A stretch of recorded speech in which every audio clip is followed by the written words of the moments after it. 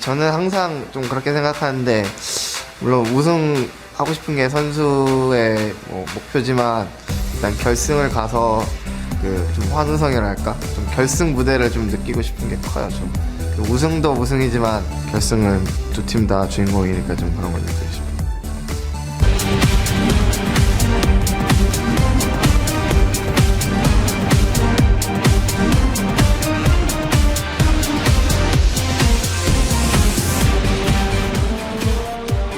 Blue is still talking on stage. The support of the League of Legends event here in Seoul, Korea. It's great to see the support all the way up the chain. This is game 3 of the semi-final series between Samsung White and Samsung Blue. So far, it's all been Samsung White. They're in the driver's seat. They're leading the series and looking like they're going to close it out 3-0. Monte Cristo, big question. Picks and bans. What do we expect? We've seen Galio, Akali, Varus. White's the only ones that pulled off the fun pick successfully. I really want to see Acorn on a tank this game. It is tank really... Teemo. Yeah, Tank Teemo. Yes. That's what it's going to be. Mundo, if he can get his hands on Maokai, that would be great. When we talk about Samsung Blue, they are pretty defined in their roles as players. Primary initiation is usually done by Acorn. We have secondary initiation typically done by Heart on a champion like Nami. Returning to Nami or Thresh, if Thresh isn't banned, would be great for them. And then other than that, you put Dade on a playmaker. Maybe he pulls out the Ziggs again. You know, we haven't seen his Ziggs so far this tournament. It's really good. That may be the answer to slow down the game enough in order for Blue to reach that late game. And Monty, I do agree with you heavily. I think Mundo is the champion to see specifically because Samsung White are very obviously reacting to the game much better. Again, they played around the Galio well. We even saw Dandy change his item build based on the enemy team comp, something we don't see some players do at Worlds here, whereas Samsung on the other side had a really hard time fighting Akali. So yeah, a standard pick you know how to play with, something beefy, and just go from there. Well, we'll see how that works out. I want to talk about Imp and Deft. Doublelift, you talked about them coming into the matchup. How are they performing? Who's impressed you? Who's disappointed you? You know, even though people will say Imp is a lot better, honestly, they perform pretty similar. You could argue that they perform roughly the same, and their playstyle is really shining through as roughly the same as well. It's really just a difference in support. In game 1, Heart gave him absolutely no presence on Zilean. He actually missed a million ultis in that game as well. In this just recent game, he didn't really do anything either. He just died a ton on Janna and kept getting hit by Morph Binds. So really, you can't discredit Deft. He's been playing well. His KDA is really good for getting absolutely stomped in these last 2 games. Yeah, of course, we'll have to see how they perform. Guys, we are going to send this one over to the caster desk to keep the games rolling.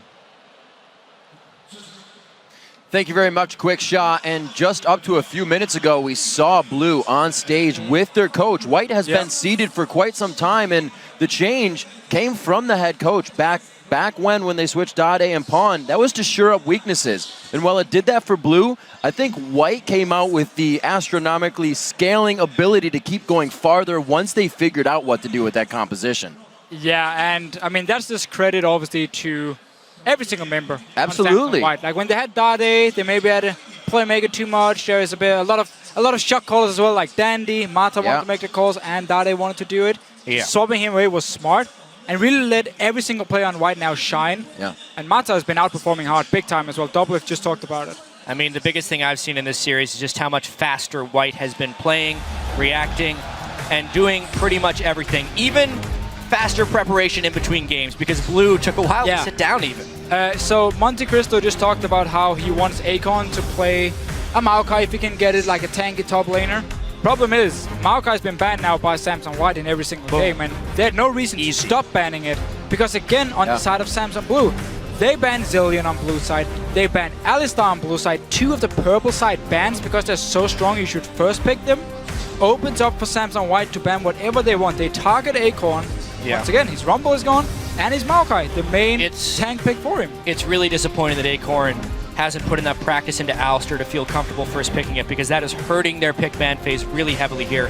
At least they react with the Jace pick. They might first pick the Rengar here, seeing as they leave it open, and it's been such a problem for them. Spirit does play it, just not on the level of Dandy.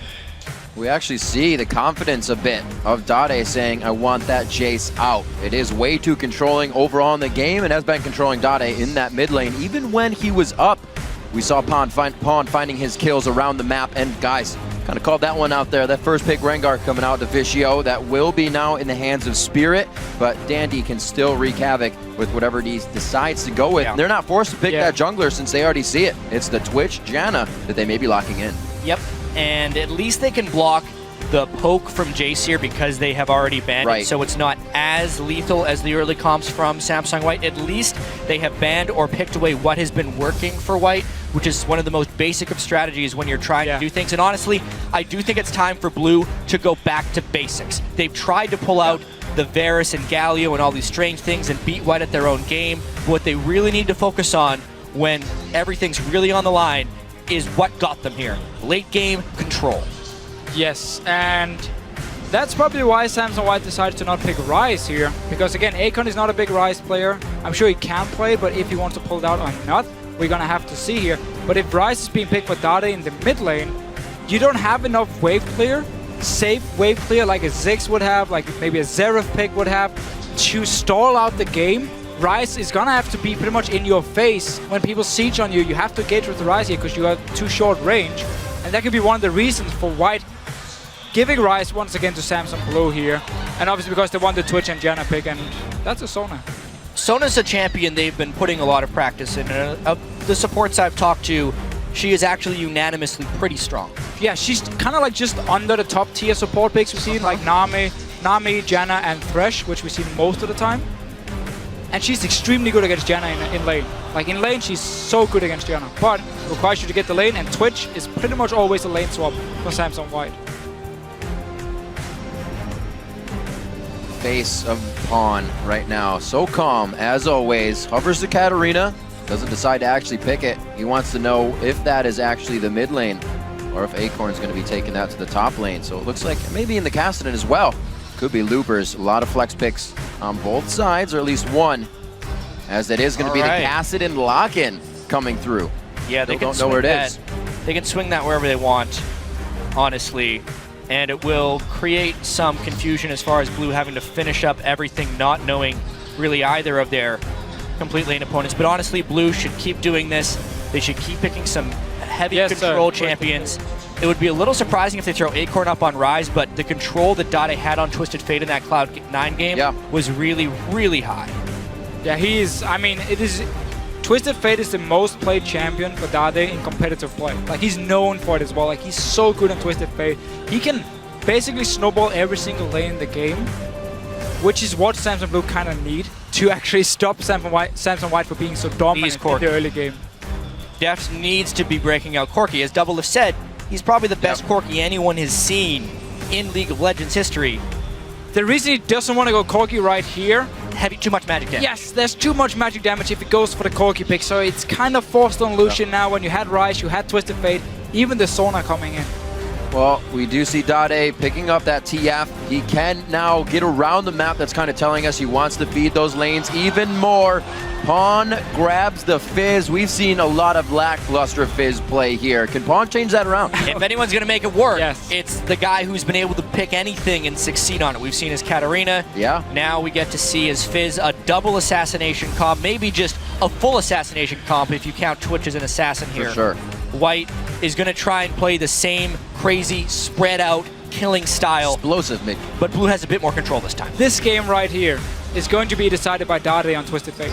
Right. Because Twisted Fate against pick comps is so good because he's so good at reacting to the picks being set up here. And first of all, with his ulti, he can see how many members are about to join the fight. And then obviously he can react in time, help out whatever member is being jumped, and quickly turn it around in favor of Samsung Blue here. So as long as Dade can survive the laning phase against the Fizz, which shouldn't be a problem for him, there's kill potential for Fizz, but Twisted Fate can always sit back and farm. Then he should be able to actually somewhat control the game. Just one player.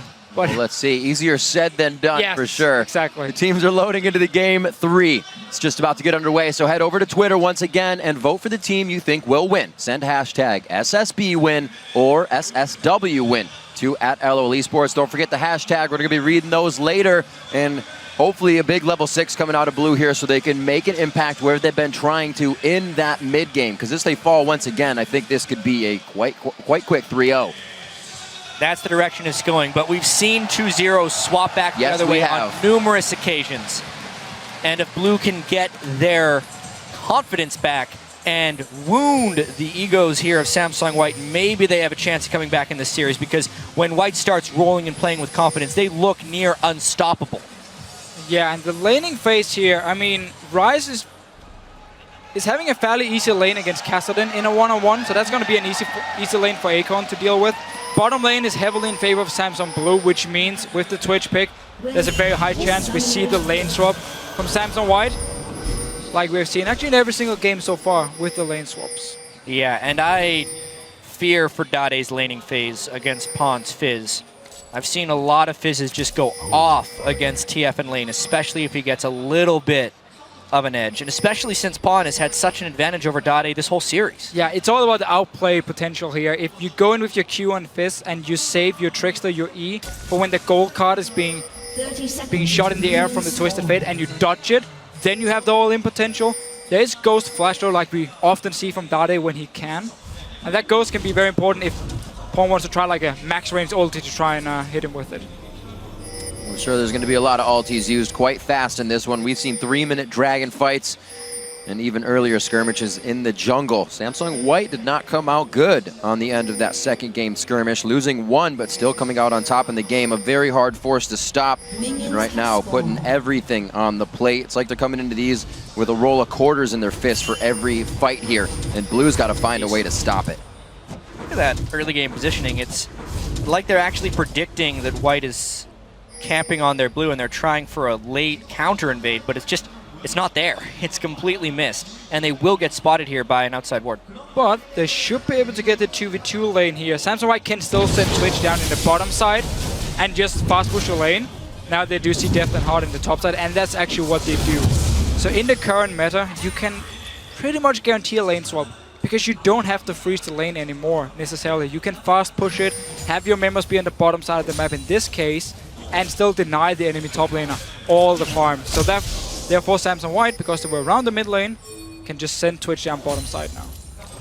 It's dangerous for Blue. They haven't been able to pull off this lane swap. They weren't able to match the lane swap, and they're going for a fast push because they want this lane swap to last the shortest possible amount of time. They're gonna get 3 buffed. Yep. Mata was already at the red buff here. They're running in. Probably. We might see an early fight here. We may Probably just see an early fight. It depends if Imp decides to feint over there or if Pon beats TF to the punch. Well, the ward wars have definitely already gone down on this one. Red buff in the brush. Wow. The Hurricane. Wow. What a great Janet Tornado right Howling there. Gale, Hurricane, Tornado. Call it whatever you want. The point is, you knock up the Rengar, he cannot get the smite steal. They might have seen Imp go invisible on that one. Definitely the ping's going down, but look at this. 3 to the bot lane. They have so much vision right now of what's going on the side of Blue, and they're going to be sharing a bit more experience than they want to here. See how they work this one out. It's going to be Mata and Imp soaking this one up, already pushed up to the turret. And because so many members from Samsung Blue already showed on the bottom side, it means Looper can now teleport top lane once the wave actually hits the tower and get solo experience where Akon has to share with Hard down his bottom side. Let's see if he decides to do it. He's going back to base now. Instant teleport top lane. I really feel like Blue is completely beaten out early on in the game here, and Acorn actually gets hit again. That's going to be some big damage. The exhaust to stay in range. Oh my gosh, they actually pull off the kill as well. You can see the crowd is even stunned on that one. What a burst of damage right there. Yeah, there was the exhaust here, and there was no armor runes on Acorn because he obviously was against a Kassadin in lane against double AP, so there was no armor runes either. And they didn't force the swaps properly, honestly. Acorn was trapped down bottom. They had the jungler there in case of some extra aggression. They ended up there with an extra support. They had sustain, but they ended up getting all in.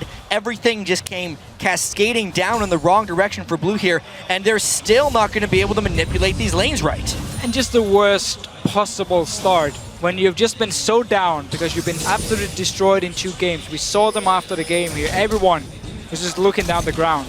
And then you go in and you give first blood to Twitch, the champion you banned in the last game. Nice play by Dade, and notice how he's actually holding on to the gold card, waiting for the jump, then he lands. I mean, I'm just looking at this game before it happens, just team composition-wise. We already talked about it. Acorn would have had a lane advantage over Looper. Deft would have had a lane advantage over Imp, but what's ended up happening, actually, is Looper is in a better situation because he didn't die like Acorn did. Imp is in a better situation than Deft because he got a kill in lane. And the mid lane, of course, is in the favor of Samsung White. So just like we've seen in all these other games, everyone on White is winning, even though the composition shouldn't dictate that necessarily happening. Well, we already know you give White a bit of an advantage, and they will completely run with it. Heart level 2 here, can't do much to save Acorn. The damage already knocking Acorn out of lane. His flash is gone, so he has to walk away from these instants. Janna shield from Mata onto a Twitch as well. I mean, you have so much damage on this Rise, who has no armor. Oh no. In his runes. Let's see if Spirit, nope. Good find coming in from Dandy there. Nice pressure towards the top lane. Deft is going to have to push out of that, and when Spirit White thought he was safe, he wasn't. Is so far ahead of Blue right now in mentality and in play. Blue is being read like a book right here. Everywhere they want to go, White is there first or they're countering. Kassadin, while he was getting his double golems taken, was able to help set up a kill with Dandy. Everything for White is working. You got Dade trying to fuel people on TF. How much harder does it become when each of your lanes is behind as you're going to Destiny to them? Yeah, that obviously is going to make it a lot harder, but Samsung Blue does have a nice setup for Twisted Fate because you have their crowd control from Sona, you have it from the Rise, so you have a lot of ways to lock down a target and then Dade can join in. But if every lane falls too far behind, Samsung White might even be able to like 2v3 them, even if Twisted Fate comes down, because every lane is so far ahead. And we just have to highlight the ward at the blue buff from Samsung White to see Deft and Heart going to top side, and therefore knowing we're not going to go top side with Twitch, we're going to send him bottom lane, was so important because it prevented the standard lanes, which would have been so heavily in favor of Samsung Blue. On picking up 2 ability tomes as he goes back. It'll be very nice for him. Spirit clearing out a pink ward. He has one though. That's knowledge already to White that there is going to be a pink ward on the red buff. We'll see if Spirit can start to make some impacts. He's level 4 right now to Dandy's 5, who already has himself a kill, already on that stone to stay healthy in the jungle. He's actually waiting here. He thinks he's going to see something. They're playing very safe even with this lead. 700 gold, 2 kills, 7.5 minutes. And for Blue, they need to be able to switch to defensive mode and really pick their spots. And they still have a few options to pick the right spots. When Spirit hits level 6, Dade can try and combo a gank. That's kind of the Samsung Blue special that got them so far and made Dade's Twisted Fate a little bit feared as well in so many situations. It's just with the vision control of White, they're trying to block both the river and also the own jungle of Blue. And since Spirit already used a sweeper, got warded again, there's actually no way for Dade to gank bottom lane with the ward coverage of White right now. No, and you constantly see them ward very far in here around the camps as well, so they can always spot Spirit before he even gets to pop his ult and forcing him to lane gank if he wants to go for any kind of gank because his jungle is deep warded from the start here. There's some good wave there from Samsung Blue, which they can use to kind of sit back and chill, but if you fall too far behind, you're just going to get dove.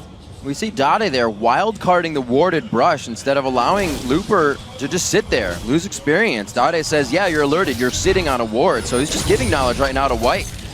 A little bit on edge here. Pawn got 70 to 60 in that lane, not a huge discrepancy, but it is going to be Blue over to Pawn now. We may see some action at that Dragon Pit.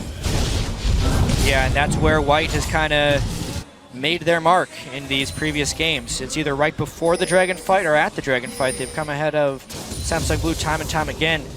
Maybe it's a moment where Blue just gives it up or goes aggressive themselves before any of that happens. Yeah, they have to set up a pick first and then go for it. They cannot risk starting up the Dragon, take damage from the Dragon, and then the triple assassination from Samsung White comes in, and the chase potential when you have a Kassadin as well if the fight goes wrong for Samsung Blue.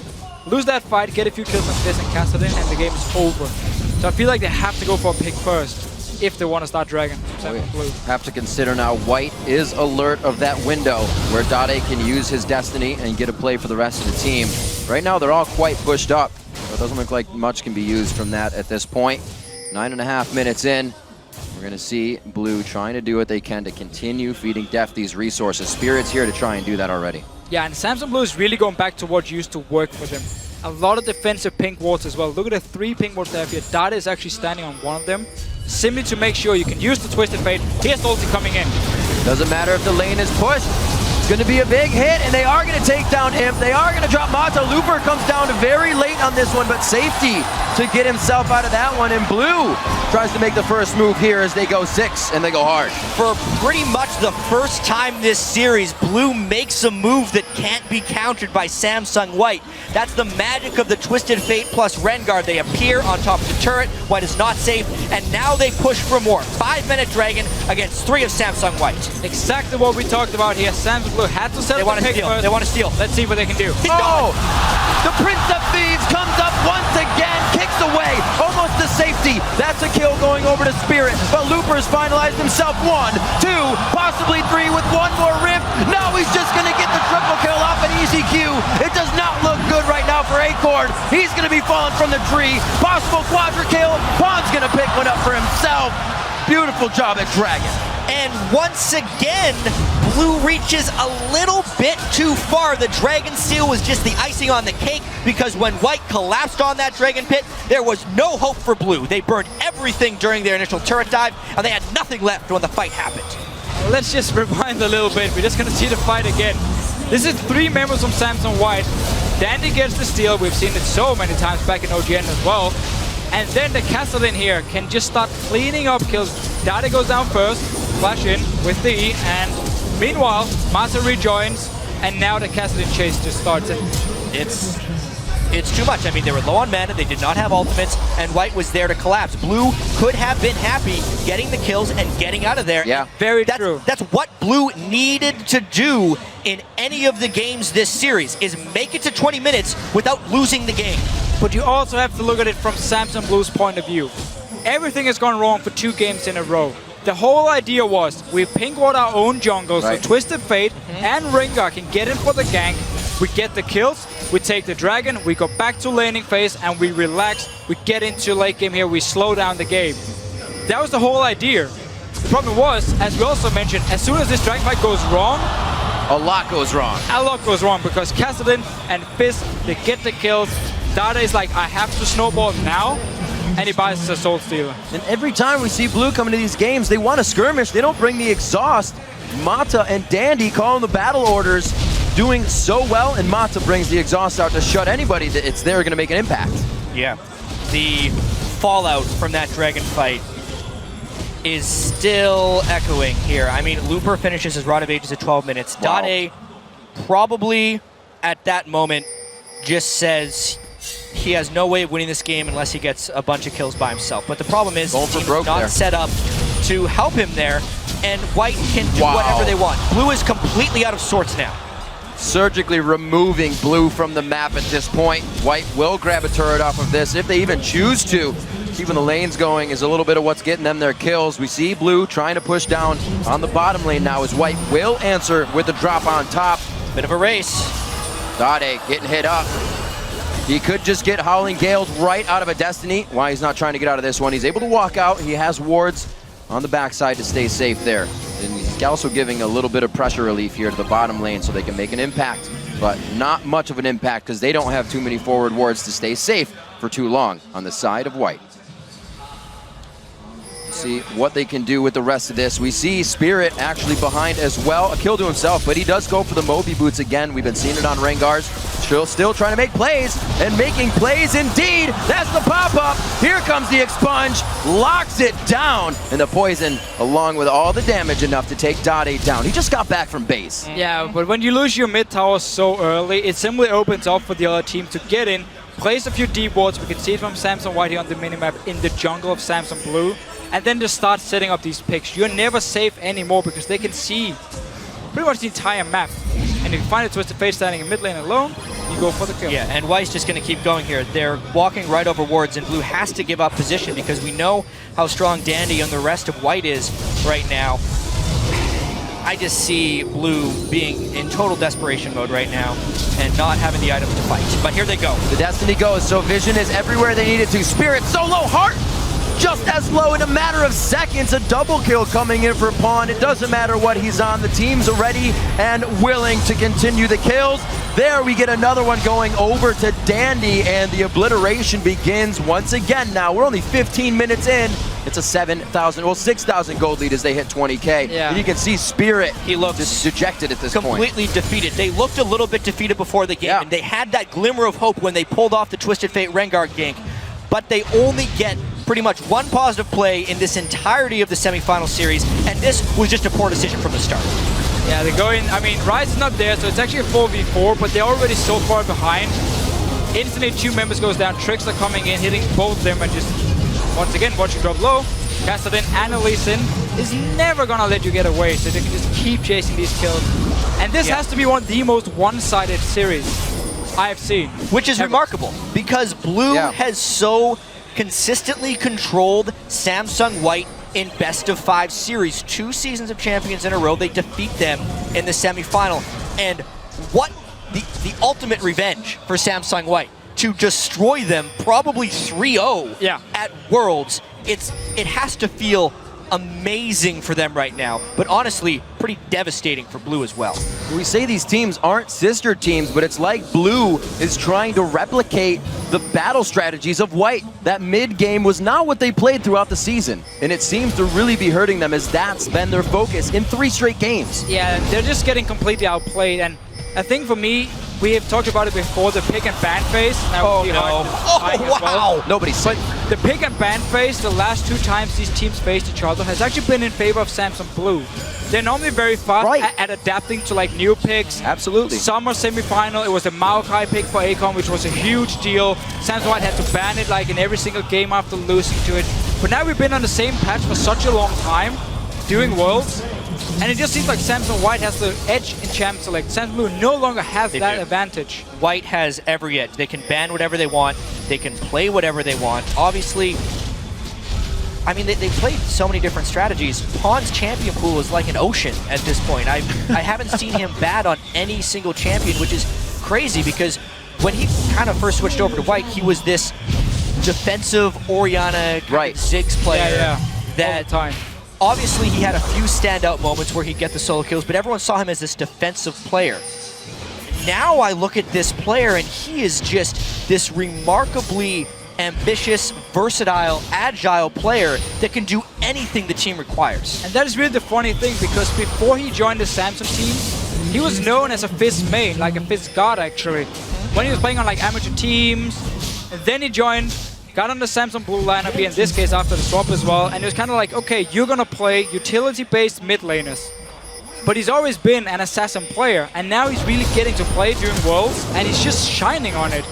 Absolutely back on point. Now giving Spirit a little bit of hell in his own jungle. We can see that Hart really can't even reply to this. Gets him right out. Not even going to help that Spirit tries to throw on the ulti. Not enough time there, and they have Hart on the run as well. Looper's just drawing in more of a fight here. They have a full team of White coming behind them. Hart's just running, trying to get out. He's not going to solidify that kill onto Looper. He's way too tanky with the Rod of Ages already charged up. And that's one thing that Blue is as well, is trying to charge up a lot of items that they're not going to have time to charge up now. You know, we saw the first and the second game, and White was basically getting 1 kill per minute. The fact that they've been able to keep this up for every single game of this series. Crazy. It is so crazy how good they are in this matchup, how well they've prepared, and the domination that they have shown in this. I mean, for all the build-up, all the 3-2 White, 3-2 Blue, this series could go either way. White is just rewriting the book of this matchup between these two teams. And just look at how they changed their picks. Assassin's mid lane. Even Looper is playing like Assassin champions with their Carly in game 1, with the Kassadin in this game here. He normally plays like the utility tank top laners. So Samsung White beforehand. This is ugly. I mean, yeah, they're just going to keep killing them left and right. 2v1 right now. Doing what he wants. Dandy going where he pleases. The cripple hits. He's going to have the connection. The Howling Gale will pop him up. There's the Zephyr, the exhaust, and Pawn just plops right down for another kill. One of the biggest stomps of all of Worlds. Yeah. And that's pretty much counting group stage. The gold lead at the end of game 1 was the largest gold lead in all of Worlds. If we were to track through the history of League of Legends in best of 5s, the accumulated kill death score and the total gold lead of that series, I doubt you'd find one worse than this one. Absolutely. And it's in the semifinals of Worlds. It is miraculous what White is doing right now. And it's crazy how it got almost earlier and earlier each game. Now 19 minutes for the inhibitor. It only took them a few more minutes than the first game to close out number 2, but it looks like they're going for some bit of a record here in a best of 3 series, not wanting to go 5 games. We still see Deft trying to push. Spirit getting caught out once again. You're up, you're down. There's almost no time to have on the Rift right now for Blue, as they are just getting taken out every time they are on top of a ward or scene. Still damage from Looper, or rather Deft. But he's not going to get these kills. Just to hop away from Looper, and he's still drawing the attention. Oh, Here comes Pawn. here comes Pawn indeed. There's the damage. He's going to be able to lock this one down. Relentless Pursuit was already used. The catch-up is there. Heart goes down on the other side of the map as well, and things are getting a little out of hand at this point.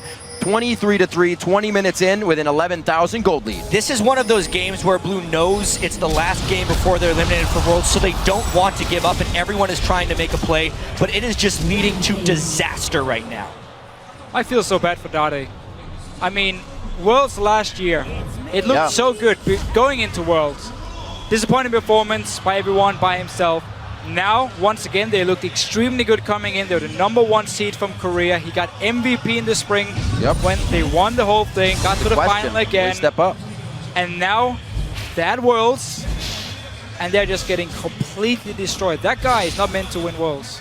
I mean, they're losing to a team that is playing so remarkably well in pretty much every single position. I mean, we talk about the way that Samsung White generally operates. It's Dandy and Mata placing the wards and making the plays with two defensive solo laners, generally speaking. Yes. But they have been unleashed in this semi-final. Pawn and Looper are just doing stuff on their own, and this team is an unstoppable force right now. And that is exactly why Samsung White in the past haven't been able to close the games fast enough against Samsung Blue, because they had the more passive solo laners at that time.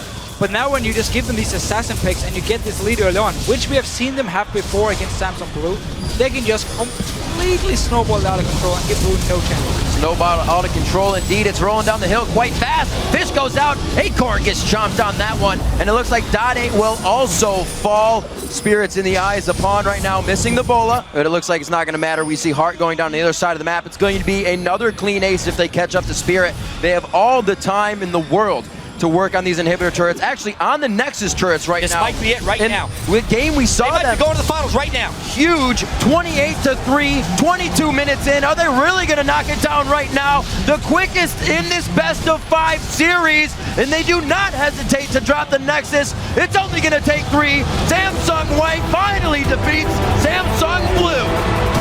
And in such a remarkable fashion.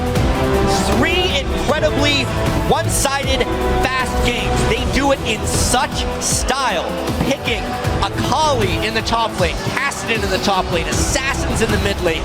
Really, anything they felt like playing is what it felt like.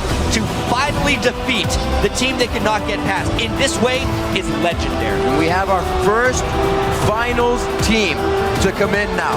Somebody, Starhorn Royal Club or OMG will be playing against Samsung White as they now hug with their brother team, sister team I should say, understanding what that means to them in a 3-0 defeat as well. Who would have thought, man? Yeah, and I just love these pictures right here. Both teams, kind of like Deft is obviously completely They say devastated. that they are enemies in game, but brothers outside of it. And you can really see this here. White, the team that deals Blue a crippling victory, and also the team that tries to console them afterwards, right? You can see the relationship that these guys have together. But in game, you know the gloves are off. Very much so. For sure. Business is business mentality coming in for them. No way. Pawn gets the General's jacket. Wow. And Dade, even with a smile on his face. That is a big moment. That is a jacket Dade never takes off. No, he does not. That's him paying respect here for what just happened. Amazing amounts of respect. Dade wore that when we were in Taiwan, in Singapore, where it was extremely hot, never took it off. That was his mentality because he knows how much power just that jacket itself held in the vision of the community, in the vision of what everybody saw. And really, White had it on their plate. We have to take down the General to take down the rest of the army, and that's what they did every game. Yeah, everything just clicked for Samsung White this tournament right here. The fact they changed up the picks, more aggressive, they get the Assassins now going, so the early lead they always seem to build up, they can now use to just completely roll over the enemy teams. And it's just working for them. They've improved so much. Everyone is talking about it. When we talk with the teams about Samsung White, and they say we've been scrimming them and we've been losing to them every single game pretty much. I mean, this is such a dominant team. I can't wait to see what they can do in the final. And we kind of look at the composition, right?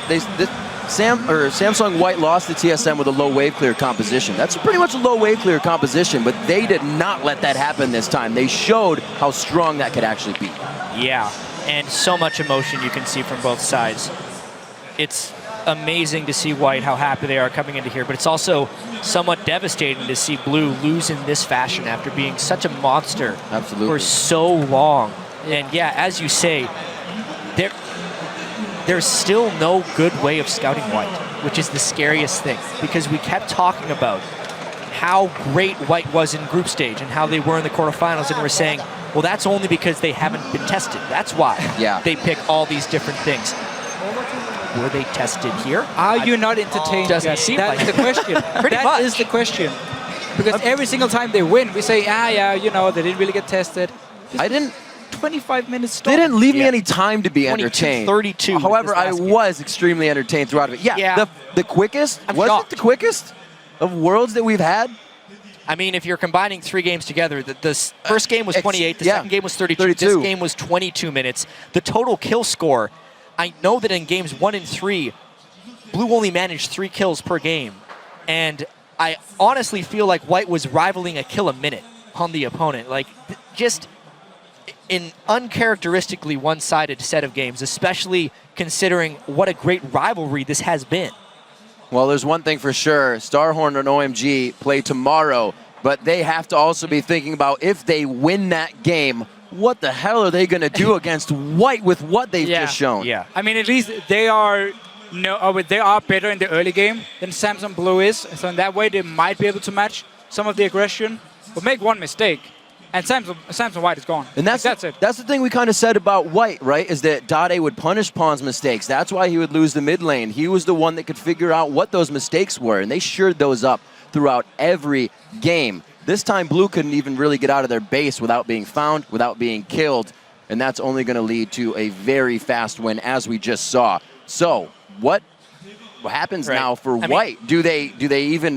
How do they practice again? They have everything they need to go to finals with. And White's weaknesses, if they exist, are still kind of the same. If they get to late game, can they control a team that challenges them? But we don't know that until they get challenged. At this point, it's still Dandy and Mata, but it's an everyone show because everyone shined here. Absolutely crazy stuff. A 3-0 as Samsung White becomes your first team to head to the finals to either face Starhorn Royal Club or OMG. Right now, we're going to send it over to Shox, who is on stage for a word with one of our winners.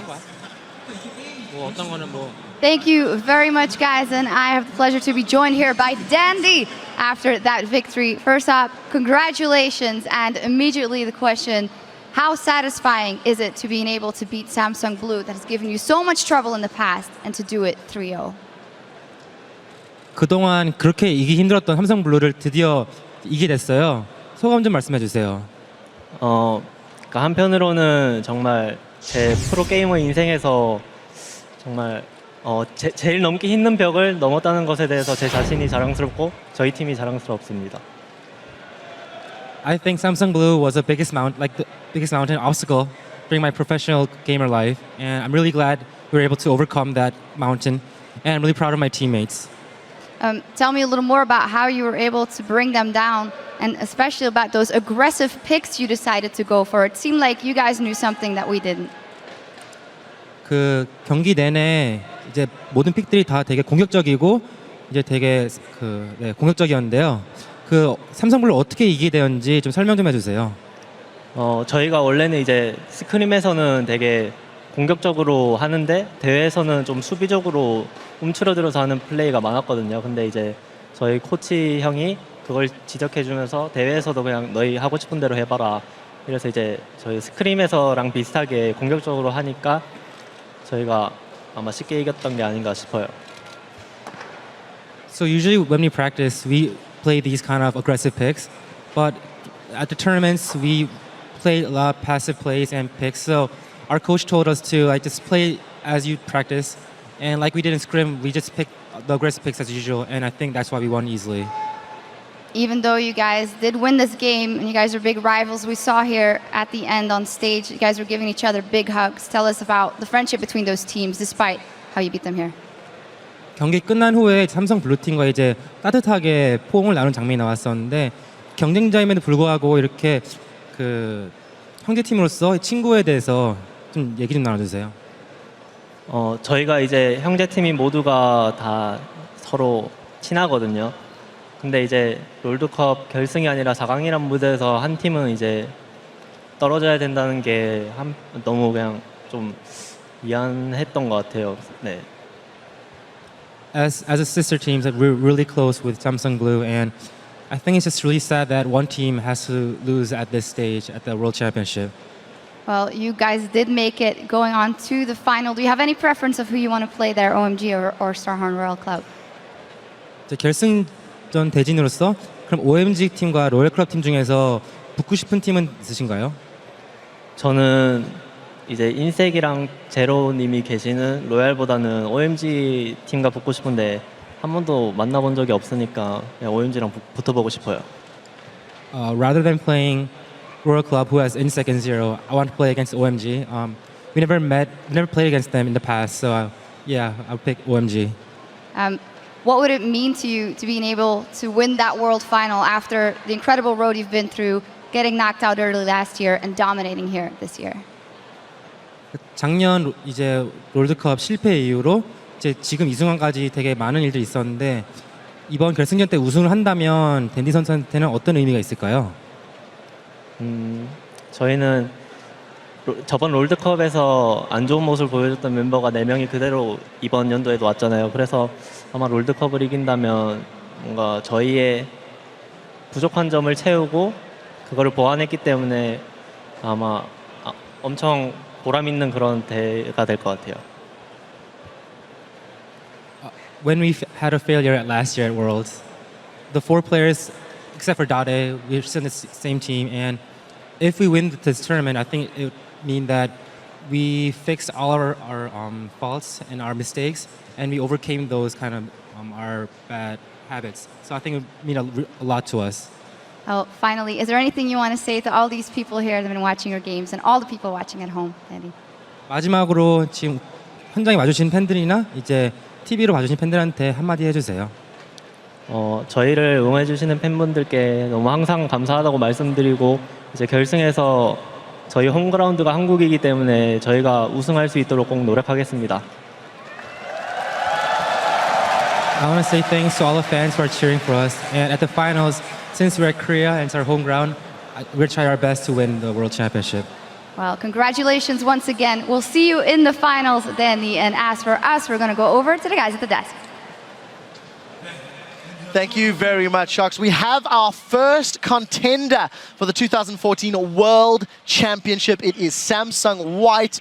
Holy crap, did they deliver in that series. Wow. We've got a replay lined up that I think really summarizes the entirety of this series from very early on in Game 3. Let's get this up onto your screen very quickly. We don't want to go too micro, too granular, but let's roll the clip out and maybe Crepo, talk us through the initial double kill for Blue. Yeah, I mean, this is the first spark of hope we've seen from Blue in the series. It's like this play is all like it's uncounterable. You would even argue that White should not even get Looper involved, but I think what comes next shows exactly why Looper was needed there. Yeah, and if we come around here, now this is Samsung Blue now moving towards the Dragon, but this is the mistake because they do fight this Dragon quite poorly, and I'll talk about it in a second, so... Yeah, Sona's just only level 5 right now. It's so risky to do a Dragon fight, and if we look at the series, this is not the first time. Right, and of course there's a reason why we call Dandy the Prince of Thieves, and that's it right there.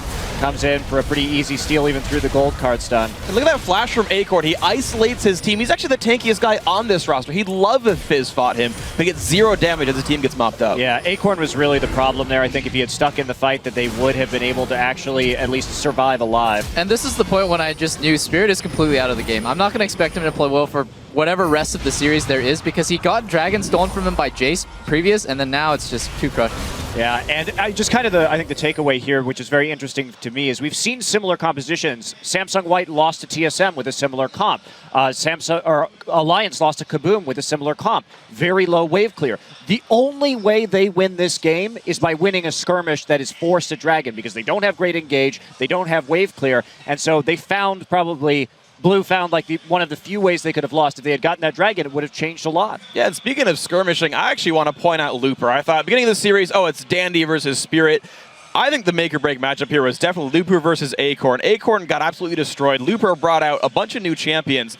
Looper had a 52 KDA in this series, 19-1 and 33. He was ridiculous, and he's going to be fun to watch in the finals. So let's take a step back and talk about the team holistically and the performance. I want to highlight the mid lane matchup of Pawn and Dade. Right at the end of the game there, you know, Pawn completely shone this series. He destroyed Dade multiple times, and Pawn really impressed. The thing that stands out for me is Dade, of course, was replaced in Samsung Blue. At the end of the series, an incredible show of sportsmanship. He actually hands his jacket to Pawn. This is something that I personally found very meaningful because Dade, he wears that jacket all the time. There's a bit of a history that he never gets rid of it. Yeah, in interviews, he said, in Champions, in post-match interviews, that, I mean, he said some weird stuff, like that it's like imbued with the power of his sweat and things like that, but he has a very strong emotional attachment to this jacket. He constantly references it. For the player to give the jacket to his teammate who took his position, you know, I respect that a lot. But Samsung White completely outclassed every single one of their opponents this series. Yeah, for me, the MVP, I guess everyone has their own MVP, but for me, it's Pawn. I think he's the mini faker of this Worlds, honestly. I always rank players by versatility in champion pool, consistency, and mechanics. This guy's got all three. He's got it locked down. He's better than pretty much every mid laner in the world right now. Honestly, what impressed me the most is that like League of Legends is a team game, right? So to come close to perfection, you need to work well as a team aside from all those mechanics and individual play. And Samsung White is the closest thing I think we've seen League play to perfection, barring maybe SKTT1 last year in some of the games, but they're just playing so beautifully, so on point. And yeah, they're forcing the enemies constantly to make these uncharacteristic mistakes. I mean, Blue is generally really a good strategic team, but their strategy just fell through the entire series, and that's just because White is putting on so much pressure. Yeah, I have to absolutely agree. I mean, there's the interesting champion selects. Again, the Singe top, the Akali top, that was great. But also, just the fact that we even saw, like in the first game replay, Mata already roaming down the pre-orchestrated ganks. These guys are playing the game at the very least 20 seconds ahead, but they're probably planning the moves even farther. But you can see it consistently in their gameplay. Everyone's on the same page. They all got the same goal, and they execute cleanly when that happens. So I've got a question for Monty just for a roll on. Do these guys have a weakness? It feels like, I hate this reference, I'm going to use it, I hate this weakness. But it feels like every single member of their roles is the faker of their role. I hate saying that, but... No, I mean, of course, the good teamwork is covering up a lot of the flaws, but I think what's so interesting is, you know, Freak and I had talked about in the previous show a little bit, was the pick and ban phase going to be their weakness? Was this like kind of intentional sandbagging or a little bit of cockiness, or was this actually just them making bad pick and ban? And I think the difference critically between the Game 3 that we saw against TSM and the Game 3 that we saw here is that we saw Pawn, their priority in terms of picks, change to later. We didn't see him picking up that early mid laner, blind picking his mid. Instead, he picks Fizz as a counter matchup to Twisted Fate, and that really made a lot of difference in how the lanes went and allowed them to snowball instead of just getting all the lanes shoved in. Yeah, what was so sexy about that as well was they early picked Kassadin after Ryze, saying, well, it'll just go in whatever lane Ryze goes in, pick your other champion, and they got guaranteed 2 counter picks. So good. So let's just move this on a little bit, pull up the bracket and see exactly how this is shaping up. Now that we do have one of the teams locked into the World Finals next weekend, they'll be going up against one of the Chinese squads. Samsung White 3-0 against Samsung Blue. Tomorrow we will be seeing where the Starhorn Royal Club, or OMG, will advance to the World Finals. I have a question for both Doublelift and Crepo. What do the Chinese squads do after seeing that? Well, first of all, they'll need replay analysis, and after like some intensive stat tracking, I found that the only loss Samsung White has suffered has been against TSM. So I would really look at that game carefully. I can't do this anymore. I can't take this analyst test seriously anymore. They just need a lot of luck here. because I think they're just, I think both of them are outclassed. Let's get a legit answer. What does OMG or Royal Club have to do to win tomorrow? For me, it's like delaying your execution. If they win tomorrow, it's like, all right, we're going to survive for another week, boys. But it's like, you're just dead. I don't know. It's so hard. I think the best, like the only avenue they have is if Uzi just hard carries against Imp, who for me is the weakest link, but you can't even really call him a weak link because he's still really, really good. Yeah, I think that's the only area where they can actually be exploited if they punish them bot lane in the laning phase. But even then, I just don't see it. Yeah, I think it's partially Samsung Blue underplayed a little bit. Acorn played worse than he's supposed to. Spirit was outmatched. But you have guys who showed up real well, right? You have guys like Loveling, who had a great series. You've got guys like Uzi, and you've got guys like Going. And if enough of these matchups go equal, and we even saw, like, the gank heavy comp by Samsung Blue of everyone show up bottom lane and kill somebody. Like, you go all in on something, you get someone ahead, and you rely on that person. It is a long shot, but I think the chance is definitely Just there. tilt them. Monte Just Cristo, tilt them. let's see, how does OMG or Royal Club tilt Samsung White in the finals?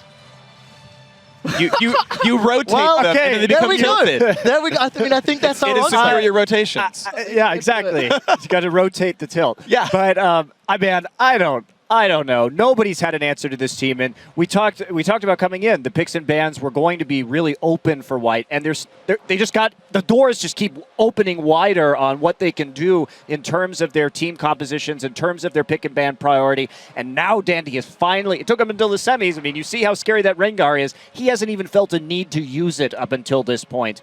And where does it go from here? I honestly say that if Starhorn or OMG, like whichever one makes the finals, you have to believe that if they can win this World Championship, it would be one of the biggest upsets in League of Legends history. Well, I think on that one, we're just going to have to roll this one forward, guys, because tomorrow we will get our second best-of-5 semi-final between Chinese team Starhorn Royal Club and OMG. The winner of that match will take on Samsung White in the Sangam World Cup Stadium for the Summoners Cup and the title of World Champions. We'll start the finals at 3 p.m. local time with a 30-minute pre-game show. Then it's a special opening ceremony with the traditional Korean elements, the introduction of the teams, and a live performance of Warriors by the one and only Imagine Dragons. After that, the action begins as the finalists battle it out for the right to join Fnatic, Taipei Assassins, and SK Telecom T1K as world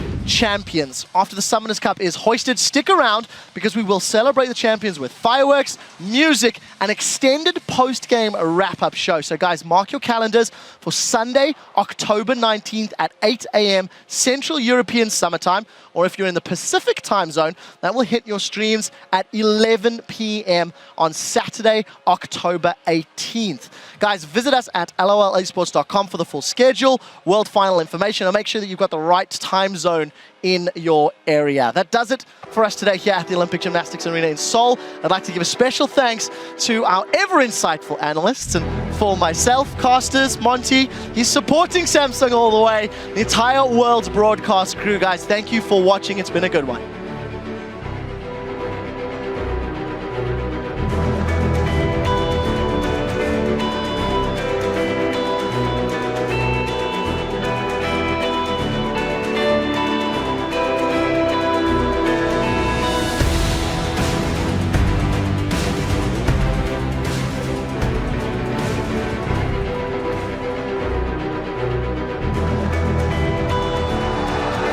There is so much history between these two teams, and I couldn't be more hyped up for this matchup. We have quite a game on our hands here today. He also has the intervention on. Pawn almost goes down here, but he gets the brush control. Denies the vision. Oh no, Looper gets going. Chain of Corruption did go out, but as soon as Looper is let out of that prison, he is just knocking down the walls. It has been an absolutely exquisite performance here by Samsung White. Now into the base, Dade goes down. Matsu's gonna pick up doubles there. Tries to throw a tornado. Oh! He cuts him down out of the air. And Samsung White takes it to game 3, 2-0. Double kill coming in for Pawn. It doesn't matter what he's on. The team's ready and willing to continue the kills. Samsung White finally defeats Samsung Blue.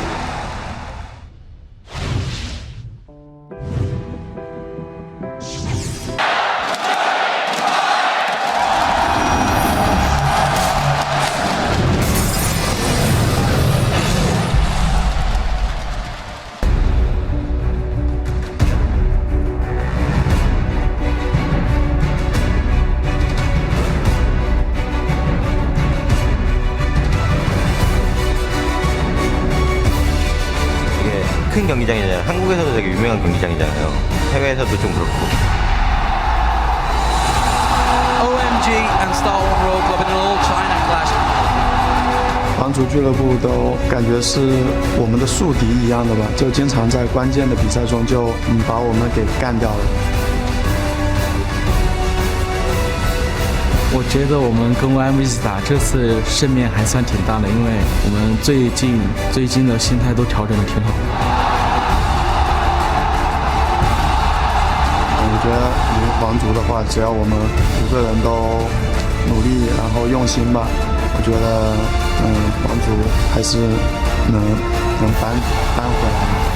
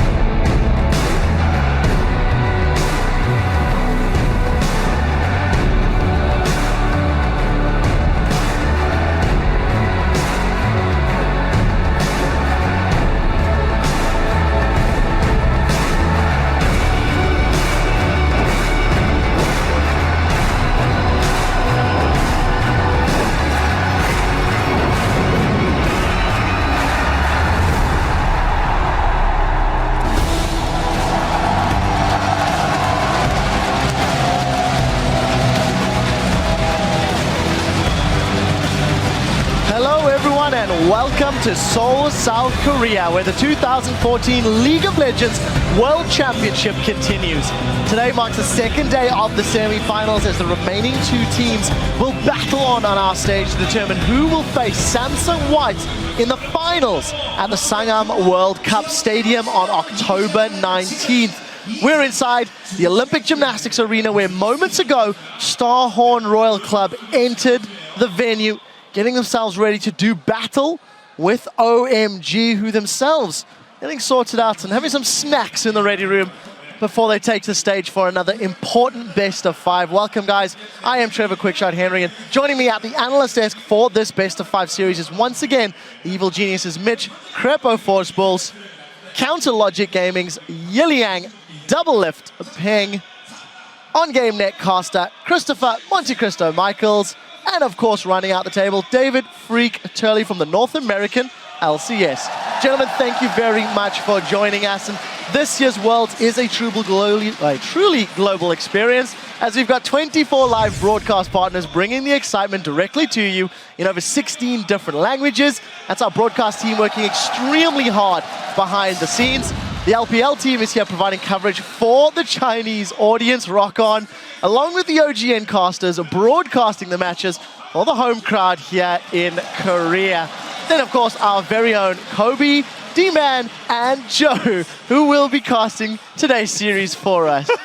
Sharks will also be on the ground talking to the players firsthand, and right now she's standing by OMG's coach, so let's check in with her. Thank you very much. I'm indeed joined here by OMG's coach, TT. And the first thing I'd like to ask is, what do you think prompted that huge change in level of play from your team between the group stage and the quarterfinals?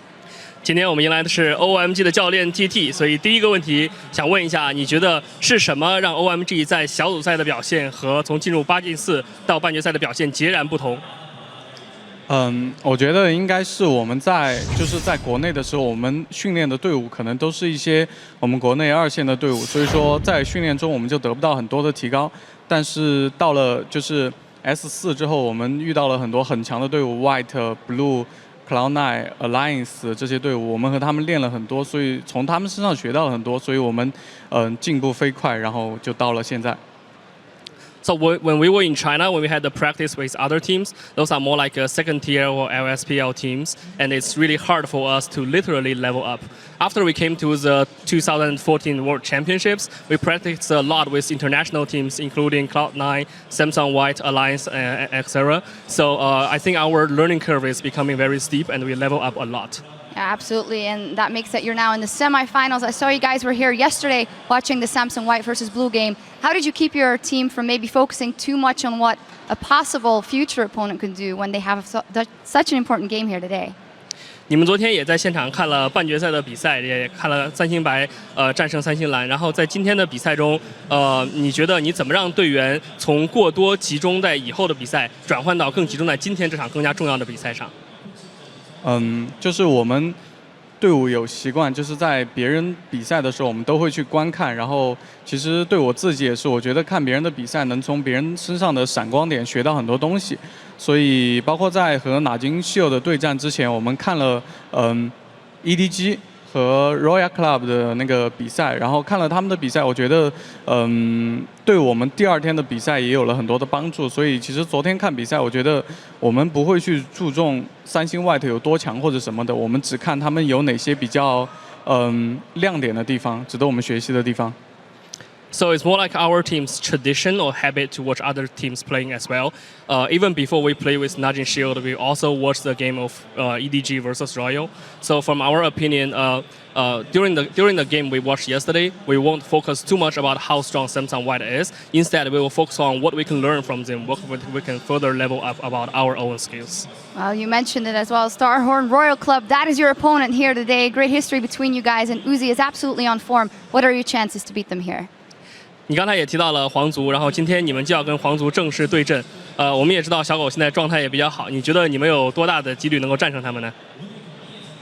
我觉得我对我的队员都是充满信心的，我相信他们能够发挥出他们最好的水平吧。我觉得这就够了。我觉得我们都相信我们能赢。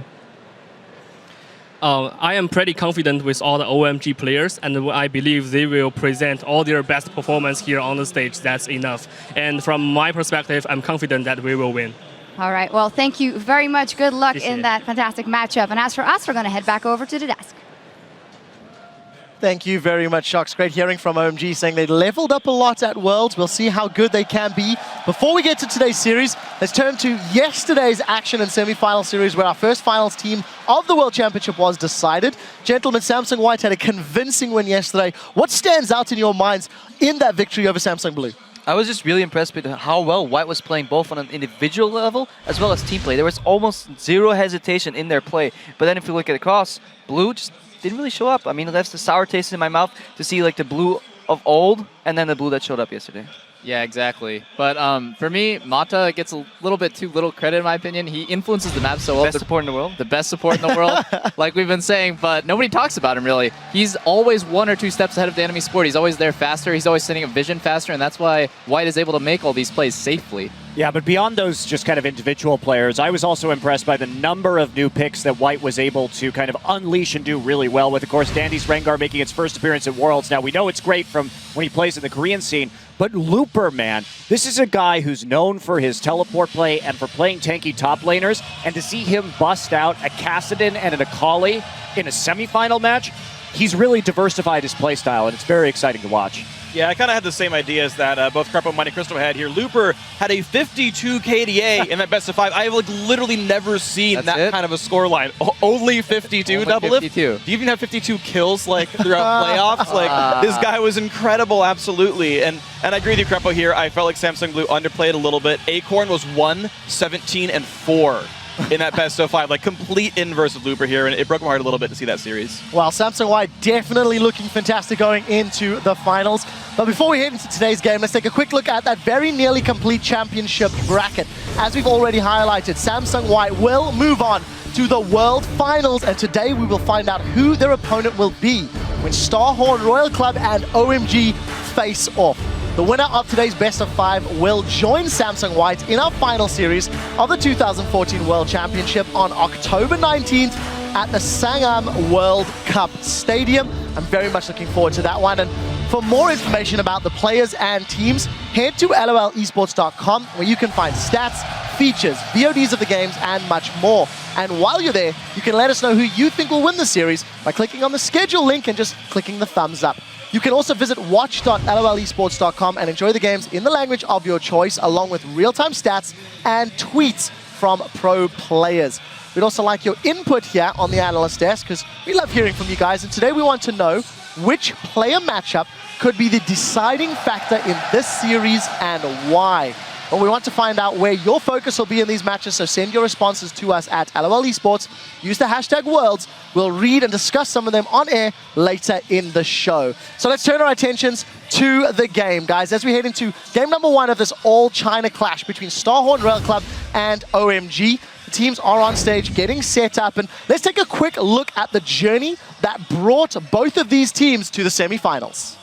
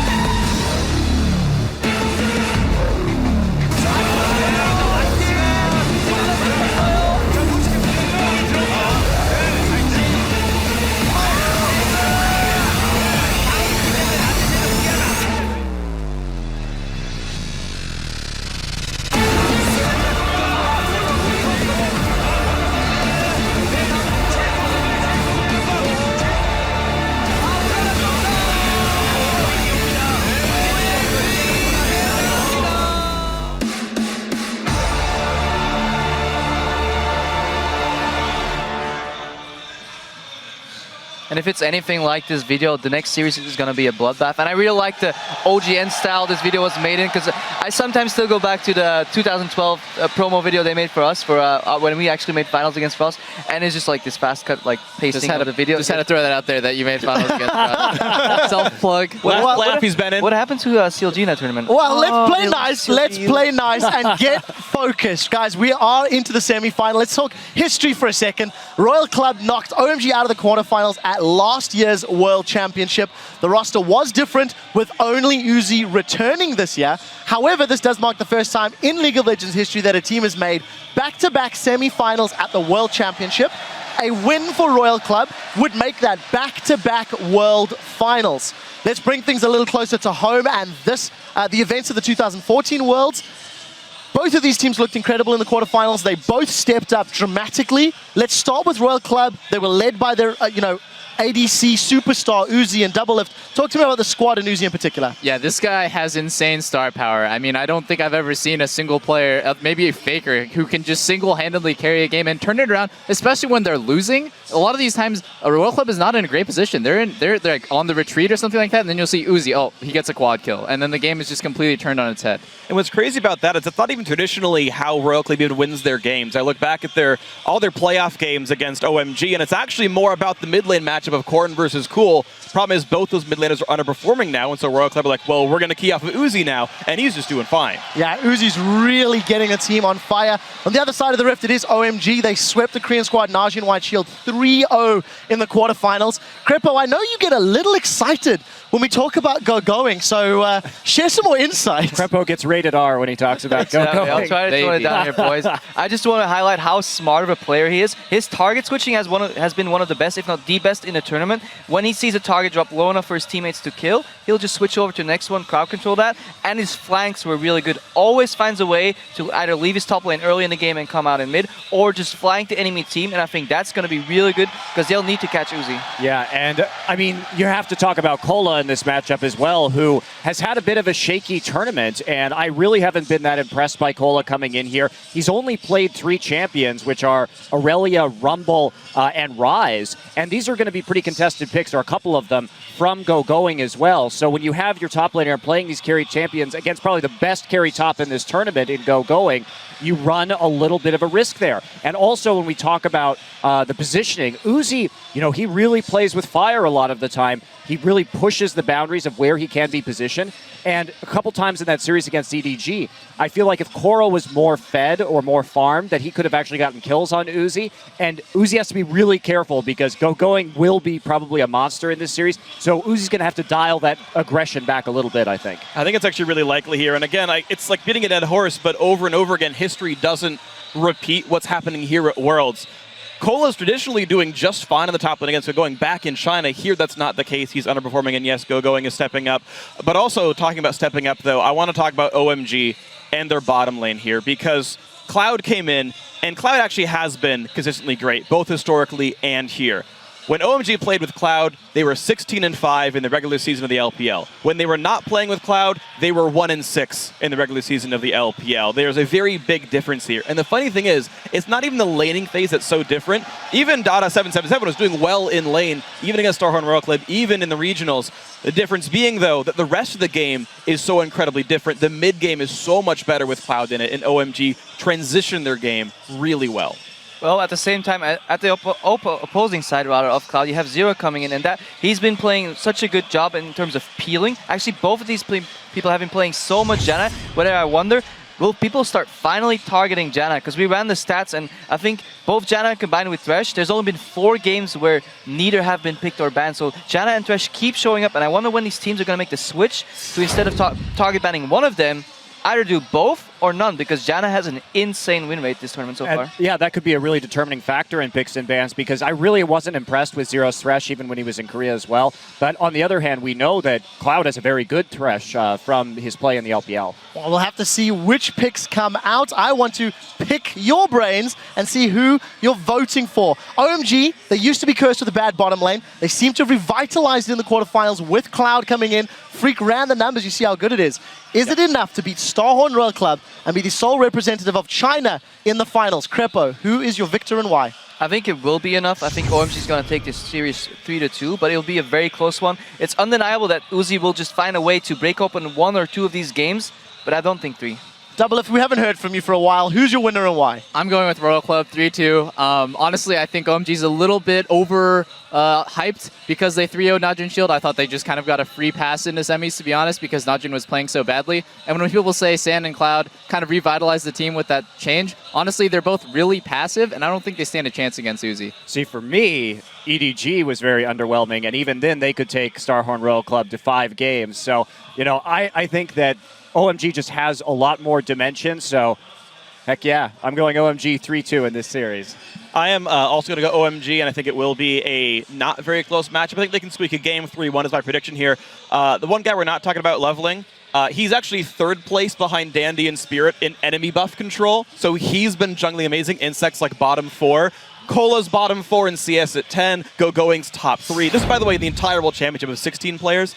OMG are pretty much better down the line, aside from the Uzi hard carry doublelift. So I think this is a pretty cut-dry OMG win. Well, we'll come back to doublelift a little later if Royal Club do start putting up strong performances. Let's see how their responses measured up with you guys at home. According to LOLesports.com, the fans believe in Starhorn Royal Club, not by a very large margin nonetheless, but you are mostly siding with doublelift. Thank you. So before we head to the caster desk to get the first game started, Starhorn Royal Club and OMG talk about their strategies and their opponents coming into this matchup.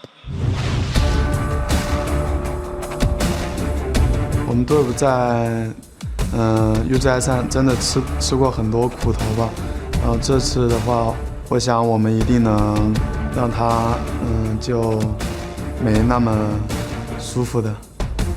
和 OMG 打的话，主要是针对他们的上单吧，因为我们都知道他们的上单是非常强的，然后我们的上单用的英雄也刚好和他们一样，所以说一定会针对他们的上单，那样会比较好打。个人来说的话，肯定很想赢回皇族，因为去年在S3总决赛上面输的比较惨，就是也有一些遗憾。那今年的话，希望能把这个遗憾给补回来。就是这样让他们打回去。说实话，还是有一点点经验，就不会那么轻敌。我觉得今年和去年相比，今年我们会更加强大。我们会用我们自己练习过的一些适合我们自己的战术去迎接这次挑战。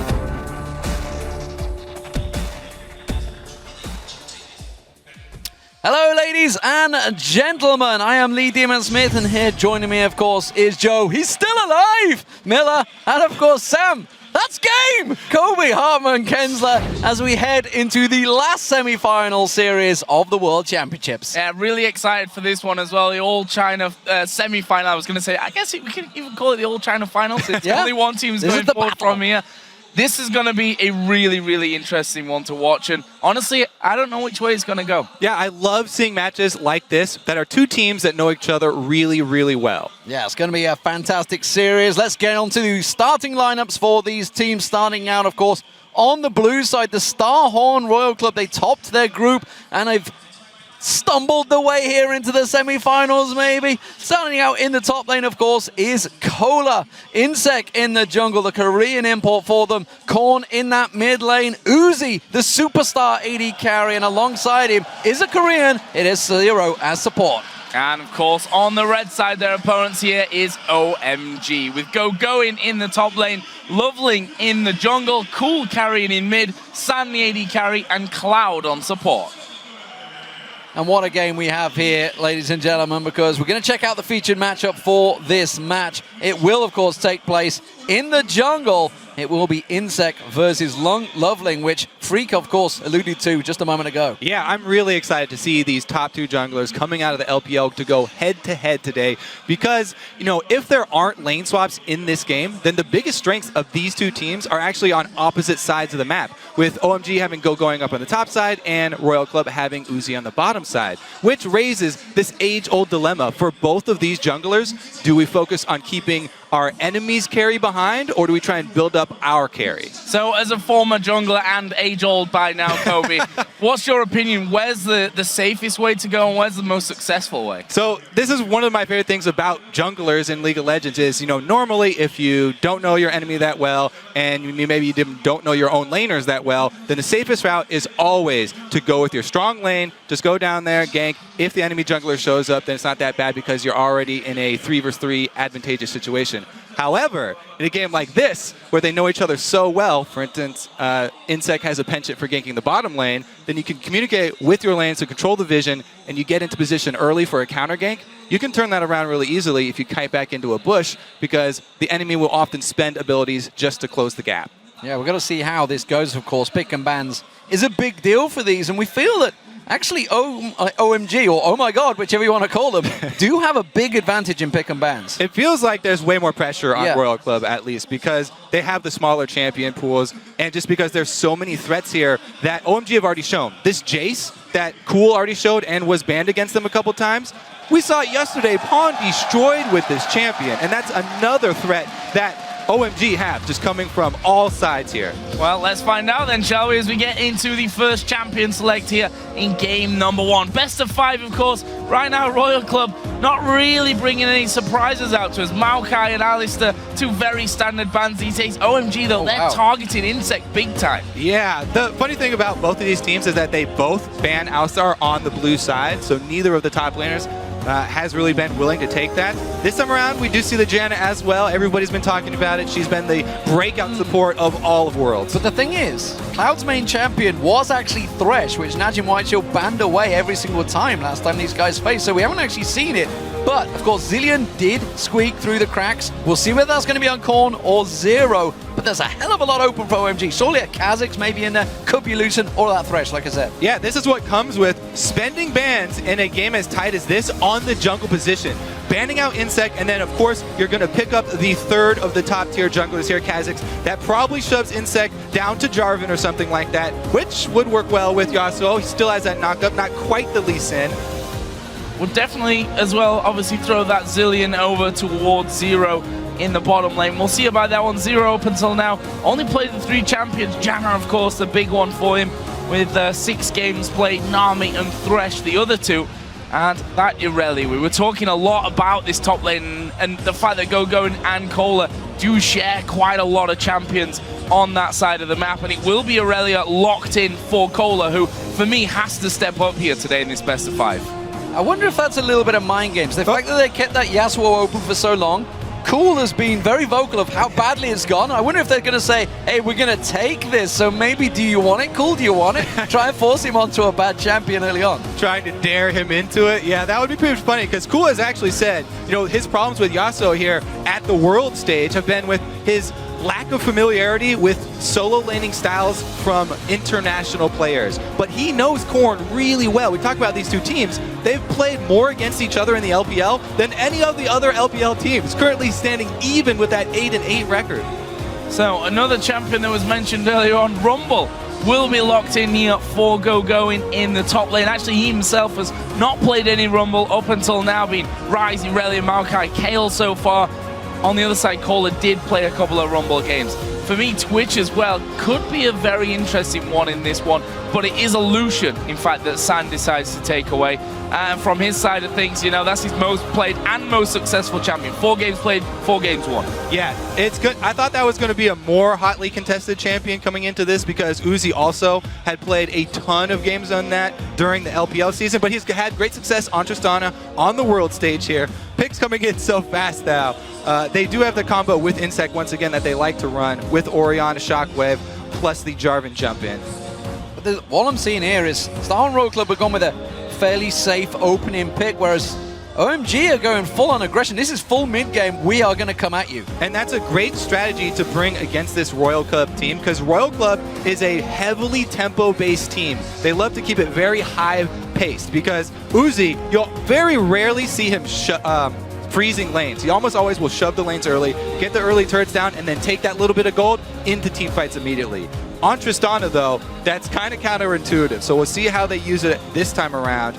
Being Insect and Uzi on the same team, though, it's always nice to have that Zilean if anybody gets a little bit too deep. And there is the final pick for OMG. Going to go into the middle lane with Jace for Cool. And already played a Jace game. Actually has an 18 KDA from that one game, 4-1-14. And those are the kind of numbers that people are expecting from Cool coming into the World Championships. And the thing is, that last pick brings this whole composition together so well for OMG. They have ridiculous siege right now. Every single champion on OMG has an immense amount of pressure at a turret. Kha'Zix evolved that W, they've got great poke, even Lucian can help with that wave clear, and the Rumble ultimates on the turret, you can get a whole team to have health and they just have to back off and give up objectives to you. We'll see how it works out. Of course, we saw Samsung White banning Rumble out 3 games on the trot. Of course, that's all they wrote for Samsung Blue. We'll see how it works out for these two teams. The battle for China. Who will face Samsung White in the final? It's definitely going to be a big one. I know obviously the China fans out there will be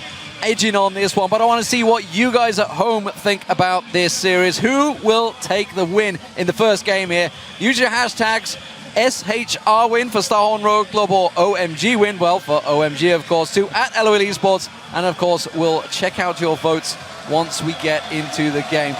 Big first game here, I feel, for both these teams. Yeah, definitely, because they have such a weird history with the best-of-5 games. Even in the interview, Zero was talking about how they were jokingly going to start out this series going 0-2, just because they've always started out going 2-0 and then losing the series. We'll see if that strategy actually works out for them this time around. But it has gone to best-of-5s. Yeah, every single time. Not sure that going 0-2 at the start is the way you really want to kick off a World Championship semi-final. We are going to find out, though, as we get into Game 1 between Starhorn Royal Club and OMG, with Royal Club starting out here on the blue side. So let's see how they start. We saw a lot of level 1 action between these Chinese teams throughout this tournament.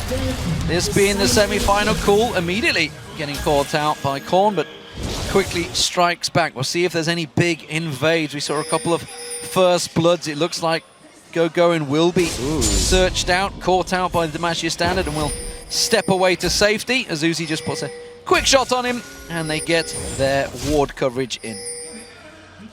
Not quite able to finish off that ward there, but look at Cool's position. He's basically bullying them back. Loveling has spotted that ward going down on his red buff ramp, so early vision spotted pretty much across the map, and actually early sweeper used there. That will be obviously from Zero to clear out the vision of the Tribush up top. Yeah, they want to try and clear out as much vision as possible, work around this Lucian and Thresh lane here. Zilean and Trist, not the best combo early. Switching back here, though. Yeah, look at this. They've both shown each other in lanes and are both switching around. So whether OMG are reacting to Star and Royal Club or Star and Royal Club reacting to OMG, either way, it's going to be a 5-man push from OMG. They want the invade, and it looks like Star and Royal Club are going to react. Moving up there as well. This could be a very interesting start. No vision directly. They're going to get him off the that blue area. They're edging their way through there. There is a ward down now, and they've got themselves around the corner. Currently, if we look at the minimap, 5 versus 4. If this were to kick off, Royal Club are going into this one. They're not going to spot them till the very end. There's the flag over the top, which gives it away. Damage exchange either side, but no kills coming down just yet. It's all about the blue for now. Smite fight between the junglers. Who's going to get it? Nobody wants to do damage to it. This time around, Cool has come across, so now it's a 5-on-5. He's going to lay damage out from the side here as OMG force him away. Blue resets, and this is a very long level 1 engage. We're almost 2.5 minutes in already. It's because there's no hard engage level 1 for these teams. With Cloud starting out Flay, they'd have to get really close to actually make a fight happen, and we're 2 minutes and 30 seconds into the game with nobody in any lanes. 5v5 on the blue buff here. Nobody wants to give it up. We knew this was going to be a bloodbath. They're not interested in farming. Screw the experience. We want to fight straight away. And it looks like they're going to go in for it again. Blue buff almost being reset there, taken low within smite range. Cloud looking to get the flay down. Cool comes around. There's the flay. There's the buff going in. Going in for Cloud. He's actually really low there. Burning down from Zero's Ignite. They get away. The blue buff in the end went over to Loveling though. So they managed to pick that one up. Almost 3 minutes into the game, the first buff goes down. Well, there's the featured matchup right there. Loveling with the smite advantage over Insect, and he's got the level advantage. The early blue buff secured for Kha'Zix is really going to be helpful for him in this clear speed, because without it, it would be very difficult, having waited so long to get back into that jungle. And I want to keep our eye on this one, because red buff's going to go to Loveling now. We'll see whether it goes straight to the blue buff again, because you can see San and Cloud are only just returning to layout. Cloud is making his way through the buff, so they're predicting that Star and Royal Club may try and invade here. Yeah, and with it shaking out into the lane swaps like this, they're going to want some extra early vision down around by this dragon. It looks like OMG might be prepping it to go for one of those early dragons and exchange this Uzi and Zero swap to try and get that early gold and timer. Not going in. This is blue buff number 2 for OMG. So really nice little start. Cloud will actually be face checking here. There are 2 men around. Insect is level 2, so he's got the combo. There's the play back. Half HP. I don't think they've got enough to actually finish him off here, but they'll sure as hell do a lot of damage to him. No kill, but Loveling's now coming down. Cool coming down as well. He's just backed off at the end there. San's going to try and keep them away. There's the ward going down. May get a bit more damage on towards Insect, forcing him away. Meanwhile, in the top, going, dive on the tower. Zero taken so low by the tower hits. Uzi taking a lot of damage, but going. He's on his last little hit here, and they fancy the kill. Yeah, he doesn't have very much HP and no potions, so even though the dive doesn't net a kill, they do force him out of the lane. This is what I was talking about. The tempo base from Royal Club, they almost never will ever freeze a lane. Shoving it in early here, trying to pressure going. They get the teleport out. And now what can they do with a teleport advantage? We still have not seen Cola go into lane because San was able to freeze it so easily on his side. There's not a lot of options for Cola to get experience. They're going to have to do the double jungle and be behind. Bit of a crazy start, which frankly is what we were really looking for when we came into this best of 5. Cloud actually getting a deep ward in, which will spot out both Cola and Insect. Meanwhile, Loveling now coming around the side. He's going to be spotted out by that ward that Uzi placed down just moments ago, and that'll mean that Uzi can just simply walk back to safety and will be able to recall off to base and spend the gold from his 29 CS. Man, the fact that OMG were able to keep going in a lane during this early laning phase is so big for them. Level 6 Rumble is going to hit before the Aurelia, and it's going to give them that dragon pressure. Oh, Hope does miss. They're going to go onto corner here. Loveling's going to come around. He should be safe getting to the turret. The knock away from Cool just puts him out of range of the Void Spikes. And as you mentioned, the fact that Cola is being starved a fair bit. Of course, we all know that Trinity Force has to be picked up as quickly as possible for an Aurelia player. And he's going to be behind potentially when we start hitting those big dragon fights. Yeah, and even before that, because they're pulling the lane swap back already, sending Uzi down bottom to gain the support and AD carry on at least the dragon side of the map. Aurelia is going to go into this lane versus going very, very far down as far as the experience is concerned. What they're trying to manipulate here, Royal Club, is the teleport advantage. So we'll see if that actually is going to help them out. Remember, going did teleport to a turret, so it will at least be on that reduced cooldown for his teleport. Royal Club should have the exact timer, though. Himself actually nicely in the elite here. 10 CS is his advantage. Prevented Korn from going back just moments ago where they shot blast through the acceleration gate. It's 2 versus 2 now as they stack up both AD carries, picking up Pickaxe first item. Oh yeah, Pickaxe down there for both of them, so that's pretty even. However, we do see the difference in junglers. Both kind of on the bottom side of the map. Neither of them have decided to go up to gank that Rumble lane because Rumble shoving, and even if you're Insect, ganking a Rumble early with that sort of level advantage would be very dangerous. So both junglers on the bottom side of the map are going to try and pay attention to the AD carries this time around. The difference being that OMG had that very deep ward that Cloud managed to get in there, giving vision that they know Insect's there, and Loveling is getting in position to counter it. Doesn't look like Insect wants to go aggressive on this one though, but he is ready and waiting if he is required. It seems he's going to be drawn back. So these lanes very even in CS, despite the fact they've not really been against each other yet. Looks like he might be looking for that Lantern gank because they did have this one deep ward on the bottom side by the double golem bush. Okay, they're going for it. Flash in. There goes the Lantern as well. Uzi actually pretty good damage back to Cloud though. Wow! Zero. He's going to fall, but Cloud made himself go down. Uzi will flat. Here comes Cola. That teleport coming into effect, but Lovely has got the damage there. San and Lovely will force Cola away as well, and it's a 2 for 1 for OMG. This is exactly what we were talking about. The vision they got by the double golems with this deep ward made them know that Insect wasn't going to be down there, and so they pull off the Lantern Gate. Great play there from Cloud, but... And the teleport that Aurelia used went in there. He's still only level 4, goes diving down. He's losing so much experience to going as that's happening. But what a great hook.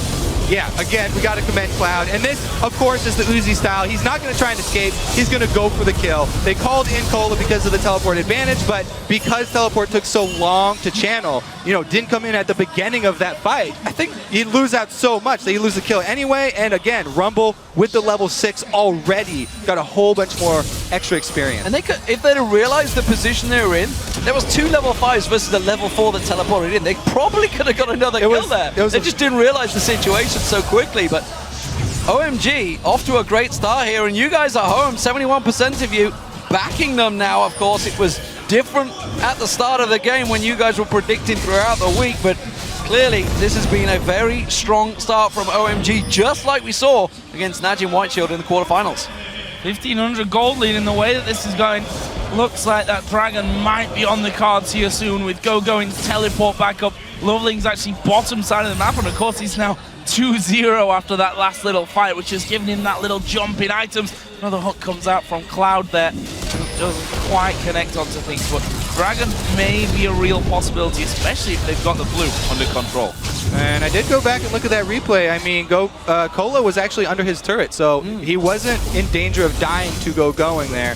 Just a little bit late on the communication here for Royal Club for that teleport. And communication has been something we constantly are bringing up with this team because they obviously have so many languages they're trying to use to actually coordinate this early in the game. And just look how much he's hurting. You can see the CS differential is huge, but the fact he's had to go double Doran's Blade early on Aurelia, he's not even started the Trinity Force yet. Meanwhile, we already see the Haunting guys picked up. Whew, that was a quick back. That bullet's going to follow him all the way back to base there from Uzi, but he is miles behind. Remember, of course, the timing will be all out of cock right now because, simply put, we had almost a 4-minute level 1 stage.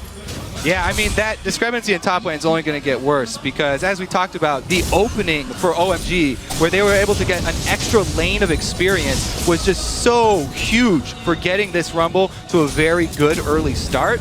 We always talk about, gold disadvantages and CS disadvantages. That just pure experience advantage that Going had, he was able to bully Cola once they did shake out to the normal lanes. Remember, it's that 500 to 600 just gold of stats worth every single level that you have an advantage over your opponent. And the Haunting guys just makes him hurt all the more. Can't really deal with him at the moment, but here it is then. Dragon going to be started off by OMG. Jace will be joining in the party. There is a ping there from Royal Club, so they're going to try and get involved, but I think this dragon is going to be already gone. There's the smite coming out from Lovely. First dragon of the game goes over to OMG. And again, we're seeing the late game, or whoa, teleport! Repercussions of the teleport discrepancy. That was definitely unnecessary because they already had the teleport down, but now they're committed and they're probably going to shove in on this turret because right now they're giving up lane experience to Cola, some comeback time here for Cola. He's getting some good CS in, he's shoving up to the turret. This is a good opening for Royal Club to claw their way back in. Well, they don't have any vision above, they're going to go in! Going, hasn't got back yet! Goosey, is he going to burn down? He's got the revive on him from Insect! Insect's going to go down, Zero in trouble! They're going to keep on diving the turret, but Uzi's still fighting back! He will go down! It's a double for Zan! Can he make it a triple? Lovely comes in and gets the kill! And OMG turn on once again! And this is again, both these teams know each other so well. Insect's penchant for ganking bottom lane. He ganked it a little bit too early there with Rumble still in the bush. That might have been a tad unlucky, but they didn't give it time to breathe, and they went a little bit too aggressive. Cloud, key. He got up his box before he died, and that slowed everyone down enough to bring those kills. OMG gonna run away with this early game. And that was always the question mark for OMG. Is the bottom lane good enough to withstand that of Royal Club, especially in this match? But we see here again as we load up the replay, San going absolutely crazy. All right, so they flashed in here, Insect. They do get their kill, but again, Box goes down, and he is very easy target here for San. Going really deep under this turret, and Uzi just gets destroyed because San has such an item lead right now. Yeah, at the start of that fight, he had the BF sword and pickaxe. Now you can see Infinity Edge has been completed. Uzi is hurting in this matchup. This is exactly why I thought Lucian was going to be a higher priority in Pick's ban, because Lucian has such a steady power curve amongst AD carries. There's no point where he is weak in the game. It's very important in the matchup between these two teams to have a very, very steady curve.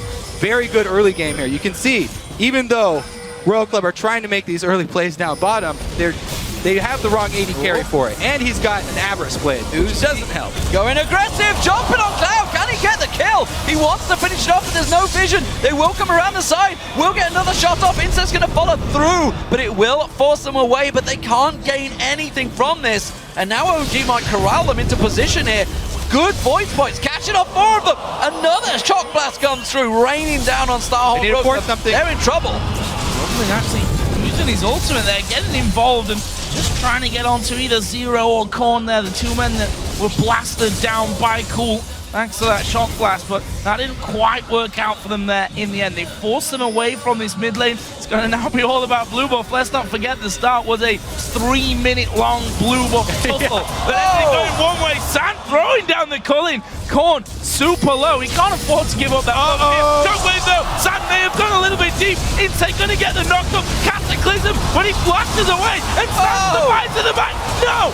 Uzi dives in on top of it to get the shutdown. He's still a 2-for-1 though for OMG. I think that's the Uzi Insect mentality. They at least get their kill, but it's going to cost them complete map control. OMG can take control of both top and mid lanes off that single play. Jungle invade secured.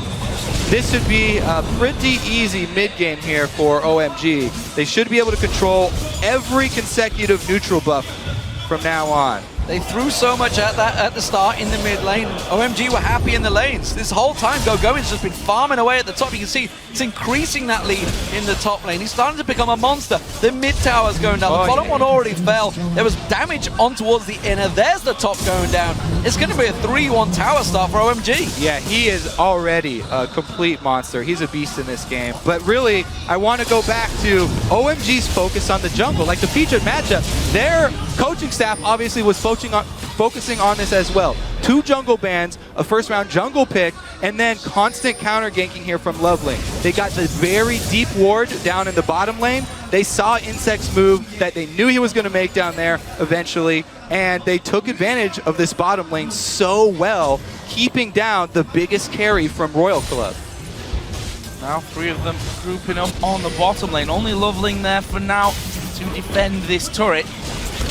Pretty decent at doing so, but Uzi with that Shiv now added in on top of his pickaxe will at least be able to push those waves a little quicker, but they need to be careful here. Both San and Cloud have decided to join in the party on that bottom side of the map, but it's simply to clear things out. Royal Club have already backed off.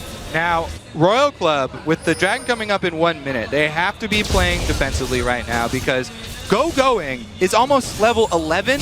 He is level 11 now, and he's got needlessly large rod on top of all the flat penetration already. That Dragon fight is as much OMG's fight to win as any fight is going to be in this game. So Royal Club just need to take it safe. Don't spend any resources over there. You know, try and get something on the top side of the map in exchange. Don't go for the fight. Try and just trade some money for it. Speaking of the items, you can see a bunch of brutalizers being completed as well by Loveling and Cool. They are very much in position with 30 seconds to go on this one. Going to sweep out the wards, keep all of the coverage away. And that bottom lane's got to be careful it doesn't get collapsed on. They've got no tower to fall back to here, Joe.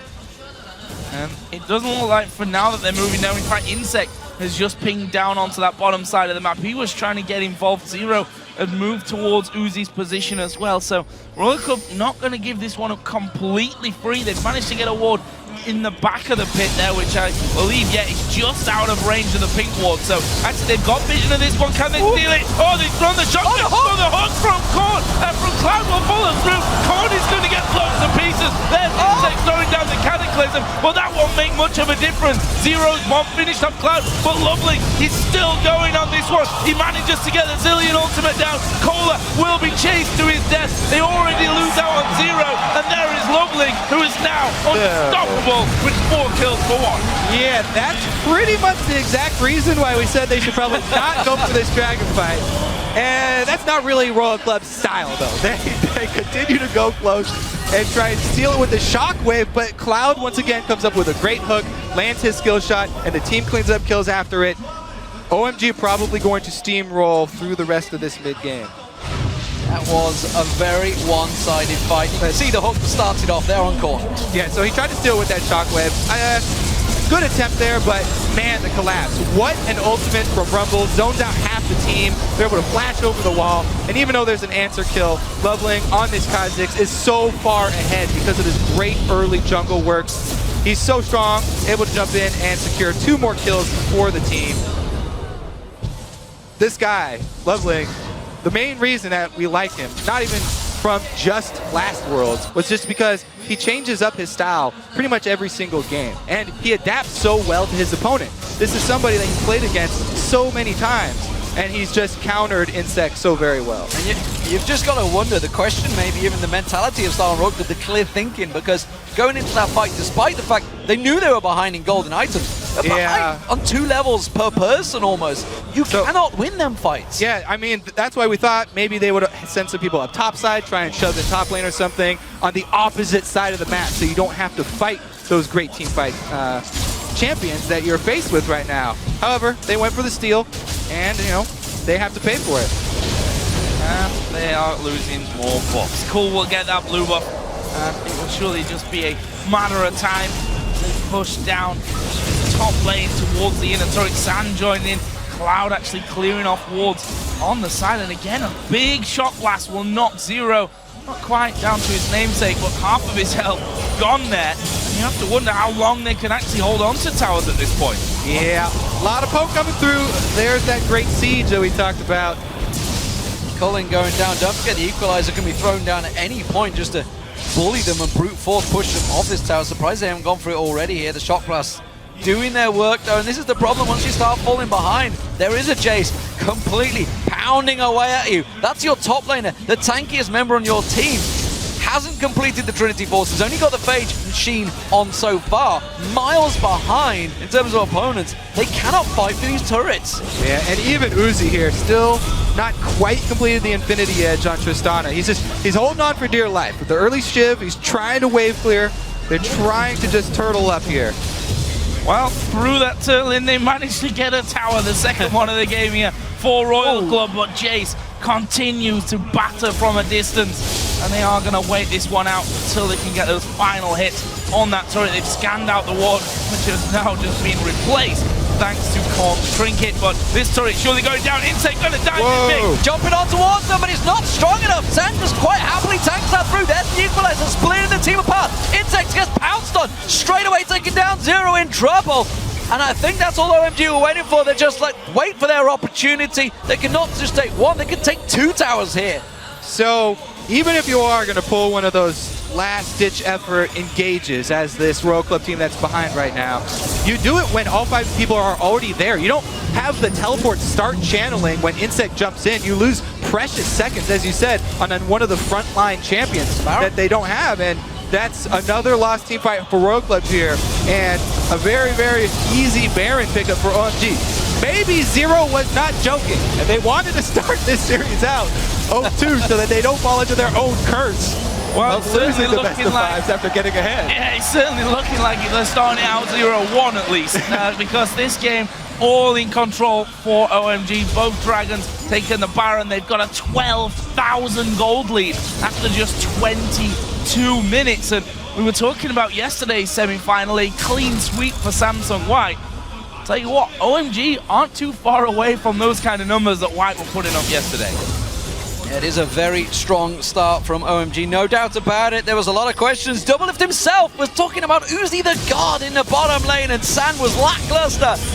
I gotta be honest, San's looking pretty damn good in his opening start on Lucian, but let's not forget, he's on his favorite champion, and that's something they need to start looking at. Starhorn Royal Club, while they may not come back in this game, have to start looking at how they're going to focus on the pick and bans in game 2 as the red side. And I think not even just the pick and bans, but also their early game style. The problem for them has been predictability. The Insect and Uzi mentality has been very easy for OMG. You know, they've become accustomed with it over the years, and it was very easy for them this game to use that against Royal Club, which is, you know, Royal Club's biggest strength as well as their biggest weakness. Exactly. I mean, you heard Cloud talk about it as he did an interview back in the quarterfinals, pre-quarterfinals, and he said, you know, if we come up against Starhorn Royal Club, we know what we're going to up against. We know Uzi and Zero. They're going to be a very aggressive pairing, and we'll just sit back, play it passive, and play to our strengths. And we saw, of course, with the interview at the start of this game, Loveling coming down there. Those shock blasts. Oh, wow, that's a tilt shockwave right there. That's bad. They're going in. Korn's got a bit of focus on this one. He did get the ultimate from Zero, but that will be popped. He's going to come back. What will he get away from it? Going in the face. There is Azonia's down. Loveling actually picking up the kill in the back onto Insect, and that will be a 1-0. Another minion wave will be coming through, and the inner turret in the bottom lane is going to fall. Going says, come on, guys. Let's just tank this one up. They are going to be able to finish that one off before the minion wave even comes close. Got to give props to pretty much every player on OMG for this game. Everybody did their job very well from top to bottom here. Now it's pretty much the final siege, and they do have that Baron buff regen, so they can stick around.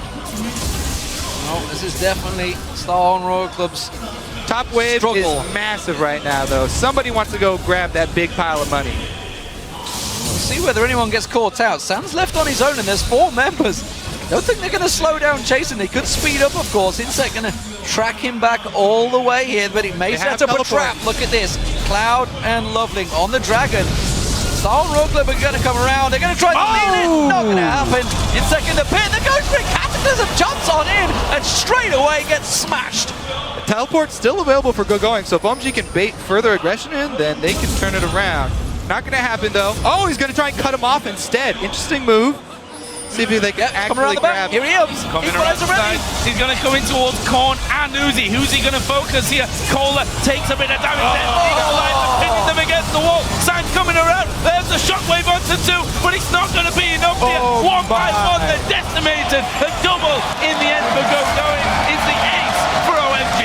What a bloody massacre. They just lined Royal Club up against the wall and shot each one in the back of the head. All down in the bottom lane is going to be easy pickings for OMG. There is simply no reverse gear for Starhorn Royal Club. They don't know how to play defensive. Their defense is offense, and it seems that it is really running just headlong into a brick wall of OMG every time. Thing is, it's just like poker. If you know that you have a tendency like this that your opponent is going to prey on, you can switch it around and try and use that against them and play one step up in those mind games. Maybe in game 2, Royal Club will flip the switch and pull something different. Well, they definitely need a different outcome to how this one's going. 19-5 in kills, 18,000 gold lead. And look at Cloud, how he got himself in there, using those columns and the equalizer to pin him on the wall. There's nothing more to say about that. That is just a bloody massacre in the bottom lane. And they did get the inhibitor off that, which is the best inhibitor in the game to have, furthest away from Baron. Baron ward, maybe that's their key to get back into this game for Royal Club. Who knows? Maybe we can probably not in there, but probably not. I mean, Loveling has just been so good this game. Legendary already. By the way, when we talk about how flexible he is, this is the guy that played Jungle Yorick last year and Jungle Braum in a competitive match and won the game. This is not some one-trick pony, only Kha'Zix because Kha'Zix is so strong right now. This guy is a very, very intelligent jungler. I know you were secretly hoping for that Jungle Braum to come out here, but it's not going to happen, I don't think. Inner turret going down as OMG look to control this matchup and see if Starhorn Royal Club, or more importantly, Insect, want to fling themselves in there once again because he's been the man that's just been launching himself into OMG every single time and paying the price for it with his life. 1-6-2, you can see, up against some gigantic stats of OMG now. And that's, that's pretty much always been Insect's style of jungling, though. He's a frontliner, he's an initiator, he has a lot of deaths, but he creates a lot of plays for his team. Going again. Now he's creating a play. Going time. Cloud, they might actually be able to finish off Cloud. Did manage to hook onto Zero, though, and this will be instantly turned around. Cloud surviving after all that, and the double kill for Cool means that only 3 men are left to try and hang on to this second in him. Those shock blasts doing half the hit points on Korn. I just can't tell whether the Zero just completely baited Insect into a spec up. Go for it. You can do it, I believe. Maybe Insect's got the wrong name. He should be going, because he's always going in. Oh, dear me. So, top inhib tower goes down. Inhib will follow, and OMG looking incredibly strong in game 1. But Starhorn Royal Club, they really haven't played this one too smart, honestly. They've been running in like headless chickens trying to finish off this game. They're certainly going to finish it off one way or another, that's for sure, and it's going to go OMG's way. I'm not sure they're even going to back away from this, Joe. I think they're just going to keep on driving. Yeah, I think so too. I mean, why not? You've got all 3 inhibitors on the map down. You've got super minions streaming in from every lane. 1 Nexus turret is already dead. There's not really a lot to lose in this scenario for OMG. They're going to clear out the minions. I think Royal Club are going to give it one last-ditch effort to try and hold on to this game for just a little bit longer. See there, Insect smiting down the super minion, but he lives even longer. There's the damage on towards Cool, but can they hold them off? Shockwave comes in. Cola is going to go very low. They're actually trying to kill off Uzi at the bottom, and they won't just try. It'll be easy peasy. Korn gets back onto the fountain, but OMG turn back around towards the Nexus, take down the second turret. They're going to take the game. Indeed. Dominant performance for OMG here in game 1. Korn just tries to come off the fountain. They want to pick up some more kills. Korn got one back just at the end. But solid victory in game 1 for OMG. Very much controlled the game, controlled the lanes from the very start with that 3 buff opener. And they didn't look back. And that's the danger with sticking to a style for too long, because somebody is going to use it against you. The thing is, with that style, Royal Club, if it looks really good if just a couple things go differently in the early game. If they get a leg up in the early game, then this style of constant pressure does look really good. So in game 2, they're going to have to switch that up. But I think that's actually how sometimes it can look like they're getting absolutely destroyed, because a lot of teams, when you do start to fall back, you lose a dragon, you lose a tower here and there, you say, we're not gonna fight for the next dragon. But their style is fight, because if Insect gets in there, manages to somehow get out again after stealing the dragon, or we pick up a couple of kills, that's maybe a way back into the game. They're not a roll over and die kind of team. They'll fight, and I think that's why sometimes it looks ridiculously one-sided, because they do just pile in time and time and time again. They are a very risk-loving team, probably the most risk-loving team there is. And the thing is, like from the very start, the pick and bans, we said, okay, they've got a great mid-level team, OMG, they're going to go at it. Starhorn Road Club, they got a pretty late-game team. They needed to sit back, but they just don't know how. It was, I think, really the early game with the jungle standoff, and then turning out into the lane swaps, how they did with Aurelia not being able to even get experience. Just from that point of the game, Royal Club really had their options cut off. So again, early game is pretty much all their focus is going to be on next time around, and starting out with a better opening. Well, we're going to hope they start off with a better opening. We're going to see how this one works out. But what a fantastic opener, though. And let's look towards the bottom lane, because that was one of our focuses, as well as the jungle, which very much went And the one top way lane. towards love lane. The top lane as well, but the bottom lane is the big one I want to talk about, because Uzi obviously is the superstar of Star on Road Club coming into this game.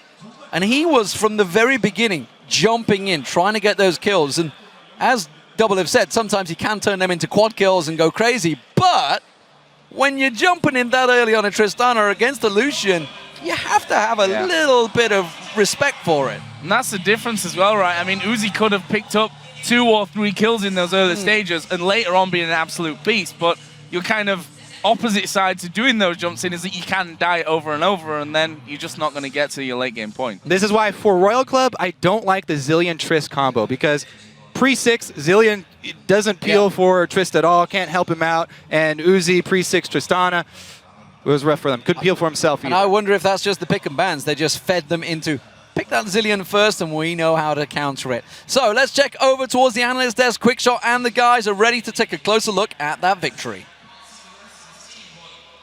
Thank you very much, T-Man. A good start to the series for OMG.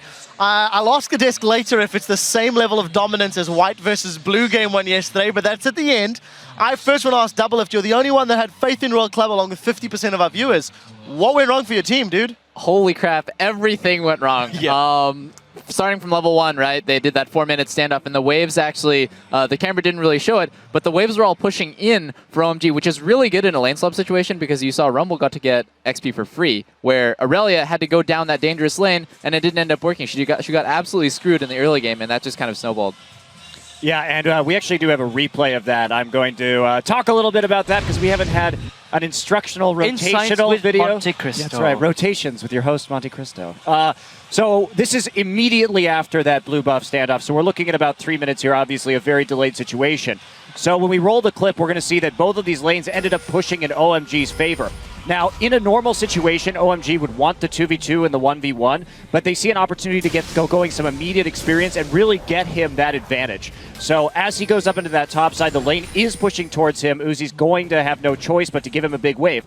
Now, bottom side, if we look at where the jungle is right now, they decided to go from blue to red, Starhorn Royal.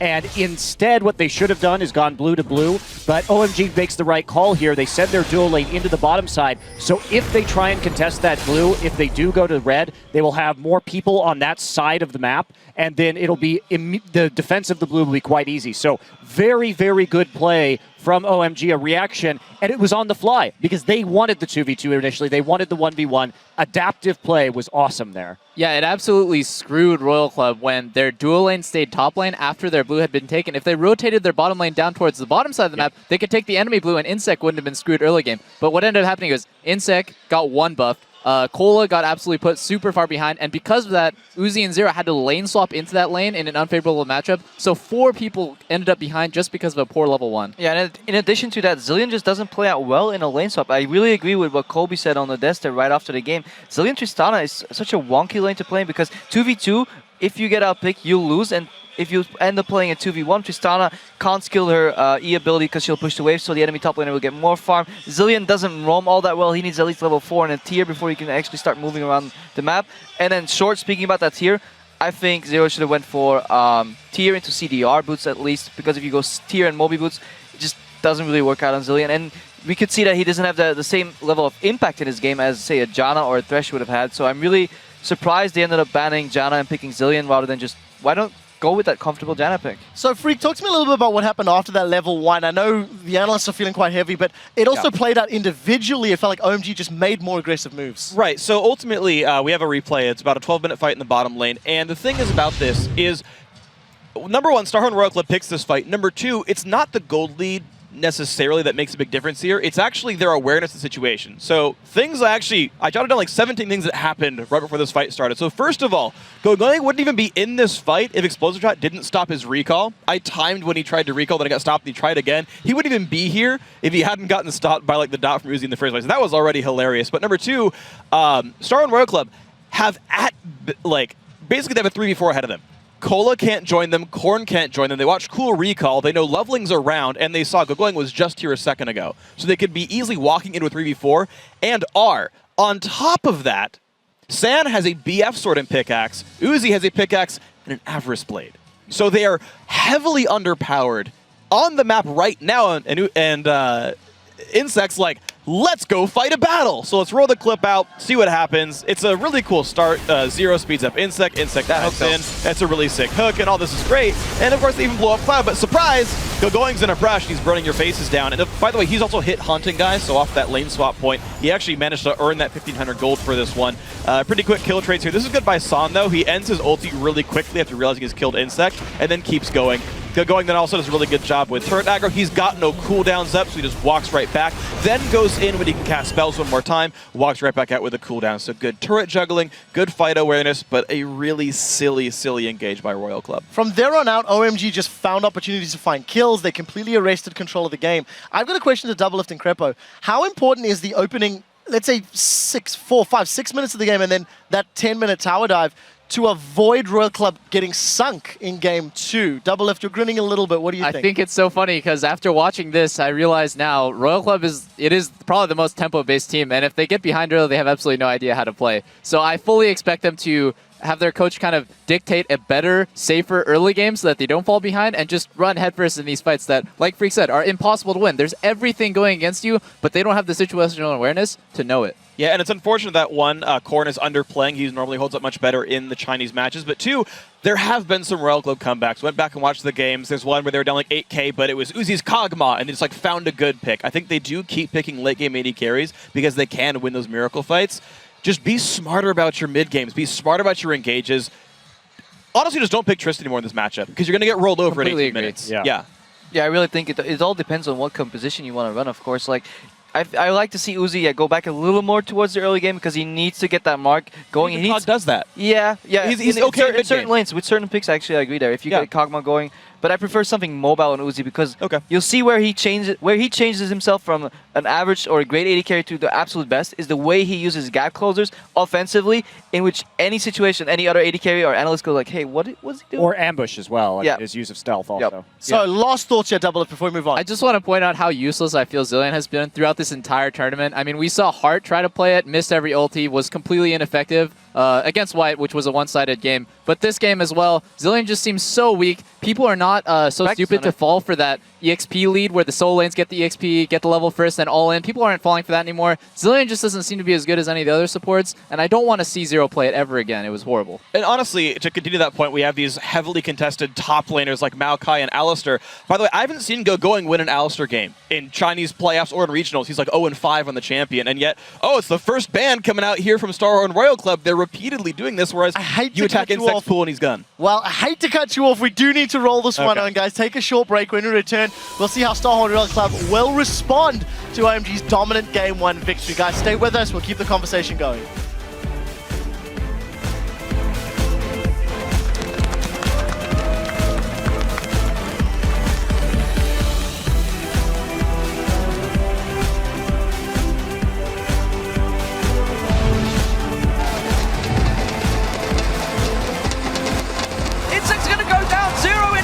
They're going to keep on diving the turret, but Uzi's stealth fighting back. He will go down. It's a double Bazat. Oh, they've thrown the shot. The hook from Korn. And from Cloud will follow through. Korn is going to get blown to pieces. He's going to come back. But will he get away from it? Going in the face. There is Azorius down. Kohler takes a bit of damage. Pinning them against the wall. Sang coming around. There's the shockwave onto 2, but it's not going to be enough here. One by one, they're decimated.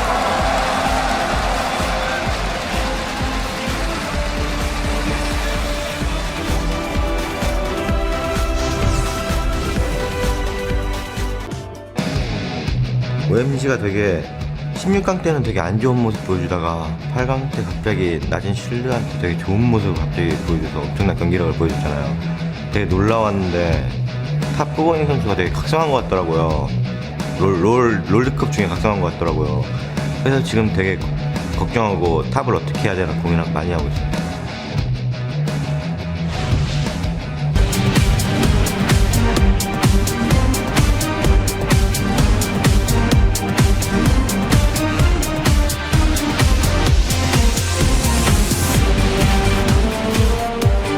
Welcome back to our semi-final coverage of the 2014 League of Legends World Championship. I'm here with Samsung White's AD carry, Imp. First up, in person also, congratulations for making it to the final. It was a very touching scene yesterday after the game. Tell us what it was like having that great triumph, but also seeing your sister team being quite down after you guys beat them. 어제 경기 승리 후에 이제 삼성 블루팀과 포옹한 장면이 매우 감동적이었는데요. 가장 천적인 블루팀을 이긴과 동시에 이제 형제팀인 블루팀을 떨어뜨렸을 때 심정이 어땠는지 설명 좀 해주세요. 제가 경기 전에는 데프트 선수를 정말 올리고 싶을 정도로 이기고 싶었는데 막상 경기가 끝나고 석규가 우는 걸 보니까 너무 미안했어요. So before the game, I wanted to win so bad that I wanted to make Deft cry. But after we won and I saw Deft and the other players of Samsung Blue, I felt bad and sorry for them. Well, you guys did put up a fantastic showing after getting knocked out so early last year. And what point in this season did you guys realize that everything clicked, that you might be a world championship contender? 작년 롤드컵 실패 이후로 올해 시즌을 경기하면서 언제쯤 이쯤이면 우리가 롤드컵 우승할 수 있겠다라는 자신감이 생기셨나요? 저희가 한국 대표 선발전에서 전 시즌 챔프인 SKT K를 상대로 3대0 완승을 거뒀을 때 뭔가 그럴듯한 저희가 이번 시즌을 가져갈 듯한 그런 기분이 들었어요. During regional qualifiers, when we beat last year's champion SKT1K 3-0, I thought that we should be able to win this year's World. Well, you're not there yet. You did qualify for the final. Did you take a moment already to think of what it's going to be like to play in front of your home crowd in that huge stadium next week in the final? 다음 주에 있을 결승전에서 그 상암 월드컵 경기장에서 수많은 한국 팬들 앞에서 경기를 하는 본인 모습을 상상해 보셨나요? 네, 많이 해봤어요. 저희가 지금 저희 4강을 결승을 확정 지었을 때부터가 아니라 롤드컵 선발전 때부터 네, 많이 그려왔어요. Even before yesterday's semifinals, after we qualified, after we beat SKT1K at the regional qualifiers, ever since then, I pictured myself many times at the finals of World Cups. Well, that dream is going to be reality next week, and you're going to be playing Starhorn Royal Club or OMG. OMG did really well here in the first game. You named Uzi as the best AD carry back in Taipei. Do you think he has what it takes to bring it back here for Starhorn Royal Club? 지금 OMG 팀이 1경기를 아주 공격적으로 해서 승리를 가져왔는데 인프 선수는 대만에서 있을 때 우지 선수가 최고의 원딜러라고 이제 말씀하셨었는데 그 우지 선수가 남은 경기를 캐리할 수 있으실 것 같으신가요? 우지 선수는 최고의 선수가 맞는데 근데 자기가 너무 돋보이려고 하다가 팀을 망치는 경우가 많을 것 같아요. 그래서 네 우지 선수가 네 앞 좀 던질 것 같아요. 솔직히. I do think that Uzi is the best AD carry, but also I think that because of his pride and that he wants to overshow his skills, that might also backstab his team. So I think he might throw later on in the games. Yeah. All right, well, thank you very much for that insight, and thank you very much. We'll see you in the final, Imp. And as for us, we're going to head back over to the desk and get straight into game 2. Thank you very much, Shox and Imp. So, welcome back, ladies and gentlemen. The first game of the series, OMG completely controlled Starhorn Royal Club. And now we're on to game 2 as this semi-final match continues. Guys, where is this going to go right now? Because that was a very one-sided game for OMG. Back to the blue buff, where it all began, for another 2 minutes. Well, I think definitely the jungle, because we saw in that game, 2 jungle bans aimed at Insect, take away Kha'Zix, put him onto Jarvan, which, is a playmaking champion, I guess you can say on one side, but for me, Insect has not performed incredibly well on Jarvan. I mean, his statistics actually back up the fact that he has a nice winning record on it, but it's just not, a Lee Sin or a Rengar where you really feel that Insect can make his big mark on the game. Yeah, and the way that they started out that game with pretty much all lanes being behind, not the optimal way to start out this best-of-5 series, so we'll see how they fare from the red side. And we should also look at the first pick, of course, because they took the Zilean, where, they left it open, and possibly on purpose by OMG. Remember, they focused 2 jungle bans last time. It was a Rengar and a Lee Sin. Janna this time around banned by OMG. Starhorn banned that in game 1, so switching up in the bans. Now this time around they could leave Lee Sin up because it's a very strong pick for Loveling, but also even in the last set that Royal Club played, Insec looked like he started to sort of lose confidence in that champion and even picked Jarvan over Lee Sin in the last game when it was left up for him. Yeah, I think that surprised pretty much everyone when he actually went that direction. And they do leave it off. Maokai, the final ban here for OMG, which has been one that they've banned quite a lot, actually, of OMG. Okay. We are going to see those Zillion banned out. Lee Sin, as you predicted there, Kobe. First pick for Lovely. So we'll maybe see a Kha'Zix this time around for Insect, or maybe he'll go straight back to that Jarvan. Top 2 picks for him. It's left the Thresh open for Zero as well. It's also left up the Janna, which is almost even more important versus Janna was banned.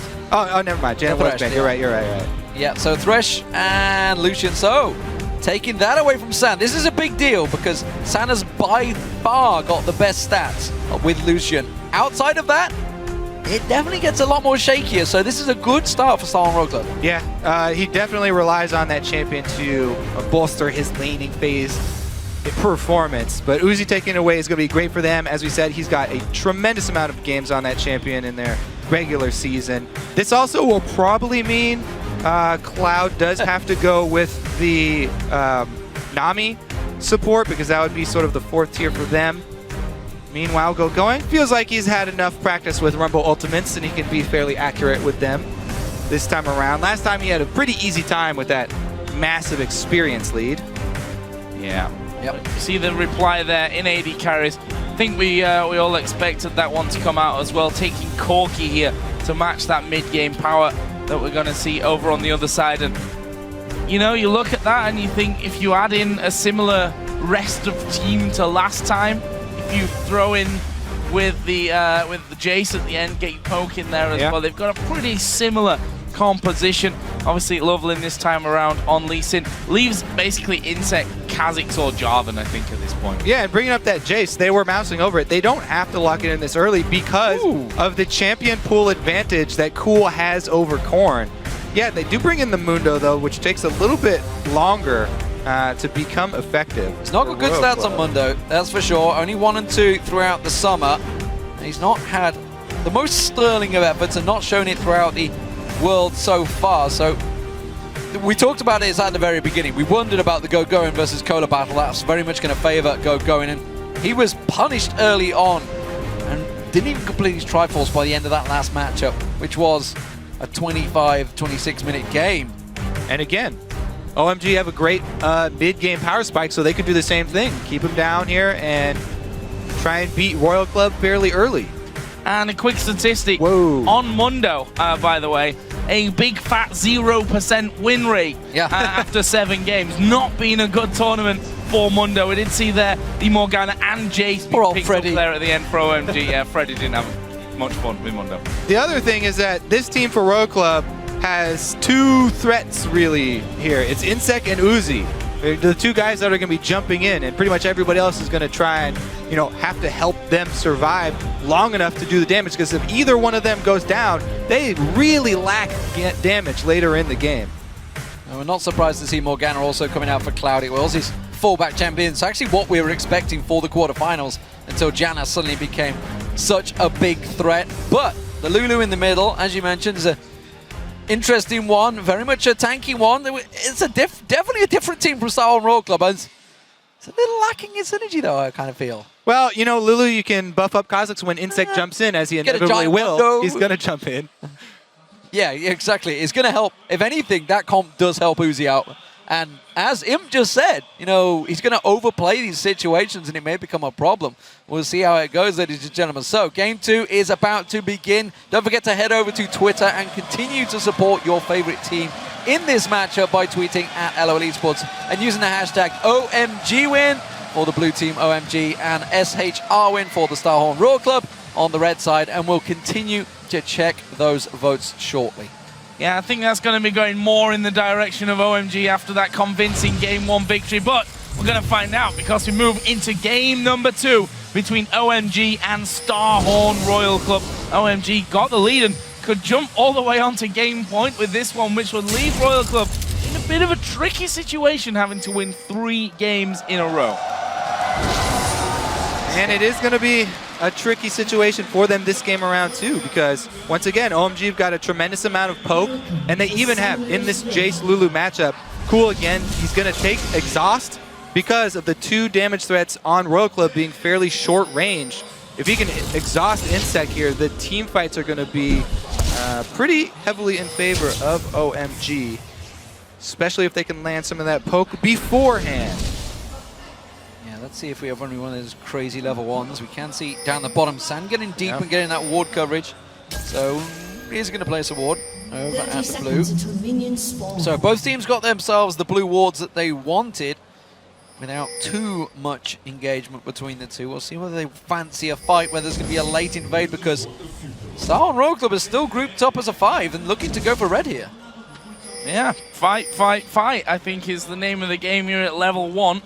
However, what are OMG doing? They've actually transferred all 5 men now to the bottom side of the map, and it looks like they're going to go for a delayed invade on that blue buff. They've got the ward control over the blue buff. Looks like they're going to try to set up a repeat of game number 1. And an interesting start here for Insect on his red buff away from his duo lane. It's a dangerous place to start your buff in the jungler situation right now. With this late invade here for OMG looking like it's going to take place, there's another very real possibility that Insect gets 3 buffed. Well, we'll see if it works out, because he could quickly transfer to his blue in the opposite side. This time around, they're not going to fight for it. They have full vision. They're expecting a straight-up trade this time around, of course. With that Morgana in the jungle, you do not want to engage OMG this time around. Well, let's watch if Loveling decides to go blue to blue here and try and fight Insect over that second buff. There is already a teleport up top, so Going could help him out with that defense, but he's going straight to lane. He's going straight for it. Oh, he stopped at Wraiths. Okay, so they are going to give it to him. Let him have his 2 buffs this time around. And that would mean that OMG calling out to Going. Insect's going to be on the top side of this map. Beware of an early gank from him, because he's going to control north side of the map, and I'm going to control bottom side of the map. So another interesting place to watch in this game as the last one as well. We talked about it so much. Uzi versus San, and of course Cloud and Zero in this bottom side.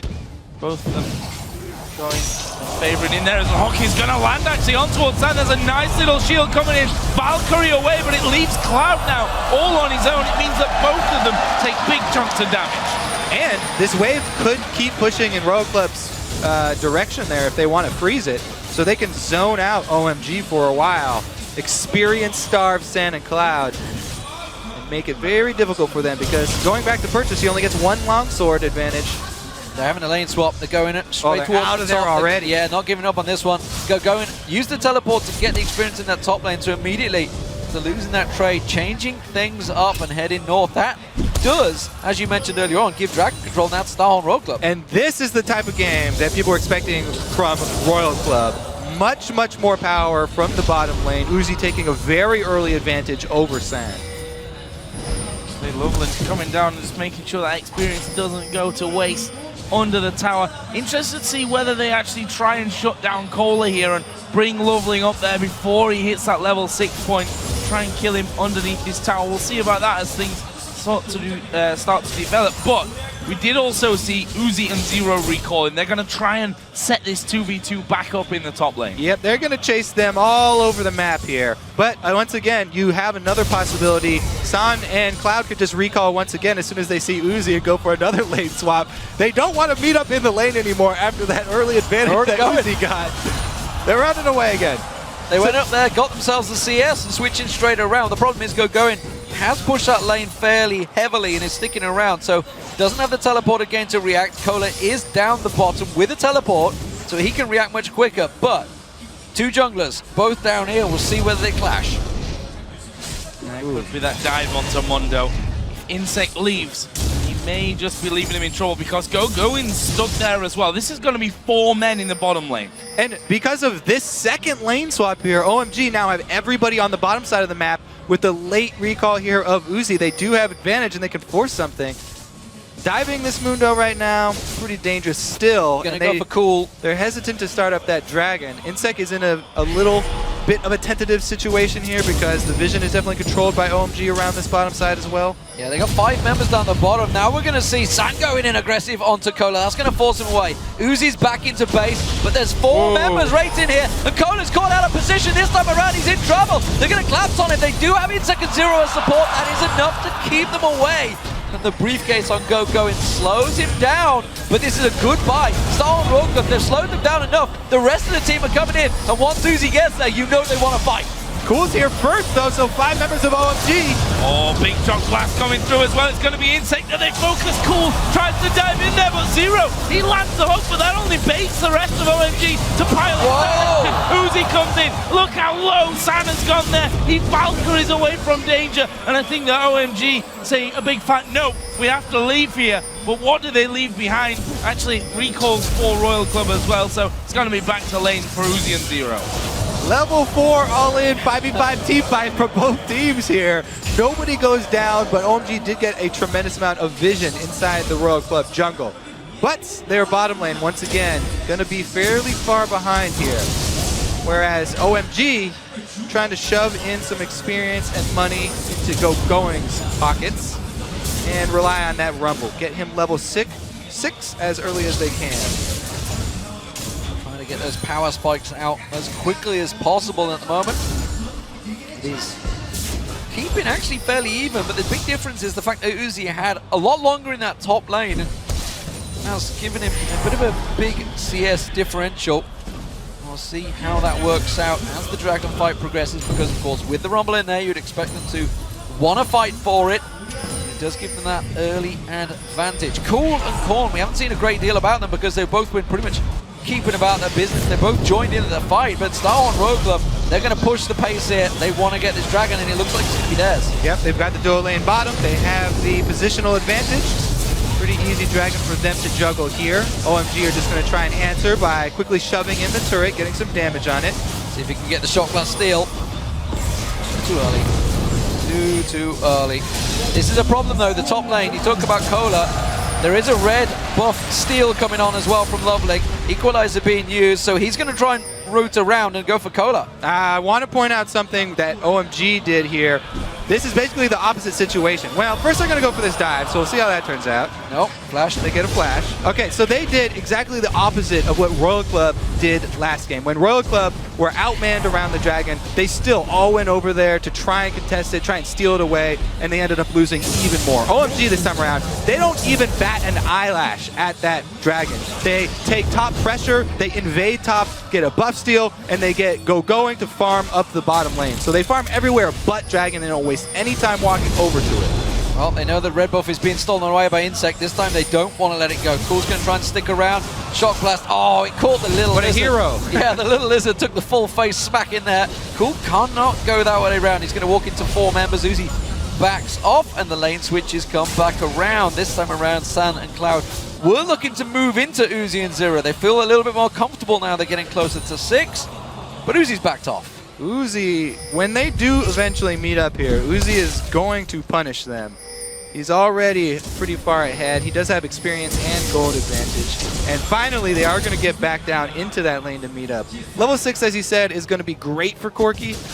So hopefully they can rush it before Uzi does arrive.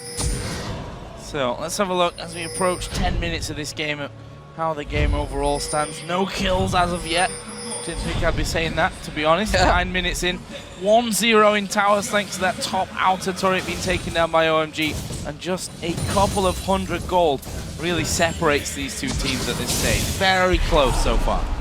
Couple 100 gold, a lot of vision advantage though for OMG. They've got a tremendous amount of wards down in Royal Club's territory after pretty much every lane swap, every invade, leaving behind a few. And a real deep pink that Loveling put up there as well. We just see him coming in to try and see if he can find something here. Real deep pink on the red buff area that he put down, which is going to give Go Going a lot of freedom in that top lane. Yep, they've been able to alert Go Going up there. Jungler pressure is down bottom. Insects accounted for. So you can continue to pressure this Mundo up top. They're just keeping them around. Blue once again. Well, they hook Cloud, but no follow through, unsurprisingly. Vision on the blue. They're going to try to steal this one away. Can they take it? Kha'Zix has come in. and OMG backed away for a moment there. Both got smite available, so rather than going over to the mid laners, this could end up in the hands of one of these junglers. Big shot blast coming through there. Can they finish off? No. Royal forcing him away. There's the hook. He goes on to lock. He's finished off instantly there by Uzi. The rest of OMG have to run away now, but Insect not messing around. Dives in, gets the double slow. There's a push through from Uzi. Good equalizer will come down. Cloud though will drop in the end, and that will be a 2 for nothing. One thing goes different in the early game, and Royal Club Sal of the aggressive early moves does look way better. Get the first teleport off, get the first damage off there onto Loveling, and they're able to pick up the kill. However, before that, OMG were slowly getting leads in the top and the mid side. Cool kept shoving up the mid into the turret, and Going was doing the same top. Thresh hook from Zero, starting everything off. Working out well for them. We thought a Thresh or a Janna, they're going to be highly contested, and being up there in the first couple of picks. Red buff cleared out, but it looks like a collapse on the mid turret this time. Going and Cool ready and waiting. You can see Zero was there. They're about to back away. Korn was pretty low. They were considering the dive, but Loveling was the only one shoving the wave, so they didn't have the minions coming in quick enough. They're still ready to go for this. As Korn commits to defending, he will be walking into a trap. Instead, Going is going to find Cola. Cola going to get burned down here. Has to back away from this one. The rest of Star and Rokum do collapse, but the minions get the turret. Zero edging forward there and trying to get a cheeky hook off as well, I think, while the rest of the team were catching up, but not quite to be. So Infinity Edge almost complete. Oh god, Cola, what is he doing this time around? The ultimate's not going to be enough. Can't get away from it, and will get burned down by Going and Loveling. That pink ward is paying dividends for them in this top area. Finally, you know, all this vision that OMG have been keeping up inside, deep inside this Royal Club jungle does pay off for a kill for them. Catching out Mundo and keeping him from completing, looks like his Spirit Visage here early, even though he's only against Rumble and Corki magic damage. San is 2 levels behind that of Uzi as well at this stage. Probably going to sting. That BF sword going to be causing problems. There's blue buff given over to Cool, so no fight this time over the spawns of that, but we can see that San sat behind his turret, just trying to get rid of these minions as quickly as possible so that Uzi can't go aggressive onto him. And if you look at the CS, 116 to 90. Nice little lead for Uzi with that kill as well. Amounts to just under 1,000 gold between those two AD carries. Yeah, it's a differential that we were expecting and has happened throughout the season in the LPL. Uzi, a much stronger laner than San. San's always had that weak lane, but he always comes back strong. He's good in the team fights. His positioning is generally sound. And the fact that he is 0-0-0, yes, he's behind, but he will catch up. Once that Triforce is completed, the items start stacking up. It's going to be down to shutting down Uzi, though, for OMG. And at the moment, I think they may have the answer. Cool is coming down. He want to go start the fight, but that ward will spot them early.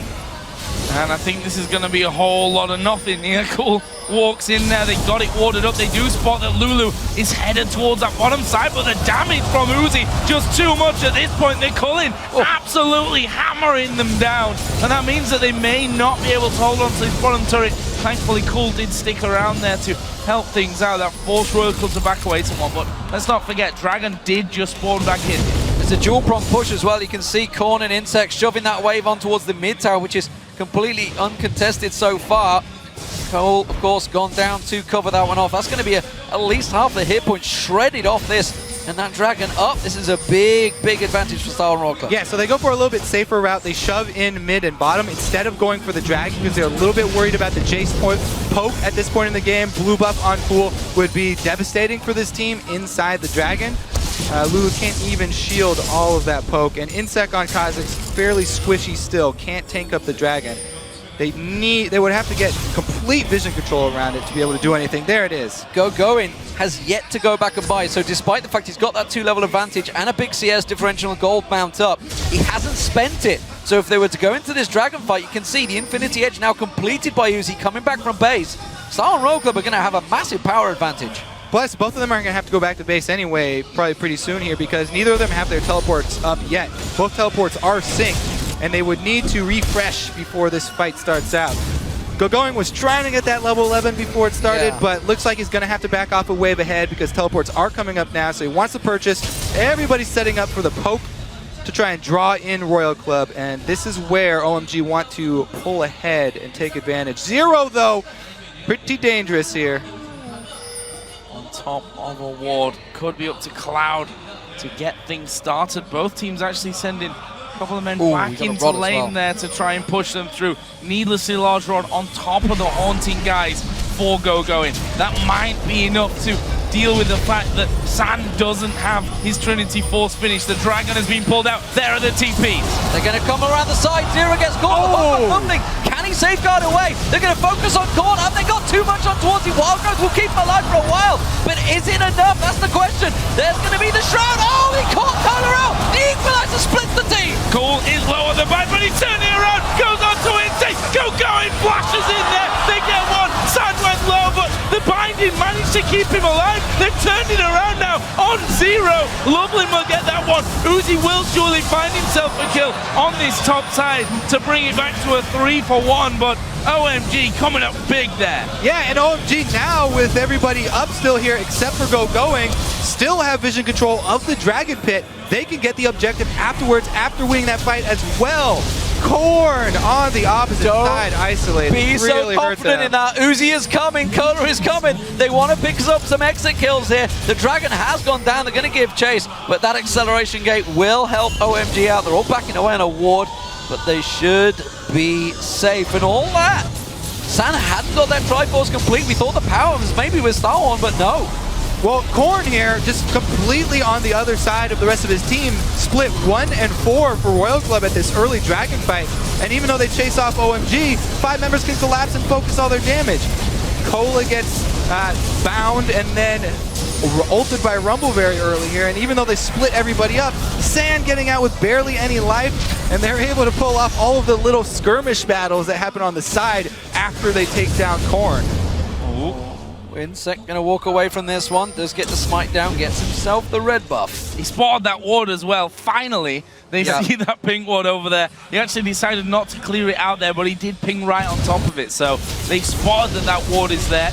We'll see what they do. I mean, you know, there's always that age-old argument that if you know where a ping ward is, leaving it on can sometimes be even trickier than actually just taking it down, killing it off, because you can move around it and maybe lull OMG into a false sense of security. There is actually Cloud getting completely caught out here. He's dead, and well, we don't even need to watch it. That's the wrong side of the jungle. OMG have control over the top side of the map here, and Cloud getting a little bit antsy there. Wanted to try and get blue side as well. Kind of greedy. Does end up costing him a kill. And for Royal Club here, if they come back, if they're going to come back here in game 2 and answer it up, even this up, this is going to be on the back of Uzi. Already Infinity Edge completed, got some extra crit with the Zeal, and he's moving up towards the top side. 4 members all moving up towards the top. Can they get on towards them? I think they realized it. Their good ward coverage does pay off, and they step away. As you mentioned about that ping ward, they know it's there, trying to use it to their advantage. OMG did have some very good ward coverage, but again, Cloud getting greedy, not using the buddy system we've seen. Gotta follow through, gotta have somebody with you if you want to get that wall control. Speaking of buddies, going Loveland both there, and Uzi decided wisely not to go too far down that middle lane. Meanwhile, OMG trying to put some pressure onto that bottom lane. Another wave is coming in, and OMG are running down towards this bottom side. Maybe not to get the kill, but to at least the turret. Actually, Korn has stuck around. There's the lantern, though. This is why Thresh is so important for this team. There's no warning here from Royal Club. There's no early warning system. When OMG make a move across the map and they change their objective, there's no early system for Royal Club to tip them off, and they have to play reactively. So far it's worked out because they got their kill on Cloud and they were able to lantern out Korn there, but that's not something you want to be able to rely on. You want to be able to rely on actually setting up your defensive vision, and they do get a couple now, at least on the blue side. It is very much a much closer game than the previous one. Still just approaching the 20-minute mark now. Just a couple of 100 gold between the two. Mondo on Cola. Getting stronger, no doubt about it. The Spirit Visage and Ninja Tabi are now completed. Still being a fairly null point though in this game, whereas going is definitely one of the tipping points for OMG every time these fights come down. As he gets stronger and stronger, that death cap, or will it be the Zhonya's that will come out soon, will be a big power point for him. Yeah, and it gets really worrisome for Royal Club, even though the gold is so close right now. OMG coming up towards those power points, it's so hard for Royal Club to deal with them because Royal Club have not taken hard CC besides just skill shot reliant things. If you don't hit this hook, if you don't get a good Lulu ultimate on somebody for the knockup, then they have very, very little hard engage here for Royal Club, and they're gonna have to deal with constant shock blast spam, Corky missile spam, and Rumble ultimate. You're looking at Insect then to jump in and for that wild growth to really get those knockups, but the way the Insect, you know, building now and always building, he's not going to last very long when he jumps into fights. He goes in and he pretty much dies. They're going to need him to live because he, as we said, he's their secondary damage source here. They need to squeeze out all the damage they can from Insect plus Uzi. Korn's going to do his best, and Lulu's mid-game damage isn't much to laugh at. Definitely going to pull his weight here for a while. So something we saw through these quarterfinals, of course, was the split pushing coming out from Cool, which is looking to set up again maybe, and up against Cola. How's that going to work out? The Jace up against the Mundo. I mean, looks like he is going to always have the support of the sides. You can see Cloud trying to get that ward coverage. This time around, Cool is following him. They are keeping together, so the buddy system working out for them, but it's something we've seen. More importantly, Star Wars Royal Club not doing too much of the split pushing. For the engage. Oh, Insect trying to get in there, but OMG playing that one very defensively, instantly backing away as he saw them starting to collapse around. But OMG got superior vision on that bottom side, and they get themselves the blue buff. Cloud quick there on that black shield, and that was able to keep him from being CC'd and pulled in with the hook. So nicely done there for OMG, and 15 seconds only until the next dragon comes into play. They want to fight. They want to fight. You can see Go and heads down here. They're getting in position. They're going to push up. They want to shove the mid lane before they go that dragon. Well, that blue buff is a really big boon for either team in the siege game here. Shock Blast going to constantly. Oh, there they got it. They're going on court. They try and catch him out there. Oh, Uzi caught with the dart biting. Quick switch target, but San has no vision of him. There's going to be Go and he's scored out. Has to put the equalizer down. Cole stood on top of him, but he's got no support. Cool comes around the side. Is he going to gather in time? No. Gets the kill. Insect in and out. But Cool can turn around. He tries to drop the hammer. Instead, the down biting catches on Uzi once again, and OMG claps. There's lots of things going on everywhere. OMG totally split. Coming into that fight, but Lovely decides to dive in. Zero hit with the binding. Insect joins in once again. Oh!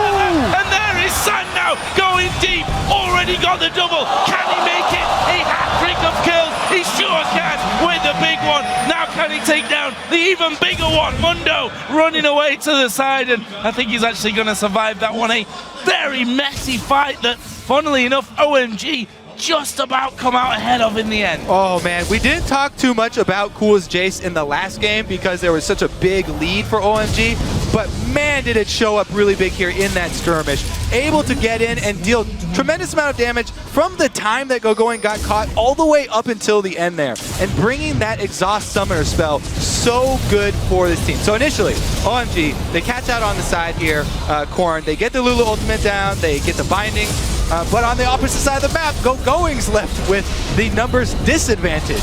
And Royal Club do a great job. They collapse on him. They are going to get that one kill. Cool in position with that blue buff that they just stole. Watch how he's able to use the exhaust to deter Uzi, then flash back out and get back into the fight to dish out this damage. San doing the exact same thing this entire time. Loveling does go in for the kill onto Uzi, which, as we said, once one of those DPS sources goes down, it's going to be curtains. Cool gets the home run kill onto Kha'Zix, and that's the end of that fight. Insect tried. If he could have just got that one on Cool, could have got the reset, and maybe would have taken down Cloud. It could have been so beautiful for him. Wasn't to be, though. Very, very close team fight. Very, very tight team fights. They're going once again, though. It's a battle for the red buff, and Star Royal don't want to give it up. OMG do catch on. Oh! Cool blows Insect up, but this is the danger as they dive in. Lovely to the back, the equalizer down. They're going for Cola. He's the tank luckiest man on the team, but he has to take the lantern to go away. Meanwhile, Zhang trying to lock down one. The massive damage does go in. Another big bomb to finish him off. Meanwhile, Cola, at the back, just in their faces this entire time. That will be another 2-0. There's a hook, but that won't be a kill. Back for Royal Club. This Corky Jace Rumble mid-game is just devastating here. This time around, they got a great Rumble ultimate. Cool had already taken out Insect before the fight even started, and then Going was able to take Uzi completely out of the fight, to zone him. Insect annihilated there. Cool is too strong, and that might be a focus next game. And this replay goes on for a long time, as that last fight did, but just wanted to point out, if you look at the OMG side of the map, there's basically no wards down, just sort of deep pinked, if you can even call them deeper, in the river at this point of things. The other side of the map's got more wards than your average hospital. And that's interesting, because if you do look at it, that was where the fight all happened. OMG went into that fight with wards ready to go. They've now got all pink wards all picked up, everybody on OMG ready to fight again. You look at Star on Royal Club, they're not going into these fights, they're not getting the vision. Well, they did this time around, they got pink wards and they get a pick! Yep, he's dead. Korn able to finish that one off and went straight over the top of that pink ward, which Zero will be trying to clear things out. They finally spotted that one, but that wasn't in the book here for OMG, and actually Royal Club will take a turret off that as well. If you look at the goal, there's only 2,000 separating these teams. We're 26 minutes in. Such a different game to game number one. It was such a great isolated call there from Royal Club. They pick up 3 pink wards, make a move to the top side of the map where there's a weak turret to take an objective, and they also get a pick for it. So they just got a lot of comeback gold there, and it's something that they have to do if they're going to get back in this game. They had to control that area that they went to go make their move at with that pink wards. But it is the big differential we've seen between, obviously, Samsung White, who are sat in the final, and the China teams, is they'll go for a fight over anything. That was over a red buff. They went all in 5v5. No objective was to be gained from that one, whereas you look at maybe the chess moves well in advance from the Samsung Whites and Samsung Blues. We'll see whether OMG do start adapting that, because it's something they fell into in the group stage, but they picked up in the quarterfinal stage. They started to develop, and you can see the goal differential is very much building for OMG, but there's a little spike. Ooh, hello. They did this against Naji and White Shield, a cheeky little quick Baron in game 1. This time around, I don't think they're going to get caught out. They're going in, trying to catch out Starhorn, but it is a poke game. Oh, Uzi took the full brunt of that blast. Double scrying orbs picked up for Royal Club because they lack the vision and they lack the power to even move into the territory where they need vision. It's too risky for them to even place the wards now. So they've got double scrying orbs that are both on cooldown. Pretty much they're just going to be shoved into their turrets at this point, though. The ridiculous poke here from OMG. Very strong mid-game. That's the real danger, that they get poked too low and can't then fight them back. I'm assuming that Uzi's thinking Bloodthirster next. I could do with a shield, and I could also, you know, do with regenerating some of that life back once I actually get beaten down from a distance. There's an equalizer. They're going for Zero. Oh, he gets kicked over. There's a wild growth from corner to side, but they get themselves an ultimate at the end of the day. Korn's ulti's down. Will OMG be using that one? Yeah, good play there. 2 for 1, though. It was going and Lovely that kick over. Basically gave him the freedom to get out there. Uzi tries to turn it around. Cool gonna get focused on this time. Little bit of damage back on him. Gets the light bind. Catches some damage on Sand. And suddenly Star Royal Club are the ones shoving OMG back. Well, they're trying to take advantage of this opening. They saw the 2 cooldowns not going to be available for OMG, and they tried to pressure it. However, OMG easily able to wave clear here, and they don't lose anything, able to keep up their control of the Baron Pit. So, I think this brief respite in action is not going to last very long. 20 seconds until the next dragon comes up. Gold remains a 2,000 lead for OMG. Tied up in turrets, almost tied in kills as well. The AD carries, look at 4-0-3. And once again, OMG going to sound the Baron alarm and get in there once again, trying to two-man it. Whoop, whoop. It's going off, and immediately Zero comes in and puts that ward down. Ready and waiting. Sand's not here, but neither is Cola. Cola's got that teleport. He's coming in. He's going straight into the pit. OMG peeling out. Run away, run away. OMG trying to evacuate here, but Cloud will be the sacrificial left. There's the equalizer going down. They've caught Lovely. He will have to flash away. Going, trying to hammer them down, but he's all isolated. Cola goes over. A three-man knockup from the Wild Growth will secure Korn. The kill onto Cool, and they're not done just yet. San trying to batter them back there with the rockets, but he needs to now run away. In fact, he has to flash away. OMG lose 3. The Baron alarm drew them in once again, and it might cost them dearly. Well, they're still going to go at it here. Looks like Corky on the outside might be able to poke down one. Loveling is still alive, so the smite is still there, but Sam's going to get caught. One more tip, he gets away, and that may well just be Barrett. Loveling hovering off the side, they are all too aware of this one, trying to get in there. Can he manage to squeak his way in? No, didn't get the steal down. Can't get a kill either. Insect cleans it up, and Starhold Royal Club are back in control. In classic fashion here. How can they toss this game right back the other way? Well, it's with the Baron. The alarm went off, he said. They tripped it, and they definitely paid for it. Indecisive in this Baron, too. They don't immediately run out of the pit when they see the teleport come in. Cloud does not have the Zanyas ready, and he goes down instantly. Then it's a great cleanup, and you get to see that synergy between Mundo and Lulu. Even when Mundo does get low, pops his ultimate, and he gets to survive with the Lulu ultimate, buying him time to regenerate. That's one of the best great frontline combos there, and it allowed the Insect and Uzi damage from the backline to constantly deal their damage without threat. Well, I've got no idea how this game's going to turn out. That swing coming in once again. There's 2K lead now for Royal Club. There's a dragon on the table as well for whoever dares even go down towards that side of the map. Funnily enough, all the wards have timed out on that side by now. There's no one really got vision of it until there was Cloud, I believe, put a pink ward in the back of that dragon pit. So they will be headed down there, and basically free gold for whoever decides to head down, unless they, of course, both head down and we get a big fight. And then there's some gold for everyone else when they get into a crazy 5v5. But it looks like it's OMG that do go there and will decisively take this dragon. But are they going to lose anything in mid lane? I don't think so. One thing's for sure, though, that OMG were very indecisive in that fight. They didn't really go. Cool didn't commit to anything. San wasn't really sure where the hell he should be. So, bit of a warning sign for OMG fans, honestly. Star Royal Club suddenly knew what they were doing. When the barrel fight goes off, their alarms go off. Everybody knows you're drilled on that one, what to do.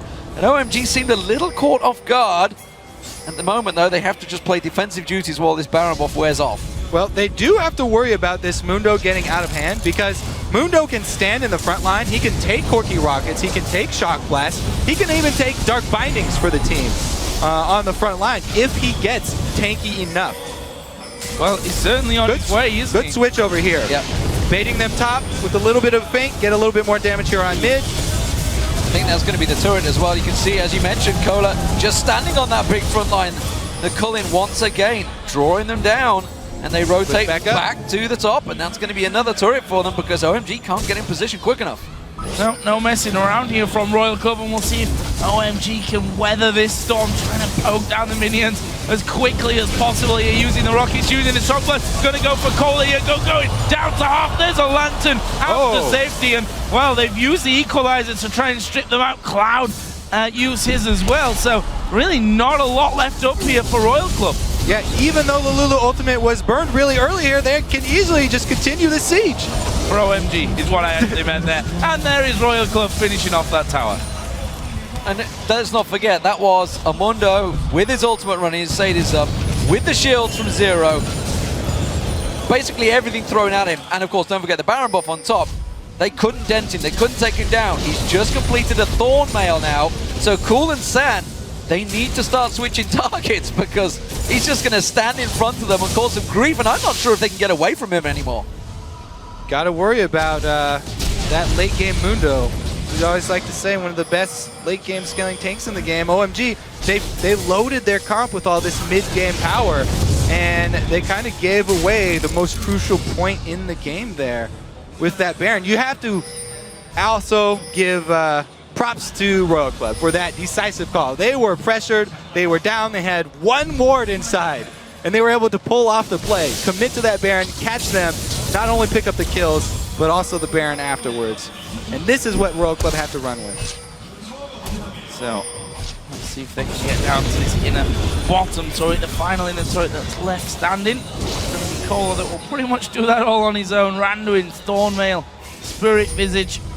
Uzi and Korn just sit back and wait for that mid lane to get pushed back up there. Bottom lane will be pushed away by Going as well. So with Baron now down, you see what OMG's plan is. Because this one in gold still pretty damn tight, but there are some big items starting to come in here. Specifically a lot of armor items that are going to make Cool in particular a lot less effective. Yeah, he does.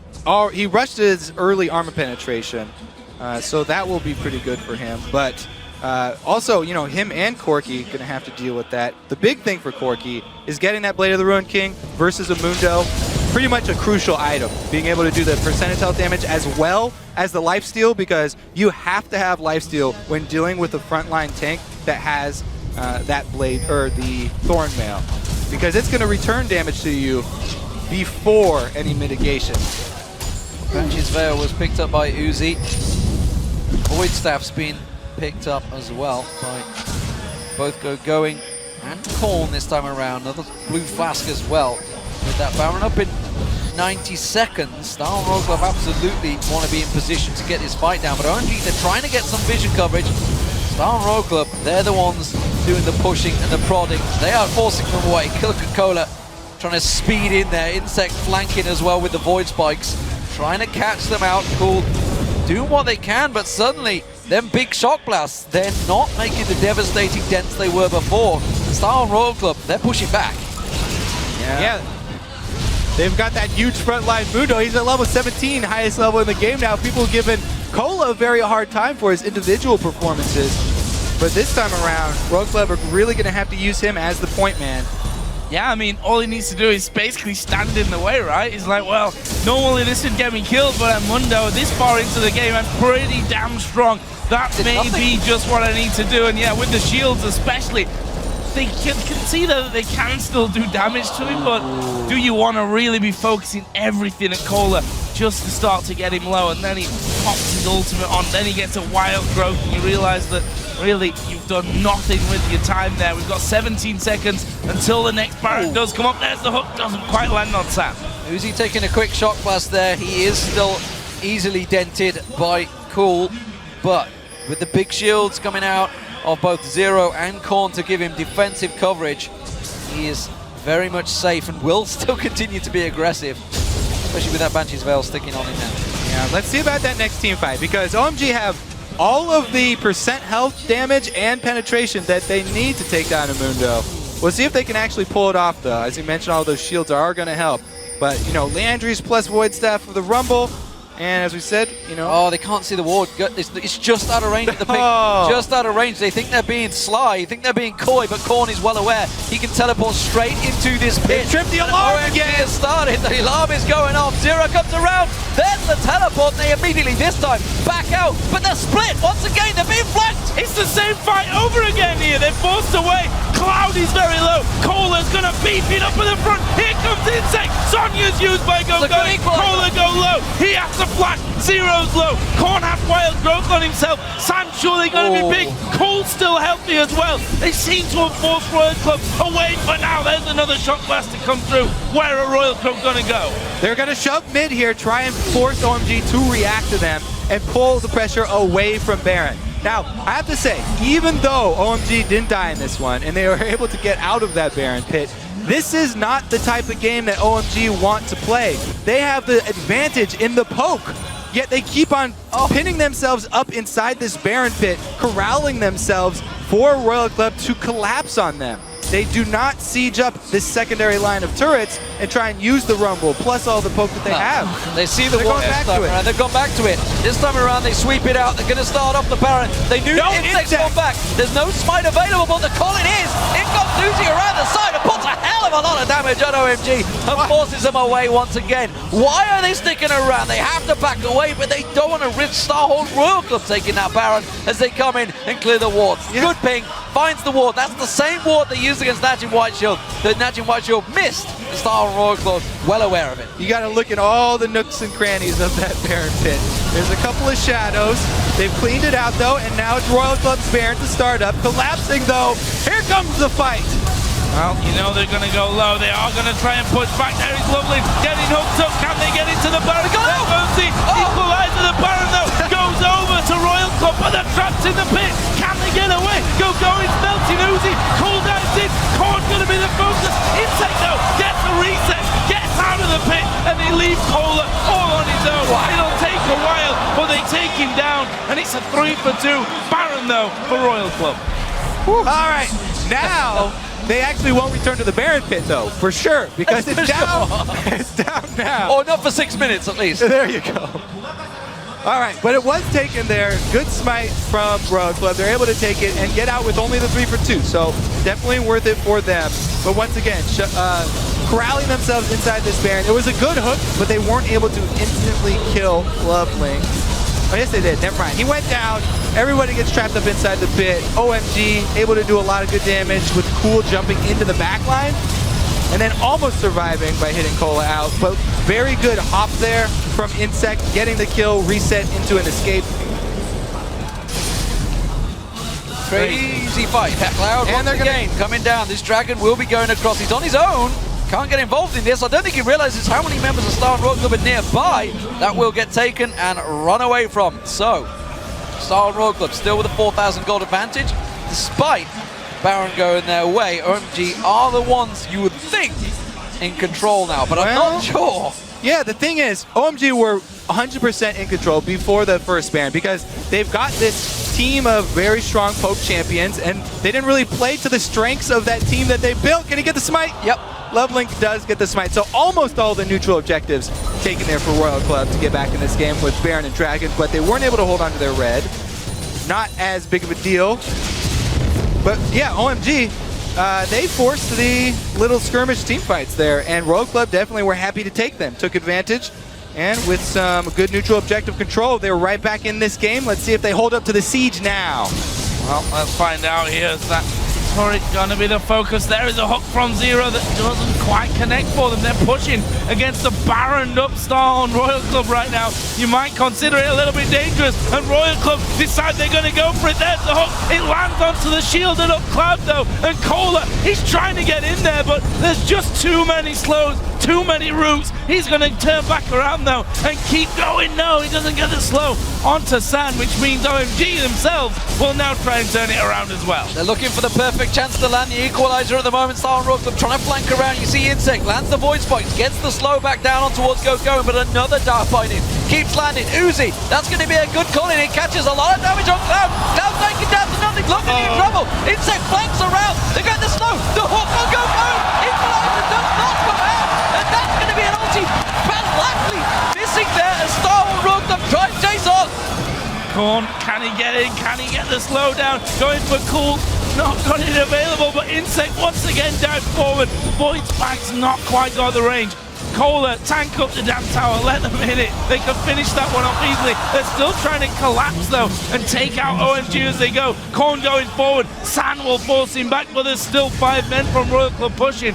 So Going's not up for 35 seconds or so. Cloud in 20, they might be losing the inhib here. These are big death timers at Starhorn Royal Club. They may try and finish off. They're definitely going to take one inhib. They're going to rotate around, maybe go towards that top lane, but what a great push coming out. Uzi, not done yet. Cullen that started everything off once again coming out. And well, starts out from OMG pushing an inner, and they lose an inhib. Royal Club, again, the decisive style got them back in this game, and they chase, even after the Mundo ultimate is down, they get the necessary poke on Cloud to draw out his Zanyas before he can get his ultimate. And once that's out of the picture, 4 versus 5, OMG just have to turn tail and run.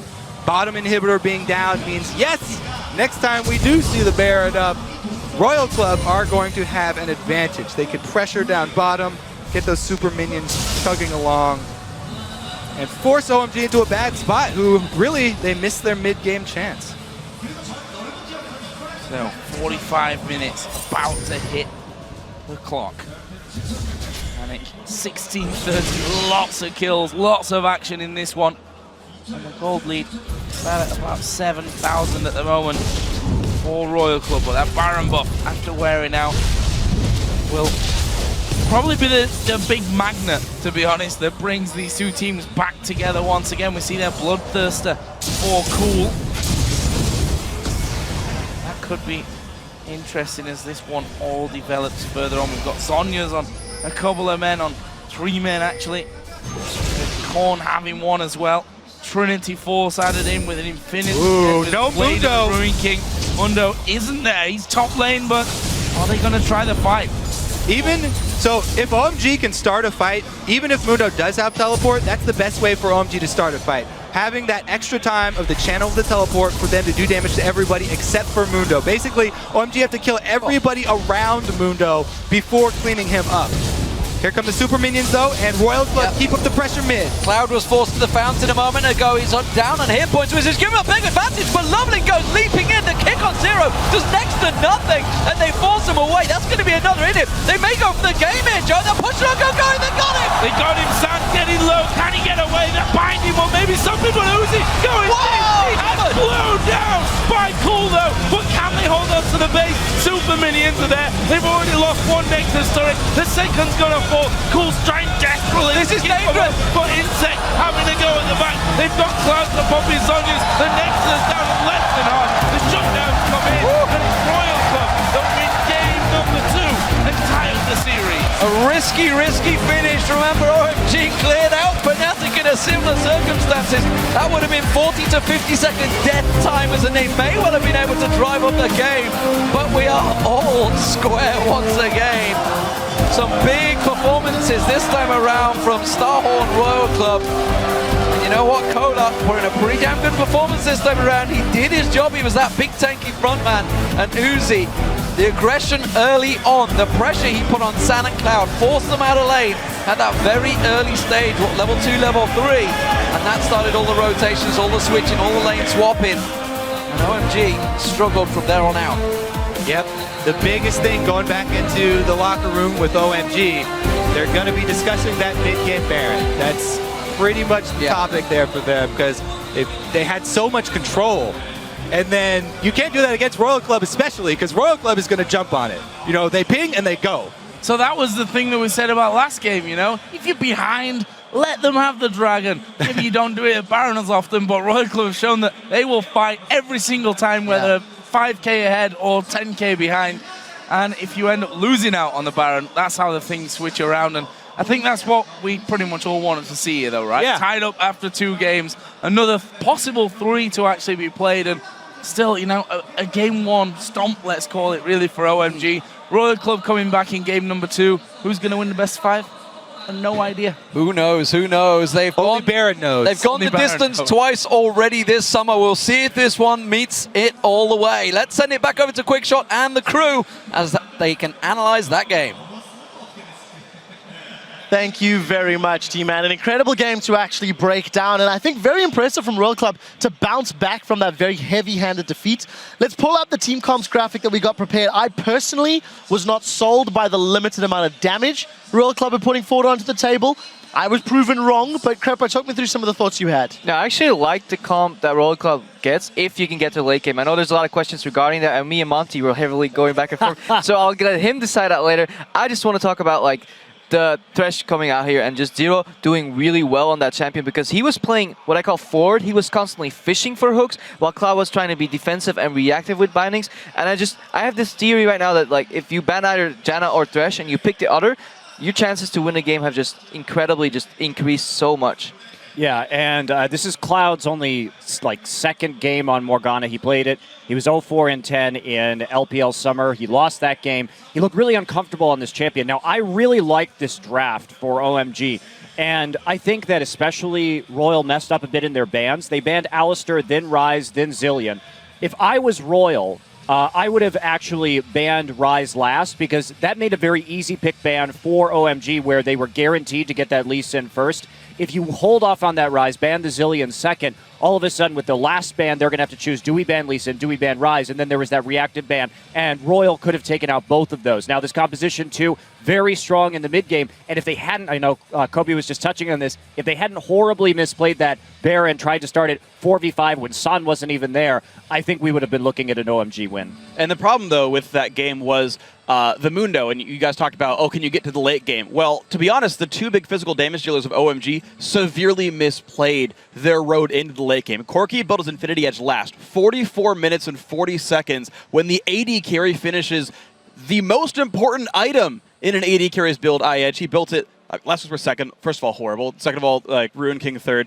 So he didn't have a way to kill the Mundo, who's absorbing everything. And I also think as well, when you face a comp like this, just go Zergreaves instead of Sork Shoes. Forget Caster Corki. You've got to burn down a target with your DPS. And okay, fine, go Triforce, but go Zergreaves, go Edge second, do all that. Cool as well. Built Hex Drinker fourth. After he's done in the laning phase versus a magic damage dealer, could have also built Infinity Edge, already had max hypercharge, double IE will destroy Dr. Mundo, and suddenly Gordon has another bad game. Double F, do you agree with the item rant here from Freak? The item rant was good. I agree with what Freak said. I just like to see Royal Club play things like Lucian and Twitch, because the heart of Royal Club really is Uzi. They shouldn't be picking champions like Tristana because they have such a steep power curve. It's like, oh, they're crap early game, they're like okay mid game, and then they get really good late game. It doesn't make any sense, because if the heart of your team is going to be pushing forward on these dragon fights and in these like engagements and skirmishes, then they need to have a steady curve just like Lucian and Twitch do. Yeah, so let's get to the first replay that we do have. The early game went a lot more even than we see from game number one. Crepo, I know you quite liked some of the engages, and it was quite a clean fight for OMG, but take this one over. So yeah, what's going to happen in this replay is basically, I just want to highlight what the difference can be between a one and a last team fight and how close it can be. So if we roll the clip right now, we see Zero approaching, and you see how much offensive zone he's putting. He's constantly walking forward, fishing for hook, and once again, he will find, I think, leveling again, and he wants to proc the hook for a 4-man play or like a couple-man play, but he just can't because he's stuck bound, and that actually leads to Korn overextending because Thresh can't close that gap, can't lantern anybody in. Korn is stuck on the other side, and then once Korn drops, doesn't get utility from his ultimate, everybody just ends up dying, and it's a sweep for OMG. But I feel like if he's able to proc that hook and get his team closer in the fight, he could have done a lot more there. The idea was good, because you should be looking for flanks against Rumble so he doesn't get a 5-man ultimate, but you can't flank 4-1. You have to actually split your team 3-2 to make it safe. So the rest of the game played out a little bit more slower paced, I feel. OMG, they didn't really push. We talked about their Baron calls significantly. Yeah. They just didn't make use of the poke. What was the big key sort of turning point that allowed Royal Club to back in the game or take control? Honestly, the fact that OMG didn't do very many smart things. They had a good early mid-game lead. The item builds were in front of them. They didn't pick them. They had the ability to just play Siege and throw rockets, bindings, and shock blasts at people, and there's no good way in. And they're like, here, just come fight us at Baron instead.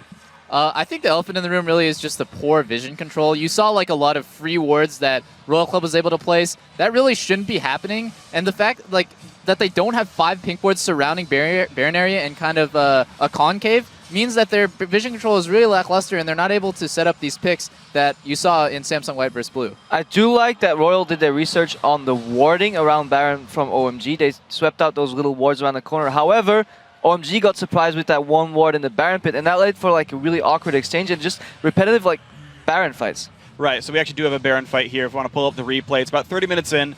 It is one of the many Baron fights that tend to go fairly poorly here. So go ahead and roll the clip out. Now, the OMG thing they do smart here is actually wait until the TP finishes. They don't want to get baited out by this. They want to kind of bait him into this battle. Okay, now they run away with a shock with Acceleration Gate. This should be smart. Problem is, Cloud, Black Shield's late, gets caught in by the Flay, gets basically 1v4'd and dies for free. And now you're willingly battling a 4v5 with Kola taking the front line, Equalizer misses as well. At this point, cut your losses and run. There is no way you win this battle anymore. The going stays in. Lovely and Cool still trying to make plays, but as you were talking about, Crepo, the hooks are so damn good. Zero's playing it so well. And Cool's gonna die right here.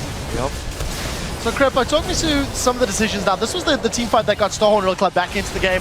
Uzi, a little more tempered this game. Still aggressive, but a little less so than we've seen from game number 1. See, what I like here is that it's no longer Uzi running in up front and everybody like following him Mighty Duck style. No, it's actually finally like Zero is constantly running up quickly. Then they speed up the Mundo. They have the Pixie on him for the proxy slows. His team is moving forward, and that allows Uzi the freedom behind his tank line. And this is why I like a tanky top laner when you have a such a hyper carry like Uzi. Yeah, and I think we'd be remiss without talking about Korn's Lulu a little bit here, because he constantly messed up his ult. Ulting the wrong target looked really uncomfortable on that champion. But the few he did get off stopped the insects. Interestingly, when seeing Lulu in the World Championships, 1-9 as far as stats go in the top lane, 4-0 in terms of the mid lane. Regardless of the performance, guys, we do need to move this one on. Starhorn Royal Club has now even the series to 1-1, and as we've seen, Uzi and his teammates have experience in matchups that go the long haul. Uzi will tumble away, but the Nexus is open for the taking. We're going to game 5. And here we are now, one game to decide which team from the LPL makes it to semifinals. 然后让我感到非常的害怕吧，因为我当时都感觉已经必赢了。 3경기 때 진 거 때문에 일단 멘탈이 조금 금갔었는데 4경기 때 한 번 더 지고 나서 되게 많이 위험하구나, 이번에 상황을 못 갈 수 있겠구나 이런 생각을 많이 한 것 같아요. 그래서 그런 쪽으로 우지가 특히나 저번 시즌 결승 한번 갔던 사람으로서 멘탈이 더욱더 나은 것 같아요.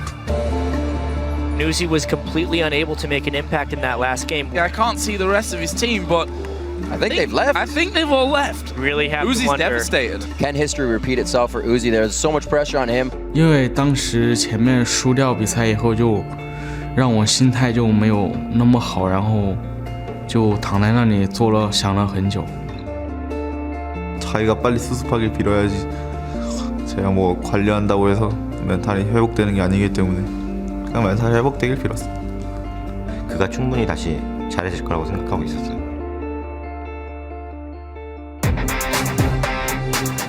Go, meet him. Korn still trying. There's the jump from Uzi. He's going for Koro.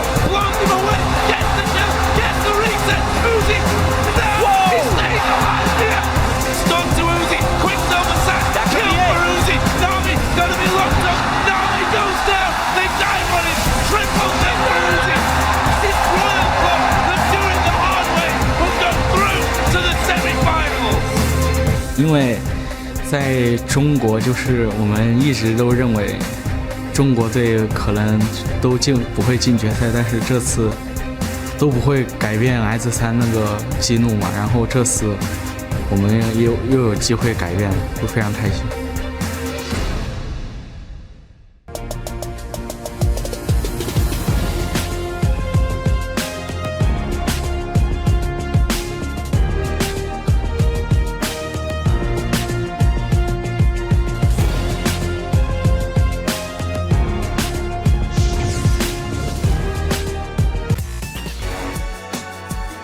英雄联盟是一个团队型游戏嘛，个人再强，我觉得，也起不到多大作用吧。然后，觉得团队比个人重要很多。就我觉得我们团队比他们团队要强。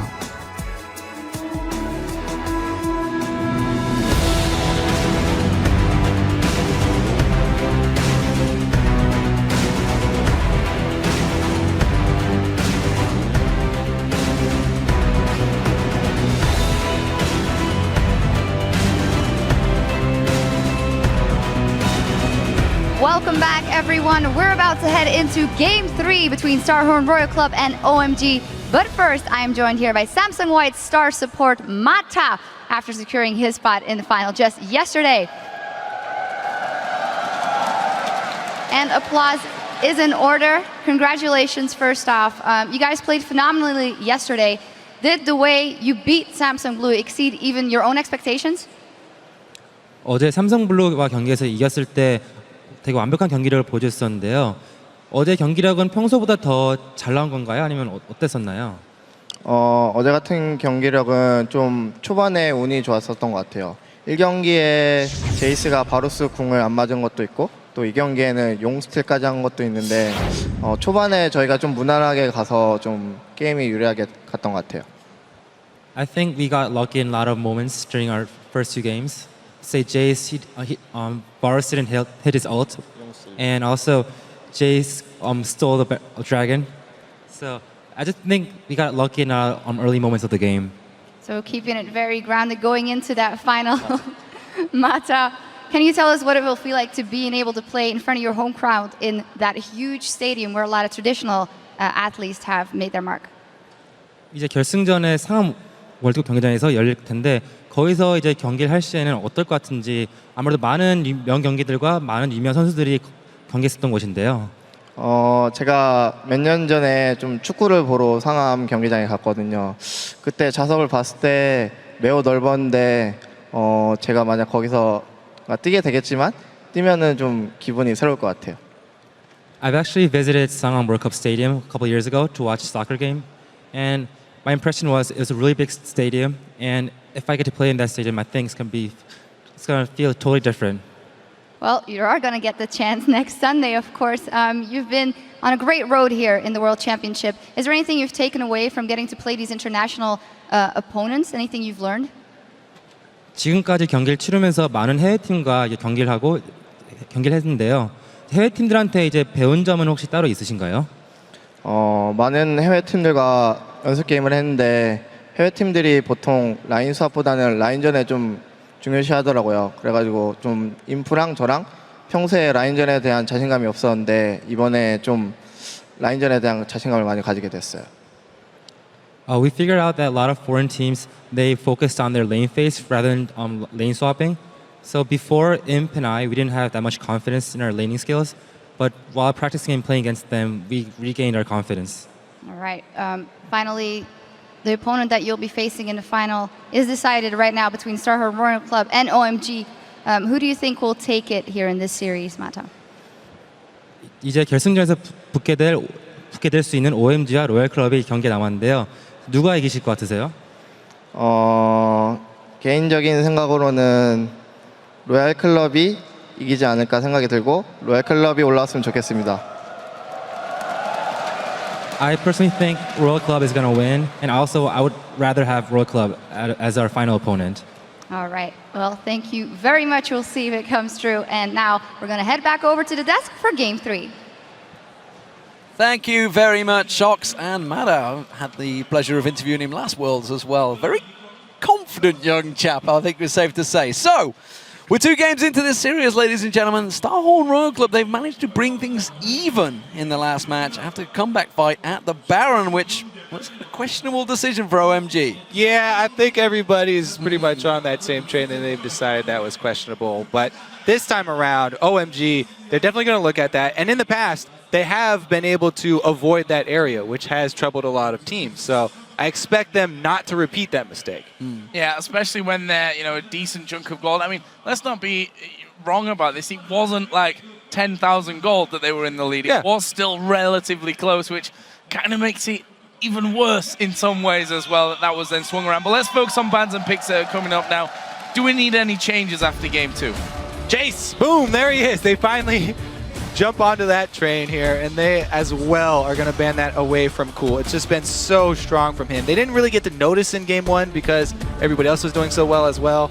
But let's see what it does cost them. Maokai's still up. That's not really a Royal Club pick, though. Yeah. Because they ban it out very often when they even are on blue side. So that's probably going to go over to OMG. They steal away the Janna. Lucian is still available. Yeah, Maokai, as you mentioned, during the regular season just once. They banned it a ton of times. They banned it a ton here at Worlds. They get the Janna though, which leaves then Lovelink, that Kha'Zix, since they did ban Lee Sin and Rengar this time once again as per game number 1. Will they take Maokai for Go-Go in the top lane? Actually played it twice already at Worlds. Yeah. One was a win, one was a loss. And Kola has also played Rumble twice. Now, his Rumble wasn't really inspiring. However, it's still a good champion to go against him. And again, switching off of that Maokai last second, they do decide to go with Lucian. More important for their bottom lane. Keep that away from Uzi, as well as secure it for San. You mentioned his stats here. He lost at Worlds with Lucian. Yeah, he was fantastic on him, and he keeps San happy. And more to the point, Kola hasn't played Maokai certainly throughout this tournament, and if I look back, to the previous throughout the summer. Yeah, just one performance on it, so they're probably thinking it's safe to let that one roll through to the second round of picks perhaps. Korn this time going back, and well, maybe it's not so safe. It looks like it's going to get locked in for that top lane for Cola. All right, so that is really, really good for Royal Club to actually get something Korn is comfortable on. Orianna, he's got so many games on this champion. Besides the Yasuo and Fizz, you know, this would definitely be one of his top because he's got the other guys. Cola going to be on a sort of awkward champion for himself. Maokai hasn't played that many games. And then Insec is going to be back on that Jarvan, you know, which can have adverse effects for the team.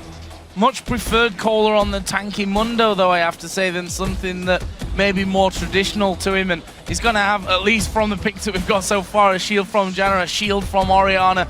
Could still be, you know, a Mundo-esque, I'm in your face, blocking all your damage type champion. Plus, you know, he is a great delivery system for the Orianna ball. They can get good shockwave combos, and it is, again, as you said, tanky champion. Royal Club did really well using Cola as their point man. So once again, they'll have him as the point man on this Maokai.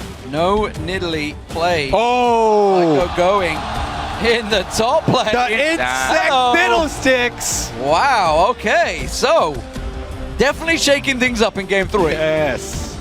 All right, so this adds a ridiculous amount of area of effect damage for Royal Club. Right now they have a crazy wombo combo that they can pull off with Maokai Orianna sucking everybody into a great space for Insect Ultimate with Fiddlesticks. And going against OMG, they will have Fear, which is amazing against Kha'Zix, and the AoE bouncing around Silence here. Crazy team fight here from Royal Club. No surprise there, they like the team fight. But OMG looking to split push.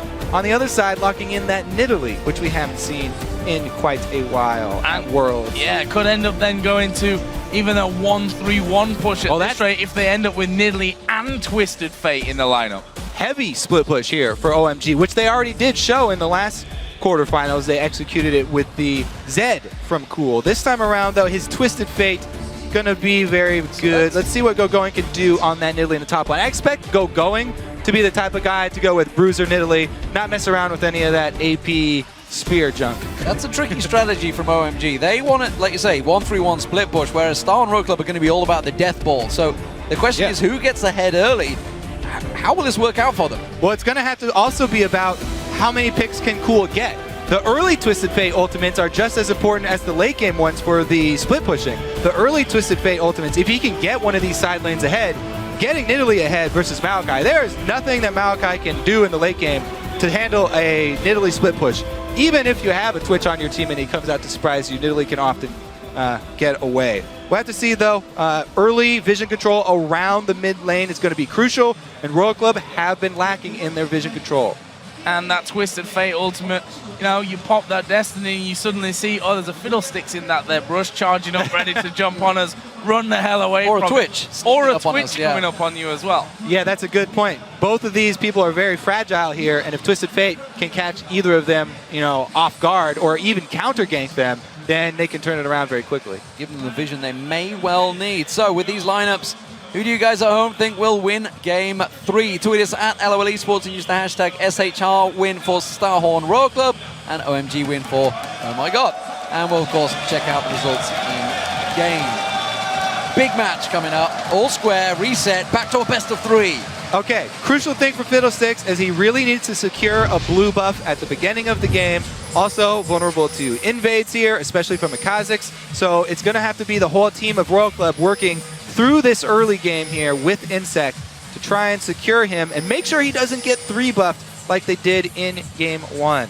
And, you know, it's not a little known fact that Royal Club work a lot with simplified English with smart ping system. This kind of combo could make it difficult for them to coordinate all that one going in, but right now it looks like we're going to have a big face Going straight in there, Korn the one who gets caught down. Is he going to go down? One more hit comes in, Korn goes for it. Flashes and gets first blood.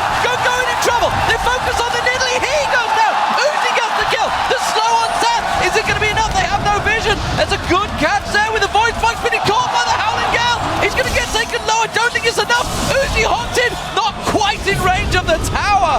And Starhorn Royal Club, they're 2-0 up less than a minute into the game. You You can just tell when both teams group up as 5 and they head over to the same spot on the map, there's going to be magic. And even though they face check 5 into 4, because they have the brush advantage, Royal Club get a huge advantage. Take out Cool. Cool doesn't get to do anything. He throws 1 red card and he's dead. There's the first blood. Corn's able to flash in, join the fight moments later, and once you get one person down, one person advantage in the level 1 fights, you can steamroll the other team off. 2 kills here, very good early start for Royal Club. This is the tempo-based team. This is the team that likes the fast pace. It's gonna be a good start for them.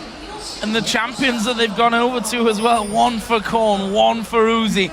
2, you could argue, the big 2 players on this team.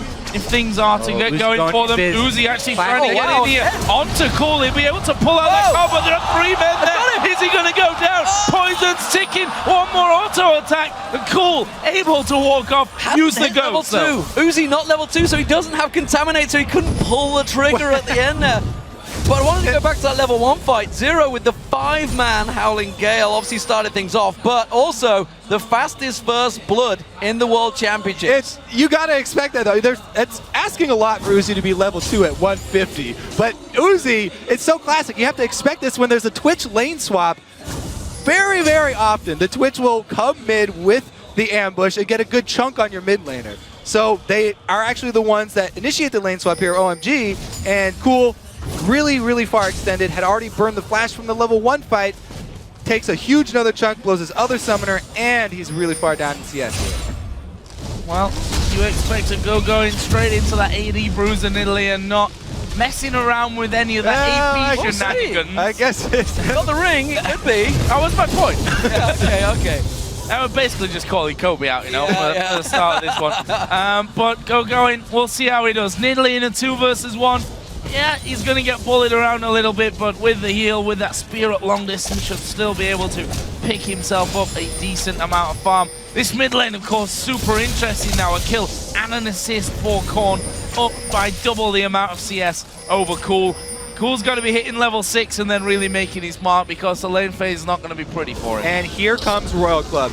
Look at the vision discrepancy this time around. They got the early advantage from the level 1. They've got the only wards on the entire map. They are the ones that are going to get this early dragon because of the lane swap. Sand is up top, so very easy take for them. With Fiddlesticks, can just drain the dragon forever. And it's actually a pretty good aggro swap there from Zero with some fancy footwork. Yeah, it's beautifully done. Star Rock Turning them circles. Take themselves an early, easy lead here. And a very strong start. Back and forth. Something topside? What was that? The last time these guys met in the playoffs, the final game where OMG came out 3-2 ahead, it was very much a back and forth affair, taking one game off each other all the way through. But there is the dragon secured. Going. 4 minutes, 14 seconds into this, and Going is still sticking around. They're coming around, they see the ward, but Zero might catch him with another Howling Gale. Don't think it's quite going to get on point. Dodges out the side, leaps away. Have they got the damage this time around? Insect with the fade to drain. The Contaminate's not quite there. The poison not strong enough as he chugs down the final health pot. Gets away with his life. Royal Club didn't commit to that gank. If they had just run straight past that ward, they would have gotten going. But they stopped, throw a couple hits on it while they reveal it with the sweeper, and in the end, Insect flashing over to get the fear, not able to quite pick it up. So some rare indecisiveness from Royal Club this time around. See if they can get him in the block. Oh, Max Drain took there. Insect's going down here. Can they finish him? It's Loveland that gets it, takes the bumps, says thank you very much. Did we talk about his vulnerability to invades? Because that is a very, very real thing. Plus, Cloud with a great setup there. The vision control around this bottom side for OMG, unexpected because they have their duo top, but Cloud early roaming, makes the play for Loveling, able to land the hook, and now they can take over this whole side. Stealing away the race, stealing away everything from them. Sand keeping that lane very much his, and very much in control in that top lane as he keeps it held strong. Cola doesn't want to go near it. Dead Center's not going to find its mark. That's a level 2 Cloud versus Korn as a level 5, by the way. Insect will drain that one down. So, differentials once again in this game could well be between the two top laners, Going and Cola. At the moment, it's certainly building up that way. And of course, Uzi versus Sand. These are definitely the big ones we want to keep our eye on, but This game's all about big team fight for Starhorn Royal Club, where OMG want to keep it in skirmishes, splitting. And Cole caught out! Yeah, big shockwave coming in, but the follow-up, not sure it's there, but Cole going back in, will get himself fear, will get then surely going down with the ignite. One more tick will do it. Cole taking down Cole. Don't know why he really wanted to get that gold card off, but it definitely cost him another roam. 0 this time getting through into the mid lane. Also, before this all happened, we wanted to point out that Cola using his teleport into the bottom lane just to get that 1 lane of experience. There is that discrepancy for the top laners teleport. So we'll have to see if OMG can actually make use of this Nidalee advantage. Zero and Uzi now onto this top lane. Try to stop San from getting all this free farm. Uzi will just go straight in, bully him away. Cloud then being brought up, level 2 still on the Thresh. Might be an easy target, especially if Uzi goes over that level 6 threshold, has his rat-a-tat-tat then available to really pump out that damage. We'll have to see about that though. That's a slight bit away at this stage. Leaves us then with that 1v1 down bottom, which, you know, for the start here, Cola 22 CS to his name, going in that 1v2 for quite a while, has got himself a second orange ring and a pair of boots as well, and is ahead on the farm front. Yeah, anything to delay Cola on that Rod of Ages will help out. We'll have to keep our eyes on that one. Whether the junglers want to start looking there, because as it is at the moment, it's all been focusing, and for the first time actually, a little bit of focus on the mid lane, on Cool, helping out Korn in his mid lane, just one and going in this 2-0-1 he's got. Yeah, he had such a great start to this with the level 1 kill, plus then the extra ganks shoving Cool out of lane. Korn's in a very, very strong position this game to help out, especially with those team fights. What I really want to watch, though, is the side lane bush control of Vision, because once Fiddlesticks hits that level 6, everybody has to watch out for the long-range ganks using his ultimate, and you have to control bushes further back than you normally do. The side lanes are going to be extremely important, plus you have to worry about the tri bushes. And jumping over the wall. Speaking of which, Loveling snuck his way in here, Cola unawares, but maybe the aggression of Going gives that one away as he eats up those traps and doesn't push any further than the mid lane. Has to be careful. Cool was also missing in that mid, which is immediately alarm on Cola. He's walking into a trap here, and Loveling is very much the bait going in. Oh, can they kill him off? He's just hit level 6, gives him his ultimate. Twisted Fate gonna get involved in this one as well. Cola, 1 versus 3. He's going down. That's Going's first kill of the game. Korn gonna shove up that mid lane as well with Orianna because they got the first Twisted Fate ultimate out. That was just another good gank there down by Leveling though. As we said, side lane bush control. Royal Club with the correct reaction though, trying to shove down quick. Insect and Korn working what they can. Wildcards from Cool should clear this wave out. Does get himself the big siege minion as well, so it's safe for now. Hook on Uzi. This time they follow through on it. Cloud going in there. The exhaust used onto Sand, but Uzi's taken solo from this one. The flash doesn't get caught out with the play. Cloud got his own here. You can see Sand, he's had to back away. Zero punished him. There's no support coming. They're taking so low. He gets one go. Can he go for the second? The death sentence does not land. Uzi though tries to return with his rat-a-tat-tat. Not close enough. But in comes Insect. He's level 6. He's going to go for it. Double warded. Yeah, they're going to see him coming in, but it might not even be enough. Here comes the surprise under the tower. They're going to take Sand. Can they get Cloud? Insect tanking up the turret. Gets himself the double. But Korn and Loveling are on their way though. There is a stun card. Loveling running. Ignited up. Here comes the backup from Uzi as well. Meanwhile, Nidalee on the top side having to go here at Insect for the strain. It's maybe too much. He ran away. Well, he's still running. They're all there as well. He's draining again. Brilliant! Another spear. Surely gonna run now. He's running now. He's gone. Oh, wow! That was just a matchup of wills. And Going didn't want to pounce towards Insect to finish him off. Decided to jump away, whereas Insect, his only option is to stand there and drain. And he went with it, and he comes out ahead. The tower dive from Insect. Gets double kills, and they're able to leave as well. Going thought for sure he was going to pick up this kill. Loveling able to jump out. Cool comes down to screen for him, and then he rightfully backs off because they had vision as well. Oh, this is what I can't believe, though. He pounces away instead. Right here. Oh, so close. The Orianna shield may have come in to save him, though. We'll never know. The split seconds there might have been the difference. Regardless, Insect got out with that play. And while all that happened, Cola was just down the bottom, free farming away, and that's got him back into this lane phase against Going, who used his teleport to go up there. And now we see Star Royal Club moving in. Can they start off the Dragon? OMG in position, so it will force them away for now. Destiny up in a couple of seconds, but Starhorn Royal Club are starting off very, very strong here, and you guys at home clearly starting to see the change here as you begin to back and begin to believe in the power of Uzi and Insect. Hey, after game one, we said if a small thing went different in the early game, this strategy looks great.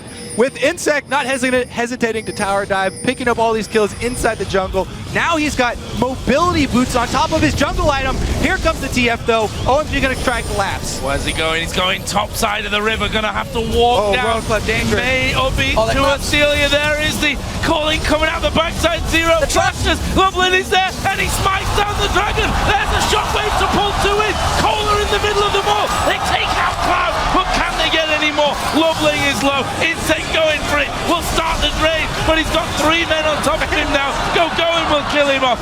2 for 1 with the dragon. Uzi pokes out. Sand pulls him down. Whoa, all right. The Dragon Pit now is actually the death pit for Royal Club. All committing even after the Twisted Fate Ultimate revealed them.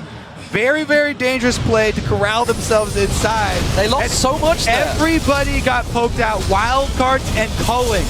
Plus the spam of the missiles from Loveling gets everybody low, and nobody wants to go up for this extra kill. Insect's the only one without fear on the front line because he's got the health. Nobody tries to challenge Loveling. They all try and flash out instead while Insect's dying. And Uzi, the ambush invisibility is not going to last long enough, so he has to give up another kill. 2 for 1 and the Dragon all going OMG's way, and that puts them back in the lead in gold and items, and everything's working out once again. Back and forth. Merry-go-round right now this game. Cool. Got himself back in it. Got himself going. Top lane also starting to work out, but Cola we know is going to take a while to get going in there, but Going himself. He's a long way behind in items still. Of course, had to go for that second door and drink to keep himself relevant, and that has delayed him. Now you see the themes complete. Slowed him a little bit. 80 carries. How do we see this going? Sand's back on his favorite. Uzi, well, he can play anything, and he tends to be on his favorite. Are we looking at towards play the ranking complete, and away he goes again? For Uzi here, yes, definitely. Uzi's definitely the type of guy to keep on looking for those picks, especially if you can get backup.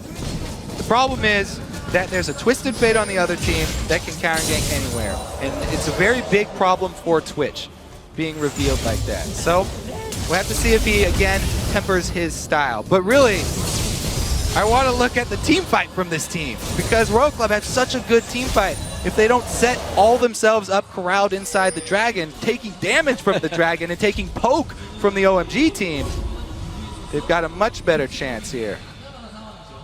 Crazy start. Once again, 14.5 minutes, 6 apiece in kills. And 1,600 gold lead for OMG on the red side. We are going to be seeing Infinity Edge done pretty soon. Kohler up top, he's going to go down here surely. Going pounces onto him one last time, and that's a killing spree for Going's Nidalee. Yeah, AP or Bruiser, whatever you're building it, it's a hard 1v1 matchup there for Maokai. Going with a great show of power, trying to take over his lane, and that's going to open up more options for OMG because they have the teleport. They can dive bottom. They've got teleport and TF ultimate ready. Everybody's in position. Uzi gonna back off though. Zero's aware of it. It's a 3v3 now as Insect comes running in, speeding in almost, trying to land that Dark Wind and land the Fear. But Loveling hasn't backed away. He's still in the tri-bush. Top lane is being very much taken by Going in control. Cool, pushing pressure. A lot of tower damage on that mid lane, and it's OMG coming out strong in every single lane now. That's a big problem for Starhorn Royal Club. Wards exchange, and actually down the bottom we did see the ward go down, and I think that was Going all three. Stop from TPing down. They had to put another one in. That tower is going down. That middle, that bottom outer turret is dead when Sand so wishes. Just wants to kill off a few more minions here before he finally pulls the trigger and finishes off the second one of the game here for OMG. Crucial point in the game. with both outer turrets going down for OMG to now keep that pressure on the side lanes and pull Royal Club back and forth. This is the point where Royal Club are going to have to make their move. Flash down bottom. Insec working on his arm guard to try and get his Zhonya's as quickly as possible. Be a very, very key point for their team fight. No doubt about it. San is much more happier on Lucian than any other champion. Gigantic CS advantage built up over Uzi, who will himself push his tower, but again, Twisted Fate, ultimate, Destiny comes out, forces him away from turret, saves it, keeps it clear. That's on a fairly quick cooldown, so he can just keep doing that, keeping them away from the towers, not giving them any free gold or experience. Meanwhile, the mid lane, they start to focus. A minute till Dragon is up, and OMG are already looking to take control of the river. All right, well, OMG do need to keep up their vision because their split push is very strong. You always have to worry about the Uzi coming in. With Twitch, though, trying to assassinate people. That ward, seeing him go invisible at the beginning, Cool's able to back off. Let's see if they can actually turn this aggression around. There's no TF ultimate, so they can't catch it.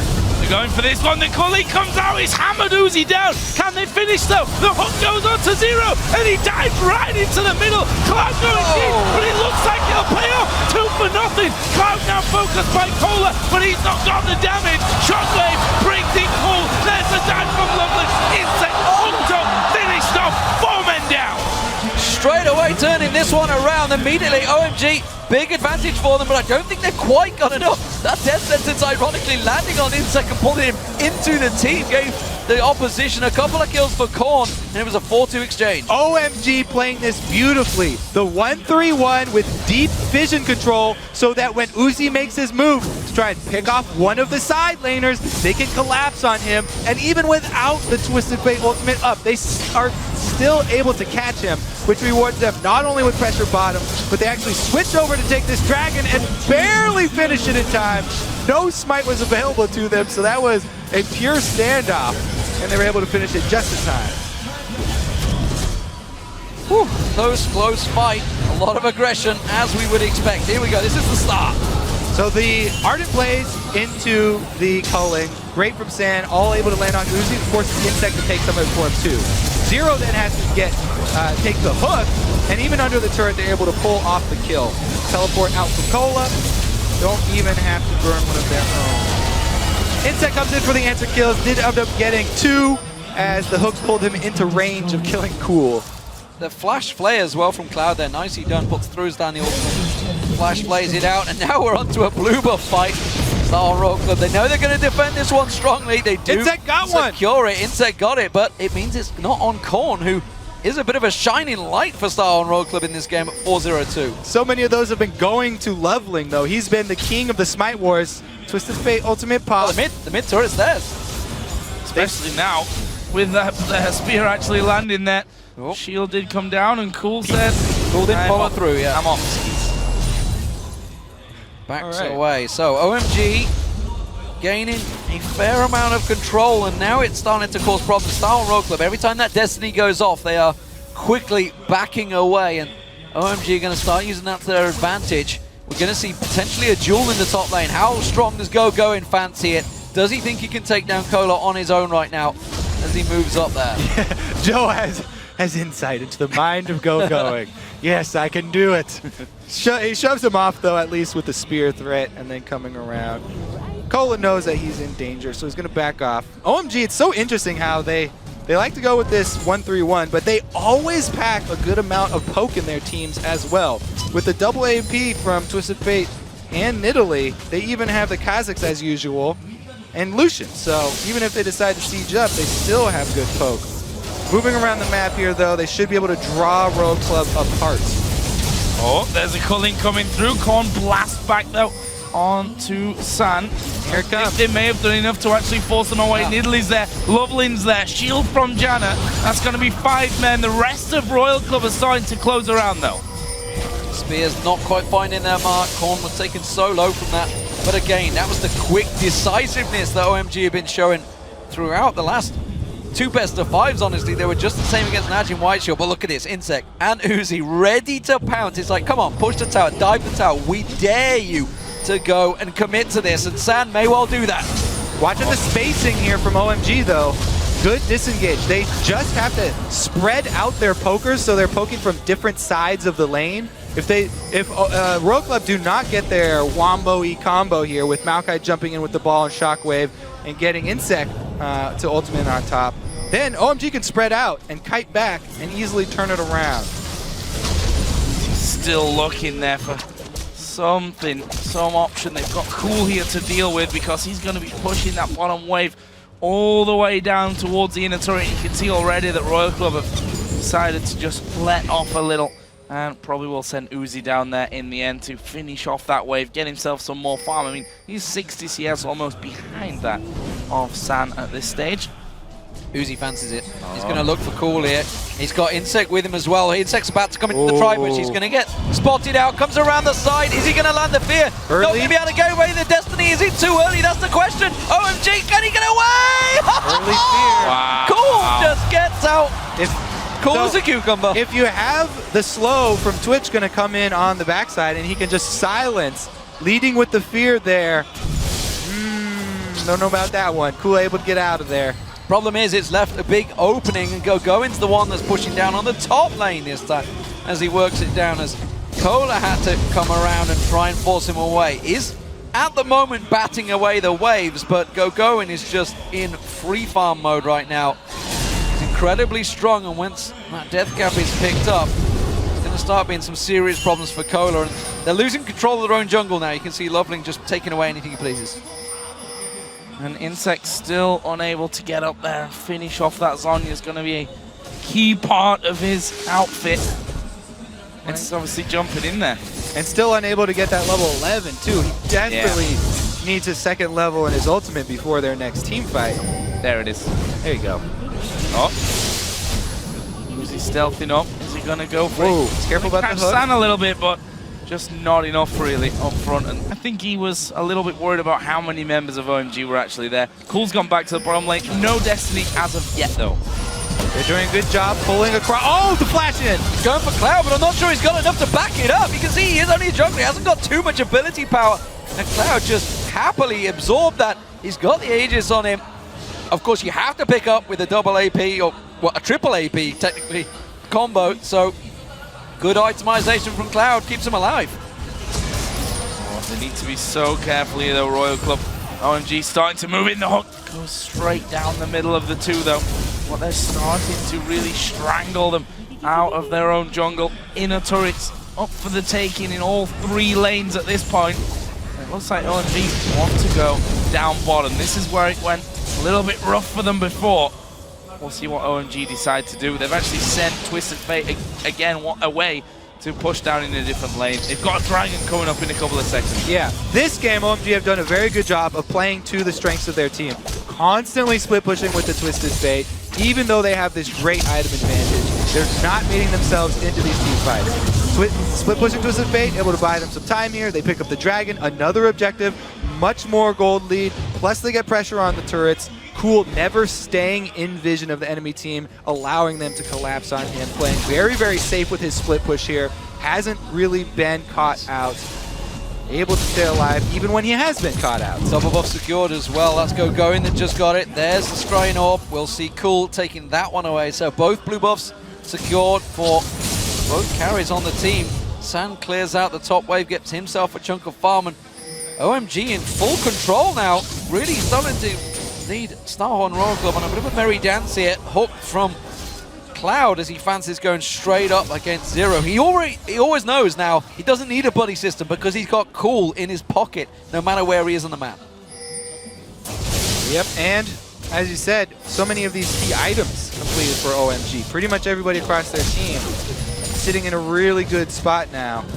That magic resistance aura going to do work, and we even have a cleanse on top of the Infinity Edge static shiv combo here for San. So this team, even if Royal Club get their team fight that they want, it's going to be hard for them to pull off. They have to get a great shockwave into Fiddlestick's ultimate. So OMG just waiting here at Baron, expecting Royal Club to step forward, trying to get some vision of their own. And well, we saw it in the last game that Barons can certainly change things around, especially when you've got yourself an Oriana Fiddlesticks combo where the Baron pit just becomes all the more juicy for fighting inside of. I don't think OMG are going to make that mistake again. You'd hope not. You'd hope not, but yeah, I don't think they will. After last game, surely not. Well, they're trying to bait it right now. Cool not showing on the map right now so that Royal Club get anxious. And they're heading over there. He's able to sneak in on the bottom side. Now finally does show his split push. And you can see the entire team backs off. Twisted Fate's ultimate not long enough to get all the way back up there from the bottom lane anymore. That's the so bottom he's going to have to commit down to this bottom turret. Another small advantage game for OMG with this split push. No wards though. He's going to have to get a little bit deeper vision for himself because Korn's coming in hot. Come around, but it is just the one burst, which is why he's sticking around. He's got the support now of Loveling and Go going, and they may try and cut them off. There's the Destiny pulled. Are they going to go for Korn? Are they just going to play it as defensive? Yes, they will. But that's down for now. They don't get the tower. But good games. And you can see he waited to pull that Destiny till the rest of the team started collapsing closer to. So if somebody was caught out of position trying to rotate down bottom against him, then they could immediately collapse on that person. OMG, their strategy is pulling Royal Club apart and then closing the pincer really quickly and jumping on anybody that's stuck out of position when Cool pops his ultimate for that vision. Nobody was quite out of position there though, so they just take the small advantage down bottom. Forward wards as well all along that side. That turret surviving for now at least. But surely OMG just going to go once again over to Baron, clear out all those wards, and start this one over again. Quite a few around there, the Royal Club, so it's going to take the couple of scans there. Actually a nice one that catches both that corner brush and death brush ward as well. Slowly, OMG once again getting to a position to strangle out Royal Club. A lot of unspent gold though on the side of OMG that they could do with spending, and it looks like they are going to do that. Sand's going home and Cool is going home as well. So they're both going to spend between 2,700 and 2,300 gold. Aggressive deep warding from Zero, hoping backing on his speed there. Starrock will try and shove this wave quickly up the top. They saw Sand go back, they saw the Cullen being used, so they know they have a window of opportunity, which is why they're quickly going so aggressive in and around that river area. Oh, the stealth bomber doesn't quite work out. Going and Sand do manage to get away from that. That's 7 seconds of pain coming out from Uzi, not quite securing the kill, but by God, that was close on a 2v1. They really needed that. Without the shockwave and without the spray and pray from Uzi, they don't have quite so many options this time around.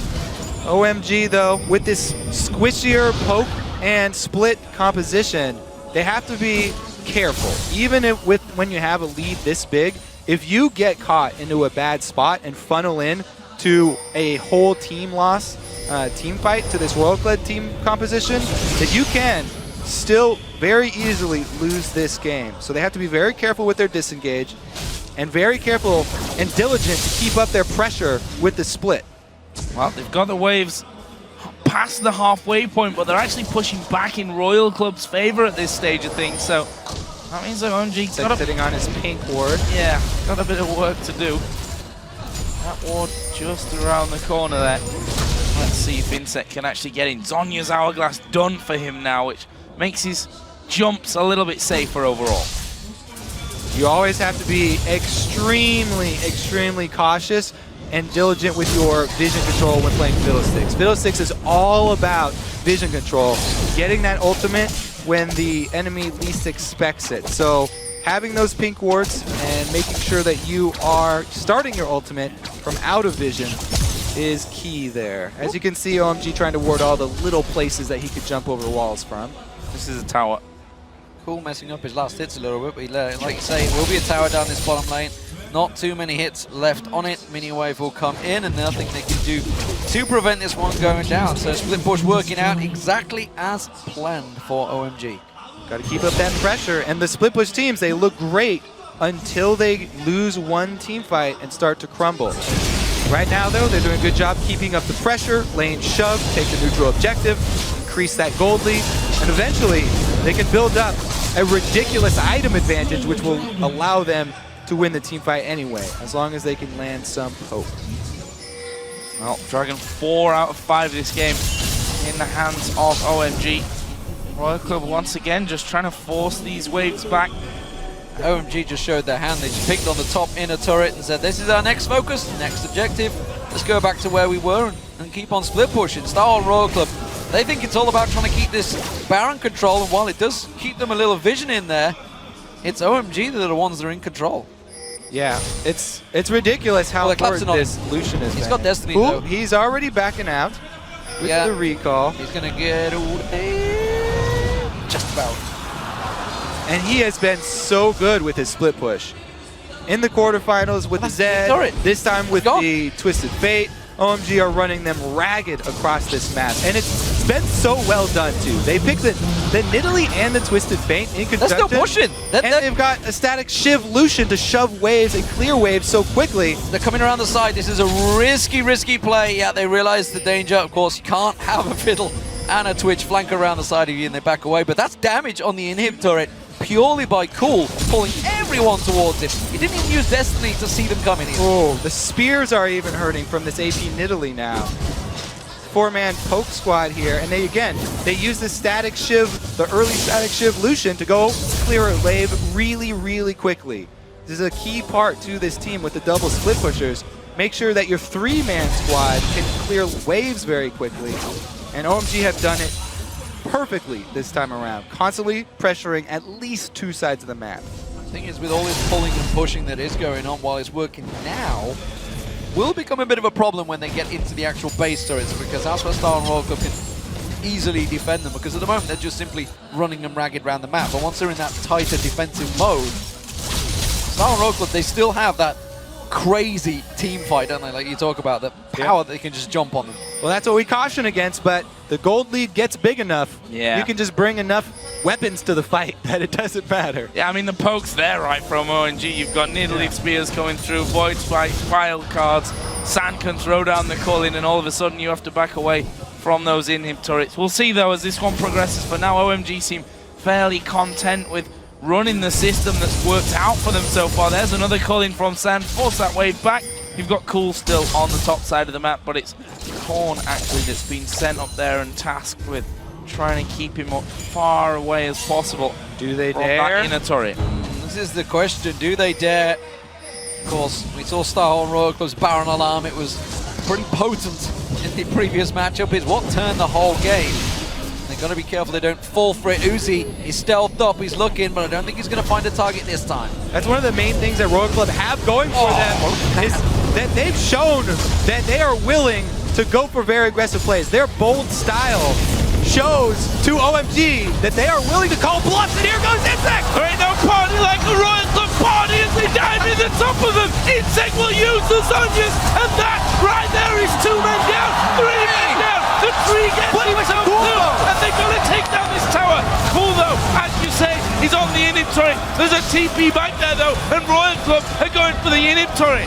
Risky play here, but it pays off as Insect parties in there. That's going to be 1 down. Turret's going down. Insect will finish his job, and he's going to back away. Job done by Star Royal Club. We talked about the risks, how they can get caught out with a split.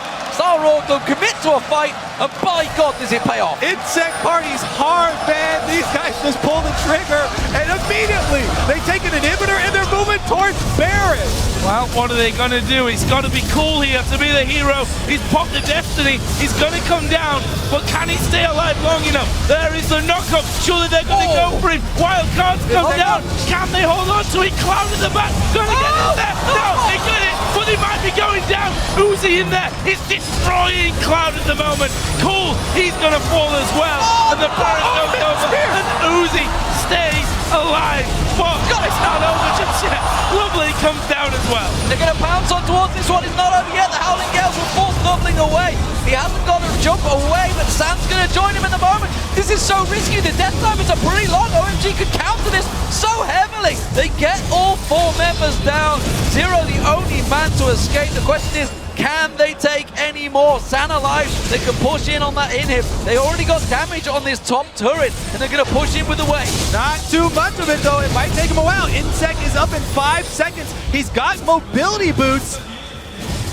And he's got an ultimate coming back up. His Zonya's is also back available. He could go in there and just try and go big here for Royal Club. What's he gonna do? Zero there with him. There's Insect speeding out of the base. Gets knocked back straight away by the Cully. This game is wide open once again. Wow, wow, wow, wow. This time around, it's OMG maybe trying to set up a death bush, but all the ultimates are back for Starhorn Royal Club. Reset the clock, get yourselves back in there. Forget the fact that you're 10,000 gold behind, because clearly it doesn't mean a damn to these guys. Royal Club is such a great team to watch playing against a team that's trying to split against you and trying to poke against you, because they do not hesitate to go for those initiations. Just drop the pink ward and boom, and immediately start channeling that Fiddlesticks ultimate to jump over the side. But again, the gold lead is tremendous right now for OMG still, and now they've got an open lane into the base. So they don't have to funnel into one of these small areas that's going to hurt them. Oh, Cloud gonna get feared here. Zero will knock him up, but I'm getting too excited over that because he's Dragon here for Royal Club. No one around really for OMG. I don't see a Destiny being used for the Dragon when they've got this kind of lead. However, Loveling comes down, it's gone now. More global gold to the team fight team. When these poke and split teams crumble, they crumble in spectacular fashion. Can Royal Club keep it up though? One more team fight like that is what they're gonna need. Patient play from both of these teams. This is a best of 5 that's gone all of the way twice in the playoffs. In the regionals, it was all Starhorn Royal Club, 2-0. Clean sweep for them. But this time around, it's got a long way to go in this best of 5, I feel. This is not over no matter who wins this next one. We've got a late Medjais here from Zero.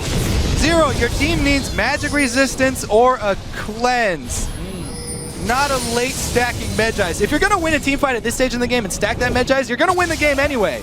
A little bit overconfident maybe, who knows? Sandknot caught out like they think.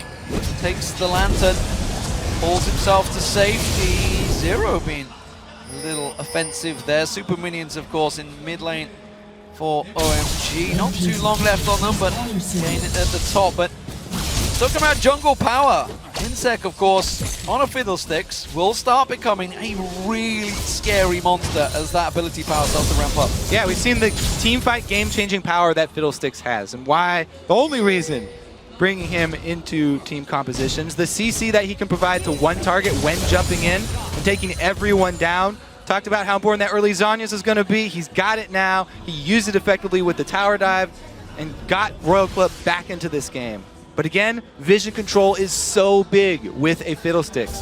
And OMG were caught out once by an ultimate, unsuspecting Fiddle ultimate. Once that happens in a game, you pay very close attention. Anytime you shove any lane, have to have vision on the sides to see where Fiddlesticks is. You don't want to start out any team fights without that knowledge. Look at that graph there, the goal difference over time. Royal Club with that early start, but since about minute 12, it's been all OMG. There is a slight dip back though, of course, with that push and the Baron coming in for Royal Club, and then, well, it kind of went the other way again as they lose 4 men pretty much instantly. But there is a Destiny. Where's he going? He's going into the middle of them. They're going to go for the fight. Is it the fight they want? That's the question. The Cullen goes down. Starhorn Royal Club back out 90. The hook on Instinct doesn't get followed through, and Cloud's in trouble. He will get taken down. Sam picked up the side. Now we're going to see Instinct figure out this. There's the party, and it works out well. Sam in trouble. Have to flash away, and suddenly it's a 2v4 race. Chase down there, Sand does get one, Zero flashes in, he lands the Frost Queen, here comes the tree from the side, Cool flashes over the wall, but they don't care about Cool, they can push through to the base. They were able to disengage that so well. Cola able to soak up the brunt of all the CC and the damage until Corn was able to arrive, and they turn it around.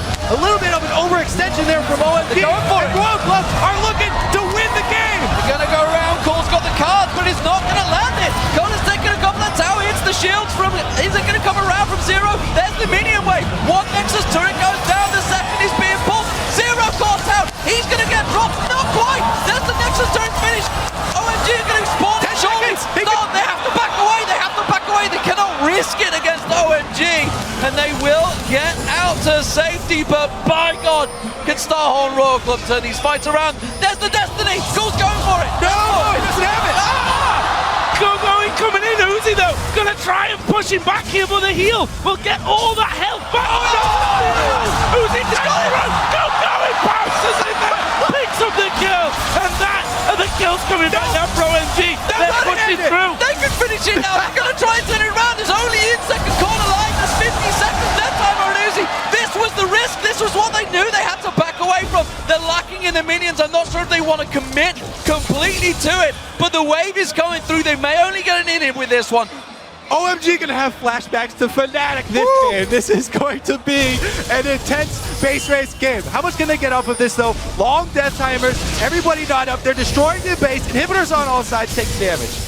Well, that inhib is going down, no question about that one. Front turret may fall as well, that will go down. So middle's down, top's down. Will they go bottom? Good damage there onto Cloud. The rest of the team starts to spawn in. Cullen will try and get them low, but OMG moving out now. 10 seconds left on Baron. If they overcommit here, if OMG overcommits and gets caught, when Uzi comes up in 9 seconds, then the Royal Club can still win the game. OMG are committing really hard here though. Uzi up in 3 seconds. Uzi could go in deep. Though Cloud's gone down. Shockwave! Get on towards it! OMG just scattering like the wind! And Starhorn Roka, they're pinging on the net! They're going, look at Uzi! He's already going there! The rat running up the mid lane here. Insect will go, Cola, Zero, Korn, they're all there! The recall, now they're turning around! They're turning around here! They're going to try and see them! They've got Nidalee, they've got Kha'Zix pushing through! Surely they're going to lose out! Look at the recalls in mid lane! They're coming back here, but Royal Club still have 3 men going. There's 30 seconds for Cloud. There's 40 for Cool and San. This is Royal Club's game. It's a Chinese relay race. Everyone is back and forth from now. They're going to do it. The sapling landed. It stopped the recalls. And Starhorn Royal Club being back behind the whole game and come back with a brilliant couple of team fights. What a turnaround. Insect with the Growth Storm. Absolutely pivotal in every single fight. Tell you, when these poke and split comps crumble, they crumble in spectacular fashion. The AoE team fight of Royal Club through in the end. That one almost gave both sides heart attacks. Almost gave me a heart attack. I don't know about those guys. You almost broke the stage, Joe. Yeah, I don't know about anything else. I jumped up, and I'm not a small lad. I'm surprised it actually held us up here. We almost went through the floor. What an amazing ending to that game. And that, it's only the 3rd game, guys, of this best of 5. But look at OMG. Some of those look devastated. How much of an effect has that mentally had on OMG? They were leading the game. They were a little bit undecisive. They were trying the split, but it got them caught out too many times. And you saw the relief on Star Roko's face. How much confidence is that going to give them? Uzi, he was loving the end now. And Insect, my God, he's stepping up again. I'm telling you, overcommitting to that 3rd inhibitor, you can lose the game at this point if you commit like that. And they didn't respect the AoE. What we've been waiting for the whole game, to see that Maokai shockwave with Orion into the Fiddlesticks ultimate. We finally got to see it for the last 30 seconds of the game. Yeah, I mean, you only have to do it once. If you can hold on long enough to build your items up, one time is all you need to push it back. Can you feel your arm go? Are you okay? I tell you what, we talked about Fnatic being involved in games. It's OMG that are always involved in absolutely epic games. They have had some stunners this World Championships, and that once again delivered. What a best of 5 we're having. Starting off 1-0 up, and now 2-1 down. How do they react? Can they come back? Who the hell knows, quite honestly, because they didn't really make too many mistakes in that game, yet they lost. Let's send it to the analyst desk. Maybe They've got a lot to talk us. about. What a game, ladies and gentlemen. We need to take a breather, so we're going to get over to the analyst desk because they can break that game down. Thank you very much, guys. Get that oxygen tank, D-Man. You are going to need it for the rest of the series. So much action happened that we've queued up 4 replays. We're going to be running through them. Let's pull the first replay up on your screen. Let you know that Royal Club won that game with the largest gold deficit at Worlds. Previous record was 5K. They won the game with 9K. Let's go back to level 1. It started dramatically, Monte Cristo. Okay, so this is prompted by that Fiddlesticks pick. You want to invade that blue buff just so that you can stop him and slow his jungle down as much as possible, or force him not to get drained at level 1 so that he gets slower anyway. Now that ends up happening, but not in the way they intended. So when you walk in blind like this, let's go ahead and run this clip. Twisted Fate doesn't have a card queued. Now, Starhorn will always be able to get there. They're also lined up for a 5-man tornado. So they're in improper formation, and you need to check that brush with a hook, or at least, at the very least, to have a gold card or a red card picked before you face check it. So after that, it's just that crowd control was just executed really poorly. Yeah, and honestly, even if you do force a Fiddlesticks to learn Dark Wind at level 1, it was a lane swap. He duoed his blue buff with Maokai, and it's like, oh no, I dealt the same damage I would have otherwise. Well, let's pull up the second replay. And Crepo, I want you to talk me through the 2v2 because this game was really defined by the engagements between the teams. Yeah, definitely not the strategy is what separated these teams from each other because there were a lot of strategic mismatches. But their fights were good though and entertaining. So if we roll the clip, there's just a couple of things I wanted to highlight here. I just like Cloud's stretch. He played really well. He gets that hook on Uzi, procs his hook immediately so he doesn't get cancelled by Tornado. Tornado doesn't cancel him. I think the Flay should have went the other way. And then Sound gets exhausted, disengages here, and this is so unlucky. Cloud flashes forward and he wants Sound to click that lantern, but Sound barely gets it, but still. Then again, Uzi comes in again, overextends, and this game is just going constantly back and forth, and is just so much on the spot, on the fly thinking, and I was just very impressed by Cloud's stretch. Yeah, after the 2v2, it didn't end there because everybody else wanted to get involved in the party. Freak, chime in about what some of the decisions being made here. I love how Insect is to force it because he knows there's no way around this. Cloud has a good play, but he walks past a ward, just ults over the wall, knows he's got enough. And Insect, by the way, does 3 points drain as his main build. This is just a good sort of defense. I want to talk about the Fiddle though. 3 points drain, and then he maxes his fear after this. This is rank 2 fear, buys him enough time. Even the bouncing silence is good. Go and get silenced again at the end of all those bounces, which delays his javelin that would have lasted Insect even still. So Insect manages to keep himself alive, escapes by the skin of his teeth. Yeah. We have another replay. By the way, this third replay happened at 11 minutes into the game. Let's pull this one up onto your screen. Massive dragon fight. Crepo, this one's yours.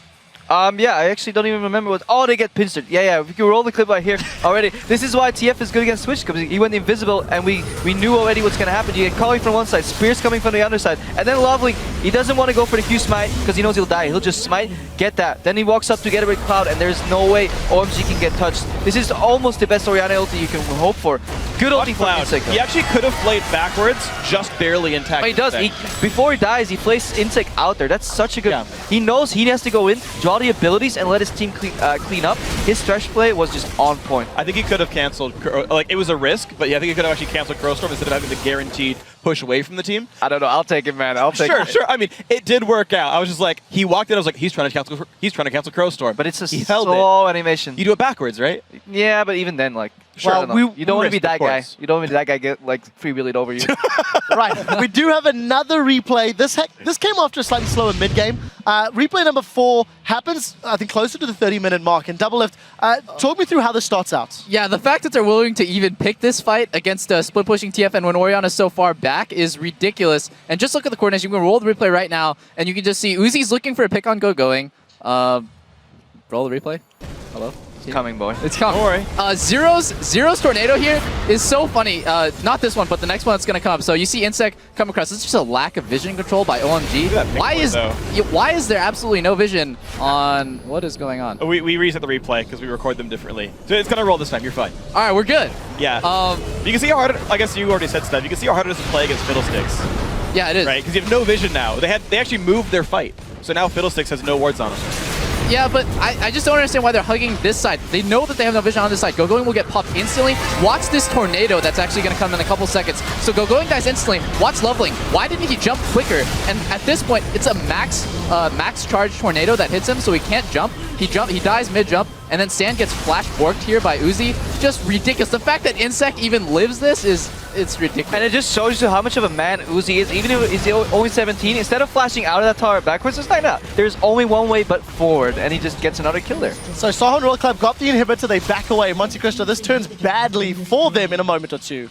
Yeah, I mean, they're going to try and get onto this Baron right here, and it's the teleport that's going to come in from Nidalee that's actually going to seal the deal right here, so they get some nice zoning. And this is the second objective, the Starhorn. We just saw that dragon fight. Now the poke is coming in from the sides on this Baron as well, as they're getting shredded by the Baron. And so it's actually pretty easy at this point for them to clean up. Sure, Going gets hit by the Shockwave, but just too much AP AoE going in on that one. Yeah, and it just goes to show you, when you play against Fiddlesticks, and this is what we talked about in the last series as well, teams that can play around and not play around champions, if you can engage onto a Fiddlesticks, it's very easy to win. Obviously, Crowstorm is down, but that's why you try to engage specifically onto a Fiddle, because you can stop that Crowstorm, you can react to it. Whereas when you let a Fiddlesticks team dictate the fights, as you saw in the mid lane tower dive, it's very easy for Fiddle to make plays. And I just want to point out that Korn just died there without doing anything. He got sold by Nidalee because he flashed away from his team. You always want to dive within your team so that your team can quickly kill that Nidalee because he jumped in to kill him. So, Crepper, we do have to move along. I think it was a very exciting game. Summarize what happened after that Dragon fight in the last sessions, because you did mention the strategic misplays from both squads. All right, so what happens every time is the team does a good play, pushes their advantage, gets an objective, stays around too long, the other team magically, somehow, by some strike of luck, cleans them up. That team, in turn, will get an objective and another one, and then overextend again, and then, yeah, somehow the Nexus falls. I'm very worried about OMG because in my mind, this is the second game that they've misplayed their strategy. They tried for that Baron when they had a poke comp. They could have just siege towers.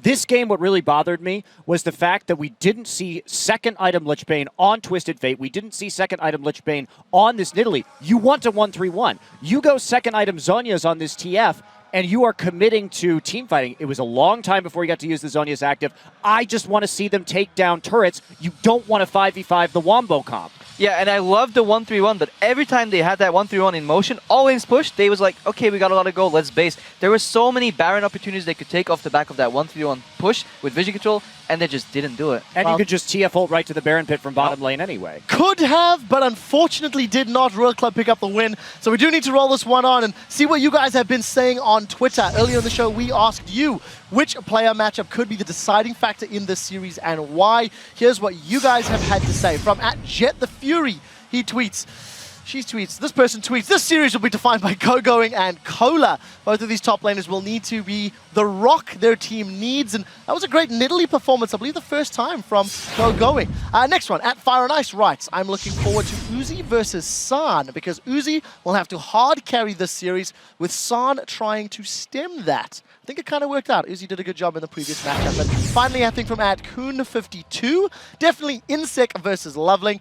Insec's pressure on lanes is great, but I'm curious how he will deal with Loveling's counter jungling. I think he's doing okay for the time. Bounced back well. Has bounced back indeed. Thank you guys for your answers. You can keep the World Championship conversation going by sending your tweets to us at LOL Esports using that hashtag Worlds, and hopefully we'll read your tweet next time on air. We're going to take a brief break in the action, and then this heated rivalry will move into Game 4. When we return, guys, don't miss it.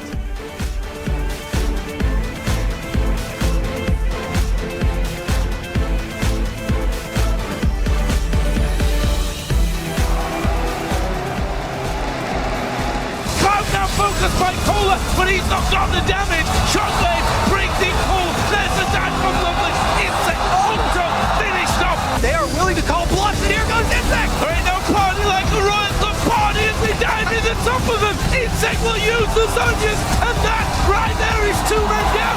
The hook on Insect doesn't get followed through, and Cloud's in trouble. He will get taken down. Sam picked up the side. Now we're going to see Insect figure out the net. There's the party, and it works out well. Susie could go in deep. That's gone down. The top way. Get on towards it. OMG just scattering like the wind.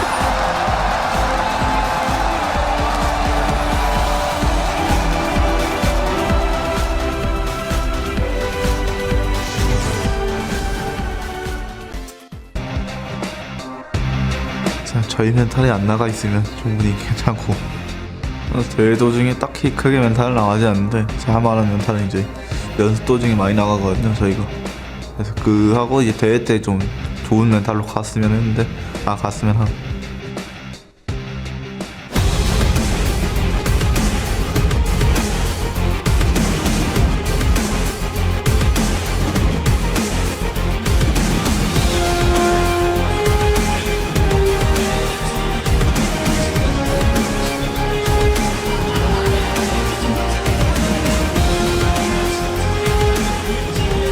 Welcome back, ladies and gentlemen. We've topped up the oxygen tanks as this Chinese rivalry match has gone into Game 4 with Starhorn Royal Club taking the lead 2-1 after that absolutely epic last win. Yeah, and these games causing a bit of wind in here, so we'll have to keep the notes locked down for this one. But Game 4, if it's anything like the first 3 games, is going to definitely test us. But Kobe, let's get down to picks and bans here. I mean, Fiddlesticks coming through. They've targeted Insect with 2 bans there. He brings out the Fiddlesticks, which you could definitely argue contributed majorly to that win there. So they can funnel Royal Club here into a play style. When pushing Insect onto these champions that are all in champions, they then have to play around that play style though, and they have to control the vision, and they have to be able to counter him like they did in game 1 and make his aggressive plays work against them. It's worth saying one more time, and then I'll never say it again. Uzi and Insect's mentality is Royal Club's greatest strength and their greatest weakness. It can be used against them. Yeah, we said that at the very start. We saw how aggressive it was working out for them, whereas you look at game 1, they were doing the exact same thing, and they were dying doing it. So or you can win games like that when you're down so much gold. You can. So let's keep it calm as game 4 gets underway in pick and bans, and immediately the Rengar taken away from Insect. I don't think we're going to see that all series long. Alistair also being locked away by the blue side, by the red side though this time around. Janaban was a pretty big deal, honestly, in that last game. Janna's huge. Basically, the support players in general in this matchup have been huge. So, again, if Janna's banned out, then our attention turns toward that Thresh and towards that Nami. Well, let's see what they decide to go with. We haven't even seen the Nami really come out. In their histories, both of these guys, though, have had good Namis, so... Well, we're looking at the Soul Stealer, of course, that Zero picked up in the last game and thinking, well, little did we know that was the trigger mark for them to go absolutely nuts. Just go for the kills. Well, I'm not I've sure got they the were Soul like... Stealer guys on each stack. Yeah! That was the items pack that they needed to Twitch ban, though, coming out here, finally, for OMG. Don't want Uzi to be getting his hands on first pick Lucian's got to be what they're thinking right now. That would give away Lee Sin, though. So Brazilian may not get banned here, and that could switch things. You know what? I almost feel like these guys are at the point where they will pass up the first pick Zillion. So Lee Sin is still up. So is that Lucian, though. Interesting choice to go with that Lee Sin instead, because Insect, I mean, Sandra just played Corki. Yeah, exactly. While he has he is Insect, and the Lee Sin and Insect are intertwined forever. He did have a couple of hard games on that in the last quarterfinals, and it looked like he was losing confidence with it. Loveling, though, very confident with that champion, his favorite champion as well, so taking it just for him. And they will not pass up that first round Zillion. Or I don't think a first round Lucian. That does get locked in, will fall to Uzi after Twitch was banned out by OMG. Now what will OMG go to? Lee Sin as their first pick for Loveling in that jungle. I'm not sure on that one, you know. Yeah. The fact that they let Kha'Zix through as well for Star and Royal Club, that's a tricky first pick. They really do value that Lee Sin, and honestly, I'm not sure it should be valued that highly. I think San getting him comfortable maybe a bit more of a deal, but Loveling is a big shot caller for the team, so you got to give him credit. We'll see how it works out for him. Maokai was passed up, remember, by OMG last time around, which Star picked up. This time around, Goin's going to get his hands on him. Talking to Goin, he's not been as big a deal in this series so far as we were expecting. Yeah, they have sort of kept him in control. Still big plays, but not quite as big a carry as we saw in the quarterfinals. That is for sure. This comp here rounding out for Royal Club, we do finally see that Nami, and it's in conjunction with the Zillion. So that's a mid-lane Zillion then, locked in for sure for Korn. Well, Rumble's still available, don't forget, for that top lane, as well as the Aurelia. So there's a lot of options for Cola, but what is the mid lane going to be for Cool here? This is the big one. Are we going to see the Zed again?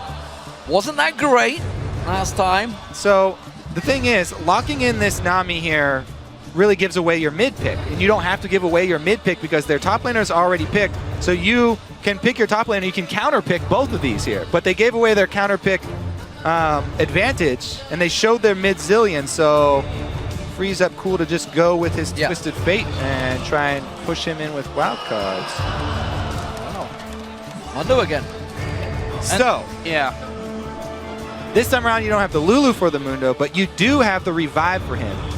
And if it works like the Guardian Angel, then you can regenerate with your ultimate while your revive is waiting to bring you back up as well. So it works extremely well once again to have a really strong front line. Cola as your point man. This is where Royal Club started making a lot of really good moves in their games. Yeah, and the similarity as well to Lulu, you get the speed up from Zillion, can keep chasing down, can get in their faces.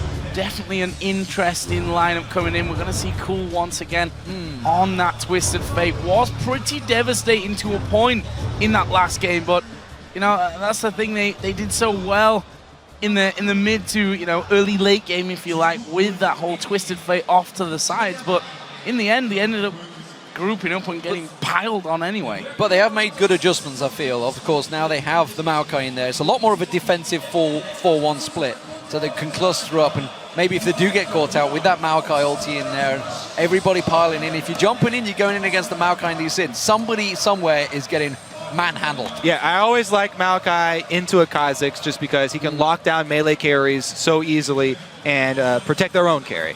Well, of course, those the players do head into the Rift for Game 4. Let us know who you think will take this game.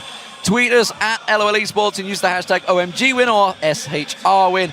We'll tally those votes surely. You've been swinging back and forward on this one. It was all OMG in Game 1. Star Royal Club have been winning the votes in the last 2, and you guys so far have been pretty much on point with those votes. So don't forget to get your tweets tallied up, and we'll check them out as we get into Game 4. Where will this one go? How will it top the last one? That's for sure. And more importantly, will we have another bonkers level 1? Well, everybody's grouped as 5 level 1, and they'll probably both defensively stop in their own bushes. After what happened last time, expect both of these guys to try and get into the same position. All right, opposite sides of the map means we'll have mirrored invades here. Maybe a lane swap from OMG. Looks like they will probably at least get vision down. And Royal Club going to do the same. Bit of extra lockup at level 1 here with the Thresh Hook, with the Nami bubble as possibilities as well. See how this one all works out. For now, OMG getting wards down in the Wraith Rush on the top of the red buff. Looks like Royal Club going to do something very similar here. Question is, do either of the teams stick around? Well, walk into each other at some point? Well, I'm pretty sure that OMG will want to do a lane swap. And so Star and Royal Club see them. They know that OMG are coming, and they are waiting. A perfect Here we go position. again. Oh, they're going in. Sapling will find them. So they checked the bush this time with But ability. They're going to try and catch them out. Are they thinking of it? Are they going to go lock up? That's a risky play. Only half of them committed. Now, they also have this deep lane ward here to try and see what lanes Royal Club are going to go with. And yeah, they are going to go for that lane type. So they're looking for that lane swap against Lucian and Nami. Ridiculous combo in lane. Nami's one of the best supports for lane phase, and Lucian likewise. But they're doing something cheeky here, starting off at their own red while pulling a lane swap.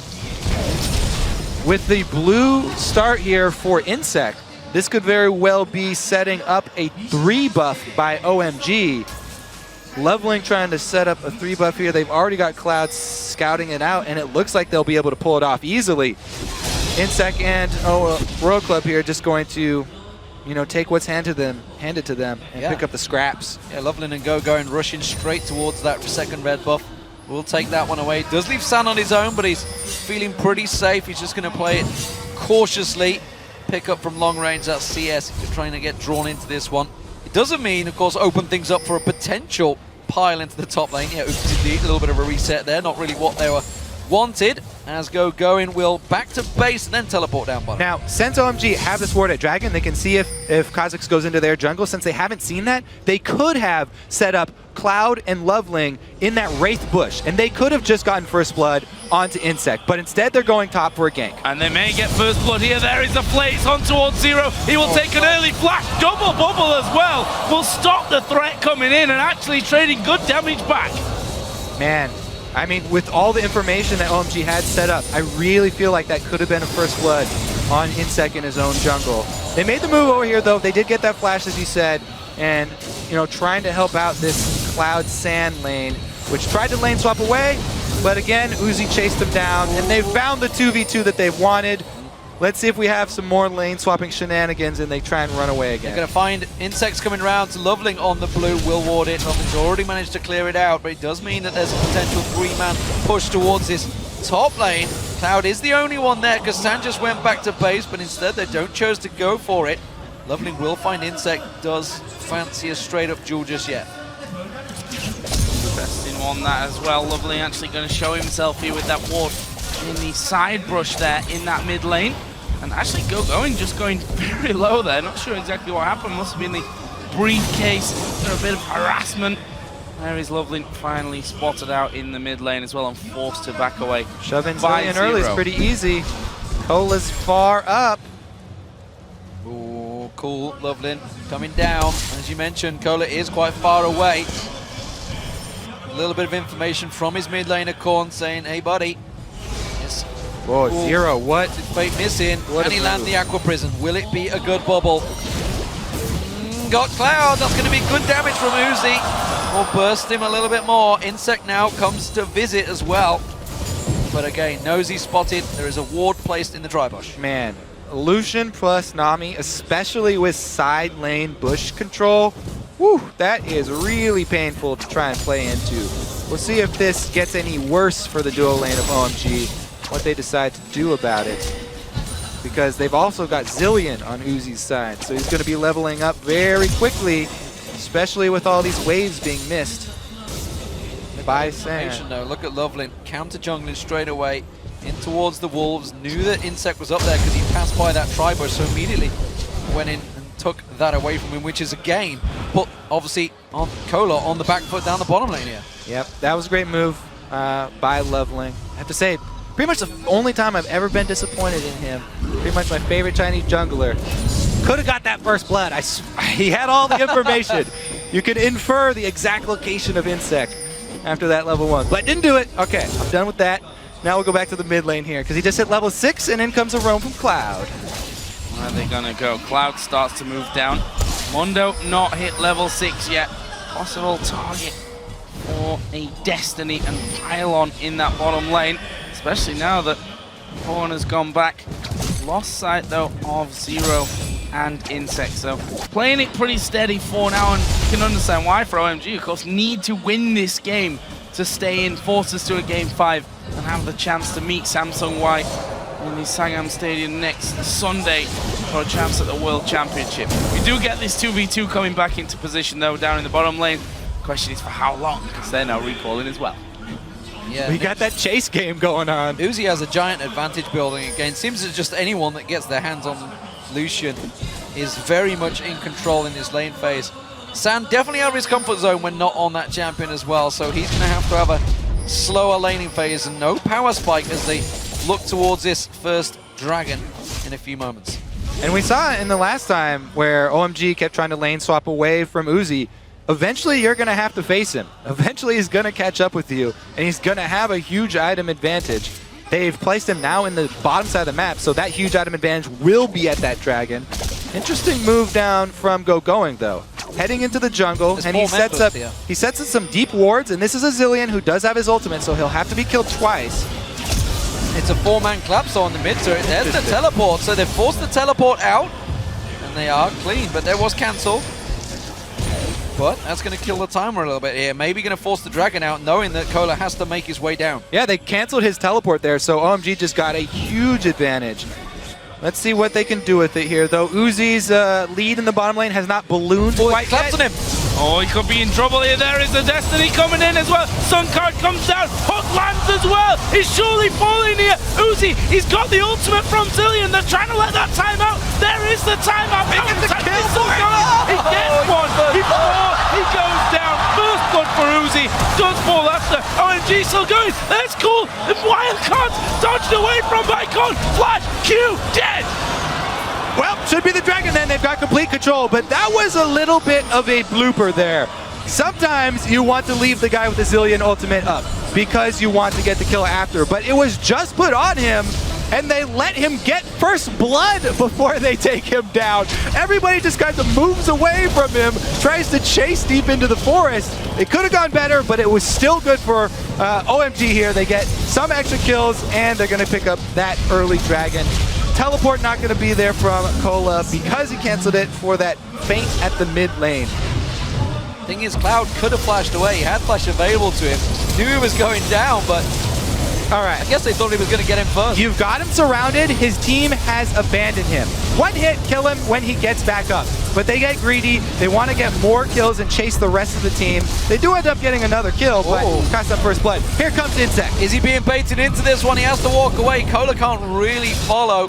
simple defensive duties working well, but as you mentioned, giving Uzi, the fact that he was already double the CS of San, giving him first blood, giving him that extra goal, it's a problem. And again, there's prisons. Aqua prisons have been pretty much on point from Zero so far. Yeah, so once again, Uzi is going to be the big point of power for Royal Club to make their plays off within this bottom lane. And what has to happen is for Uzi not to walk into dangerous territory, as we just saw, especially against a TF team. Walking up that river, he cannot do that without vision of the rest of OMG. Getting caught in that double roam with Twisted Fate on top of you, whew, there's nothing you can do. Gotta play a little bit safer. As the spikes evolve for Insec as he hits level 6. His bottom lane still thoroughly in the hands of Uzi. First blood going his way, dying after, but he comes into lane with the pickaxe, which makes it pretty difficult for San to stand and bang here. Cloud just trying a cheeky little hook, which actually ends up costing San a little bit of help, because Uzi, being the aggressive player that he is, dashing in there, getting the free damage basically. But look at this, Cool starting to move down. He's actually going for Insect here, who's trying to clear out that pink ward. Loveling coming around as well. Does manage to get the ward down though, so job done. Takes a couple of hits, but he'll regenerate them with his Void Spikes in the jungle, so no problem there unless Loveling decides to chase him. They are setting up for potential gank on Korn, but I think it's just simply looking for somewhere to maybe cause problems, but there's nothing open for him. We'll have to return back to jungle and keep the farm going. And again, it's pretty much the same story here between these two teams. OMG take early map control. They're always the ones with the vision advantage. All wards pretty much all being placed on the enemy side, and with Twisted Fate, they invade the jungle. Well, he's got his ultimate. Guess what? They're not going to make the same mistake. Get ready for the kick in your face. Ah, he gets stunned up. Don't even need the kick. Just stop him from running away. It's Cool that gets that one, and that will leave him at 1-0 assist over for Loveling. How does this now turn out with the fact that they can push up top? No, not going to bother. Mundo far up the lane, but he's already pretty decently leveled. Ultimate available. We'll just leave him be in that top side. I think we know which way this one's going to go. So look after your superstar Uzi and get him rolling, because he's about to hit the 100 CS mark, way ahead of everyone else. Certainly way ahead of San. Cool close though. This split push is potentially going to get rolling early, because that mid turret will go down. There's the minions, and that's the first one of the game. And this is so key when running a Twisted Fate team. If you can get that early tower down in the mid lane, it makes it so easy to control the vision around the center of the map, which open up all your side lanes to playing very aggressively, because Cool now has the opportunity with this Twisted Fate to control this mid game all by himself. If they can get the vision control around mid, both side lanes from Royal Club can be punished for pushing up, which Uzi always does. And that's just it. And you cast your mind back to the last game with Cool. While he was split pushing well, he was 0-2-0 coming out of lane, because they managed to catch him a couple of times. This time he's coming out of lane at 1-0-2, open to go absolutely anywhere and potentially start catching Uzi out with those aggressive plays he's going to try. We've been waiting for pretty much all of Worlds for the breakout performance from Cool. We know that he has that skill in him, but he has been lacking on the world stage here. At first it was nerves, then it was not being familiar with international players. Now he's got some kills, and he's going for another move. Well, they do spot Cool thanks to that ward. Here's Kohler trying to get away. Certainly trying to run. There is Loveling coming through, and he says, okay, you can flash, I'm not going to come for you anyway. Well, they're going to just try and take this turret. However, they'll have to wait a little bit, because they've already lost the minions. They may lose the mid lane turret if they're not careful. We do see Insec also reacting well, knows that this bottom lane is very much open and juicy for the pickings as Korn follows on down. This is a four-man pylon. Teleports both up. Cloud and San, they're not reading it. They're getting caught out. That's going to be Cloud going down. Teleport comes in. No, Cloud's not dead yet. No. San's not done. Cool's going to join. They're going in. What are they going to do? Cool tries to turn it around onto Uzi. That's an early ultimate coming out of Zillion. The dive from going up to Insect will get them the first one. Going. We'll pick that one up. Uzi. He dashes away though. Uzi's still alive from this one, and they're trying now to run away. Good damage back from Uzi. Will they try and fight it? I don't think they will. I think that's the end of it. I think he's going to stay alive, Joe. I think he's got out of this one. Lovely's going to come around. They're not going to ease up on them just yet as they try and catch out. Uzi is in the bush. Sapling will find him. He also dashes away from the final rocket of sand. They're not done yet. They need to back off. Well, Dragon's up in 25 seconds here. Royal Club just burned both of the teleports for OMG. They've got back to base. Everybody but the 80 carries have healed for this Dragon fight. Who's going to get the vision on it? Well, it looks to me like it's Royal Club because OMG have backed away. Let's look at that one again. How Cloud didn't go down faster, I have no idea. Yeah, so he would miss the hook, but man, he was able to get the box up to slow down Insect and then flash out of the way. With the double teleports available to OMG, they can turn around tower dives really easily, and that early ultimate on Uzi from Korn cost them the kill. I mean, he was still half-life, not really under the threat. OMG are able to collapse on the Dragon, and here they go. Uzi's going back to base, and OMG still cancel the Dragon. Yeah, it's a risky one. It's a risky one. I think they will get it. Sam's not with them, but the rest of Star and Royal Club not reacted. Also notice Cool, of course, used the Ghost to get down the river as quick as possible to get in Destiny range to join them in that fight. So making good use of his summoners. So OMG have themselves a lead once again in the game with the Twisted Fate split push. Let's see if they can hold onto it, because let's not get ahead of ourselves. They were 10,000 plus ahead of Star and Royal Club well deep into the last matchup, and it definitely backfired on them. They've got to keep them guessing. They had really good rotations, really good work, kept Star and Royal Club chasing them across the map, and they are going to look to pile on Cola. Cola in trouble here. He may well be just walking into a trap. Destiny's not quite available. Whoop! Not going to quite catch him. No, and it was the most lackluster trap as well on the top side. Cola just walked around and, well, they started recalling. Blue buff, though, did start to appear, so that means that Loveling backing away to start that off. That will, of course, be fed over onto Twisted Fate. He's got himself those boots done, and also the Thieves. And he's going home for a bit more shopping there. Rod of Ages is also complete for going on the top side. Cola opting once again for that Spirit Visage. Fits into him perfectly with the synergy with Mundo and the fact that they're up against double AP.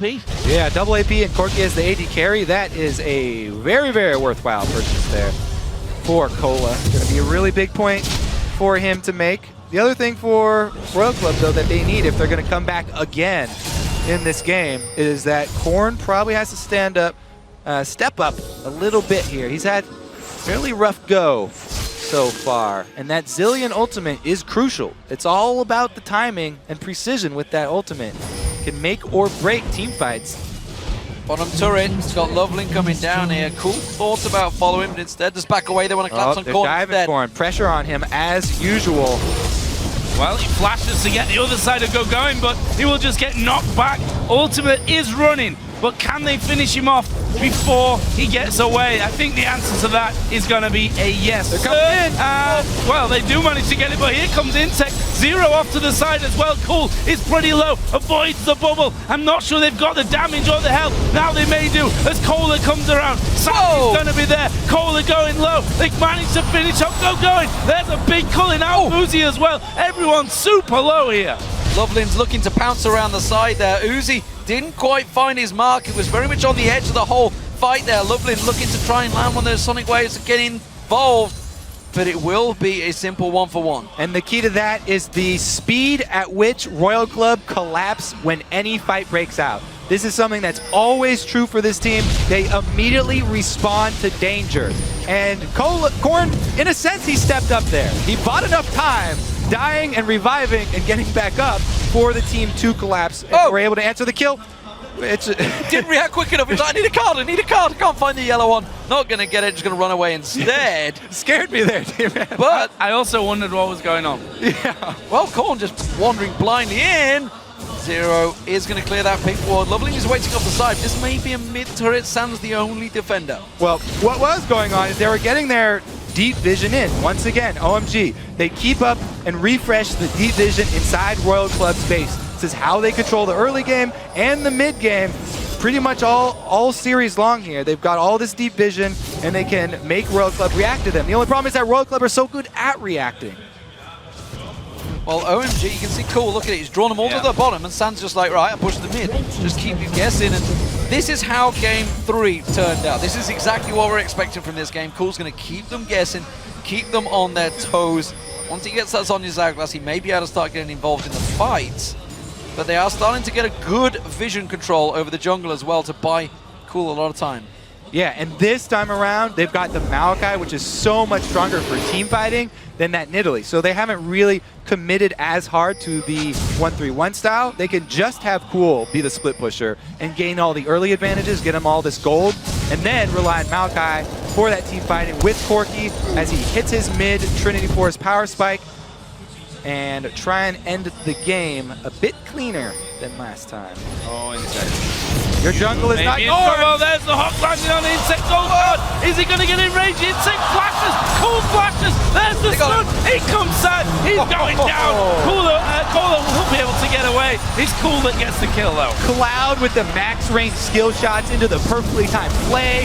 Dropping the pink ward. All the way! 45 engaged though. He's going to catch up, and Zero's hooked in and goes down! The Zillion ultimate did pull off the chrono shift. Is it going to be enough for Zero to get away from this one? He flashes. He's clean guard. That's going to work out, but Cool chases. Stun guard goes in. Not quite the damage to finish him off, but the twisted advantage Go comes in.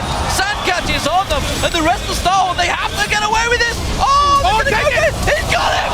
No, he turns it around. Quickly dashes away, and Lovely drawn into the base. Can they take the turret from this one? I'm not sure. They've got the mini wave coming in, but everyone's Star Roll comes back up. It's just such quick spawn timers that they can get back in there. I can't even breathe anymore. All right, regardless of the heel-baited Lee syndrome there, they still came out with the advantage. They definitely did give up some extra damage on the turret, but once again, max range skill shots here from Cloud into the perfectly timed play, and he drops the pink ward. They double dropped the pink ward, so it was a little bit much. They were both on the same page there, and the second flash hit from Cool enables them to get the kill. But this is the really, really perplexing part. The 4vs5 engage with Nami up on the front line. That is not exactly how this team is supposed to go. Anyway, they do get punished for it. TF Ultimate, as you know, able to pick up one. Well, I want to see that Lee Sin. I think that's where we're headed with this replay. And we see the Q. Watch Lovelin there off to the side. Oh, are you kidding me? Are you kidding me? They had to get back because the dragon was just taken by Star Roll Club. You saw it in the mini corner there. But OMG pushing out. They thought they were going to get that was pretty troll, as Turtle would say. Oh, what a bait. All right, so they got the dragon, as you said, during our extremely long replay that got cut off at the end.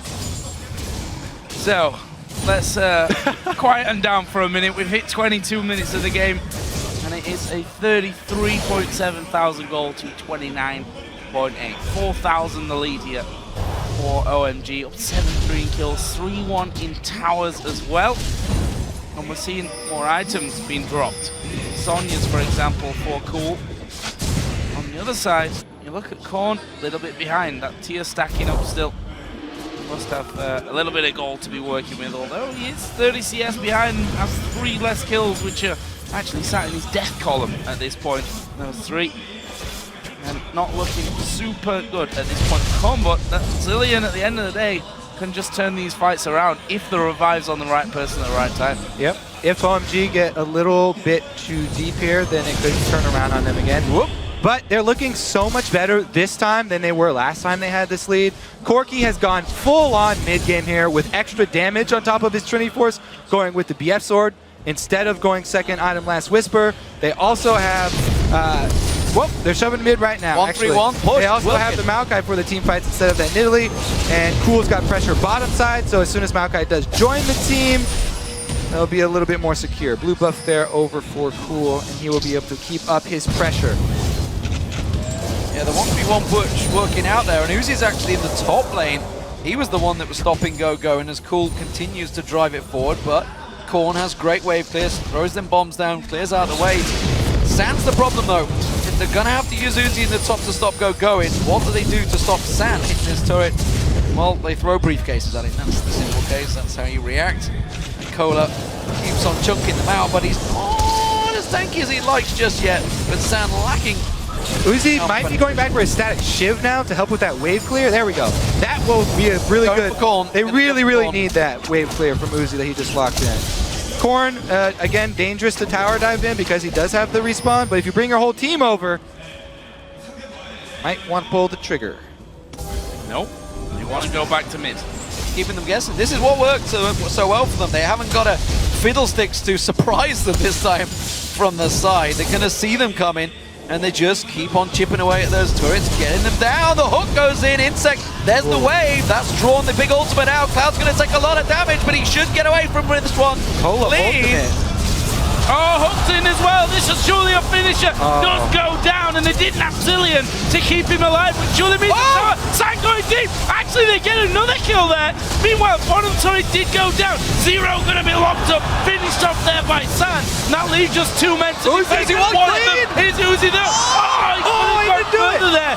Going solo. San at less than half. Cool and Cloud, they've got no help between them. But they're going to walk. So Cool had his flash, and Cool holding onto that gold card made Uzi second guess himself. Didn't want to go in and get flash carded by Cool. But man, that was so close to getting some answer kills. OMG though, what a great push. They're not letting up on the pressure this time around. And again, magnificent play from Cloud. Look at Cloud here. Even though he gets chunked out, he starts it off with one hook on an insect. They get the tidal wave out. And even though he gets hit by that tidal wave, taking the damage here, baits in Cola. He hits another hook with the Ignite. He pops Ignite as soon as Cola hits his ultimate, gets the hook onto it to make sure that they can actually kill the tank, and then they decide to push it between the turrets. And while that was all happening, of course, we saw Cool take the tower before they got in there, but this is what, we're not going to say it. Well, Loveling right there, I want to shout out, Loveling hit the Q, and he took it in after the Zillion used his ult elsewhere, and he went to get the kill this time, so he went in on that Q, and it definitely paid off, getting another kill for them. Switching targets against Zillion is the strategy to go with.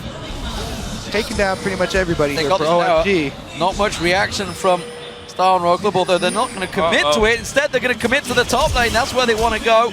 Really haven't got the mini wave just yet. There's another wave coming in. They're pushing both lanes, and they're keeping them guessing, and that's going to be surely another tower. OMG well in control of this one.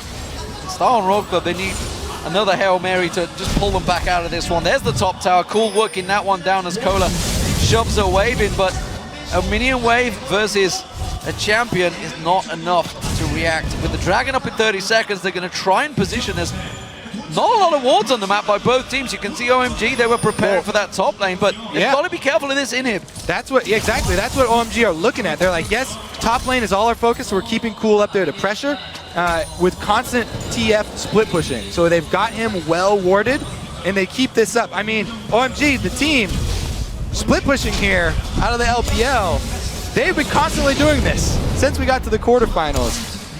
And they're pulling it off pretty well. They need some extra pressure on the bomb side, though. Dragon coming up might not be enough.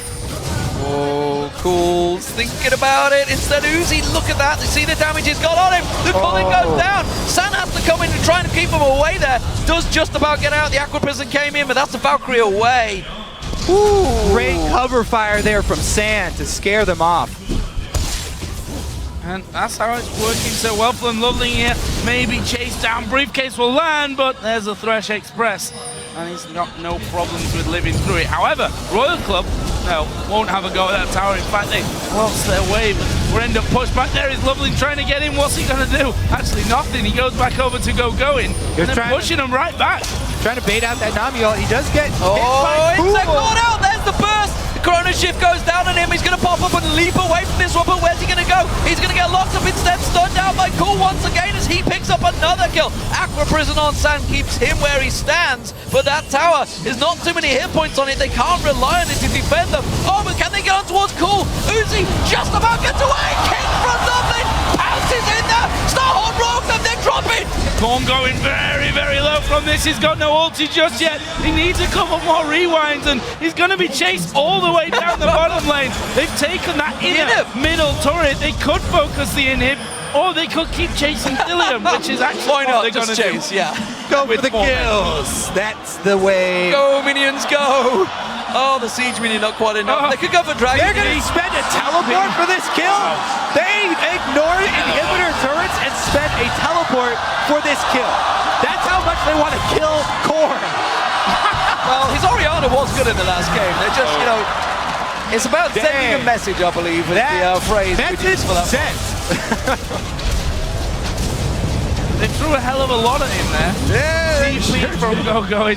However, he does put San at 5-0-5 now. Infinity Edge, Trinity Force, probably a boatload of gold to spend once again. Let's have another look though. Cooley are taking a ton of damage at the start, but the turnaround, it's a lot of damage. That just, the TF burst plus the Corki burst at the same time, and then Loveling going in for that kick. Beautiful play. The thing is, you saw just at the end that the amount of minions there, they could have taken that middle inhibitor. Instead, spent everything on chasing. Ladies and gentlemen, this Chinese meta. Well, it's a best of 5, D-Man, and best of 5s want to get that mental edge over your enemy for the next game that's going to come up. OMG don't just want to win this game. They want to crush Korn into the ground, and they want to destroy his mental state. We'll see if it works, though. They have been paying a lot of attention to him, ganking him over and over. 0-5-2 on Zillion. It's not working out just yet, not keeping him at bay, and OMG very much in control once again in this game. 10,000 gold lead. We've been here before at the half-hour mark. This time around, though, Half-Star Horn Road Club got an answer to the split push that's working so well for OMG. Sam's got the coverage of Going, who's basically been a roaming tank, a roaming bouncer. And look at that. Vision was completely stripped away around this Baron. That is very much going to OMG. Very much. They have such ridiculously deep vision here. World Club, gotta wait for that turret dive. I just automatically have to say uh-oh when I see him going towards Baron for obvious reasons in this one. There we go, Cool coming in. Good calling, but Kohler down to half. Can they finish him off though? Dive right in from Going. Ultimate running. Kohler's gonna drop, but he's gonna get the Zillion ultimate to bring him right back in. But Lovely going a little bit deep. There's the way back. Kohler still alive there after coming back up with a Zillion ulti. Will finally go down. And now they have to scramble. Insect's on the outside, gonna run up the mid lane. He's hoping that they'll chase him, just like they chased Korn, so he can buy some time, but not this time. OMG looking to end it. They're trying to end it, but the thing is, Insect, I think, just clearing the wave out, so they can't push with the wave. They got nothing to prevent them. Minion. They have the shield. The one minion is going to be going enough to tank it down, and that will be inhib number 1 going down for OMG. I think they're going to back away from this one, but San's on a different page entirely. The Aqua Prison Zephyruzzi didn't follow. He had the Chrono Shift on me. He could have got 2 kills. Oh. I think you said it best, Steve. Oh, Insect's not done. They might say not done. Jumping, gets the shutdown. He can probably kill Cloud here, especially now that Cloud coming in. Bombs galore, and Cloud surely will drop as well. They try and turn it around on Insect. They don't get it. My God. They get another time. Cool's coming. Going's coming as well. They kill finally Uzi off. Oh, the chase is on again. Oh my God, what a game, what a game. This series has been pretty epic so far, no doubt about it, but OMG, despite the fact they did just lose 3 people, it was a 3-for-2, they got the inhib, they got the Baron, they have control, it's 17-6 to them, and they have a 15,000 gold advantage. Exactly. The point is, even after all those shenanigans mid, there's nothing on the map that World Club can answer with. OMG have literally taken everything off the map worth getting. They've cleaned it, and they still are keeping up with their split push pressure. Cool has been such a good split push threat for this team, constantly keeping up the pressure. Insane game. 33 minutes in, 15k, boatload of kills, and maybe even more if you look at the tower ratio to that. Now OMG. Even more items, Bloodthirster for San. That Lichbane for the obvious backdoor victory here for Cool as well. Down. Oh, and there we go.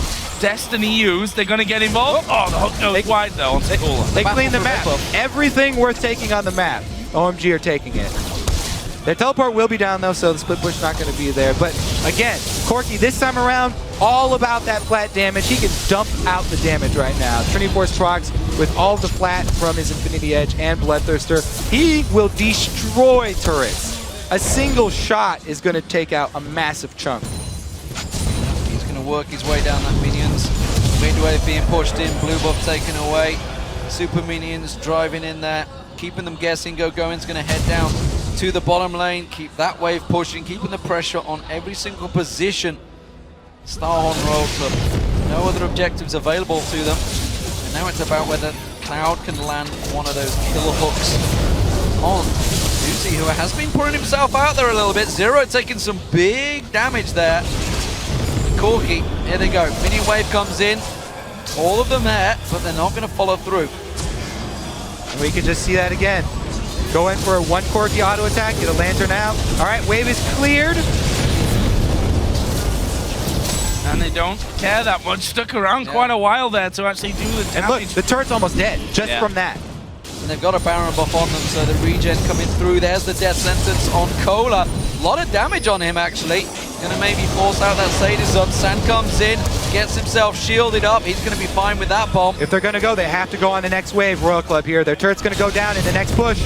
Well, Cool is actually pushing through the middle still here, so this turret is gonna fall, and Royal Club are leaving it. They're gonna let go. There is Lovely going in. Gets knocked away. There is the wave coming through the back as well. Oh, but the wild cards rip them down. Cola falls. Uzi's going down. He actually had the Zillion ultimate on him though, so he comes back up, but for about half a second. Intake, the last man alive. It's looking good for OMG to send us into game 5. Cool takes down Korn on the fountain as well. Just waiting for those super minions to come in. There's the inhib going down. Twisted advance on Intake, the last man standing. He gets dropped. There's the Nexus turret's going down. Game 5 is on, ladies and gentlemen, as OMG strike back once again. This series is absolutely delivering like we hoped.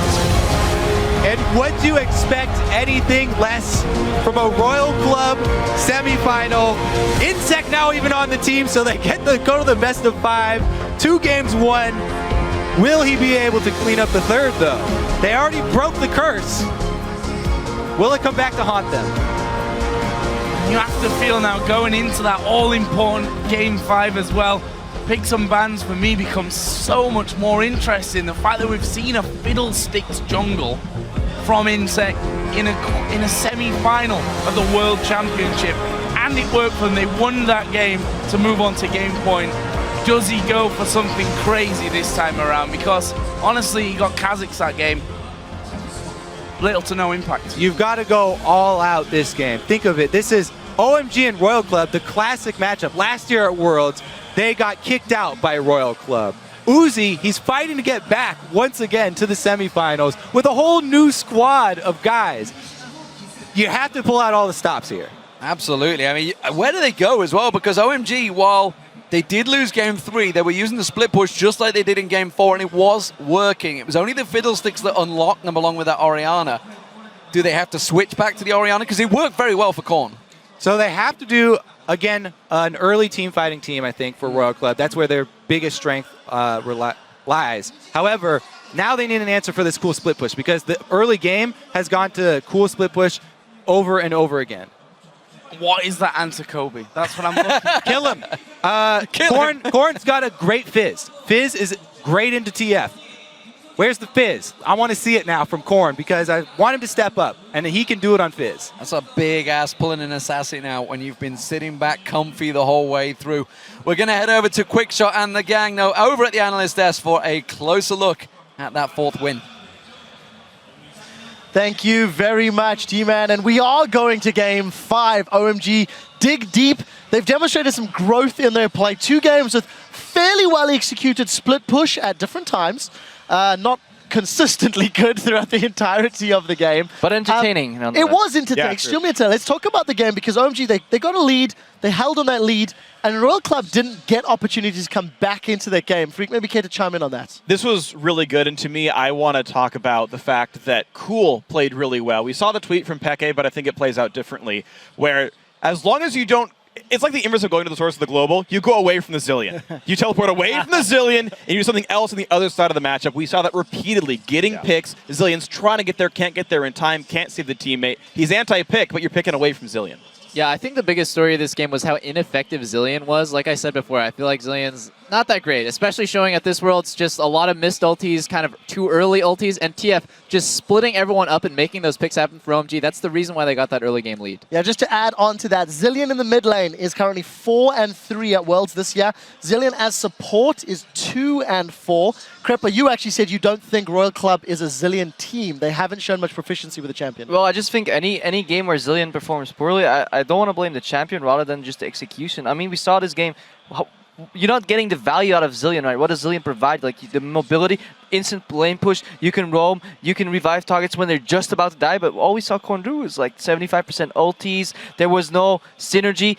What Zillion allows you to do is play beyond the normal boundaries of a fight. You'll have somebody going absolutely crazy and the other team will be like, what is he doing? Oh yeah, he's backed up by a Zillion ulti. But we don't see these. We see these like reserve plays and then panic ultis, and it's just not coming together. Exactly. I love Colo's Dr. Mundo. You saw it work out. Team fight team, they got picked apart by OMG. So we have two replays that I want to pull up. The first one is for you, Kobe. It's especially for you. We prepared this one. It is the play you were looking to see. Let's get that up on your screen. Crepo, talk me through the start of this one, because this was a fantastic play. Roll the clip out. Yeah, so we see Insik in the jungle, and then we see why Cloud is so good.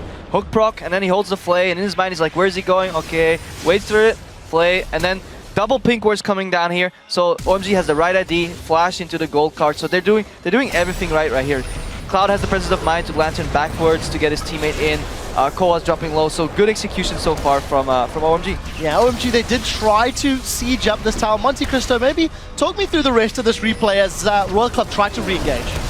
Yeah, I mean, they're going to back out right now as the tidal wave comes in. They dodge most of the calling. Hook right onto Zero right there. Box, just in case, there's the Zillion ult coming up, and he's going to try and flash out of this and get away, but there's going to be a really good TF ult as they turn the corner right here.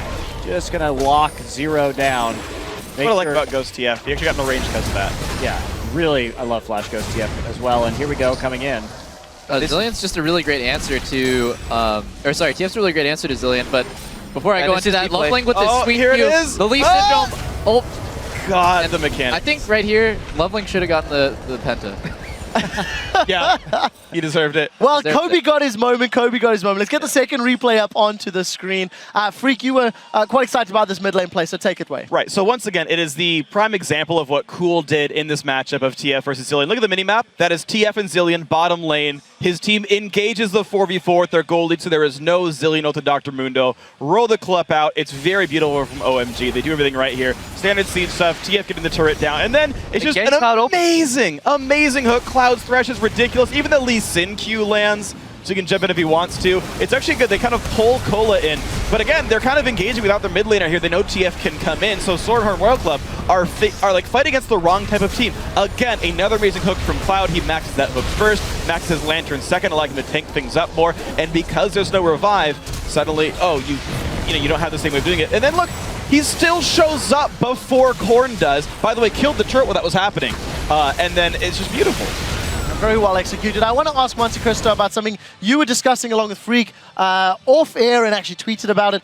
Item builds this time around to deal with the Mundo. I want Freak Both to take of you this guys one are happy. first, I think. Yeah, I believe after game 2, I was like, he could really use Infinity Edge second and Berserker's Greaves, and San learned his lesson, I am proud to say. So good job, young one. A mole from the audience went back and told them in the ready room. But yeah, that was it was a big change. And I also really liked the earlier Lich Bane in that game. It just gives you so much more pressure on the map, and you don't really need an earlier Death Cap or Void Staff. So I'm going to need to borrow some credibility from Freak, because I keep pointing out the Mikhails. They're against TF, they're against the Thresh, and we see Frost Queens, Ruby Sidestone. Yeah. Where's the Mikhails? I mean, the item does provide a cleanse, guys. You have to With red how many ball. hooks he was landing, and Mikhails would have saved so many champions that game. Yep. So, double lift. Starhorn Royal Club, you put your faith in them at the beginning of the day. Ooh. Their backs are against the wall.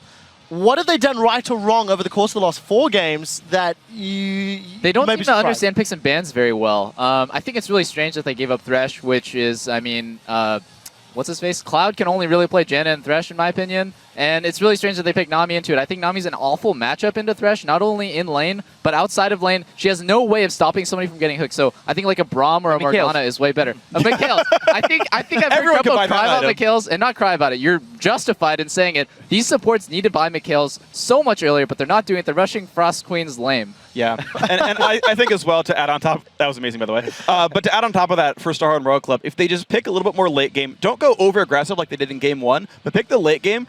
OMG has the second longest average game time of the actual playoffs, as well as like the second or first longest game time from the group stage as well. They do not close games well, so Starhorn Royal Club can use that to simply say, it's going to be late game regardless. It's going to be a 40-minute game anyway. Let's pick champions like Fiddle, who are going to like scale into carrying team fights. All right, well, we are going to be jumping into Game 5 in just a moment or two. So let's jump to a short break. And when we return, it comes down to one make-or-break game between Starhorn Royal Club and OMG. Who will head to the finals?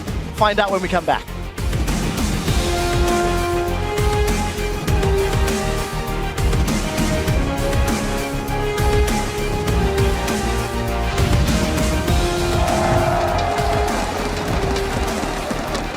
The rest of Starhorn, they have to get away with it. Oh, look at the goalkeeper. He got him.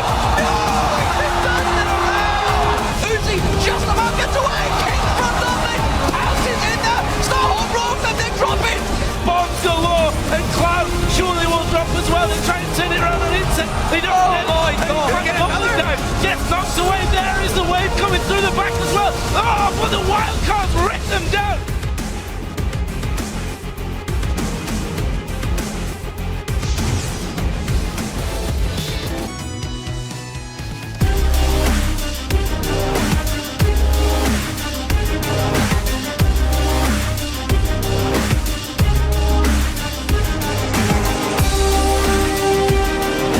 Welcome back to the 2014 World Championship. This semi-final has turned epic as Starhorn Royal Club and OMG have gone the distance and taken it to 5 games. Very interestingly off the bat, in all 4 of the previous games, the red side AD carry has had a CS advantage at both 10 minutes and at 20 minutes. And it's OMG's San that is, in theory, in the favorable position. It's just an aside. Let's talk about some of the roles and players that are going to be interesting in this matchup. Monte Cristo, your first thoughts? Yeah, I really want to take a look at Insect here because he's been so heavily targeted in the pick and ban phase, either through first picks on blue side of Lee Sin on OMG, or just those Rengar bans that we've seen throughout the series. And really, his potential has been somewhat limited when he can't make those plays. He's gone 13, 20, and 23 over the course of this series so far, so he just hasn't had the biggest impact. He did have some crucial Fiddlesticks ultimates in that one game, but other than that, they've pretty much kept a muzzle on him, which has been pretty impressive. And meanwhile, the player I want to point out on OMG's side is Cool, because everyone else is playing fairly consistently. Cool is winning his lane over and over again. He's kind of turning that lane into creamed corn, but his ability to convert that lead is actually what's difficult here. Game 3, gigantic lead, didn't split push well. Game 4, did split push well on the same champion. If he can have that same kind of impact, then he's going to be fine, but he's got to keep playing like that. Yeah, and he's definitely outperforming Korn this series by a lot. I think Korn has stuck to defensive mid laners like Lulu, Orianna, Zilean, and he's consistently dropping the ball by ulting too early. It's a sign of nervousness and nerves. I feel like if any time is the time to pull out his signature fizz, it's this game, Game 5. All right, so let's talk a little bit, Crepo. Earlier today, you actually had a theory regarding some of these support picks. Care to share your thesis? So basically what it means is you have Thresh and Janna up there, right? And if you ban one of them and somehow you get your hands on the other one, then you win the game.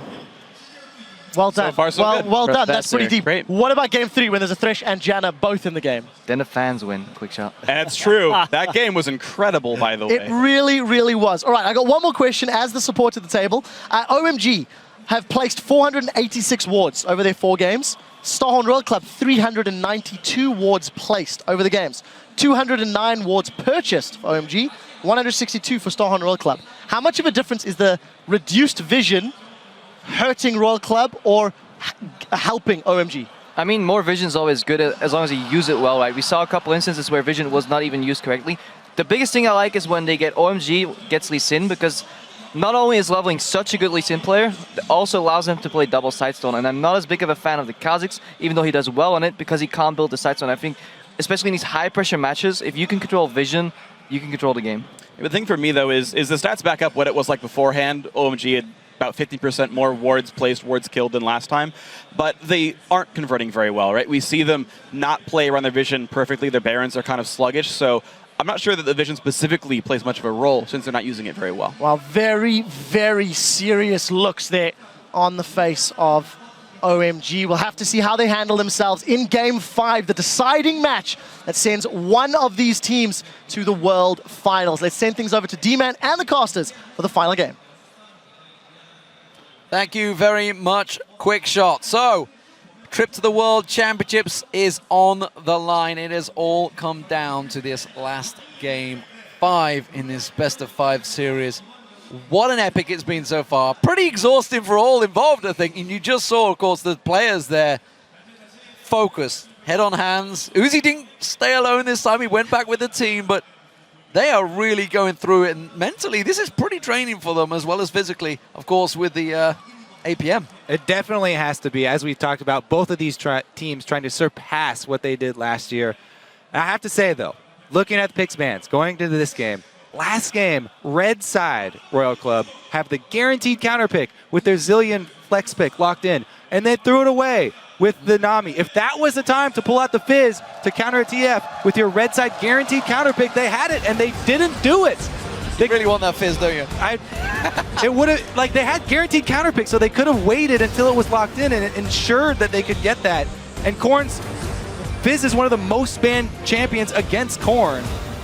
Well, let's see if your wishes come true here in Game 5, Kobe. As Peter said, like, he's in such a defensive mindset, and it has showed that this is not working out for them. This defensive, scared mindset, maybe it's nerves, maybe it is that stage. Game 5, it's only going to get worse for him. Yeah. There's only more pressure. It is as well, all or nothing at this point. You can almost forget those last games coming into this one, treat it as a best of one, and do your thing. They banned Twisted Fate.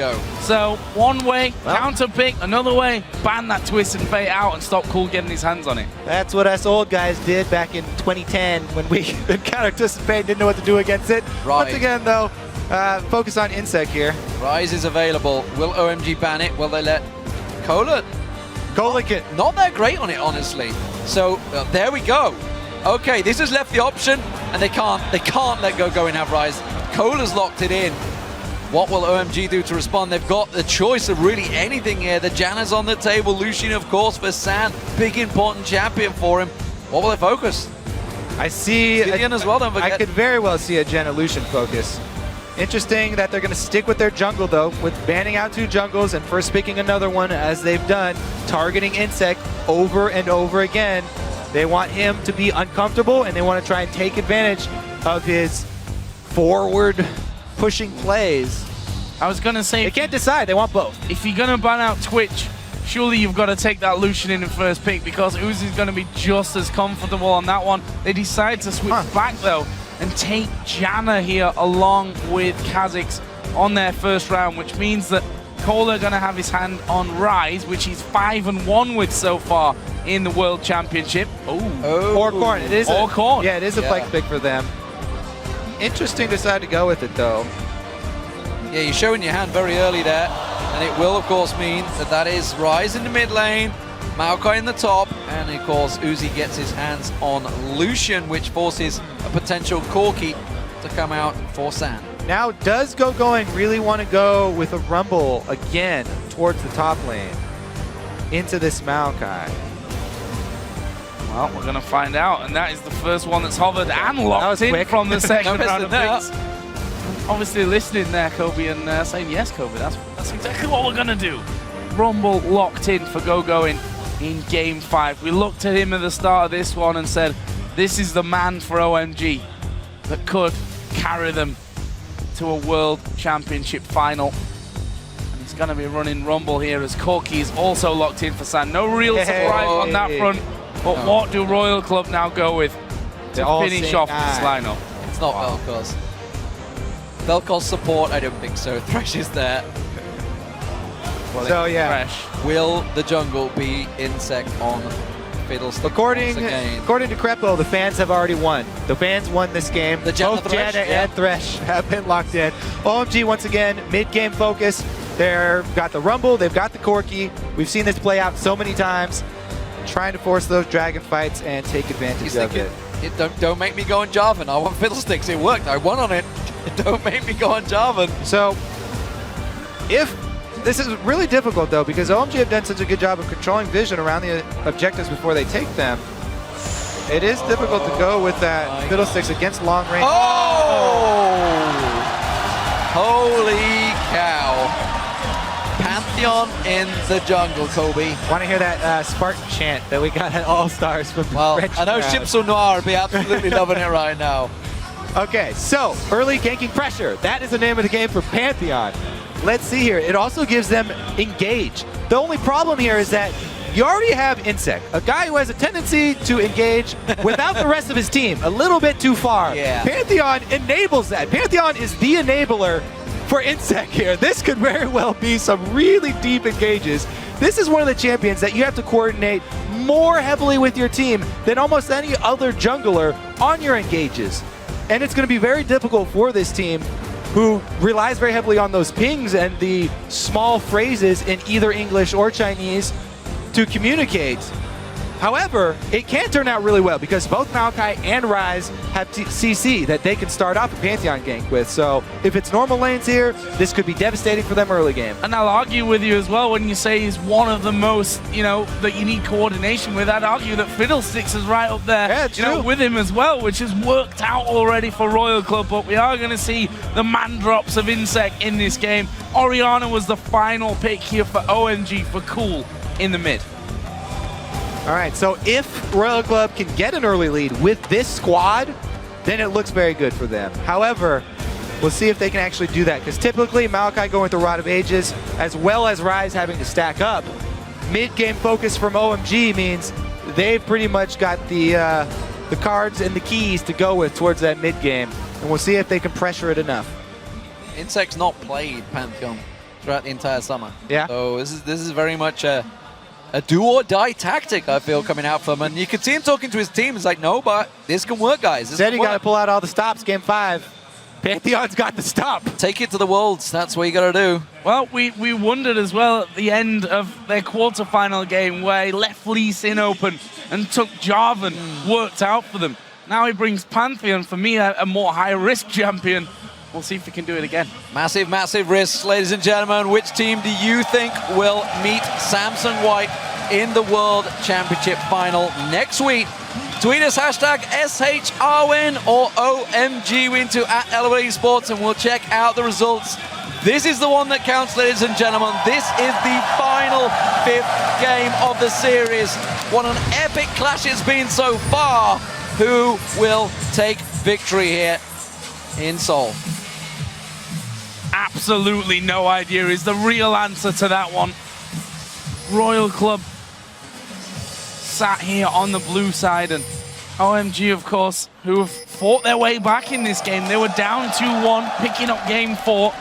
We said it's going to be hard for, I think, either of these teams really to win 2 games in a row, and it looks like we might be having some level 1 craziness all over again. I mean, it's risky. You got to think of it. The Pantheon could jump on your stun. You could have a Rune Prison stun. You could have a Twisted Advance stun. You could have a hook. Oh, but Uzi almost caught in the pit there. They didn't go for it. They do find them out. But OMG, we've seen the Janna, Howling Gale, catching 5 members in previous matches. We've had some epic level 1s. And the crowd here, they are very much for OMG, it seems. Back to where it all began. That blue buff in the game 1. Now they've moved on, though. Counter invade here. See if they can get the vision down. Scrying orb used, or excuse me, the sweeper used to clean nothing here. They want to get that deep ward down. Try and see where the lane matchup will go. But it's very dangerous to walk in blind. And by the way, Pantheon does not want to start his W. That would definitely suck for his early, It would suck. early jungle. But if you get that kill, sometimes, if you know you're going to get multiple picks with it, sometimes it can be worth it as long as someone helps you very, very well with your first buff and makes sure that you're going to get to that level 2. OMG sticking around. They've got those 3 wards at the blue. It looks like they want to go for it. Star and Royal Club look to be doing the same down the bottom, so I think it's going to be a simple trade for these, although nothing's ever simple, it seems, at level 1 for these 2 teams. Well, that's the very definition of how this has gone. Has been anything but simple so far. And there is blue buff start for OMG on Royal Club side, and a mirror image on the bottom side of the map as well. They did send Cool to lane early on, so Korn, a couple of CS to be catching up on here with that rise. Well, it is going to be a fairly calm start. No 3-buff. Both teams went with a safe start. Jungler invade with where their dual lane is going. And in the game 5, when everything's on the line, that's how you want to start out the game. We'll see, because a devastating combo, Pantheon and Maokai early.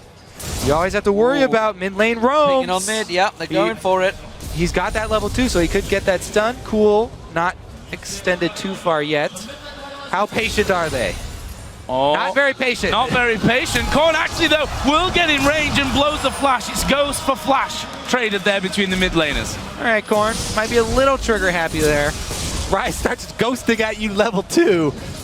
You're gonna back off. But they do at least trade cooldowns, and Flash much higher cooldown than Ghost. So a slight win for Royal Club, although it did give away position of the jungler, allowing Loveling to know of Insect's early moves. No buddy system for OMG. It means go Insect. Oh, Some serious damage. He's dead, surely. No, Uzi doesn't follow up, doesn't choose to dive. Teleport is down. His teleport is down from the early lane swapping, though. So he's going to have to walk all the way back to lane. And once again, this is Uzi. He always fast shoves. He does not freeze. They're trying to push it quickly. It's going to be a lot of CS missed for going here. However, we haven't even had Kola try and get into lane. He's just been double jungling safe here with Insect. Yeah, this turret is going down here as well. Surely San joined by Loveling. Cloud was there with him this entire time. That turret's going to go down bottom. Can they catch Gogoing on the way back? Gonna happen. Yeah, Gogoing's walking down. That could be super dangerous for him here. Actually, he's going to move through, and there is the hook from Zero. Flay will mean the Cola's there, will mean the Insect's there, and Gogoing is surely on his way out of this one. The spear, not quite enough, but, he's still going. There it is, though. It is Insect on Pantheon to get first blood. First blood for Insect on Pantheon. Gonna get going very early. You said this early game was gonna be huge for him, and he says to Gogoing here, this is Seoul. This is my home country. Maybe playing on a Chinese team, but he's taking first blood, and he's gonna take this early game. So a good start for Star and Royal Club, and for Insect in particular. He surprises with that Jarvan pick over Lee Sin in their last best of 5 in the quarterfinals against EDG. And he surprises here as well against OMG with a Pantheon coming into the 5th and final game, the World Championship final game for both of these teams. Risky, but well, if there's ever a way to do it in style, it's with a Pantheon picking game 5. So a little bit of movement from OMG. Trying to set up down the bottom. It is a lane switch around. It seems that we will finally get Uzi versus San. You guys at home voting. You are siding with OMG, and why not? They've looked good. Despite the, obviously, game 3 going against them, they were looking very much in a commanding position and obviously dominated game 4. But this time around, it's a good start for Star Royal Club. However, even though Royal Club got first blood, OMG were taking the top turret at that time, so they answered the gold, and they left the top turret, went lane shoving against them.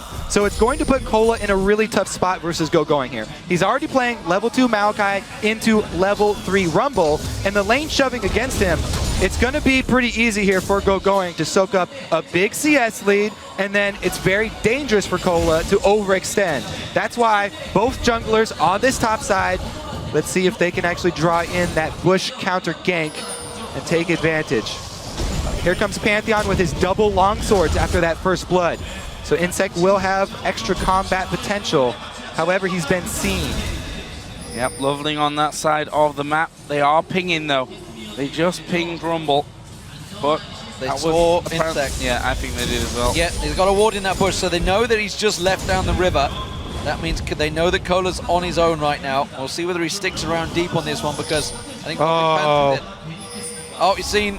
But he's a long way away from home here. He's going to catch on Twister advance. There's the void spikes. He's got flash to get over the top here, but will they follow through? He's going to go straight into Insect, who quickly puts the... tries to shoo away the bug. Shoo away. Woo.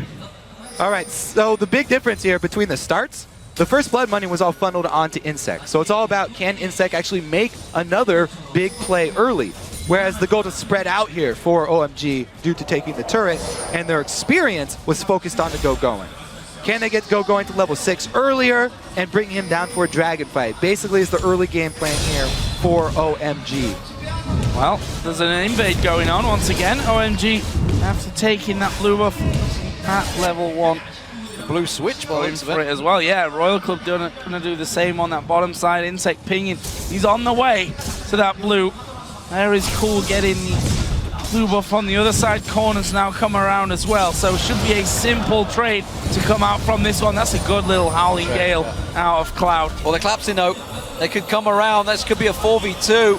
And you're already seeing Cloud backing away, but Sand's stuck here. Valkyrie's already been used. It's on a cooldown. He's no way out of this one. He's going to go down. Teleport being used. Going, joining the party. They're coming down the river as well. They're going to try and catch out Insect. He will be the first man. Uzi's coming around the side. Insect's in trouble. He's going to get cleaved down. Cole gets on towards him. They're trying to get away. They're fleeing through the tower. They get themselves a kill onto Cloud. No. Oh, lovely. Lovely just gets popped. Uzi gets himself another kill. Going has to use a defensive equalizer. And Starhorn Royal Club get away with the advantage. This is ridiculous. Royal Club, even with the two tier champions, the two stacking champions, they're all about that fast tempo. The fast pace is the way they play the game. They don't even let OMG build Rumble to level 6 before forcing this fight. He teleports in and barely gets it at the end of this fight. It was even a little bit late teleport from Cola, but he was able to get the lantern out and then a beautiful re-engage off the back of what? Another death sentence. So, here's the start out of the tower dive. Death sentence number 1, landed from 0, and they go for it. Able to lock him down. Insect's going to funnel that kill over to Korn, actually, which is great for the team. Good roam from Cool and Loveling, able to cut off the escape. Since they only have to give up Insect here, the rest of the team knows they have to get out the other side. And Uzi doesn't take the lantern. He leaves it for Cola, so he doesn't get trapped under the turret. 0 again. Another great death sentence. All the Rumble ultimate did there, coming in a little bit late, was clear out the minion waves. Crazy start. This one as well. Game 5, almost 10 minutes in. And it's Starhorn Royal Club that have got the early advantage. And the scary thing, I think, if you look down that entire scoreboard and you look at Uzi, the man that everyone was looking at from Royal Club to carry this game for them, is 2-0-1 with 20 CS more than his opposite number. Sat with an Infinity Edge. Oh, not quite. Getting a little bit ahead of myself there. Got to be F-Sword and Pickaxe. He's going to have his Infinity Edge soon, no, Cole. Bucking the trend, though, against the rest of the tournament. You just heard Trevor, of course, give the stats saying Red Side's always been in an advantage, but Uzi swinging that one around, and like you mentioned, he is going to get that Infinity Edge before the Trinity Force, it looks like. San falling quite far behind. Lovely. Oh, they know he's there. Death Sentence is coming your way, buddy. Insect coming in as well. There he is. Yeah, he's surely dead from this one. Actually, flashed away. Oh, no. There's the spear. Insect digs that one into the back of his skull, and that will be his second kill. And guess what? He can back away and get a dragon. Insect crushed level 6, and he kicks another one into the well. They're going to force this dragon rumble, though. Equalizer and Shockwave still available. They can try and come in. This is a tricky, tricky dragon. A dangerous one. Howling Gale comes through. There's the equalizer. Catches them all out. They're in pits in there. Dragon will go to Starhorn Royal Club. Are they going to land it on towards the Shockwave? No, he didn't catch anyone. Cool gets pounced on. Insect chases. And Cool getting caught out. Rune Prison down. Cool gets himself a kill, but cannot get away. It's a brutal battle once again. A 2 for 2, but the dragon to Royal Club. Another big win for Royal Club. They're able to separate, and Insect was able to use his crit with the spear to get the dragon low enough for Smite just in time. They were able to split up there and then re-engage as going fully committed to that fight. San got chunked out, and San had to bail on that with Corky. Yeah, and that leaves San now 30 CS behind. Completely outmatched in kills and assists, and he also gave 2 kills to Korn on Rise, who's got a pre-12-minute Rod of Ages with his tier stacking up as well. And by the way, this Rise is one of Cola's best champions on this, so they're very happy to have him carrying. Corn! Ah! Corn! Ah! Corn syrup inside of Cola. Huh? Ah! See, never mind. Pretty deep, pretty deep. Don't think anyone got out because you didn't mean it. No, doing a great job and actually rising to the occasion in this best-of-5 series. There you go. He has Nice. been fantastic. I didn't actually mean that. Pile them all up. What I meant was he's been doing very well in this series. He's someone that we were calling out, but Go-Going. He's trapped. Zero coming in. There's the Lantern. Here's an Uzi. They're flying on to Go-Going. There's the play. Should land into an easy hook, and it will be. Uzi going over to Uzi. No, Cola stole it. You might be fired after that. You don't give the kill over to they're trapping him. Oh, they're Trapping going to him. collapse. He's going to go in towards it. Zero's going to be the target. In comes Sand and Cloud. That's going to be Zero down. Can they turn on more? They're going to go in. Insect tries to pounce. Loveling has to get the defense from Cool as Korn was coming around the side. These teams really want to trade. 8-4, just 13 minutes into this game. Well, they're going to shove on mid here. They do have position. Yeah, it's only really Uzi that can do anything about that corner, just backed away to get a hold. Oh, he's doing it! Mad drop coming in as well! Can they lock this one down? No! OMG getting themselves out. It did, however, burn a heal from San and a flash. Flash from Cool, yep. That's definitely worthwhile. Double summoners just for a Pantheon ult, and Insect didn't take any return damage. Definitely well played. Do they even make cola with corn syrup in Korea? Must be an American thing, I think. What the rest People of don't. is on that People one. have no idea what I was talking about, probably. We'll have to check Koki Sports after it and see exactly how. I'm not sure they're going to release the recipe for you, though, buddy. Going though. He's not going to fancy dueling Zero. He got caught out last time in that one, and there was backup support. Corno is going to clear out this pink ward that was just placed. It's something that OMG have been doing very well throughout this series. They always carry those pink wards around with them. They always get that vision down, but right now, looking at the mini-map, it's very much Starhorn Royal Club that have the vision control pushing forward on OMG. Which is a total change from the previous 2 games as well. Looking good for them. So it's amazing what these 5-10 minutes between games can really do to a team. That they can change things up so drastically. Well, Royal Club are just a completely different team with a lead early than they are with a deficit early. If they don't have the map control to get that vision early, they don't want to even take the risk to go out there and place those wards. It's not a team like Shield that can actually still keep up their vision when behind. Royal Club, they play completely differently. Now that they're ahead, though, making decent use. At least they do have the vision around River warded up. This top lane could be a tricky situation. Cool's coming up there. Yeah. Oh, it takes the culling already. Twisted advance. Cola's gone way too early on this one. Zero comes in. Teleport coming down. Going with the equalizer. Cool's already dropped down though. They try and get the damage on Zero. Hooks in. Lovely will get the kill. Will he get the reset? Hasn't got the wings involved, so he's not going to be able to pounce away from this one. Cola's going to follow along with Uzi. The skill comes down. Cool goes in. Gets himself the finisher. And now going to trouble. Sam's joining him, but he doesn't want to get involved in this rumble because Go-Going is going down on the tower, and that will be another objective gain for Royal Club. They are very much in command now with a 6,000 gold lead and maybe another turret. And that was all with Insect following up. He was not involved in this dive at all. That was pure Uzi and Cola starting this one out. Cola with the early flash over to start this one, and the re-engage using the Lantern, bringing Uzi back in for this kill. Look at this early start. Okay, Cola's able to get the snare just barely outside of tower range, and then they bring Uzi past the tower as well with the Lantern. They just worked around this tower so ridiculously well. The only thing is, they didn't have that much backup when they started this, so it's on pure 2v2 talent that they finished this one off. And a beautiful flash by Korn over the knockup of Janna into range to get his Q off to secure the kill. Then Insect follows up finally. Time to catch up. Cool's dead. Well, Insect that is true, Joe. That is true. Captain Obvious to the rescue there.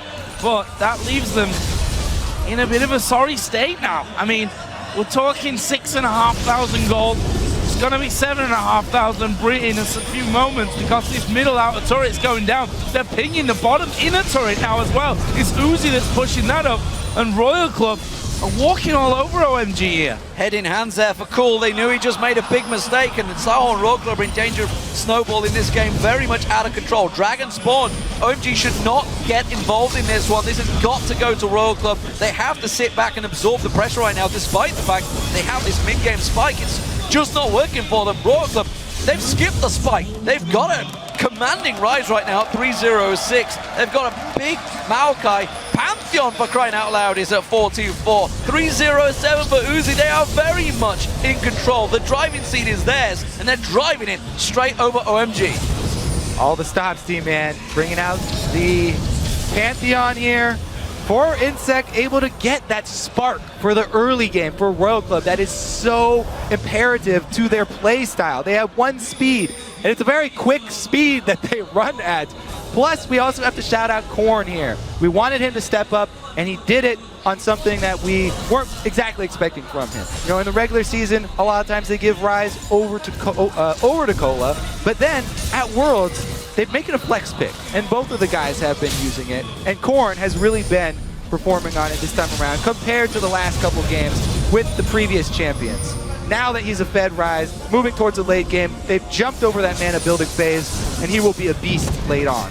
Yeah, I mean, they're approaching a sub 20-minute 10,000 gold lead. That's how far they are ahead of this one. There's a blue buff, again, going into the hands of Korn. Let's have a look down some of the other items as well. The Rod of Ages obviously came out earlier along with that Infinity Edge for Uzi, who's, well, sat on 307, got 40 CS more than his lane opponent, and he's probably going to be getting that Static Shiv out here pretty damn soon. Other side though, San does have his Trinity Force, but I'm not sure that really OMG can match up to the damage across the board that Royal Club have. Their kills are spread so nicely. It's poised. He wants the man drop on someone. I think they're expecting someone to come around towards that blue buff area instead.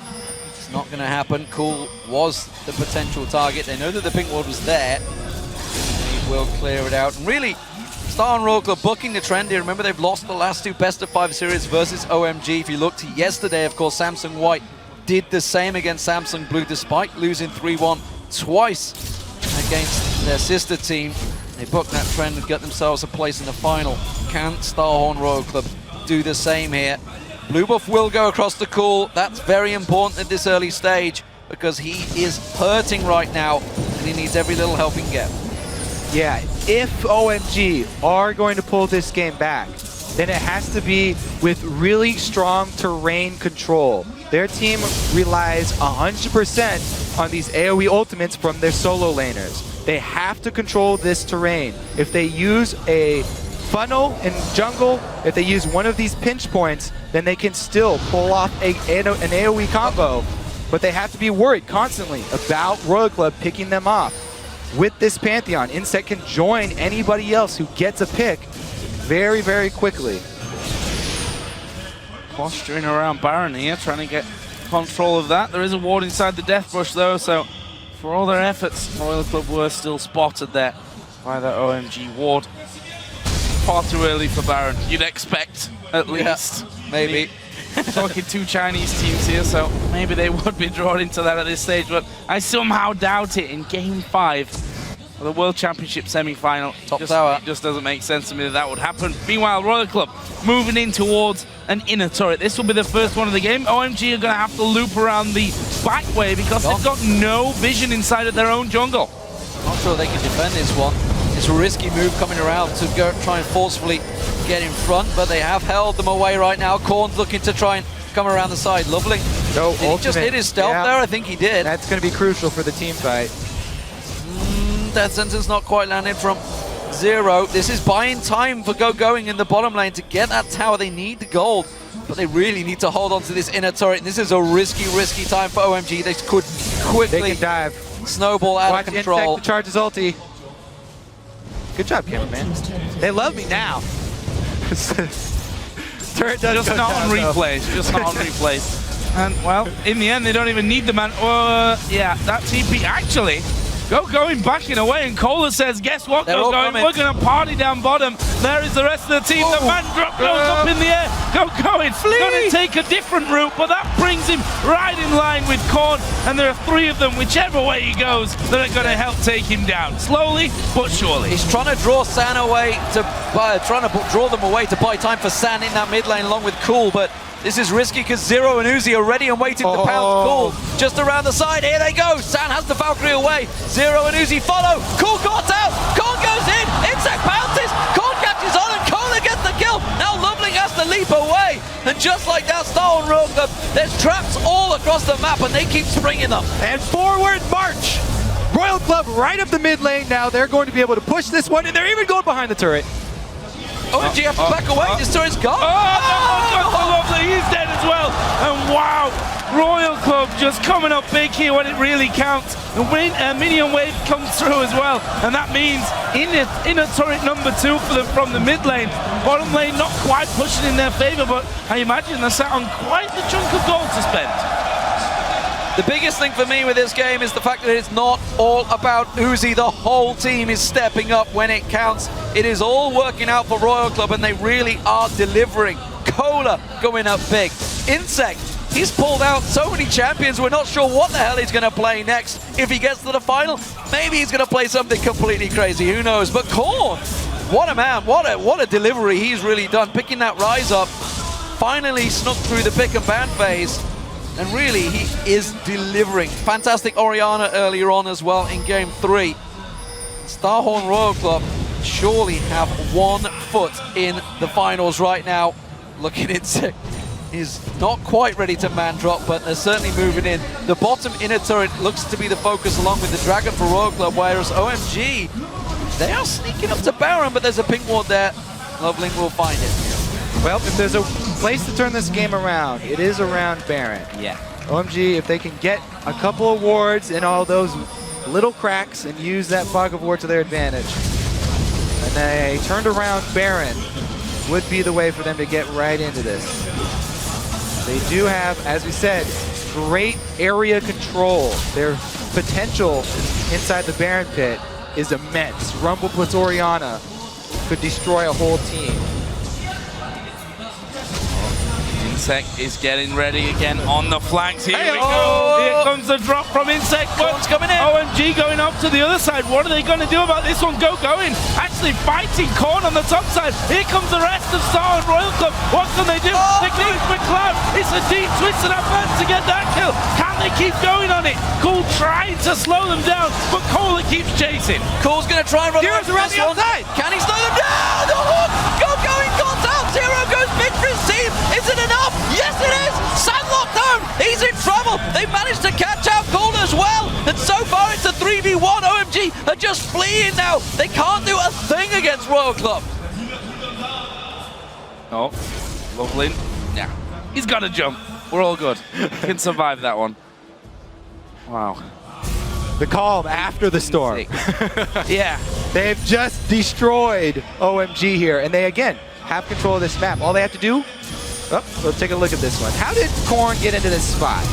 He was in the top lane at the start. He just simply strolled on down there. You see how strong he is, though. This Rise, having that good of an early game, this Rise is immense. 2 versus 1, he chunks out Rumble, makes him a non-factor in this fight. And then Zero, as he said, flanking around the backside, gets a hook, is going to cost him his life. And since that Shockwave was landed by Cool, it won't be more follow-up than it was, but they still traded an extra kill for Zero's life. Split fighting from OMG, caught out, unpositioned. Meanwhile, Star and Royal Club ticking on all cylinders here. Insect's leaps have been on point. He's 6-2-6. And you know what? He's not all damage. He's got his Randian's Omen. He's built correctly. And this is very much Royal Club looking at that final for a second occasion for at least Uzi and the name Royal Club. But of course, it's more Uzi and 4 new members once again. Yeah, last year they had the raise the puppy strategy, get him to that mad dog status. This year he's got a whole new team of puppy trainers, and they're actually the ones, pulling the weight here. It's not just Uzi and friends this time around. rest of the team for Royal Club has showed up especially well in this Game 5. Insect continues to clear out vision. It continues to be placed again though at the back, and we heard from the analyst there's Lee Sin's so great because she can get that sight stone in there that helps you out, you and your team. Don't really do that on Kha'Zix unless you're apparently Loveling, and they've been struggling for vision. He's gone for a sight stone. Oh, man drop coming in. Insect delivery on the cloud. He gets blown up. Cola's going to be the next target. Where will they go? Will they just turn and bait them towards that Baron? It's still risky because OMG have a lot in their arsenal with the Orianna Shockwave and of course the Rumble Equalizer, but they're not going to get drawn into it. They're not going to go heavy. It was only the support they caught out, so Star Royal Club starting out the Baron. Two squishiest members are inside the Baron pit tanking it though. Face check! Oh, flash on Sun! Just gets away. Close though, and Korn on the top side was keeping Lovely and Go going away from any engagement, and Royal Club can just go back and do bottom lane though, doing some work for them. Yeah, bottom lane's pushed up. There's going to be 2 waves on that inner turret. Royal Club going to do a loop around to the top of this red buff. Can they catch OMG out? Lovely going to throw in. They are going to dive towards Lovely. There's the equalizer going down. Cloud will throw his monsoon into the party, but I'm not sure it's enough. Uzi gets one. He's now unstoppable. Go going will be locked up. Double kill. Triple kill here for Uzi. Can he get more? He's going huge. Calls in there. Will they give him another? No! Insect takes it away, but it is a 4-0 to Royal Club. The game is in their palms right now. They are looking at the World Championship Finals as they move on to Baron. They should easily be able to get this one too, even though Loveling is up, Chuck way out, no vision, so no chance of stealing here. And man, Insect on this Pantheon. Yes, it is an enabler for Insect, and it's a snowball champion. It's great for him if they have a great early start. These engages over and over, constantly able to force picks. Here comes the jump into the stun, even gets the Rumble ultimate down. That ultimate from Cloud this time around, because Royal Club are so far ahead, that was actually really bad for OMG. Putting that Rise right into the middle of their team with how strong they are right now, there's no way they're coming out of that one alive. You have to argue maybe no way they're coming out of this best of 5 alive. Royal Club have a humongous lead. We're talking almost 20,000 gold, less than 30 minutes into the game. If we look at that player camera in the bottom right, Cloud, who honestly came into this OMG team replacing Data 777 and impressed us. OMG looked like a different team when they came to the quarterfinals. They slapped Najin White Shield down 3-0. They brought this one to a Game 5, but this game has just not been going their way. And maybe through no huge fault of their own, Royal Club have been playing out of their skin in Game 5. Very much delivering. And at the moment, Royal Club have it in their control. Uzi goes aggressive, forces them away. The culling goes down, and Loveling takes a whole chunk of change damage there. That's the tower going down, and now they're onto the inhib turrets. Every single lane pushed in their advantage. They can go where they please right now. It's like a Team of Mundos. A Team of Mundo squad with Baron buff on top of it. And once again, what would a Team of Mundos do? They would go where they please, and they would tower dive. Insect is literally pinging. Pumps his chest. Behind the tower. He's going for it. He's going to dive right to the back here. The man dropped right into the face. We'll get to the first one. It's going to be cool at fourth first. Who's next on the card? They're chasing right towards the fountain. Korn not messing around here. However, San gets some heals back, trying to hold them off there with those rockets. They've lost minions as well. They have to tank it. Well, where are they going? That's the question. Uzi's still giving chase on Loveling all the way down the lane. Loveling trying to intercept, but there's minions coming up the mid lane now. Royal Club coming around. Still 10-second death timers. It's pretty early in the game. We're only at the 30-second mark here, but this inhibitor turret is being drawn down. Korn pops the ulti, clears the wave out, and the inhib number 1 will fall as Royal Club get ever so closer to the World Championship Finals. Royal Club once again poised to knock out OMG from the World Championship. Oh, here goes Korn though. Oh, is it enough? The shockwave goes down. Korn can tank so much. He gets 1 kill. Can't quite get the second. The rest of it seems just like you're on your own, buddy. But 4v1, and he still gets a kill. That is how far ahead Royal Club are right now. Cloud was like, okay, we're going to try and kill him. Actually, I might need to use my exhaust here because he's killing us. He's killing us in instinct. Meanwhile, is all on his own. Uzi around the back. The damage is absolutely insane. Double kill for Uzi. Looking like it could be a triple on the card for him. Can they chase down Cola? Certainly will be able to, but they give it over to Uzi. His 11th kill of this game. They're pinging the base, Joe. The base, maybe. They're pushing. And what a way to end it. Uzi coming around the backside for a dogfight with Sand, able to get the kill, and now shoving into the base. Well, they still have Loveling there. Cloud is still alive as well, but they might just be fodder for Uzi to get even more kills on the board. Cola will tank up the turret. No, he won't. They decide against it. Uzi steps forward. They're going to try and win the game right here. They got a few minions to help them as well. First Nexus turret goes down, but they're forced back. They're falling back, but I think it's just a simple bait. Corny's coming up the mid lane right now. He's got Insect with him. Teleport coming round the side. This flanking maneuver, it's going to backfire. Uzi draws them all in. Can he get one out of it? Can he get any out of it? I'm not sure. Going claps in, Zero comes in, but in comes Corn, roaming round. Insect man drop coming down. Sand in trouble, tries to get away. Cool Corn's out. He gets popped. They're moving in for the final Nexus turret. Starhorn Royal Club, they're one step away from the World Finals. Nexus turret is being focused right now. They're healing and trying to get out of base with those home guards on. Second Nexus turret will fall. Can Royal Club do it here? Insect gonna dive a little bit deeper. They try again to heal on the fountain, but this whole time the Nexus is falling. The Nexus super low, just a couple more hits will do it. And there it is.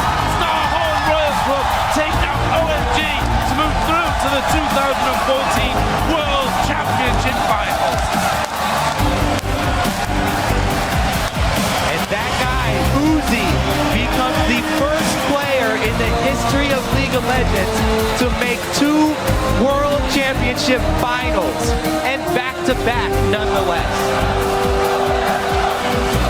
What a way to finish, 11-1-10. Both of these teams really have delivered in front of this packed house here in Korea.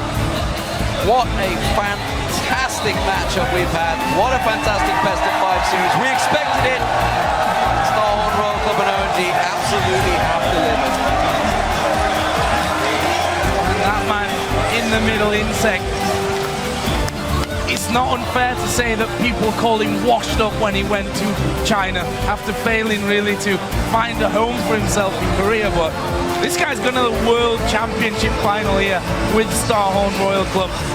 And you can see for OMG the disappointment. 2 years in a row basically knocked out by the Royal Club outfit, albeit 2 different outfits.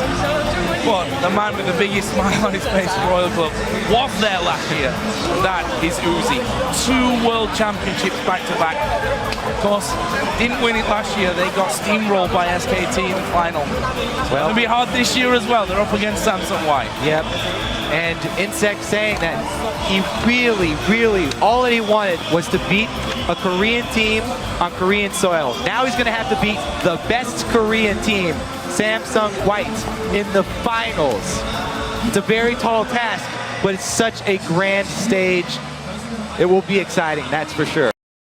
Think about Royal Club games. The finals will be good. And cast your mind back to the very beginning of the tournament. All of the troubles we were hearing between Uzi and Insect. The players themselves have even said, Zero said himself, if they could understand their own language, they'd probably argue more. They'd probably be fighting each other. But it turns out they really have delivered. But the whole Starhorn Royal Club delivered this time around. Everybody in that team stepped up in this series. And it's such a great story, too. After getting so far at Worlds last year, the team fell so far in the LPL, struggling from the beginning, working their way all the way back up, bringing in all these new members, forming this international team. Uzi, yeah, he started in the mid lane. They had to switch him back around, bringing in a bunch of new players, and they built themselves back to the exact same spot. And I would argue into an even better spot. I think they look better this year than they did last year. Of course, it's hard to kind of compare apples and oranges in one way because League of Legends right now is just a step better in, just general terms and skill than it was last year, and will continue to do the same. But what a world championship we've had up until now. We've got one best of 5 left, the big final to declare a world champion. But before we get there, group stage has been absolutely amazing. Yeah. Quarterfinals delivered, and this best of 5, this second semi-final, amazing. Amazing stuff. There's a hell of a lot to analyze, though, from this best of 5. Star Honor Club, they struggle with the split push. It's quite evident that that's shown. And looking at Samsung White, they can do that absolutely to perfection. There's White a lot of work to do over this everything. week, that's for sure, as they face Samsung White. But they step up when it counts. They came against EDG, who have dominated the Chinese seed. They take them down 3-2. They've lost twice in a best of 5 to OMG. They come back and they win 3-2. They're resilient, that is for sure.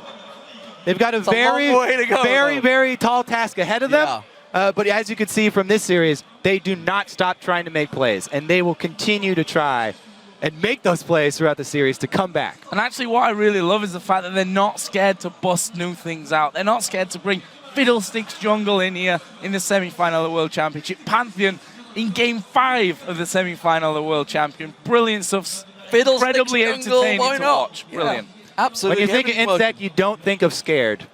No, that's for not sure. scared.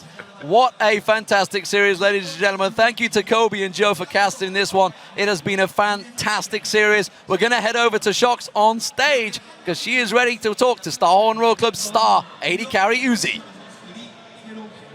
Thank you very much, guys. Congratulations, Uzi. You did it. You made it to the final. How validating is it for you to be the first player in League of Legends history to make it to the World Championship final twice? 尤姐，非常恭喜你，你终于成功了，进入决赛了。你自己对你自己成为历史上唯一一个连续2次进入总决赛的选手，你自己是怎么想的？有什么感受？我现在真的非常非常的开心，要感谢很多人，真的，我要感谢我的队友吧，他们这次真的打得非常的好。I'm very, very happy right now, and I want to say thank you to a lot of people, especially my team members. They are doing really, really well in this game. What exactly is it that you would tell your team right now, or that you told them right now, knowing that you were in the final last year and now you have all these new players around you that made it happen again with you? 我们想知道你想对你的队友们说什么，因为你去年的时候你也进入总决赛，现在在你身边的这些队友跟去年相比全都是全新的面孔，你有什么想跟他们说的？非常感谢你们，让我再次又进到了决赛，非常感谢。Thank you so much for making it happen that I'm going to be in the final again. Tell me more about the series and specifically the daring picks from you guys. How does the fact that you guys allowed Insect to play Fiddlesticks and Pantheon reflect the amount of trust you guys have in him as a team?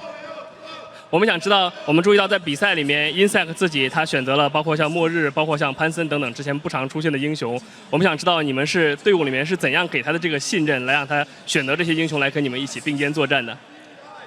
因为我们非常相信Insect的 carry 能力，所以说他选择什么英雄我们都会赞同。任何人选择什么英雄我们都会非常赞同的，只要他自己说出来。We believe Insect can carry the whole team, so we trust him. Whichever champion he picks, we trust him a lot. And in all our team members, it's basically the same. That whenever and whichever the champion that player chooses, we trust him. Well, that definitely shows. Last year in the final, you guys were underdogs versus SK Telecom.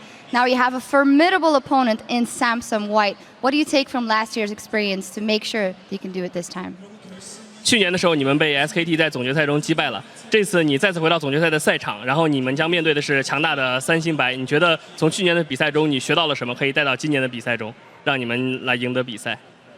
我学到了这个游戏更看团队，就5个人都是看5个人才能取得这个游戏的胜利的。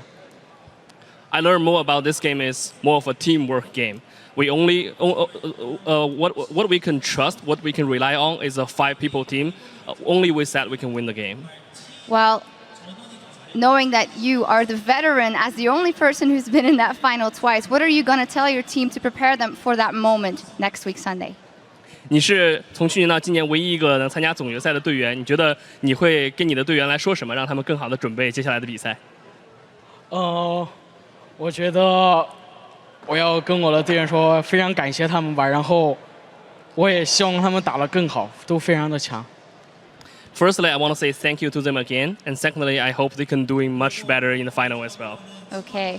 Finally, you're not on your home turf yet. A lot of people were cheering for your team. Is there anything you want to say to all of the people here and all the people cheering for you guys back home? 我们也看到现场有很多的粉丝都在跟你们庆祝皇族的胜利，你有什么想跟他们说的？非常感谢现场的粉丝，也感谢看直播的粉丝们，非常感谢你们。I want to say thank you to all the players, all the audience here on site, and also all the audience in front of the computer to see us. Thank you very much.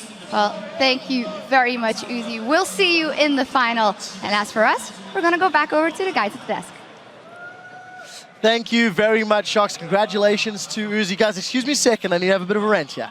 So, with that win, Starhorn Royal Club set themselves up to face Samsung White in the World Championship Finals next week. As an interesting note here, Samsung White holds the record for a win with the largest gold difference at 25,000 gold at 28 minutes. Royal Club holds the record for a win with the largest gold deficit, being 9,000 gold down. Now, if that isn't a David and Goliath matchup, Monte Cristo, I don't know what is.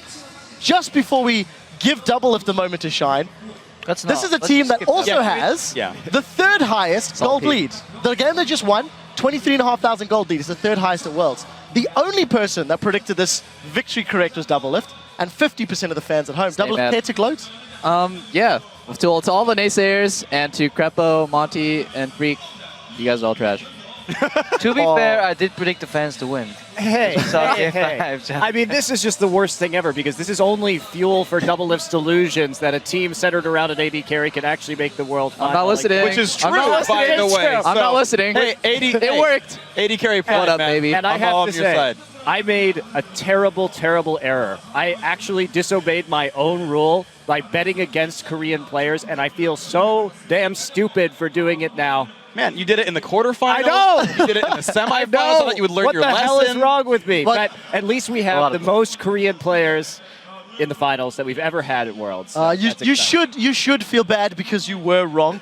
Just to give you guys a note, we will be talking about this in a moment. The World Final teams are actually going to flip a coin to determine who will get to choose starting sides in the World Championship. We are looking live at the Summoners Cup, and of course we're going to be using the 500 Korean won coin just for interest's sake. Winner will be picking sides 1, 3, and 5. Those are the game numbers. Loser will be picking sides for games 2 and 4.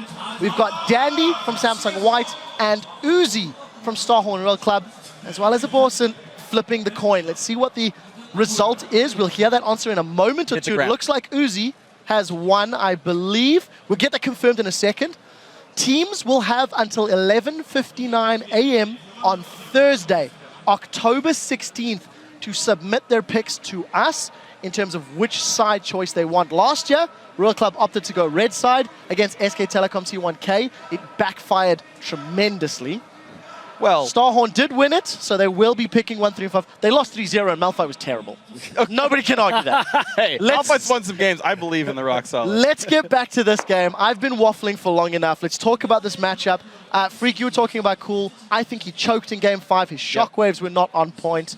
And the rest of the team was performing quite well. It was really unfortunate. Yeah, Cool's the guy I was going to look at. He had a really bad series. A couple of sombreros. There was actually one team fight in the top lane where he just didn't cast the spell. There were 3 guys on the ball. Can't miss it. There was multiple times when he died without ulting. You miss 100% of the shots you don't take. So I feel like he missed 100% of the ones he did take that series. That's a little hard. It didn't work out. Right, let's quickly pull up a replay. Doublelift and Crepo, talk me through this replay. It kind of was the tipping point that gave Uzi the items he needed to win, and it summarizes the game quite well. Yeah, I think this exemplifies the way just China teams meet up against you. We can roll the clip already. It is just a lot of aggression, really early. It's chaos. It's just pure chaos. Slightly controlled chaos. There's a certain beauty. Zero plays well though. That hook lands on Sand, they burst him immediately. TP comes in, so they disengage, and then somehow magically the rest of the team comes down and mayhem ensues. Communication error right here. Insect kind of walks into 2 people without knowing that they're there. That should have been communicated by what's his face? Enemy mid. Not close mid. Corn. Haha. There you go, I got you. However, look at the turn. Zero again gets his teammates out with Lantern, then procs the hook, goes in again, and goes for the counter.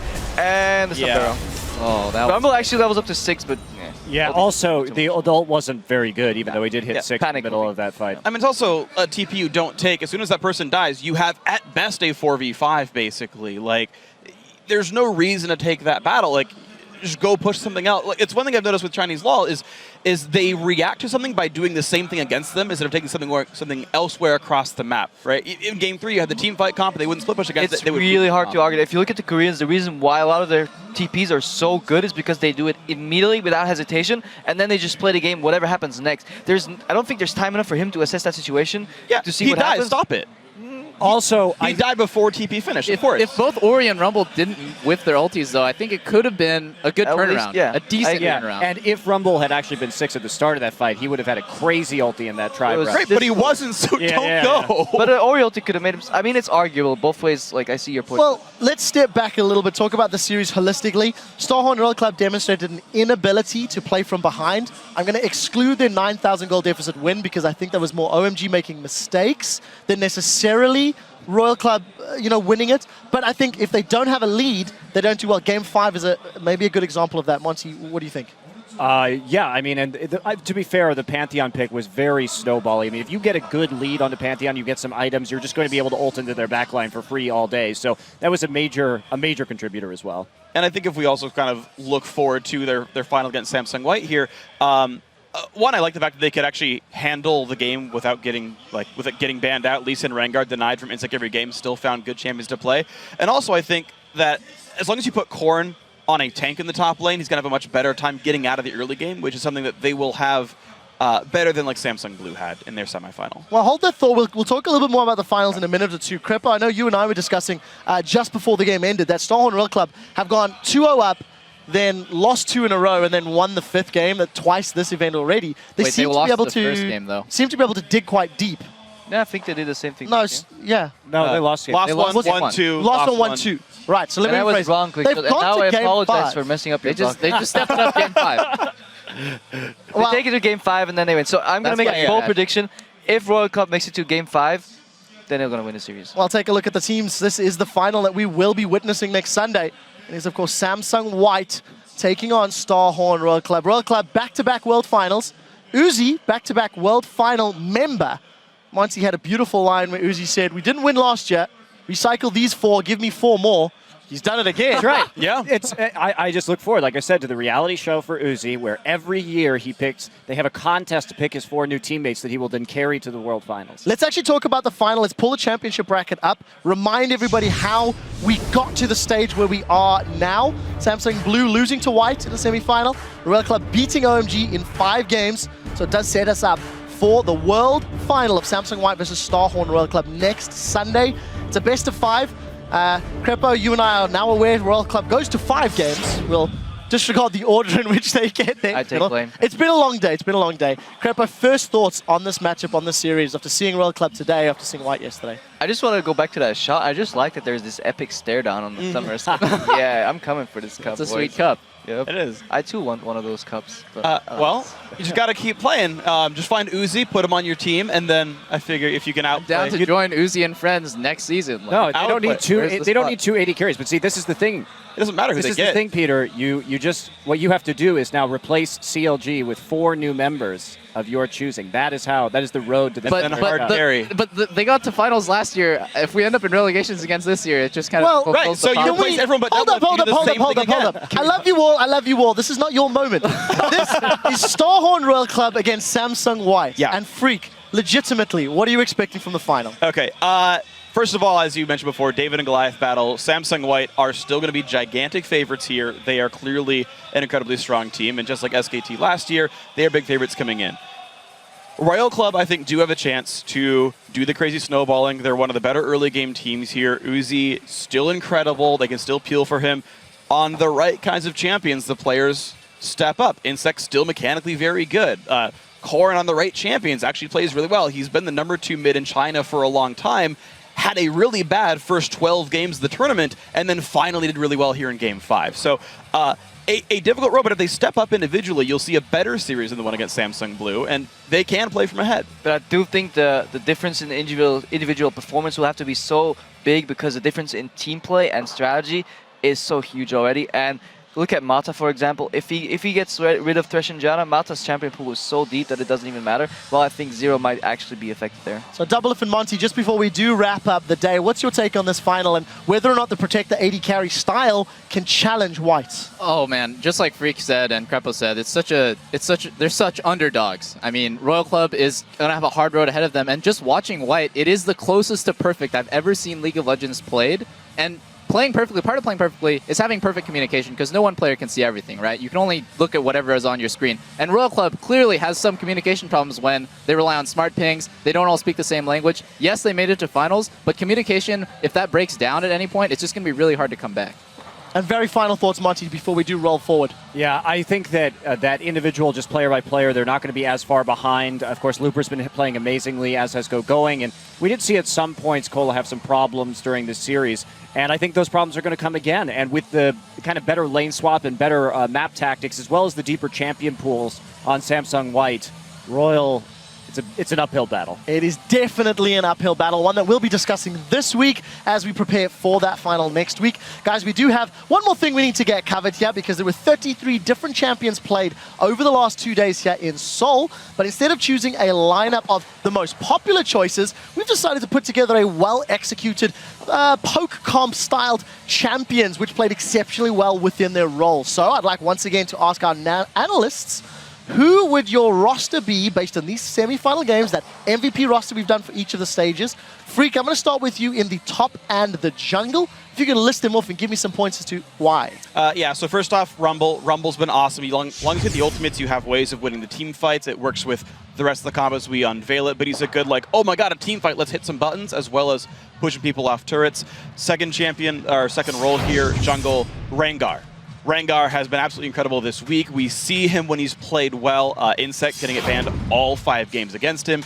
Dandy, incredible in champion as well. You set a team up early on with someone like Rengar, and you can carry it through very easily. Yeah, for me too, if we go into the mid lane, like, you got to take Jace here. Cool did well on it. We saw a ton of it in the last semifinal. So versatile in terms of his ability to poke, and also just a great skirmisher in that hammer stance. He does a ridiculous amount of damage on his tier power spike. Yeah, completely agree. For AD carry, probably Corki. He's just incredibly solid all-around champion. He never really falls off except for super late game 5-6 items, and you hardly ever see games go that way. I especially think in the finals, games will be decided in like 30 to 35 minutes, maybe even less. So Corki never really gets to fall off. He's just incredible in all situations. So and if we're running a poke comp and we have Doublelift on Corki, he might get caught, so we'll need some peel and disengage. I'm going to go with Janna. I think Janna was a top tier pick alongside Thresh in this tournament, and this pretty much rounds up the comp. It really, really does. It's a comp we've seen actually pretty similarly over the last 2 days. You can actually pick up that MVP semi-final bundle in the store right now. It does include skins that have been used by the World Championship players, and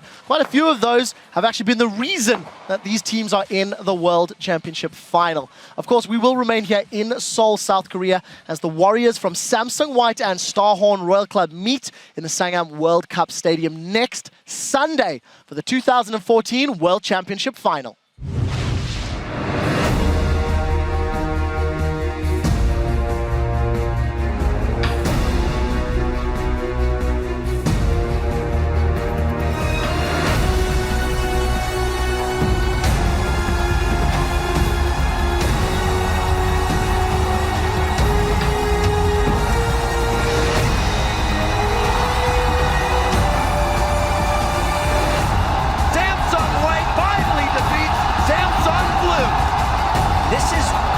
The biggest stops of all of the worlds.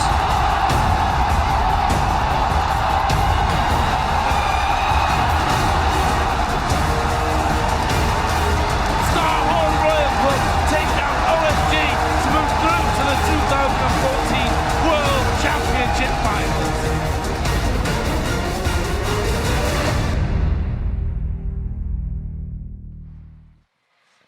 Wow, that epic battle for the Summoners Cup takes place 1 week from today.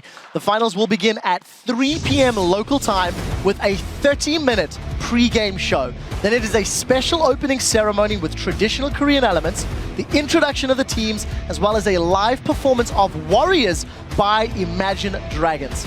After that, the action starts as the finalist battle on the Rift for the right to join Fnatic, Taipei Assassins, and SK Telecom T1K as world champions.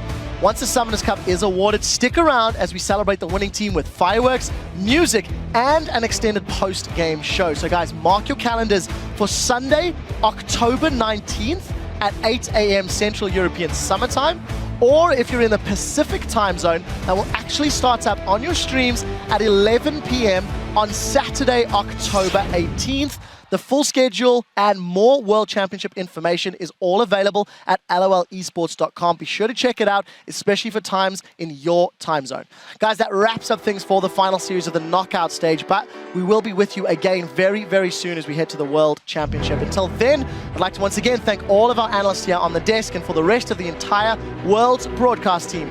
Thank you for watching. We'll see you next week.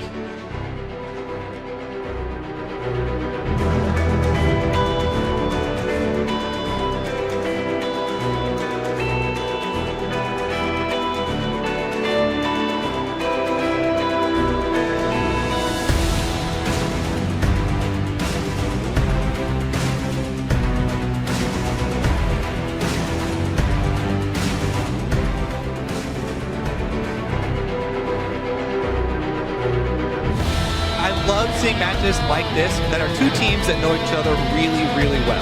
This is going to be a really, really interesting one to watch. Insect's going to go down, Zero in trouble. They're going to keep on diving the turret, but Uzi's still fighting back. He will go down. It's a double attack. Solid victory in game one for OMG. There's going to be the shroud. Oh, he caught Cola out. The equalizer splits the team. Cool is low on the back, but he turned it around, and it's Royal Club that win game number 2. Uzi could go in deep. That man's gone down. Don't wait. Get on towards it. OMG just scattering like the wind. Star Horn Royal Club have come back. Uzi just about gets away. King from Dublin pounces in there. Star Horn Royal Club then dropping. Game 5 is on. Can he slow them down? The Horn going got out. Zero goes big for his team. Is it enough? Yes, it is. Star Horn Royal Club move through to the World Championship Finals.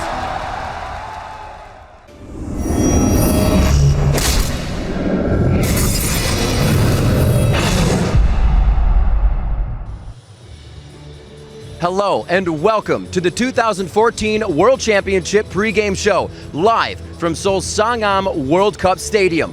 Over the past 4 weeks, 16 teams have battled it out for a spot here on this incredible world stage. We've seen pentas, we've seen upsets, and we've even seen a few immortal Nexus battles. But now, only 2 teams stand tall, Starhorn Royal Club and Samsung White. It's been a long road to the Summoners Cup, and we're about to take the final steps. So lock it down, because the 2014 World Championship pregame show starts right now.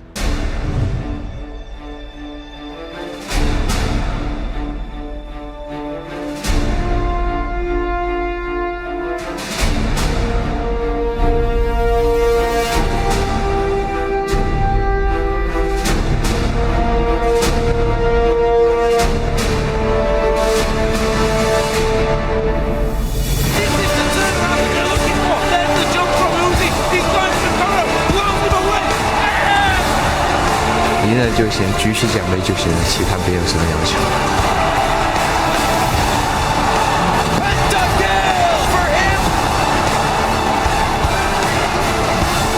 질 것 같진 않아요, 절대.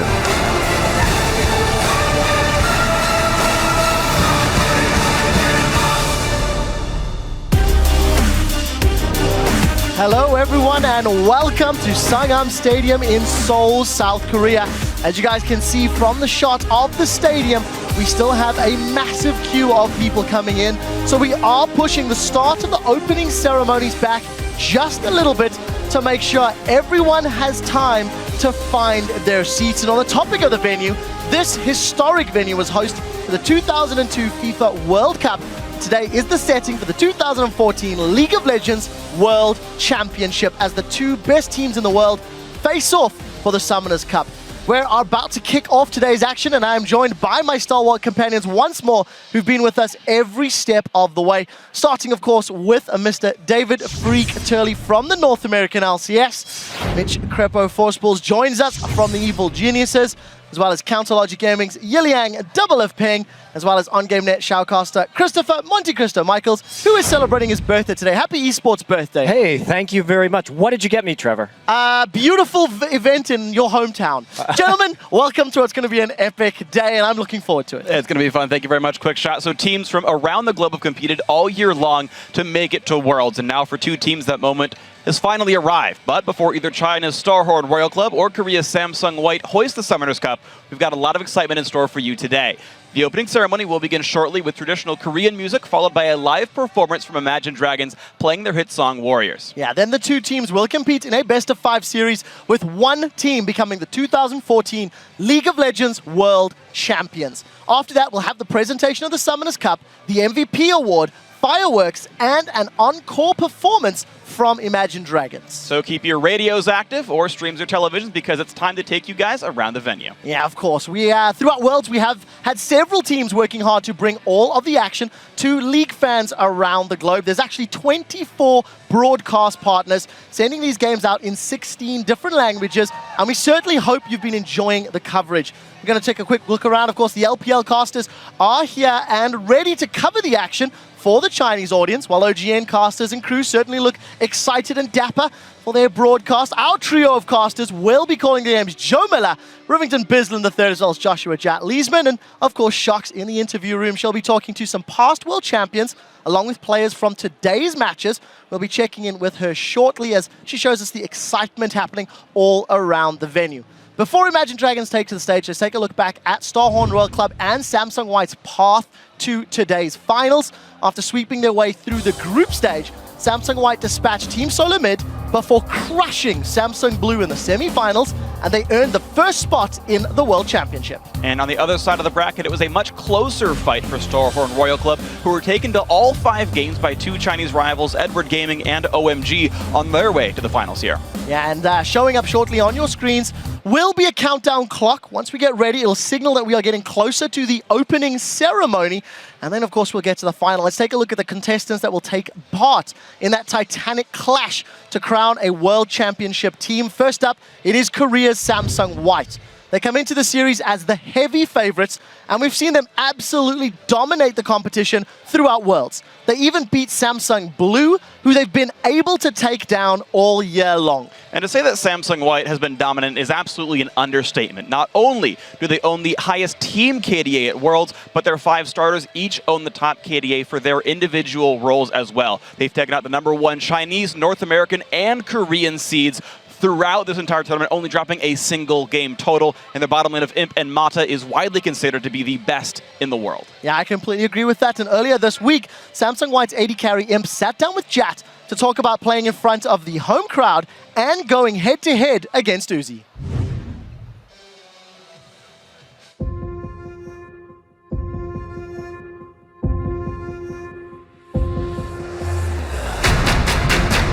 Finally in Korea here. What's about to happen is anyone's...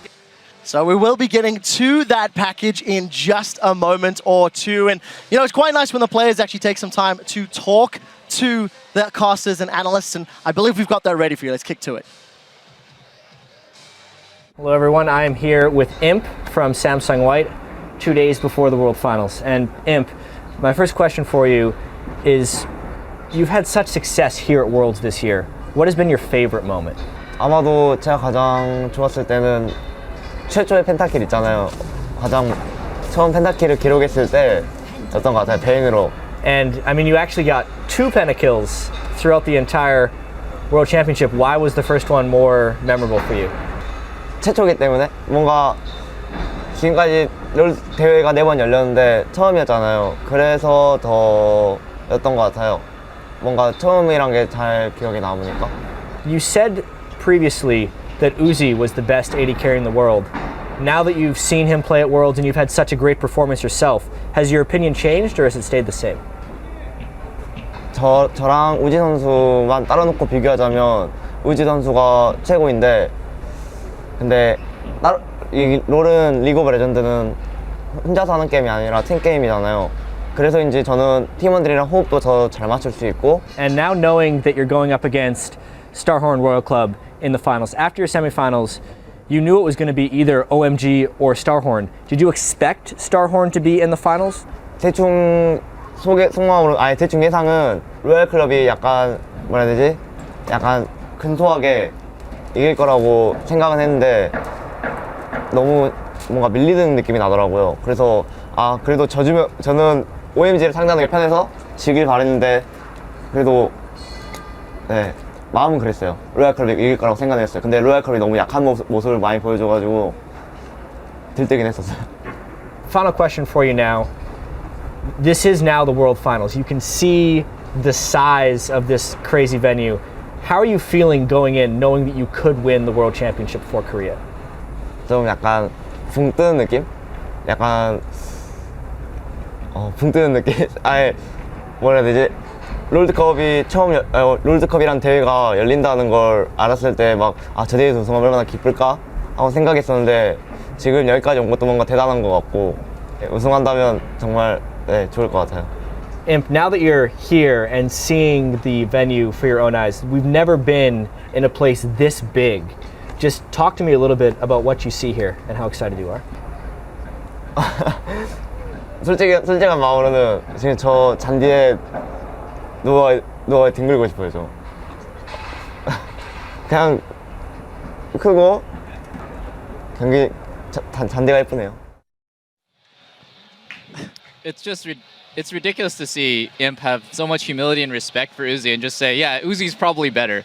I mean, that's not what you would expect from a cocky player like Imp, but it's not to discredit him. He's pretty much a close second for best ADC in the world, and I really think he's the first and only player to get 2 Pentacles of World Championships. This guy's really explosive. He has amazing situational awareness. He can show. He's probably the best Twitch in the world. I mean, this guy, when I watch his Twitch, it's like magic. Yeah, something we always say, he synergizes with his team maybe a little more than Uzi does in that hard carry role. And talking about that, on the other side of the rift, Samsung White will find China's Starhorn Royal Club waiting for them. This is Royal Club's second straight trip to the World Finals, but unlike Samsung White, their journey was much more difficult. They come into the finals with an 11-5 record after a quarterfinal and semi-final series that went all the way to 5 games. But if anything, that shows how resilient this team can be when it counts the most. They are, of course, anchored by Uzi at AD carry, and Starhorn has proven they can rally when they are down, and they thrive when they are under pressure. As a massive underdog to Samsung White in this series, only time will tell if they can respond one more time and pull out that crazy upset and win China's first ever Summoners Cup. It's definitely something they want, and one Royal Club player who is very familiar with Samsung White is their jungler, Insec. Jat also caught up with him earlier this week to talk about returning to Korea to play in the World Championship final. I'm joined today by Insec from Starhorn Royal Club. And Insec, you guys have made it all the way to the finals here at the World Championship. What has been your favorite moment? 4강, 8강 둘 다 힘들게 이기긴 했는데 전 8강 때 이제 제 트라우마였던 승승패패패를 깨서 8강이 좀 더 기억에 남아요. And in the past, you were considered the best jungler in the world. Currently, Dandy probably holds that title, but you play against him here in the World Finals. Where do you see that falling now? Best jungler in the world? Where do you rank yourself? How is that working? 일단 그거에 대해서 약간 설명을 하면 댄디 선수 정말 잘하는데 지금 팀 시너지까지 돋보여서 지금 더욱더 이제 지금 댄디 선수를 빛나게 하고 있어요. 그래서 일단 정글을 기본적으로 저보다 잘하기도 해서 제가 좀 지금은 당장 확실히 좀 댄디 선수보다 부족한 것 같아요. And now that you're back here all the way into the World Finals, how does it feel and how did it feel walking into the World Cup Stadium today, and how excited are you for the championship? 그냥 정말 크다 하고 중구에 제 예선전을 큰 데서 했거든요. 롤드컵 예선전을. 그래서 거기랑 비슷한가 생각하기도 하고 했는데 그냥 여기가 좀 더 큰 것 같아요. Since you spent this past season in China in the LPL, how has it felt coming back to play again in Korea? 일단 제가 가기 전에 약간 농담 반 진담 반으로 다시 LPL에서 한국 리그로 롤드컵으로 돌아오겠다고 했는데 그냥 그 약속을 지킨 것 같아서 약속을 지킨 것 같아요. And for you personally, being such a huge star in Korea, then eventually getting released by the KT Bullets, what would it mean to come back to Korea and win the World Championship? 딱히 그러니까 중국 팀의 일원으로보단 저는 그냥 로얄 클럽 팀의 일원으로서 우승했다고 생각하기 때문에 그냥 국적에 대해서 크게 생각하지 않은 편이고 그냥 단순히 팀으로 생각할 것 같아요. Coming up against Samsung White now, not very many people are giving Royal Club a chance to win. What are your thoughts on that? 힘들게 올라온 만큼 그래도 재미없지 않게 결승전 최선을 다할게요. Well, thank you very much, Insec, and good luck at the World Championship. Thank you. Man, Insec he's been a player that I've been passionate about for so long. We all know him because of his dazzling mechanics. I've had the pleasure of casting him for many, many seasons here in Korea. And he's one of those guys, he's got that move, the Insec named after him. He's world famous, but he's never won a tournament. He was one game away from beating SK Telecom T1K in Champions Summer 2013 a year ago, but he failed to make Worlds at the same time. And even though he is just so good mechanically, sometimes his decision-making and his engages are a little preemptive or awkward. And as a result, we did see him kind of slump with the strategy first, rotation first, kind of objective-based Korean style in the middle of 2014. It did cause him to be released from his longtime team, KT Rolster. But it's so fun to see him back here now because it seems like Starhorn Royal Club is really just the perfect team for Insec's play style. The immediate follow-up, that level of aggression, the level of trust that they have with these smart pings when they're not even fully able to communicate with one another is extraordinary. And it's incredible, too. You saw this with the interview, both with Insec talking about Dandy as well as Imp talking about Uzi, where they're saying, well, yeah, it's the teamwork that means so much more. These players are all fairly close to each other, individual skill. Sure, you could talk about Dandy being the single best jungler, Imp being top 2, top 3, but the fact that it's the teamwork that's making these teams so strong, I think, is great to see. I've got a question for Double F. We were talking quite extensively about the communication side of things on Starhorn Royal Club. So share your thoughts on that sort of storyline that we were discussing backstage as we prepared for this final. Yeah, so I think that, well, it all comes back to last season. I thought last season, SK Telecom T1K, that was probably the closest I've seen League of Legends played to perfect. When I think of robots, 5 robots who were just programmed to play League perfectly, that was really close. Now, I see Samsung White is even closer than last year. And then I think of Royal Club, and part of playing perfectly is having perfect communication. One person cannot see everything on the map. You need information from all 4 of your teammates. And Royal Club's communication really breaks down into smart pings, which is not really that effective at conveying a lot of They're in the World Finals. It's obviously doing something right. But they have a distinct disadvantage, even if they're not necessarily worse individually. As a team, their synergy won't be as great as a team that can communicate effectively in the same language. At the same time, I just want to highlight how proud Royal Club should be for playing in this double broken language. It's extremely hard to communicate League of Legends in the same language. If we've played in full English teams and we've struggled with that, they're playing in different languages that none of them have as their main language, and then they have to rely on smart pings, and they made it to World Finals, and it highlights in the style they play, zero hesitation, full-on aggressive.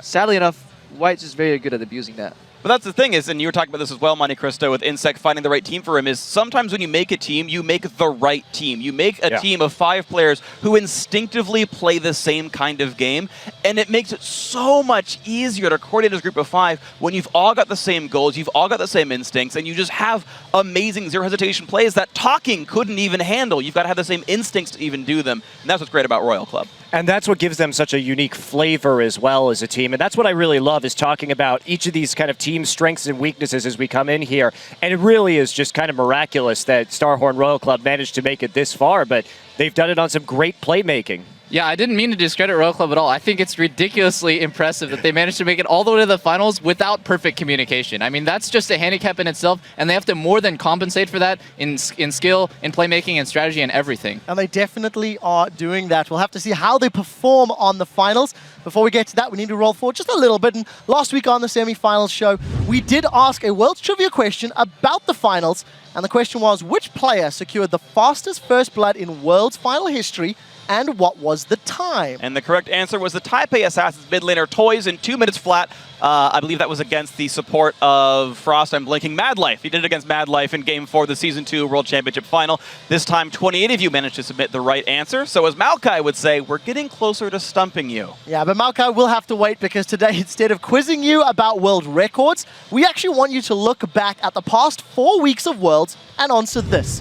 What has been your favorite moment from Worlds so far, and why? And of course, that's everything from the group stages and beyond, so think back about what you've enjoyed the most and send your answers to us at LOL Esports on Twitter along with the hashtag Worlds. Yeah, we will actually share some of our favorite answers in the post-game wrap-up show after the final is concluded and a world champion is found. If you'd like to find out more information about the teams taking part, players from Worlds, or watch VODs to refresh your memory, head over to lolesports.com. That's where you'll discover articles, stats, and a whole lot more. And of course, while you're there, head to the schedule at the top of the page and vote for which team you think will become the 2014 World Champions. We're going to take a look at your predictions before Game 1. And you can also navigate to our YouTube channel, where you're going to find a special feature about OGN's hype master, Jun, who's been keeping the crowds entertained throughout Worlds Live in Korea. Yeah, and that dude is incredible. Speaking of hype, to commemorate the 2014 World Championship, there is a championship skin, ward, and icon available in the store right now through until October 31st. So be sure to pick up the Championship Shyvana skin along with the 2014 Championship Award and icon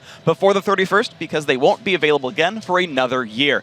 Each item is available separately or in a discounted bundle that includes the Half Dragon herself, because Worlds just sounds so much better when you say it with flame breath. Yeah, I completely agree with you. Now, for those of you who are not able to make the trip to Sangam Stadium, we wanted to give you a look at all of the fun that's happening here during this World Championship celebration. And to do that for us, I'd like to welcome Shox to the pre-game show. How's it going, Shox? Well, Trevor, I am here at the World Finals in front of this incredible crowd in the incredible stadium, so I'd say that I'm doing pretty well. Now, the stadium was built for the 2002 FIFA World Cup, and just last year, Psy filled it up with his Korean Gangnam Style. Now, it is definitely the largest venue to ever host a League of Legends event. And as you can see behind me, we have merchandising booths where we can give fans all kinds of cool stuff. One of those is one of my personal favorites, this adorable Tivers doll. I really hope that I get to take one of those home after the show. But there's not only a ton of stuff going on inside the stadium, but also a lot of cool things for the fans outside of the stadium.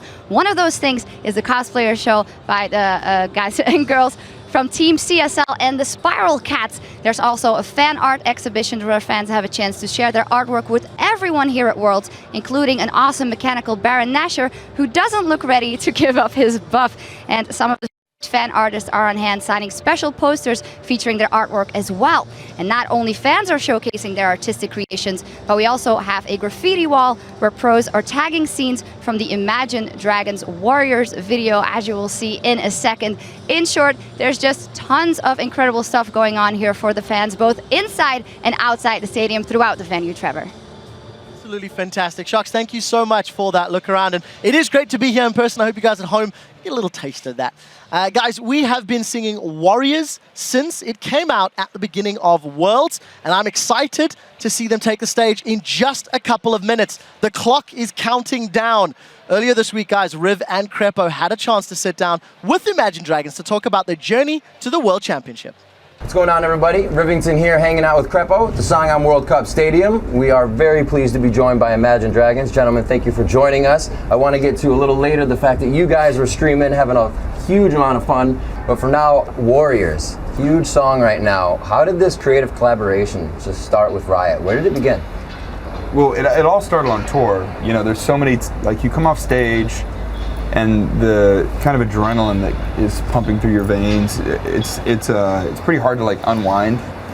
So we all kind of were gamers, and someone like said, "Hey, have you ever played League of Legends?" I think maybe it started with me or you. You, yeah. It was me. Anyway, so I was like, "No, I'll try it." So I played it, and then I introduced the guys to it. Well, you told me about it, and you're like, "It's like the coolest game ever." I was like, I don't even want to tell. I actually remember I was like, I don't want to tell you about it because it will like take over your life. We find ourselves with like weird pockets of time to fill during the day before a show also. So, but like we usually have Wi-Fi, so it was actually like a perfect fit. It was like, so you guys will actually try to play on the road when you can? Oh, we do. Oh, we do. Like we will be. I can't tell you how many times we're like overseas and like getting the European. What's the ping? Yeah, are we in North America right now? Okay, I'll download that. Quick, start downloading. There's a new patch. Oh, like, yeah, the new patch in the hotel in the middle of the night.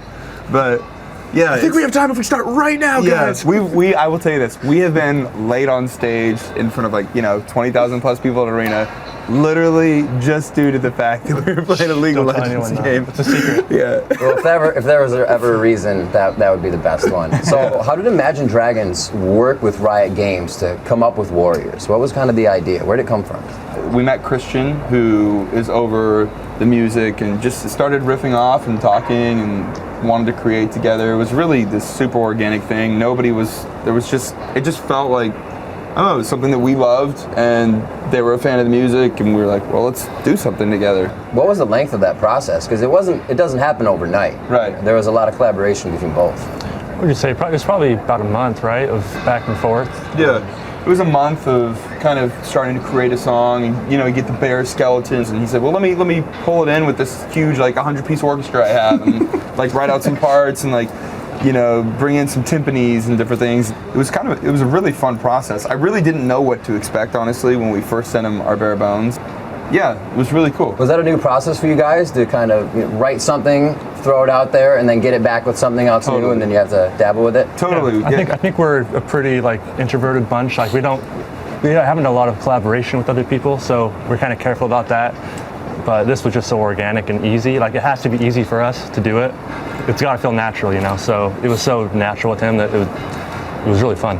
Well, there's definitely a love there that comes from League. You guys were streaming with Crepo and Skara. Yes. You guys actually just decided to play, and then it went online, which led to a whole bunch of different things. I heard there were champion swaps. What were you trying to AD for somebody and then support, and what was going on? Yeah, so we were both fighting for support, and good guy Imagine Dragons actually let me play support for first game. But then we unleashed the Terrible Illusion, I think I tried to play, and the Fiddlestick support kind of didn't work out. He's a great Fid support. It's a thing. It's real. I think at that point we were being ghosted in our match also. I think that was happening a little bit. I think I tried to do it was the saddest. I know Amumu was already a sad mummy, but that had to have been the saddest Amumu that's ever happened ever.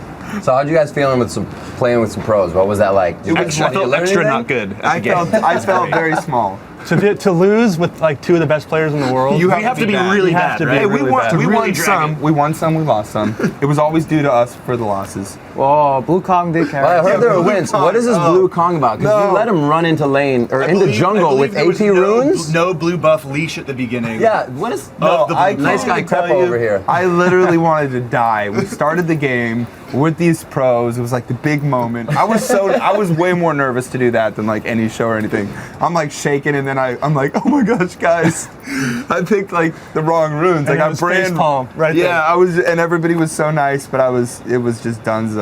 So when you guys had a chance to check the Twitch chat, I heard there was something to the effect of, I will buy all your singles if you let the opponents gank Crepo and let him die. How tempting was this? I took it. That's why we lost. You gotta watch out. Twitch chat is dangerous. Yeah, these guys playing. It's nerve-wracking. That was my first experience with Twitch, and it's very nerve-wracking because you feel like if you make a mistake, well, you literally are. You're everybody's saying it, and so you're definitely think twice when you're I'm gonna go do this risky move. You're maybe I'll play it cool and keep my 0-0-0 right now. I think everyone should have a Crepo support somewhere on the team because it makes your life so easy. Those hooks were just coming in. It was so easy just to aim and click. It makes it really easy. So thank you. As long as there's no wind wall. Right. The dreaded wind wall.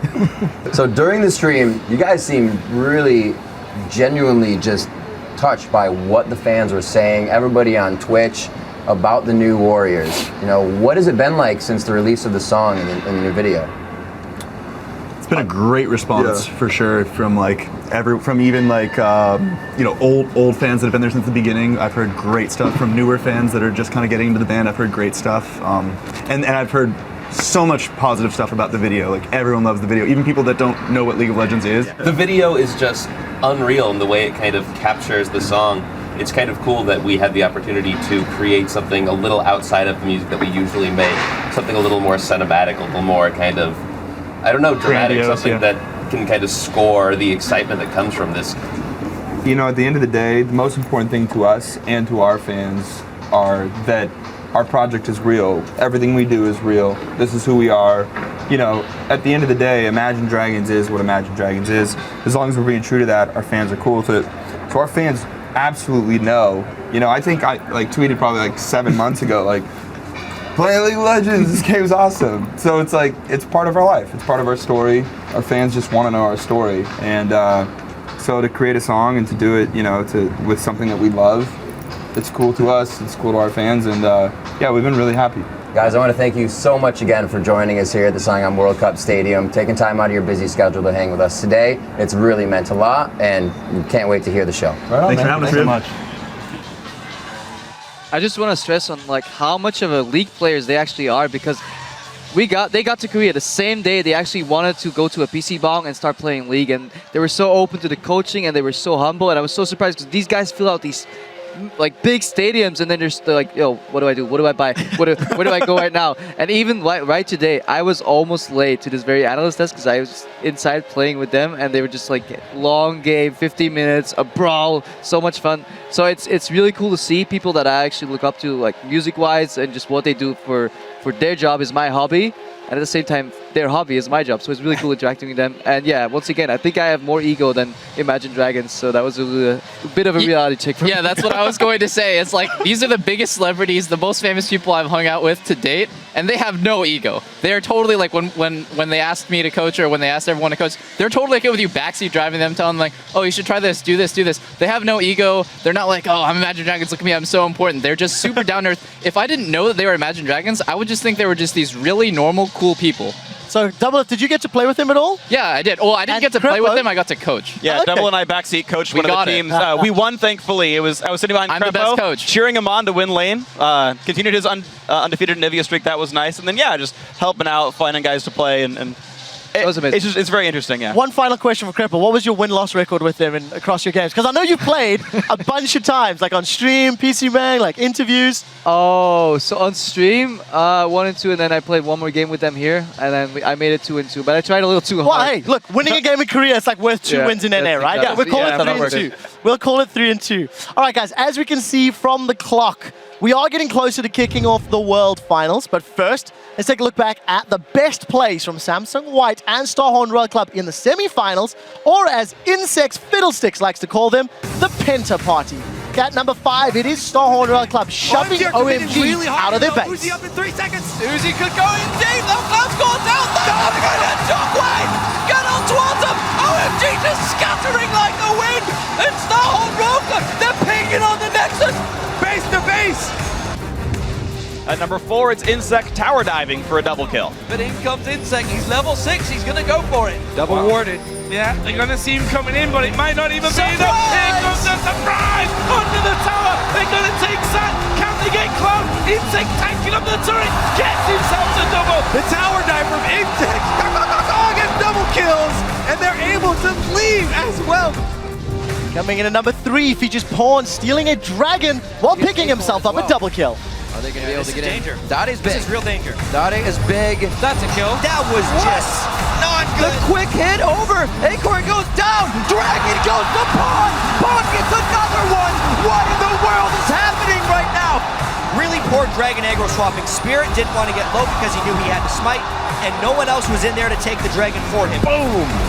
And we have Carnage to start off game 2.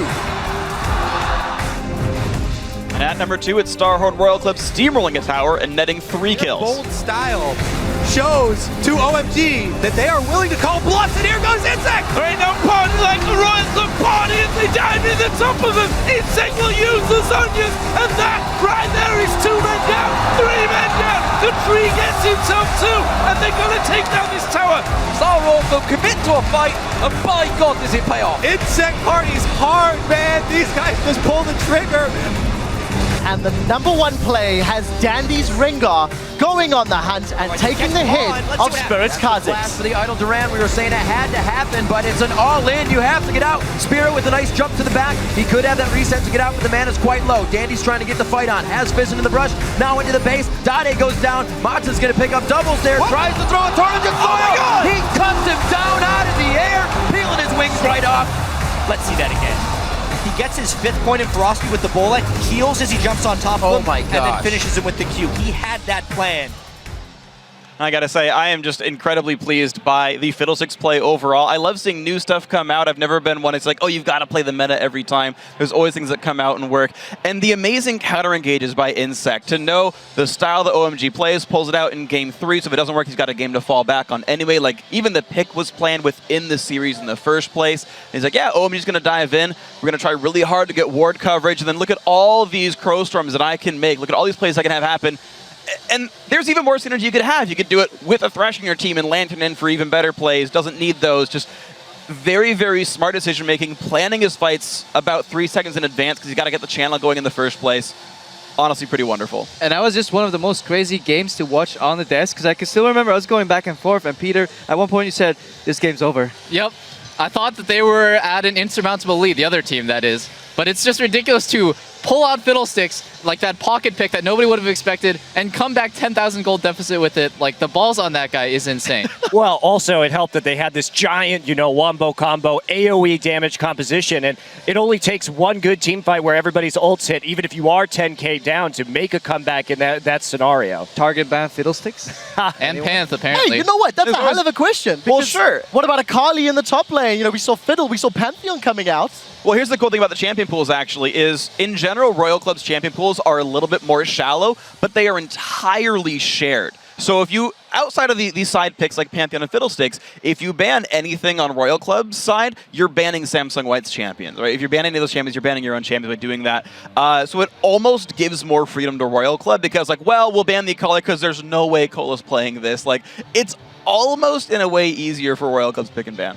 What do you think, Monty? Makes sense. I mean, it's a quasi. It's tenuous, but like the logic is there. As weird as it is, there somewhere. I think in terms of the jungle, but like in terms of everything else, I think those champions pools just run so deep. It's going to be extraordinarily difficult. Oh, sure. And of course, think about those semifinals of you guys at home. The Twitter question is, of course, what's your favorite moment from Worlds and why?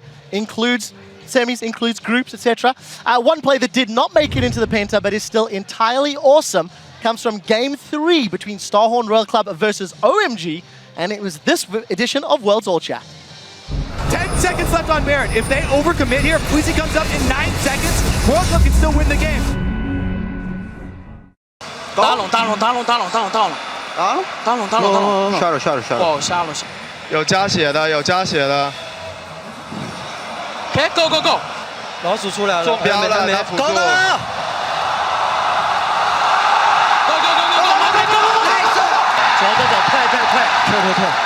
OMG just scattering like the wind! It's Starhorn Royal Club! They're pinging on the Nexus! They're going, look at Uzi! He's already going there! The rat running up the mid lane here! Yes. Go! Go! 一波了，偷就回了个树人。走你，我们回去。你就一个 GT 啊。买了。为什么总是想上？我一，他们回不来。Oh, he caught the boat! The sapling landed! It stopped the recourse! And Starhorn Royal Club been back behind the whole game have come back with a brilliant couple of team fights. What a turnaround! Insect with the Crow Storm, absolutely pivotal. Oh my god! Oh my god! 差一点. Wow.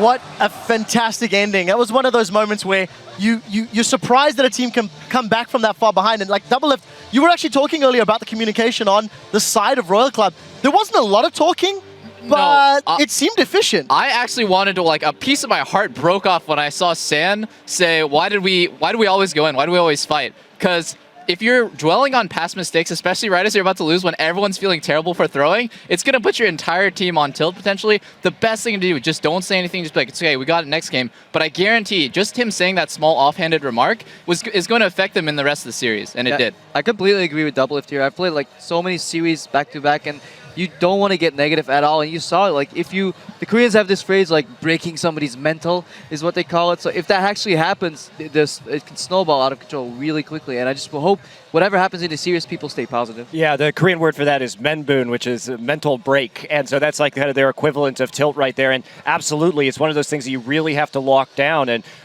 you have to have that cheerleader on the team, or you have to have a coach or a manager who can come up and kind of reset a player's mentality. And this is something that you can apply to any sort of competitive, like even just in solo queue, not even in just competitive games when you're playing for money. It's like everyone knows that they made a mistake. You don't need to reinforce that and make them feel horrible about it, because it might potentially it's never going to benefit you. It only hurts you in the long run. So Doublelift, I love the fact that we talked about San's position and his mindset, but I want to reiterate the question. What do you think about the calling that we saw from Starhorn Royal Club? Because as they were moving down towards the bottom lane, if I remember correctly, we're like, Baron, Baron, Baron. That's all Uzi was saying. That's a universal word. Then we didn't hear a whole lot, and we saw, the Maokai sapling toss coming in, punishing some of the mistakes. What did you think of the calling good or bad from what we saw in that short clip? Well, when they're going to admit, I think it was funny that they switched to English randomly. It's just like, oh, go. Yeah, but I think there's a lot of merit to what they do. I think it's so smart that they use really short, like English phrases like go, or Baron. Like, these are universal words that everyone can understand. But at the same time, when Cola interrupted their recalls, for example, he said it in Chinese. And already right there, something went off my head. I was like, in second zero, don't know what's going on. And that could be a problem. Just really tiny things like that could add up in the finals. The one benefit you have from using these small, tiny words is that it doesn't clutter your communication and everybody can get in there. At the same time, in this play in particular, not much had to be said because they called for Baron, but then once they saw them, I mean, vision speaks louder than words because they saw what was going on. Again, they play so instinctively. Once they actually have the full overview, they don't really need to talk that much anymore. There's only forward and backwards, and in Royal's case, there's more forward than that. And of course, that worked out. It was interesting as well to me to watch. You're talking about, everyone playing forward, sort of the instinctive play. OMG had the wrong instincts there. There was no way they're going to out-base race this team who's got an 80 carry running at an unturreted Nexus. And they're like, no, we've got to base race them. And it's like, that can't be your possible thought. And again, Double, you were talking about Son saying, why do we go in? Well, why not spend that time to look at the map, be like, we have to defend here. You're all speaking Mandarin. It's not even going to be that hard. Yeah. And then say, no, you've got to defend by these 25 seconds we need so that we can get people to respawn. I think the greatest thing to know about Royal is the fact that they all do have the same instincts, like you guys said. Sometimes it actually takes too long to say what you want to say, and then everyone's like, okay, I agree with what your call is, and I understand. Sometimes it's just best to just play completely off of feel. Even Faker said this, I play off feel and instinct, and just because of the fact that they all have the same mentality, that might give them a slight edge, just like half a second or a couple seconds more when it comes to jumping people making the play. Yeah, go ham or go home. Yeah, and then when... As they say it, the Starhorn model. Yeah. I mean, there's no other way to show your team that you're going in than just jump in with Lee Sin and kick some team member out. I mean, there's no better signal like, hey guys, we're about to fight. There's an enemy flying in your face. Let's fight. Yeah, and I mean, it just kind of repeats itself over and over again, but you have to basically practice all the major strategies to, like, before the game starts, because you can't take 2 minutes to say, okay, guys, we're going to ward these 3 brushes, then sweep this one, then we're going to go for Dragon in 2 waves. Like, by that time is already passed. Like, these steps all have to be practiced out. Everyone has to know, okay, guys, we're doing the Dragon play, and then everyone knows their next minute and a half of steps. And that's just when instinct comes into play, and the fact that Royal made it all the way to the finals just off of that alone, nearly, and smart pings, is just incredible. It's just such a miracle. Yeah, maybe it is a miracle. We'll find out if they can do it again, if it is a miracle. Anyways, guys, Worlds has exposed fans around the world to new teams, to new players, but there's been one figure that has been catching everyone's attention, and it is OGN's legendary shoutcaster, Jun. He's revered because he's been doing this for 15 years. His expertise is cross titles. He's done so many games. He's in commercials for games here in Korea. Everybody who knows esports knows who Jun Jun is. Hello everyone. I'm the caster of OGN's World Champs. 온게임 OGN에서 LOL 관련해서 메인 캐스터를 하고 있고요. 이번에 월즈를 통해서 처음으로 이렇게 NA나 EO 팬들께 인사를 드리게 되네요. 캐스터 역할은 이렇게 분위기를 좀 살리고 사람들이 경기에 집중하게 하는 게 그 역할이라고 생각을 합니다. 그러니까 게임을 중계하면서 아주 전문적인 영역은 코멘테이터들이 담당을 하고 저 같은 경우에는 눈에 보이는 역할을 합니다. 뭐 퍼스트 블러드, 펜타킬, 넥서스, 깨지네요. 뭐 이런 거 사실 보지 않아도 그냥 누구나 다 알 수 있는 거거든요. 사실 제 해설을 듣지 않아도.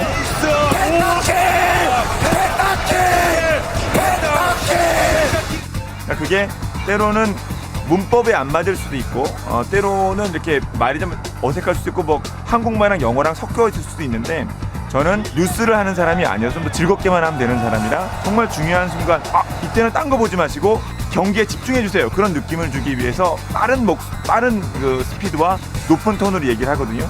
그게 다른 사람과 구별되는 부분이고 팬들의 어떤 그 귀를 그리고 눈을 이렇게 좀 사로잡기 위한 저만의 어떤 뭐 노하우라고 할 수 있겠죠. 첫 번째 그 롤챔스 결승하던 때가 생각이 많이 나요. 제가 그때 이제 40이었거든요. 근데 10년 전에 제가 나이 40에 게임 캐스터를 할 수 있을 거라고 생각을 못했어요. 리그 오브 레전드가 그때 이제 한국에 서비스가 되고 리그 오브 레전드 대회가 생기면서 제가 나이 40에 그냥 조그만 대회가 예전엔 큰 대회를 했는데 이제는 뭐 나이도 먹고 이제 감도 떨어지고 해서 조그만 대회라는 게 아니라 예전보다 더 큰 대회.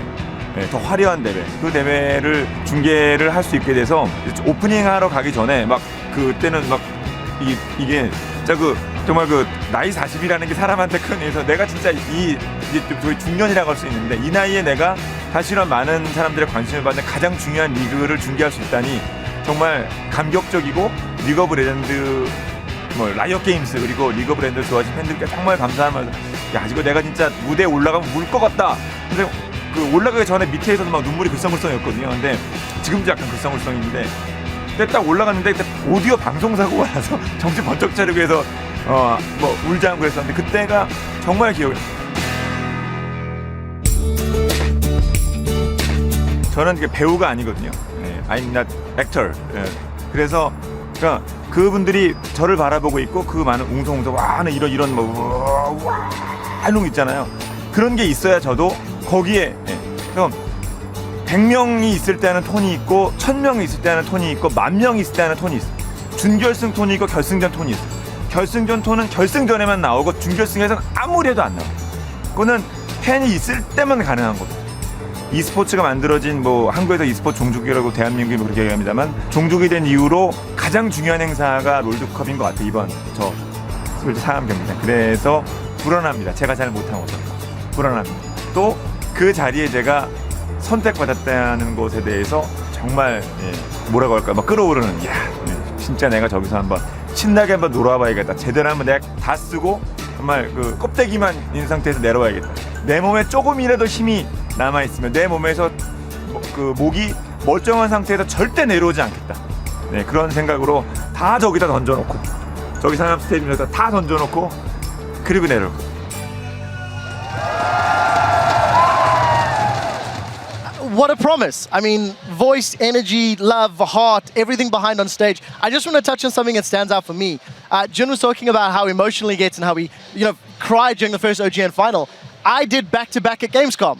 I get there watching that event for years and years and years, and my birthday happens to fall over it. And I know exactly what it's like, being so passionate and so in love with esports, the video game, the scene. I can relate really closely to the sentiment and the message. I just love, once again, how humble he is and how nice of a person he is, because I met him so many times before I even knew what a background he had. He's been doing this for 15 years. He still remembered me. He still remembered my name when I'm one of the maybe hundreds of, if not 1,000 players he's met over time. And it's really fun figuring out how big of an experience, how big of an example he is, and just want to follow in his footsteps one day. Yeah, me too. And what's funny for me is I started first downloading broadcasts from OGN in Korean in the mid-2000s when I was still a teenager, so about 10 years ago. And I remember seeing him on stage and hearing his voice and how pumped up he got for these esports matches. And it really added so much value to my experience. So when I got the chance to move to Korea and then work with him for the past couple of years, it was just such an honor for me because I started out as a big fan of this guy, and he's one of the most, if not the most experienced broadcaster. I know if I ever have questions about broadcasting in esports, he's been through all of the trials and tribulations before, and he always offers me great advice. I can really relate to how he says he tries to leave all of his energy and passion on stage, because when I go up to play, I want to do the same thing. You never want to feel like you left something there, something to be desired on stage, something like that. You always want to feel like I gave it my all, I gave it my 100%, I did my best. And it is really nervous to be in front of a giant crowd. I'm nervous right now, and I'm just sitting on the desk with you guys. It's really just intimidating to see all these people everywhere, and it's hard. It's really hard to give it your 100% when you're kind of distracted, nervous.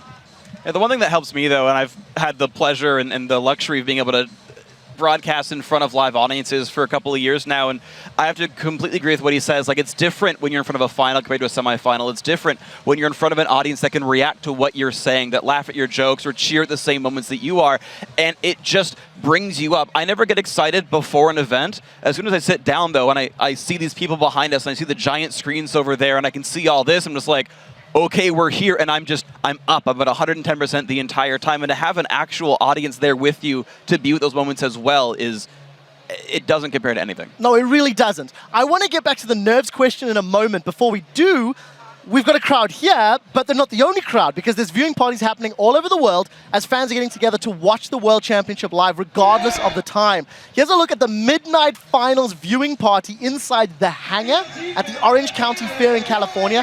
Fans are ready for these matches to begin. I believe there's 1,500 of them in that venue. I also want to share the sentiment when you do have crowds yelling, screaming, chanting, it actually makes it more difficult to focus and get in because you just want to go ham. You just want to yell and scream with everybody. I want to touch on nerves. We have less than 2.5 minutes before we throw to the opening ceremonies. Crepo and Double Lift, as the two people at this desk, has been on stages similar to this, but smaller scale. What's it like knowing a World Championship final is about to start in your mind and your heart?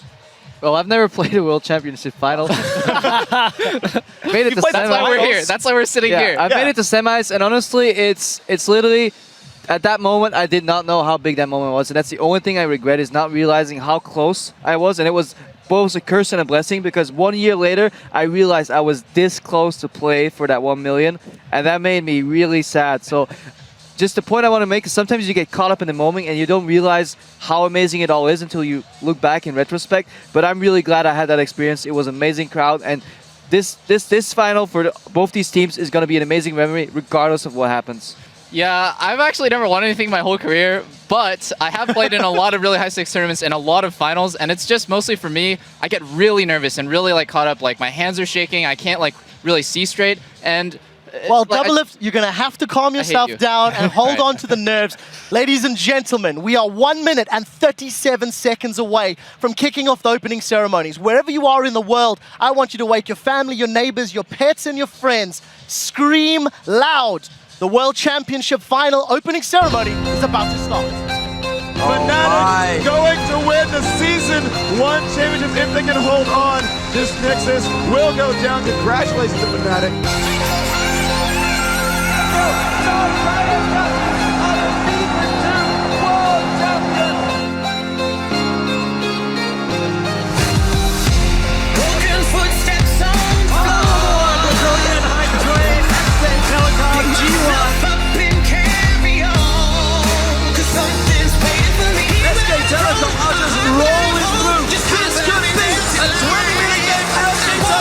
They will be the Season 3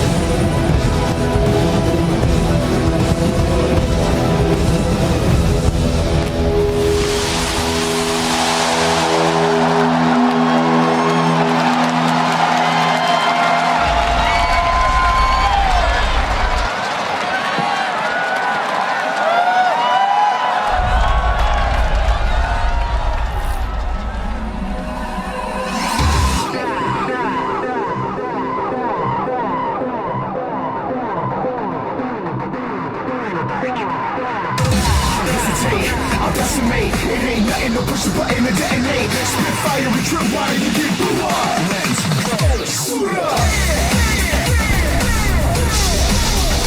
Shoot up.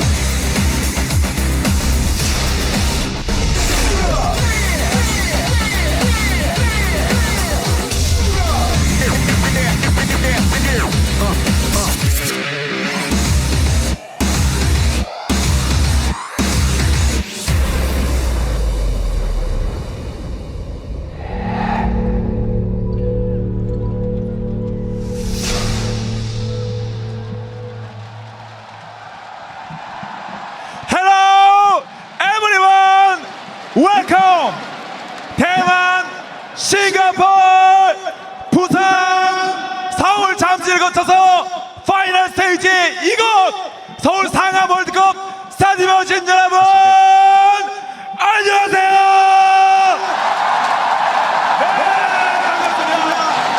자, 잠시 후에는 지난 4주간 치열한 경쟁을 펼친 전 세계 유일한 두팀 바로 여기 있는 From Korea 한국의 삼성 파이트와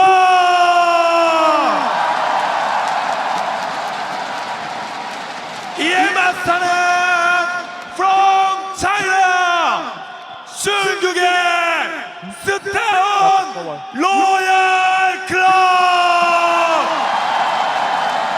의 대결을 여러분께 보내드리겠습니다. 그 전에 4만여 넘는 팬들이 지켜보는 가운데 이 상한 대첩의 한 복판으로 서머너스컵과 역대 원챔 스타들이 등장하겠습니다. Please welcome 서머너스컵 and best 원챔 스타 큰 박수로 맞아주십시오.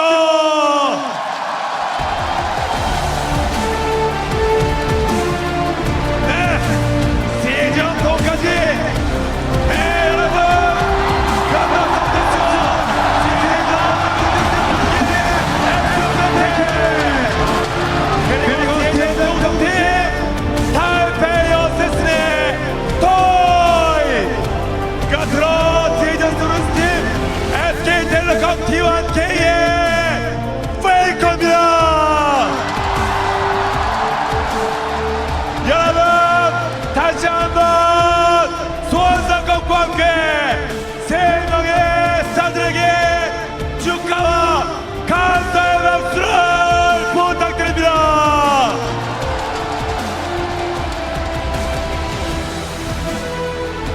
자, 이제 결승전 한번 달려봐야 될 것 같습니다.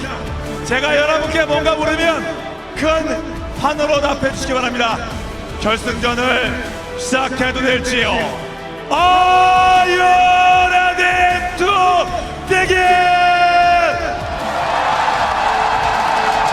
Are you sure? 오케이, 좋습니다. Let the finals begin. 상암 월드컵 스타디움에 가득내온 팬들 여러분의 뜨거운 환호성과 함께 그랜드 파이널을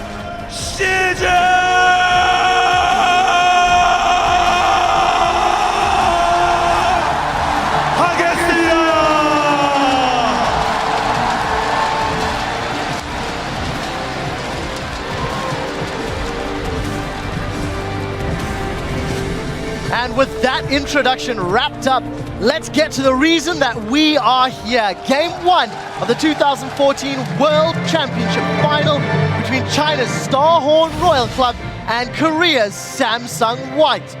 Starhorn Royal Club are making their second consecutive appearance in the World Finals, and they're the only team to have that honor. While their journey has been full of obstacles, they continually manage to overcome adversity and produce miracles. Meanwhile, Samsung White, who are widely seen as the pre-tournament favorites, they've certainly lived up to the hype for the first time, considering 4 of their 5 members failed to make it out of groups last year. This is a team that is now 12-1 after losing only a single match, having completely dominated the competition at this year's World Championship. Let's take a look at the two teams, run down the players, run down the positions, and we'll start with Free. All right, so the top lane matchup here, of course, for Starhorn Royal Club, that's Cola. For Samsung White, that is Looper. And Looper is the most dominant player at this entire tournament. 12.9 KDA, the highest of all 82 players at Worlds, and he's not only crushing, he is unpredictable in a good way. He has played 9 unique champions in 13 games. On 4 of those champions, he hasn't even died yet. He is 26, 0, and 37 on Ryze, Alistar, and Kasten and Akali. He's added assassins to his champion pool suddenly. This is a player who never turned heads back in Korea, but now he has stepped up, added new things to the pool, and he's turning heads so rapidly he's snapping necks while doing so. Against him is a player who's not quite as powerful here. Kola from Starhorn Royal Club wasn't all that special back in China either, but he's not really stepping up here at Worlds. Looper's played 9 champions, he's played 5 despite playing more total games. He's only got winning records on 2 champions, that's Ryze and Maokai. So you can shut him down really quickly in picks and bans by removing these contested top laners away. And I think it's the matchup where it's Looper running circles around his opponent and Kola falling flat. Yeah, but looking at this too, I mean, when we compare like GPM up in the top lane, Looper's about 70 up on Kola at this point. That is a massive GPM difference. Certainly a lot of this is coming because they have been so dominant in their wins and the games have been shorter, but that's a lot more resources to carry out of the top lane. And I just want to take a trip down memory lane. When we were coming into this tournament, what did we expect from top lane? Boring, tanky champions. All the attention was focused on bot lane. And who surprised? Looper did. He showed us you can play those tanky champions in a non-boring way. He showed us exciting assassin picks, and I don't even want to know what he's ready for this final. Yeah, and as we go into this tournament too, we've seen some of those unique picks coming up in the jungle too. Of course, in the semis, our first Pantheon from Insect, our first Fiddlesticks from Insect. And let's talk about Dandy and Insect now. Both of these guys have had a standout tournament. You can see Dandy having the higher KDA. Both of these guys favor that Lee Sin and that Rengar. Both of them are 2-0 on Rengar. We've seen a lot of bans targeted at Insect in that category. And man, is Dandy good at Lee Sin. 15 KDA and 4-0 on that champion. He's going to be a major threat right there. And when we talk about these players' styles and the differences between them, Insect is more of a catalyst for Royals' playmaking ability. You see him doing those big flash crow storms into turret dives that we saw earlier on. Whereas Dandy, he's the researched one. He's the calculated one. We call him a counter jungler. More than a jungler, we call him the Prince of Thieves because of how he steals objectives. His buff control has been ridiculous. He's got nearly triple the number of buffs stolen that Insect has from the enemy side of the jungle. And I think when you talk about Insect, him being this flashy playmaker, trying to get lanes going, I think that is crucial for Starhorn Royal Club to tilt the mid lane matchup, and that is Korn versus Pawn here. And we're going to start again with Samsung White with Pawn in the mid lane. 11.9 KDA is the second highest in the World Championship, a big all-star player as well. And just like Looper, he plays everything.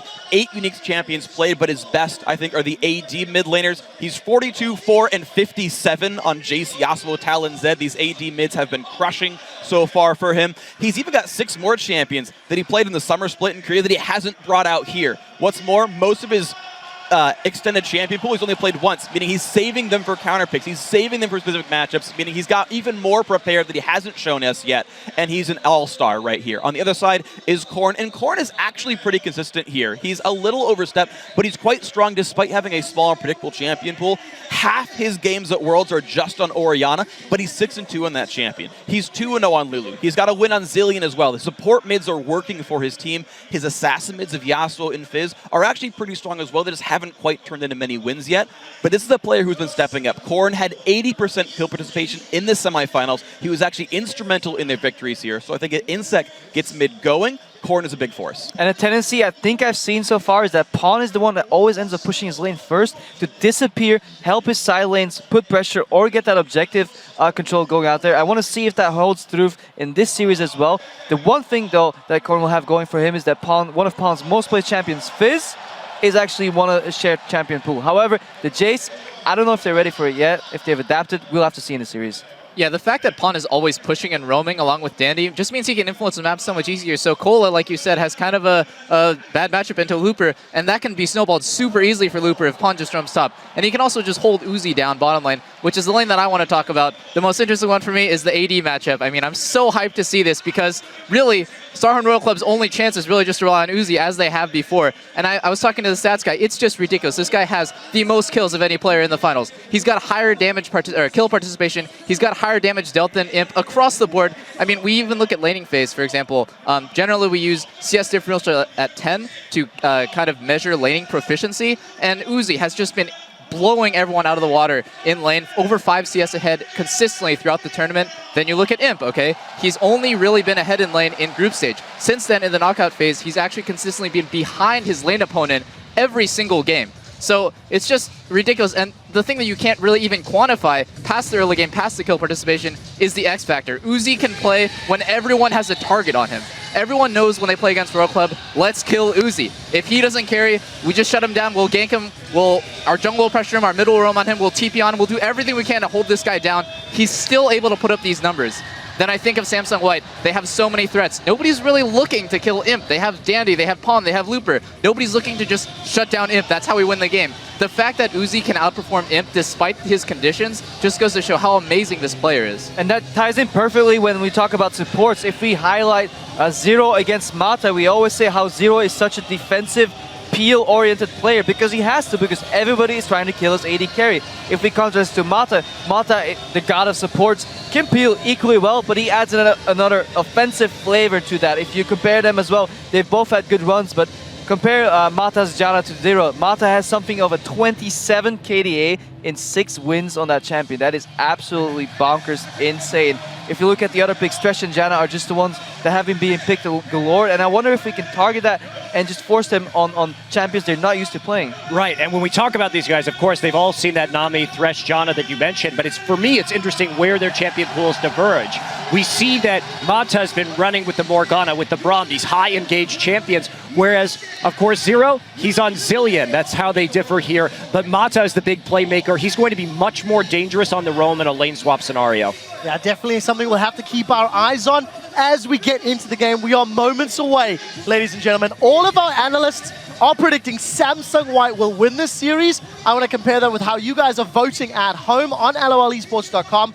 And according to those numbers right now, 62% of you are agreeing that Samsung White will win. I think there's no doubt that Royal Club are the underdogs in this particular series. We're about to throw over to the Shoutcasters. Freak, maybe some closing thoughts on something that Starhorn Royal Club can do to get themselves a chance in this series. Absolutely. So first of all, Samsung White are undoubtedly the favorites here, and they are undeniably the best early game team in the world.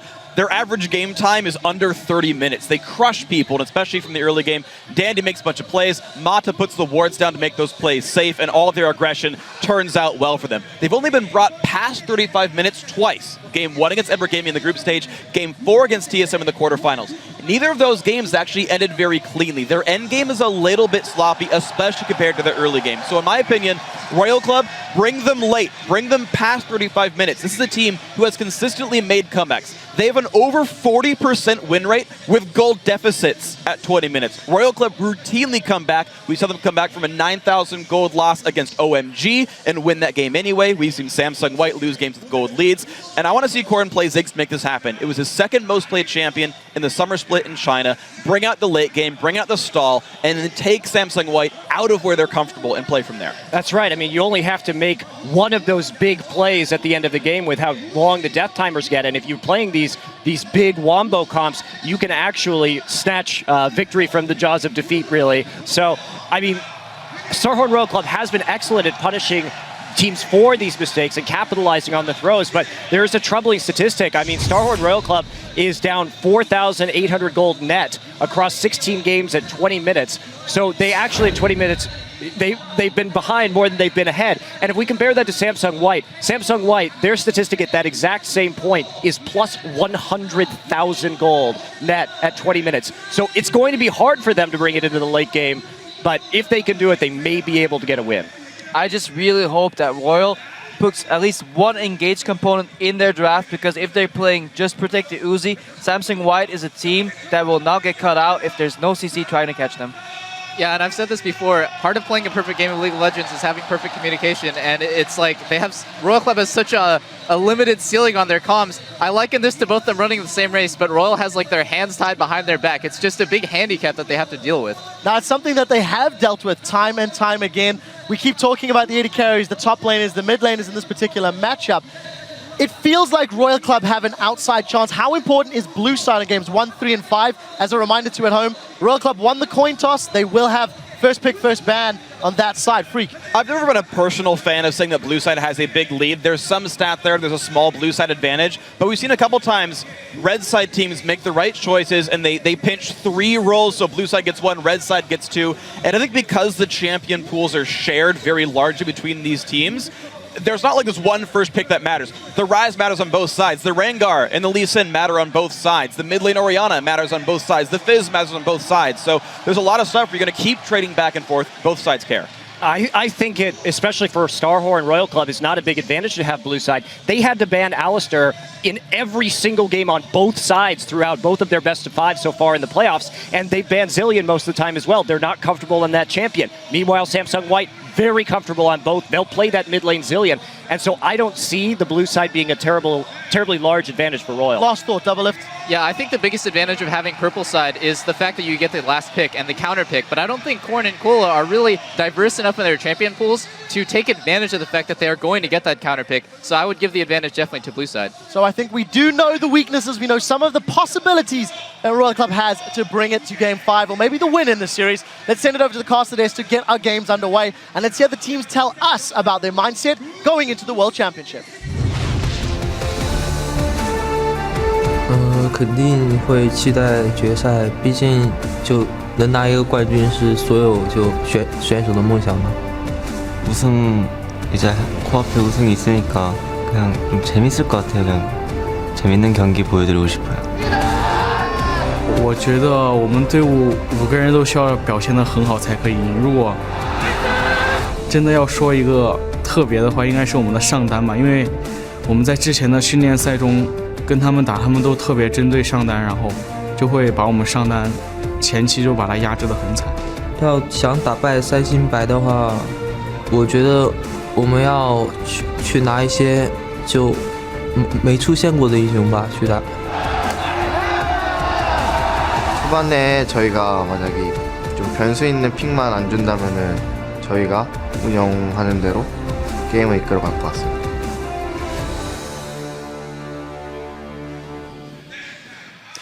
Hello everyone, I am Rivington Business III, and joining me at the World Championship caster desk are Joe Miller and Joshua Jet Leesman. Gentlemen, it's been a long road, but we're finally here. And it's absolutely insane to be here as well. You know, yesterday when we first came and had a look at the stadium, I was like, this place is going to be off the hook, but it's just surpassed everything so far, and I just can't wait to get the games underway. Exactly, and we were really almost emotional watching that opening ceremony. If anything is going to follow that, it would just be the 2014 World Championship League of Legends, honestly, because that is what we're here for, and we've been leading up to it the entire year, and now it happens. And we just heard both teams kind of have in mind what needs to happen. Let's see if any of that changes coming out of Champion Select, because a lot of things can happen at that point in time. Let's get into the action with a look at our lineups. The teams flipped a coin last week after the semifinals to determine side selection for these games. So, starting on the blue side, it's Starhorn Royal Club. That's going to be playing in the top lane, it is Kola. In the jungle, we have Insect. Their mid laner, Korn. At 80 carry, none other than Uzi. And coming in as support is Zero. And of course their opponents on the red side for this one, representing Korea, is Samsung White. An absolute formidable team so far in Worlds. We'll see what they can bring here. They are, of course, in the top lane with Looper, who's done so amazingly well so far these Worlds. Dandy in the jungle. We've heard how amazing he is, his impact. And, of course, Pawn in the middle with Dandy's jacket today. We'll find out later. Their AD carry him. And, of course, Mata on support. He's been a huge deal for this team this Worlds. And Samsung White is a team that has just come together and really peaked at exactly the right moment. They've only lost one game in the entire World Championship, and many people are expecting them to 3-0. So if they can do that, it would be the most impressive run in a World Championship history of League of Legends. And that's why you really wonder, you know, how are Starhorn Royal Club going to beat them here in a best of 5 in Korea, in the World Cup Stadium, in front of their home crowd. Maybe the two Koreans on the Starhorn Royal Club team will be feeling a little bit of that local support as well. Let's not get things wrong here. It's a mammoth task for Royal Club, but I think if there's one team that can throw them off the game early on, it might just be Royal Club. It's a team with nothing to lose, right? Because yes, they're in the final. Nobody expects them to win. they've squeaked past, honestly, the quarterfinals and the semifinals, and they're playing with house money. Plus, I've watched enough sports to know upsets do happen. That's one of the things we have to expect from Royal Club, is expect the unexpected. A team that always plays off momentum. We'll see if they can get some here, starting with picks and bans. We went over this a little bit. We know we see the Alistar and the Zillion. Rengar will get hit against Insect, as it has been throughout the tournament. Yeah, I was curious what White was going to ban, because I feel like they hold most of the cards in this championship banning phase. I thought maybe we would see a Lucian ban, because I'm expecting lane swaps from White, but right now they are more testing Insect's champion pool, much like was tested in the semifinals, where he had to break out Fiddlesticks as well as Pantheon. So 2 jungle bans and a Lucian ban. So we did see Rumble go away. The Lucian ban we were wondering about, will they take that away from Uzi, force him onto something else? He of course has left Rise open. It's also left Maokai open, and for me, 2 very strong picks early on for the top lane. Yeah, Twitch is exactly what White wants in this, because they are so good in the lane swap game. Twitch is the champion for that, and they actually just end up trading power picks in the top lane, things that have been banned in the past. It is a good start in this champion select for Samsung White. See that Twitch possibly means the lane swap. We'll have to see what else comes in for White. Insect hovering with 2 junglers right now, as Korn has that Kha'Zix, so they're kind of just buying their time, not giving White too much time to think about what they actually do lock in. Taking the Janna away from Mata would be huge to stop his roam in the early game and really create pressure for everything else. I think that jungle pick fairly obvious at this stage. Rengar, Lee Sin both banned away. Comes down to Kha'Zix at that point. Insect, of course, has played a couple of different things. We also, as you mentioned, see the Janna there for Zero. On the other side, though, this is what I'm now interested in. What does Dandy bring into the jungle? I would have to guess something like Jarvan, only because he did have success with that in the group stage. He didn't really have to bring it out much, but that's what they're going to end up going for here. A lot of early game pressure with that pick. Does have that single play on it with the victory, but a very strong victory, as they all have been for White. Like we said, under that average time of 30 minutes means they are ready to do business in each and every game. We'll see what else is locked in. Mata still gets playmaking on Thresh here, and Uzi may just go back to his Tristana. He does lock that in. Korn will bring the Orion in the mid lane, as we thought. So does the Jace round it out again for Pawn? He has the flexibility to do pretty much whatever he wants in the mid lane. And I think White needs to be a little bit careful here not to default into this becoming a late game match, because they've had so much success with very snowbally champions, winning before 20 minutes and hitting very specific power spikes. I think Jace is the right pick for them here, because I think he'll be able to farm very well against Korn, and then they can set up their poke siege, but they do not want to pick a late game combo. Yeah, I mean, Jace for Pawn has been such a star pick for him. 3 games played, 3 games won, 18-3-32, giving him over a 16 KDA in those 3 games. That is a massive deal coming into this one. Korn, of course, his big champion in these World Championships has been Orianna, but we'll see how we can handle Pawn, because that's a big factor in this. Yeah, in all actuality, the picks that Starhorn Royal Club have here are actually quite good picks for them. They're all champions that they have seen a lot of success on. Uzi played that Tristan game 5 of the quarterfinals to really secure the victory. You know, they have a good late game core there. They're really just going to have to worry about the early game onslaught that Samsung White has been able to bring on their opponents and keeping up if we see a lane swap.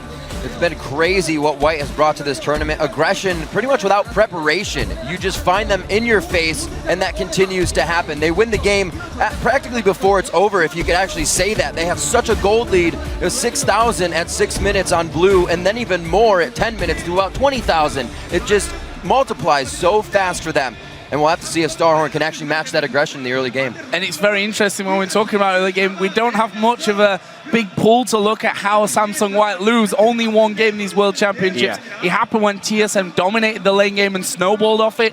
Can Royal Club do that? We'll find out. We will find out. The teams are loading in, and the first World Championship game is about to go live. Who do you think will win? Start sharing your predictions on Twitter by sending either hashtag SHRWin or SSWWin to @LOLesports, and we'll check in throughout the series to see where the fan vote stands. I'm sure it's going to be going back and forth, but Starhorn, they got a pretty good chunk of it. There are believers, but the stats, they almost say different. So here we go then into game number 1 of the 2014 World Championship Final. Starhorn Royal Club on the blue side taking on Samsung White on the red for this first game. what is going to happen. We talk about level 1. White have done really well at level 1 before. And the biggest thing to take away from Samsung White's level 1 is how quickly they can draw conclusions off the smallest of hints. If they see a defensive ward early in the top lane, they generally think the team's going for standard lanes. If it's a more offensive ward, they're expecting a lane swap. Here, they have a ward to prone for the invade, and now we need to see how White reacts. They've had some incredibly effective level 1s, 3-buffing multiple people, taking 3 buffs at level 1, but they've also had a few minor hiccups because they do get so aggressive. But they absolutely have the upper hand here because they have absolute vision on Royal Club in the jungle. A pincer to be had right now. 2 wards, or at least a ward, laid down. One's in mid. They see that Pawn can start closing up, and they're going to start coming around. This would be the exit path here for Royal Club. They're going to try to hit up for Pawn. They said, where did he go? Oh my God. Rush vision with the ball. Command move there. Uzi takes that jump first. Rocket jump is going to be down. Pawn goes in. He gets knocked up. That's the room prison to him. Zero's the first one. Zero's ignited, and that goes to Dandy to start off a lot of jungle aggression in the game. Royal Club's not done yet. Expect the unexpected. 1 down. They still want to go for this fight. Pawn fires a shock blast without the gate over the wall, and they're going to disengage with first blood already. 1 minute 20 in. It almost looked like Pawn lost his mind there trying to go in before the rest of the team, but that small amount of damage he put down was just enough for them to bait that next kill. Honestly, I think both those players, Zero and Pawn, succumbed a little bit to the pressure of the World Championship. Those were very over-aggressive, considering at that level 1 juncture, there was nothing to fight over, and neither one of them actually needed to blow summoner spells. But because slightly better execution on White's side, they get the first blood, and they also send their laners top. Well, the hectic start that we were looking for happens here in game number 1. See there, Dandy and Looper starting things off on their blue buff, as has happened with the jungler and top laner over the other side. Gives us, though, that 2 versus 2 top lane. Janna Tristana against Twitch and Thresh. What do we think to this one, Jack? This is actually a lane phase that I didn't really think White would buy into. Because of the chaos at level 1, they're actually having to lane Imp and Mata against Uzi and Zero. This is one of the few conditions where Royal Club could actually come out on top of this game. Assuming they can avoid the hooks from Mata, they can actually win this laning phase with a little bit of jungle intervention. This is a very good start for Royal Club if they had just avoided that first blood. A lot of summoner used in the beginning of that fight, so they're going to be down for quite a big time here. We have exhaust and flash down for Pawn, maybe a focus coming in for Insec. Still has his flash up for a dangerous play, but right now they're doing their own thing in the jungle. We're not going to see that swap and help to the jungle or any nonsense in the beginning of this one. Wards have already been laid down for very safe top laning here, coming in for Imp and Mata. So Dandy was topside. Thought he might end up coming over with Zero not having his, but they're pushed to the tower. There's the stats for Imp as well on Twitch. 7-0. Absolute beast on this champion, and with them fanning away that Lucian as well, force Uzi onto his Tristana, which has had a little bit more mixed success, that's for sure, when you look down the statistics. I'm actually still quite surprised that we're seeing this 2v2 in the top lane, but as the lanes are playing right now, Imp and Mata are doing very well with Twitch Thresh. So as long as they can get out of that laning phase and pull a little bit ahead with Twitch Thresh, they're going to be completely okay, because the other lanes, the solo lanes in particular, should completely outperform. If we compare how well Pawn and Looper have played in this World Championship to Korn and Cola, who have played okay, but nowhere near the level of Pawn and Looper, the lane phase really favors White here, adding to the first blood. And White already makes the move. That back, we have to also note, that was 1 kill to Dandy, but 3 assists down Pawn, Imp, and Mata. So they go back quick after having a bit of a CS lead to buy. CS is a bit evened up now, but now to the bottom lane for Imp and Mata. Yeah, and this is more of what we expected. They are reactively swapping. They knew that they had a nice start to shove Uzi and Zero into that lane, and now they're gonna be all about getting map control and making moves faster than Royal Club can react to them. When we watched that semi-final against Samsung Blue, it was so fast. I had to watch it again and again to catch all the little things that White was able to do. They really are the fastest playing League of Legends team in the world, and that excels in lane swap scenarios where there are more decisions to be made, that speed has a larger benefit for you.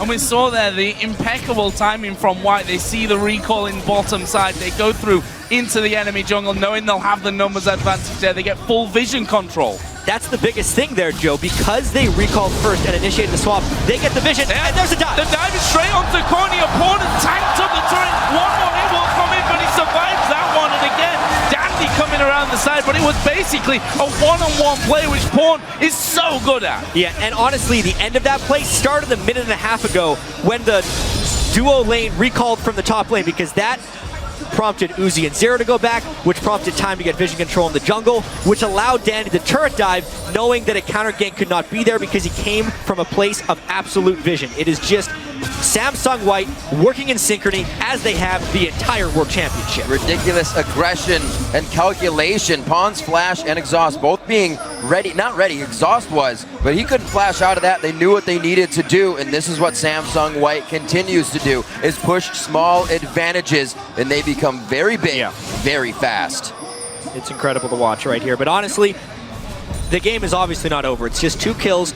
World Club needs to adjust to the speed of this match. They need to be able to make their own aggressive moves. If you play on the back foot against Samsung White, as we've seen Blue tried to do just for a little bit, you get absolutely crushed. So this mid lane then, after Korn went down, obviously takes no genius to realize that Pawn is going to be starting to get a big advantage there. Tia, almost a brutalizer done for him as well. There was a pink ward put down, so Royal Club actually have the 3 pink wards across the map, but did you see the pings there? They've literally just pinged on all 3 pink wards, one after the other to clear out. Yeah, one amazing thing that I find watching Samsung White games is, yes, we talk about the communication they must all have, but honestly, one person or even 2 people cannot communicate the team-wide movements that they make. It's because they've played the same style for so long, everyone contributes, and it's more about them all being on the same page.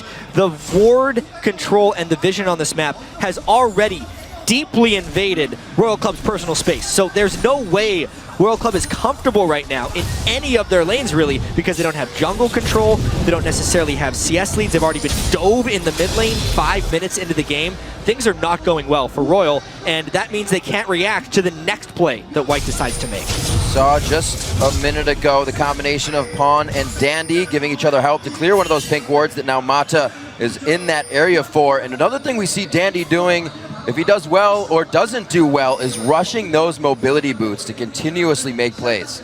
Yeah, and it's just so he can get more control, place more wards, make it to more ganks. With the early level 6, expect some fireworks.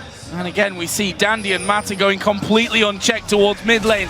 Korn, he's got no flash available here. There is the vision on Mata though, and Korn walking back at the perfect time there just to make sure that they don't just collapse in on top of him. Once again, a good accelerated shock blast, and honestly, this may even open up a push towards Dragon if they can get Korn out of there. They know, however, though, that Uzi and Zero are both in that bottom lane still. That's a danger for them. A huge tribute to Uzi here as well, being by himself in lane, but against 2. Usually that's just the solo lane for him, and he's still only down 1 CS. That was a few more a second ago, but as it crashes into the turret, even without Mata, he's able to stay strong by himself. The harassment still coming out of Pawn in the mid lane. Now with both summoners up, we could probably see something happening again there. Yeah, but one thing that Royal Club is probably pretty happy about is Uzi has not been attacked. Surprisingly, the focus has been on the mid lane of Royal Club, and now the top lane. The solo lanes are actually what White has decided to target. Cola is in a whole heap of trouble. That's going to be a big hit. Oh, this is really bad. Pawn's come up from the mid lane as well. There was the teleport coming in. Korn, he may just be going down on this one. Who's tanking up the turret? It was Pawn. He flashes away, and he gets out of range just in time. 3 men low, but they get their 2 kills. These are actually the 2 biggest mismatches in this series. The top lane, mid lane of White versus Royal Club, and it is showing here via the help of Dandy and the teamwork they are showing. Constantly having Ryze and Orianna pushed into their turrets is allowing White to make the aggressive moves. Pretty much all of their kills, save the first blood, have been from turret dive situations. Nothing is safe, and it is completely unexpected because everyone expected them to attack Uzi. Seeing this one again, it was just Cola dying at the right time, and then just really great exhaust use to make sure the shockwave couldn't finish them off, and turret dancing right there. Each one of those guys, if they take 1 extra turret shot, would have fell, but it's still flawless thus far, 4 kills to 0. Royal Club still not giving up here. They're trying to make plays on top of being behind. It's only 2K right now, but Dragon looks like he could be on the horizon, very much so.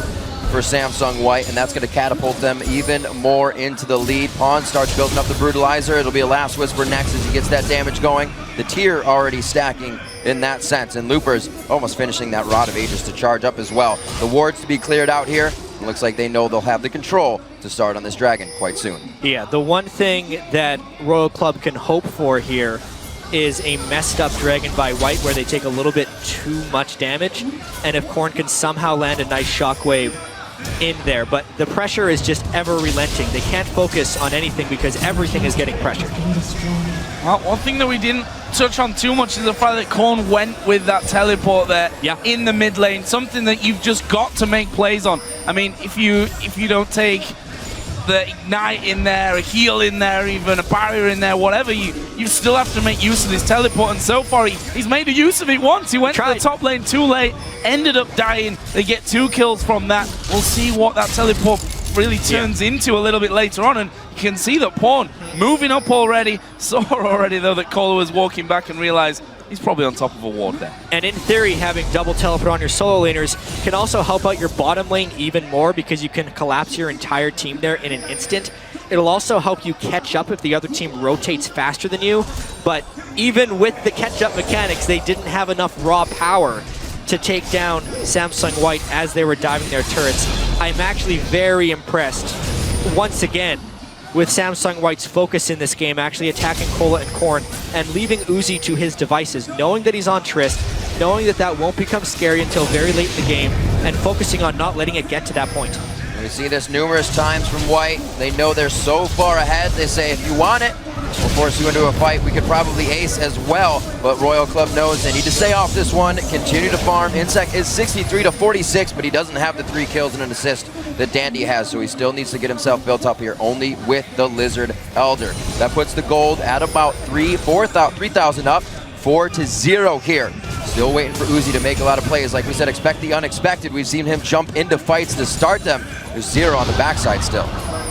This is a statistic that we heard earlier on the analyst desk, that if you look at their gold at 10 and then at 20, there's a massive jump up that's not just a similar double, because they go in that phase of the game straight into objective control and really bring that early lead into a massive mid-game lead, which is then so difficult to get away from. Currently, if we look down some of these lanes, some of the items that have been built up as Insect just waits there to maybe get involved in the bottom lane. Jace is the one that you have to look to. Pawn 103, Brutalizer, Pickaxe, and that tier already stacking for a good while now already. Yeah, it's a 371 of 750 already at 13 minutes in this match. Plus, he's sitting on over 1,500 gold. They're using that acceleration gate and the boots of mobility to just completely outmaneuver Royal Club. The mid lane has been devastated, which is allowing Pawn absolute freedom on this map. I mean, they're actually beyond the ward line of Royal Club right now. They warded the lane in the river, and they're inside the jungle, which isn't giving anyone anywhere to go. Just about everybody on White has freedom of the map right now, are still placing deep wards in towards the Wolves. And it looks like Uzi's going to do what they can with 0 here to push this top lane as fast as possible. Try to return a turret back, get some objective gold in, but they're already going to be stopped, and this could be a play if decides not to come out of stealth with the aggression, but just to hold them off from getting the turret.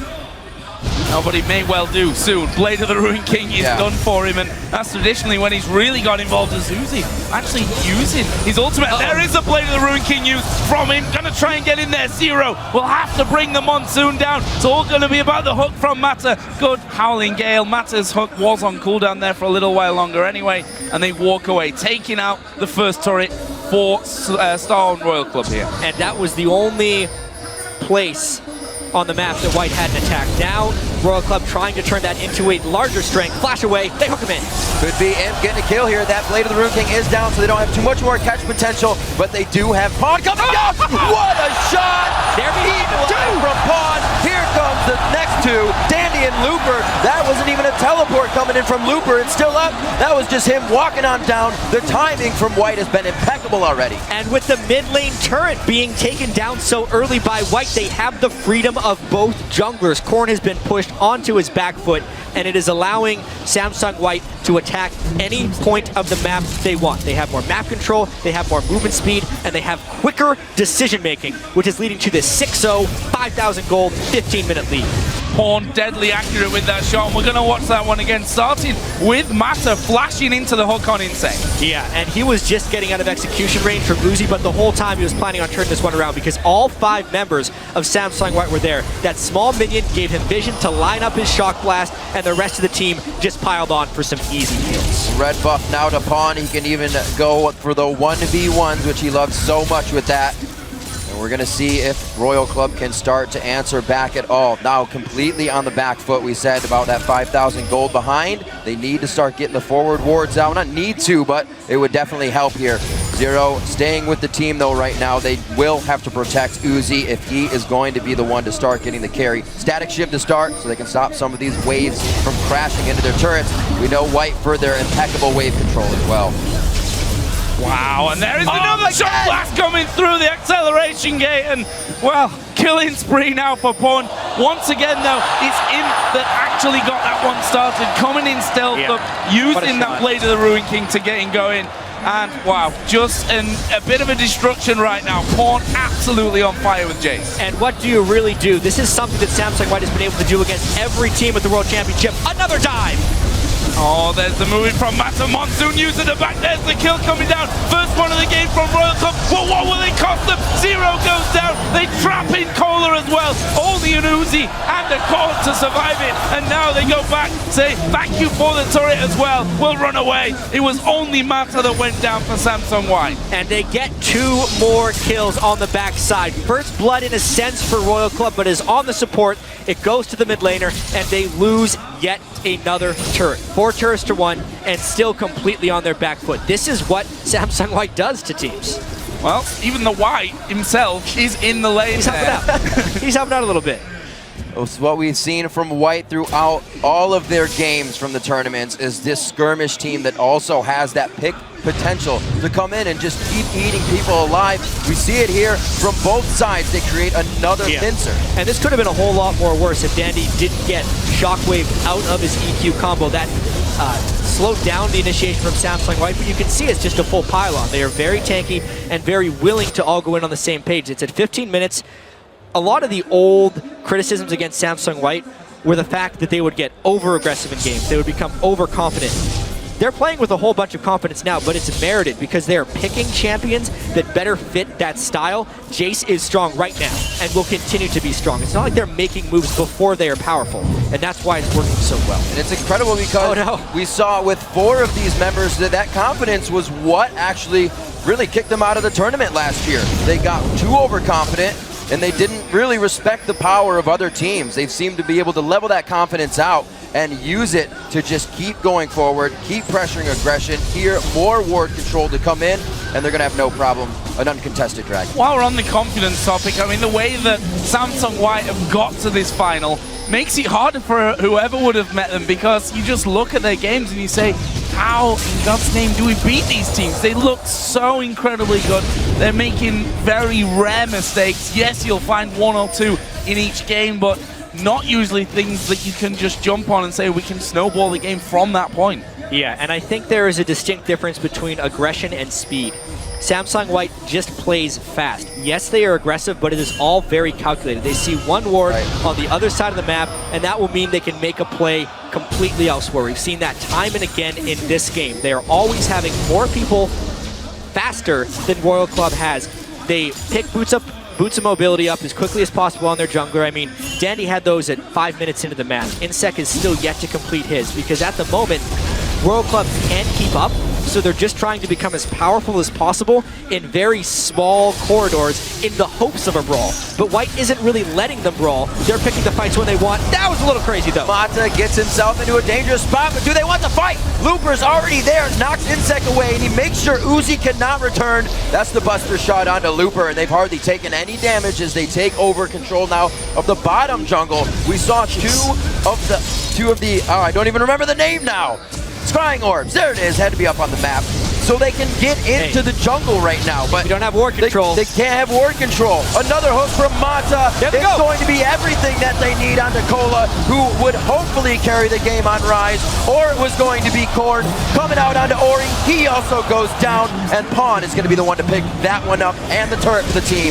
Double blue buffs on people running into the inhibitor. Yeah, that's the chaos. They're not done yet. They keep going on this one. Uzi almost getting caught up there, but they forced them off the inhibitor turret, which was the aim of this. 20 minutes into the game, the first inhibitor turret goes down. The first inhibitor will surely follow as well. Impact's getting a little low, but I'm not sure that they're done with this one. Looper went aggressive onto Uzi. The inhibitor does finally go down. Pawn will finish that, and they walk away with taking almost more kills there, but they get the first inhib at just over 20 minutes in. And this is the start that Royal Club really hoped wouldn't happen. Uzi in particular as well. He is the only player in League of Legends history to play now in 2 World Finals. And he got 3-0'd last year. It's not looking good early on, but just taking a look at this dive, the presence of mind here, first they get the hook. Watch Pawn flash the shockwave as well. With all the chaos going on, the exhausts, the turret going down, the Janna ultimate, everyone flying everywhere, he sees the shockwave, flashes it almost immediately. Looper doesn't care because he's too much of a tank. They continue the dive, they have the presence of mind to finish the turret. Everyone is just on the same page with this huge lane, playing confidently, but the calmness that they are showing. Look at Pawn.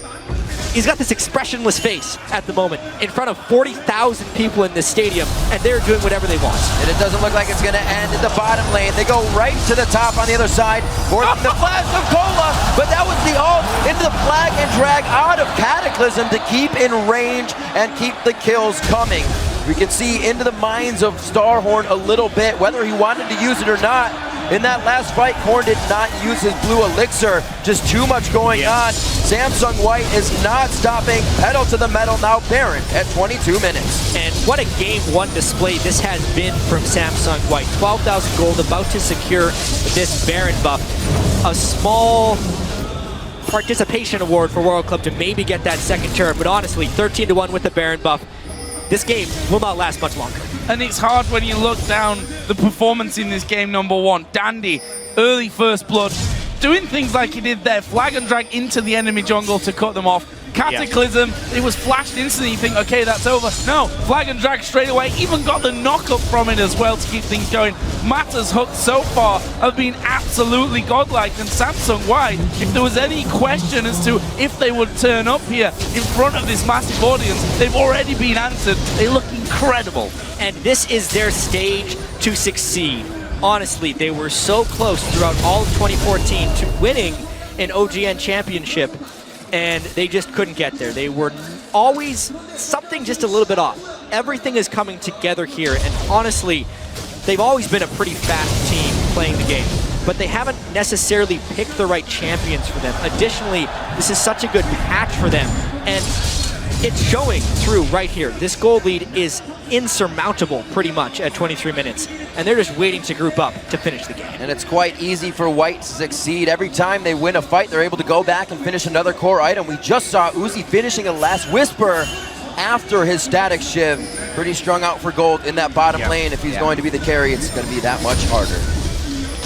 He's pretty much done with that build, I think, at this stage. I mean, if you compare that to the Ghost Blade, to that Blade of the Ruin King, obviously Pawn's the one you look at in his items and you say, well, he's just out of control. Black Cleaver, Muramana is done there. He's got a BF sword on top of his last Whisper. This is a Jace that blows you up. There's him catching Korn out. This could be inhibitor number 2. 14,000 gold lead is absolutely showing. We know White for the lowest games or lowest average time out of groups, highest KDA, and they're showing us how it happens right here. On to Uzi, Arcane Smash, not a chance to think about it. He goes down from the hands of Pawn. That one misses. Not much more damage coming out, but Korn's still down. Uzi's got 30 seconds. Insect gets caught. There's the Cataclysm. There's the takedown as Dandy gets another one for himself at 5-0-9. The first Nexus turret in 24 minutes. The second one follows through, and we're already on to game 2. 24 and a half minutes in. The Nexus goes down. Samsung White take game 1. And you have to wonder how Royal Club could come back from that. Because from minute 1, they were defeated. They were spotted in their initial level 1. They picked champions they were relatively comfortable with, but definitely took a lot longer to turn on. Their strongest player, Uzi, was given freedom in the early game, and they were still absolutely destroyed. So White prepared so well for this, executed nearly flawlessly, and they're 2 games from the championship. And that's one of the things that I like coming in here. You said comfort picks pretty much all around. Royal Club did get those comfort picks. Colo wanted Rise. That's what we were thinking at least, right? Always played better on it than his Aurelia. You have Insect on Kha'Zix, Korn on his Orianna. Okay pick because the 2 jungle bands, but it's honestly still pretty good. And then Uzi reverting back to the Tristana. You don't get a late game chance against White. No, and that's the problem, I think, with going with that kind of comp. That yes, full-on comfort picks across the board in a way, but if you can't get to the stage of the game where that lineup is at its strongest, you're never going to be able to win against a team like White, who just did, again, everything by the book, making it look far too easy. That's really what it was. And these games are not easy for Samsung White, but they make it look that way. Yeah, exactly. They haven't had a weak road here. They've just made their opposition That's what a lot of people thought. Look worse. They've actually played against, in the group stage, the #1 seed from China. In the quarterfinal, the #1 seed from North America. Semifinal, the #1 seed from Korea. How much harder do you want their scale to get? But they're making it look easy. They are completely on course to get 1 loss in the entire World Championship if this game is any indication. And we may see those picks come out once again, the early game Assassins. That's the only reason they lost that game. They fell behind, TSM snowballed it, but I don't think they'll make that mistake again. They adapt so quickly, and we saw versus Blue, we haven't even seen everything they've been able to bring to the table. I think the fact is that Royal Club have to do something completely off the wall different here. We've seen time and time again how well Samsung White control these games, how they start off with a little lead somewhere on the map, and it ends up with a massive lead across the entire map. You've got to throw them off their game. It's going to be really hard to throw them off their game here because they themselves said they really got past a barrier when they defeated Samsung Blue, and it could just create them to play even better League of Legends, and that's what we're seeing right now. We know there's the Royal Club curse. They win the first 2 games, they'll never take it, but if they don't, maybe they can come back in the end. So right now we're going to throw it over to our guys at the analyst desk for a breakdown on Samsung White's commanding win. Thank you very much, Riv. I think ever the optimist, that is a terrifying start to the series if you are a supporter of Royal Club. I want to kick this off very quickly. That was the fastest first blood in the 2014 World Championship. Samsung White secured it and then just continued to steamroll over Royal Club. Yeah, so they won 5 minutes faster than their average, which is already the fastest average in Worlds. They are still the best early game team in this, and it's not because they're outlaning their opponents. Specifically, it's because they're making plays with their team and beating up individual lanes and snowballing that. Yeah, just as an aside as well, our stats guy gave me the heads up. That is, I think, a tie for the largest kill lead in a game. So plus 15 kills in your opponent. Let's get the picks and bans or the team comps graphics on your screen. Monte Cristo, you've got some thoughts on how these 2 comps played out, and let's get the ball rolling. Yeah, I mean, when you look at this, you see that they're going to need a lot of time to scale on Tristana and Rise. And for me, the most baffling question is, why do you run a teleport Orianna? Because basically at that point, you've eviscerated your mid game. The champion with the smoothest power curve, the smoothest transition, is able to be dived so readily in that mid lane, especially when they got a teleport advantage early. On the other side, you do see Imp with that Twitch. He will hit that 1 item, Blade of the Ruin King power spike, and you know, it was really all too easy for Pawn 2 after the level 1, and the all-in under the tower that you can pull when Orianna doesn't really have another summoner spell that's useful in a skirmish is pretty extraordinary. Exactly. You saw Samsung White come out about 1 turret shot from dead in that dive itself, and that's a barrier or a healer or an ignite that Korn could have really used. And yeah, I have to echo what you said, what Riv said as well, which is why are you picking a comp that needs time to come online? This is a team that specifically doesn't give you time to come online. Pick guys that buy time, not ones that need time for Royal Club. I share this thought. Yeah, I was just about to say, what was the point of picking Tristana against the team with the shortest game time? That's like so counterintuitive. You would want to pick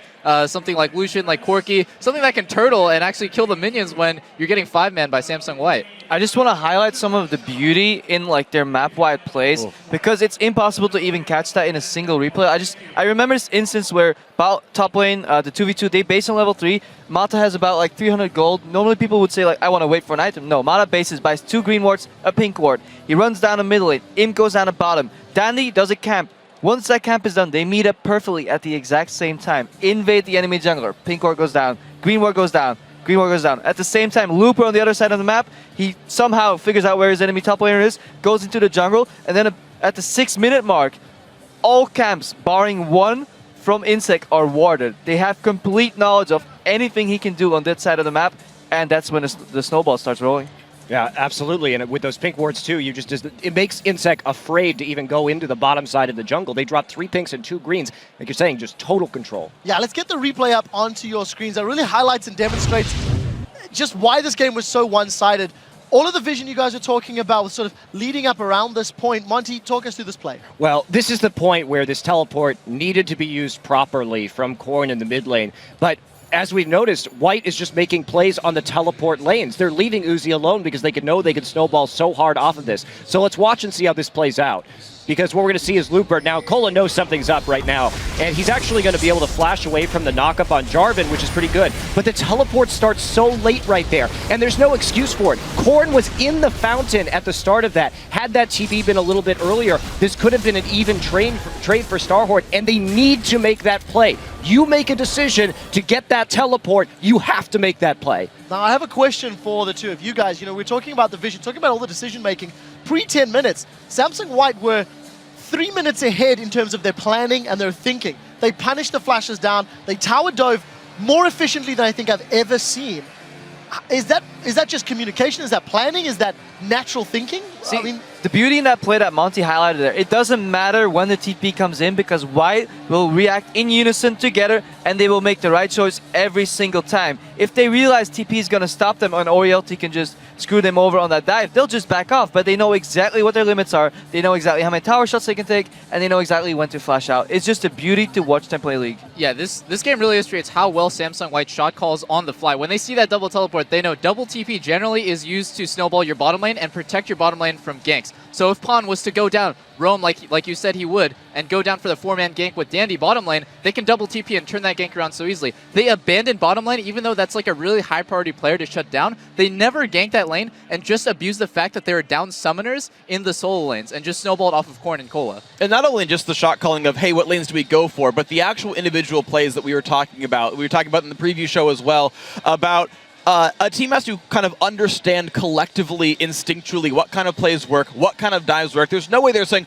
okay, guys, he's TPing, it'll be 3 seconds, okay, take 2 more shots. No, they all know their roles. They all know Pawn's going to show up, he's there in 10 seconds, he pinged it, he did whatever it took to make that communicated, right? You had Looper tanking exactly the right number of turret shots, he knows skill's going to come in. They're not, like, counting turret shots out loud. They all know their individual roles in this, unspoken, as a well-practiced team, and as you said, Double, if it's beautiful.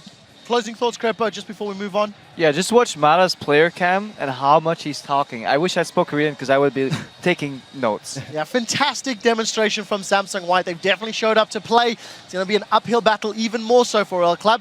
Guys, throughout Worlds, we've been asking people to share how they've been enjoying the action by tweeting photos of viewing parties to us at LOL Esports using that hashtag Worlds. And we've got a couple we want to just share with you. First one from at Popstar Paki is ready to watch the action with a League of Legend, Prolly. Next one is from at OES Jinx. He says, this is how Worlds is at the Brisbane Mobar. That looks like a ton of people. Nice. And we'd like to give a shout out to the viewers around the world who are joining us via the Coke Zero viewing party and various other fan gatherings happening today.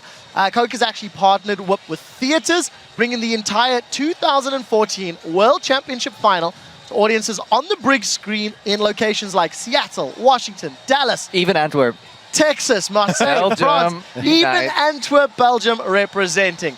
We'll be checking in throughout the day for a peek at those experiences as fans react to the action happening here in Seoul. So, guys, we're going to see some of the fans at the cinema. I don't know. You're going to have to help me with this one. Yeah. Pate, thank you. In France, of course, they're looking pretty excited. Heading out Seoul. That's a massive queue, actually. Well done, guys. Make sure you grab a baguette or two for me. Have some cheese and sit back and enjoy the show. Guys, stay with us. The 2014 World Championship continues after this.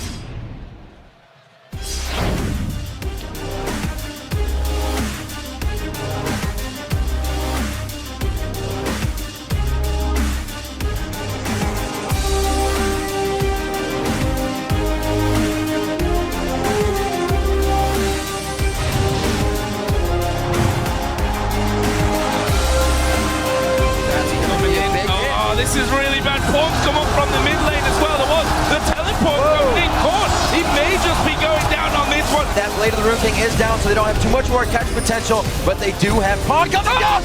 What a shot!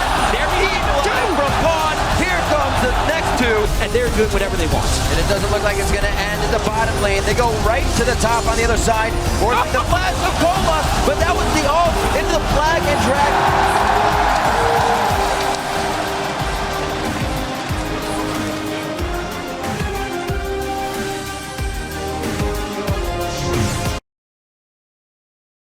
팀을 처음 이긴 것 때문에 좀 이겼다는 생각밖에 안 들었고 4대0이 이제 점퍼를 얻었을 때는 그냥 제가 이제 4대0급의 선수가 된 것 같은 느낌이었어요.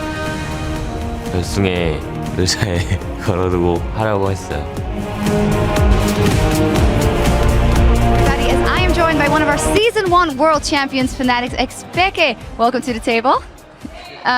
We did notice that you were at the beginning at the opening ceremony and you got to overlook this wonderful stadium. What was that like? Well, that was really, really cool that they actually allow us to go there. Even if we didn't do much, we got to live the player experience pretty much. I even got a bit nervous from feeling how it would be to play here and see all the stadium and see how it felt. And I was like, wow, it would be super great to actually be playing here. Yeah, it was a great moment. Now, we just saw the first game of the series, Samsung White coming out so strong. What do you think Star Royal Club can do going into Game 2, just having seen what we've just seen? Well, I think if the White is obviously the better team here. I think if they play a standard, they're just gonna lose all the games because their control of the map is incredible. How they get the wards so easily and how they protect their wards is so crazy. So Royal just have to try something new. Maybe try some picks that are more unusual, like Inset did before. Maybe try to really force the 2v2 and the 1v1 because in lane swaps, White is really, really good and will take all the advantage they can. If they just let White move around, I think they're not going to have a chance. Well, in your perspective, these two teams are, of course, in the finals. What is your view on their path here? Are they the two very best teams in the tournament? Well, I feel like White for sure is the best team in the tournament and is going to take it. And it didn't matter what way they were going to go, they were going to make it to the finals. But for Royal, it was a bit different. They were a good team, but I was doubting that they would make it. OMG started to play bad, for example. I thought OMG was going to make it to the finals. And in the semifinals, there were a few games that they were tilting or playing kind of bad, and that gave Royal the chance they needed to make it again. All right, well, we will see how the rest of the series plays out. You, of course, are a Season 1 champion. What is your view on how everything has grown so exponentially on seeing all these passionate Korean fans here in the stadium?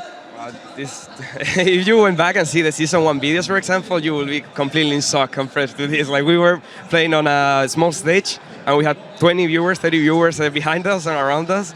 So this is just another level. This is what you dream of. Like, at those times, I would dream of this. Like, go to sleep and be one day, maybe it will be on a stadium or something like that, and couldn't even believe it. Well, it's no longer a dream, it's reality. Thank you so much, Expeke. All right, the teams are ready for Champ Select, so let's hand the reins over to the guys at the caster desk.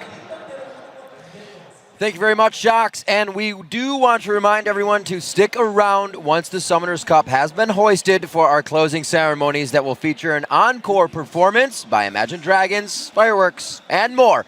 We also have a special post-game show. We'll be bringing you player interviews along with a breakdown of all the action, which we just absolutely saw quite a bit of going on in that first game. Yeah, there was just a very fast game. And I'm going to sound like a broken record here talking about how fast Samsung White plays, but it really is a wonder to watch with how quickly they're able to execute this match.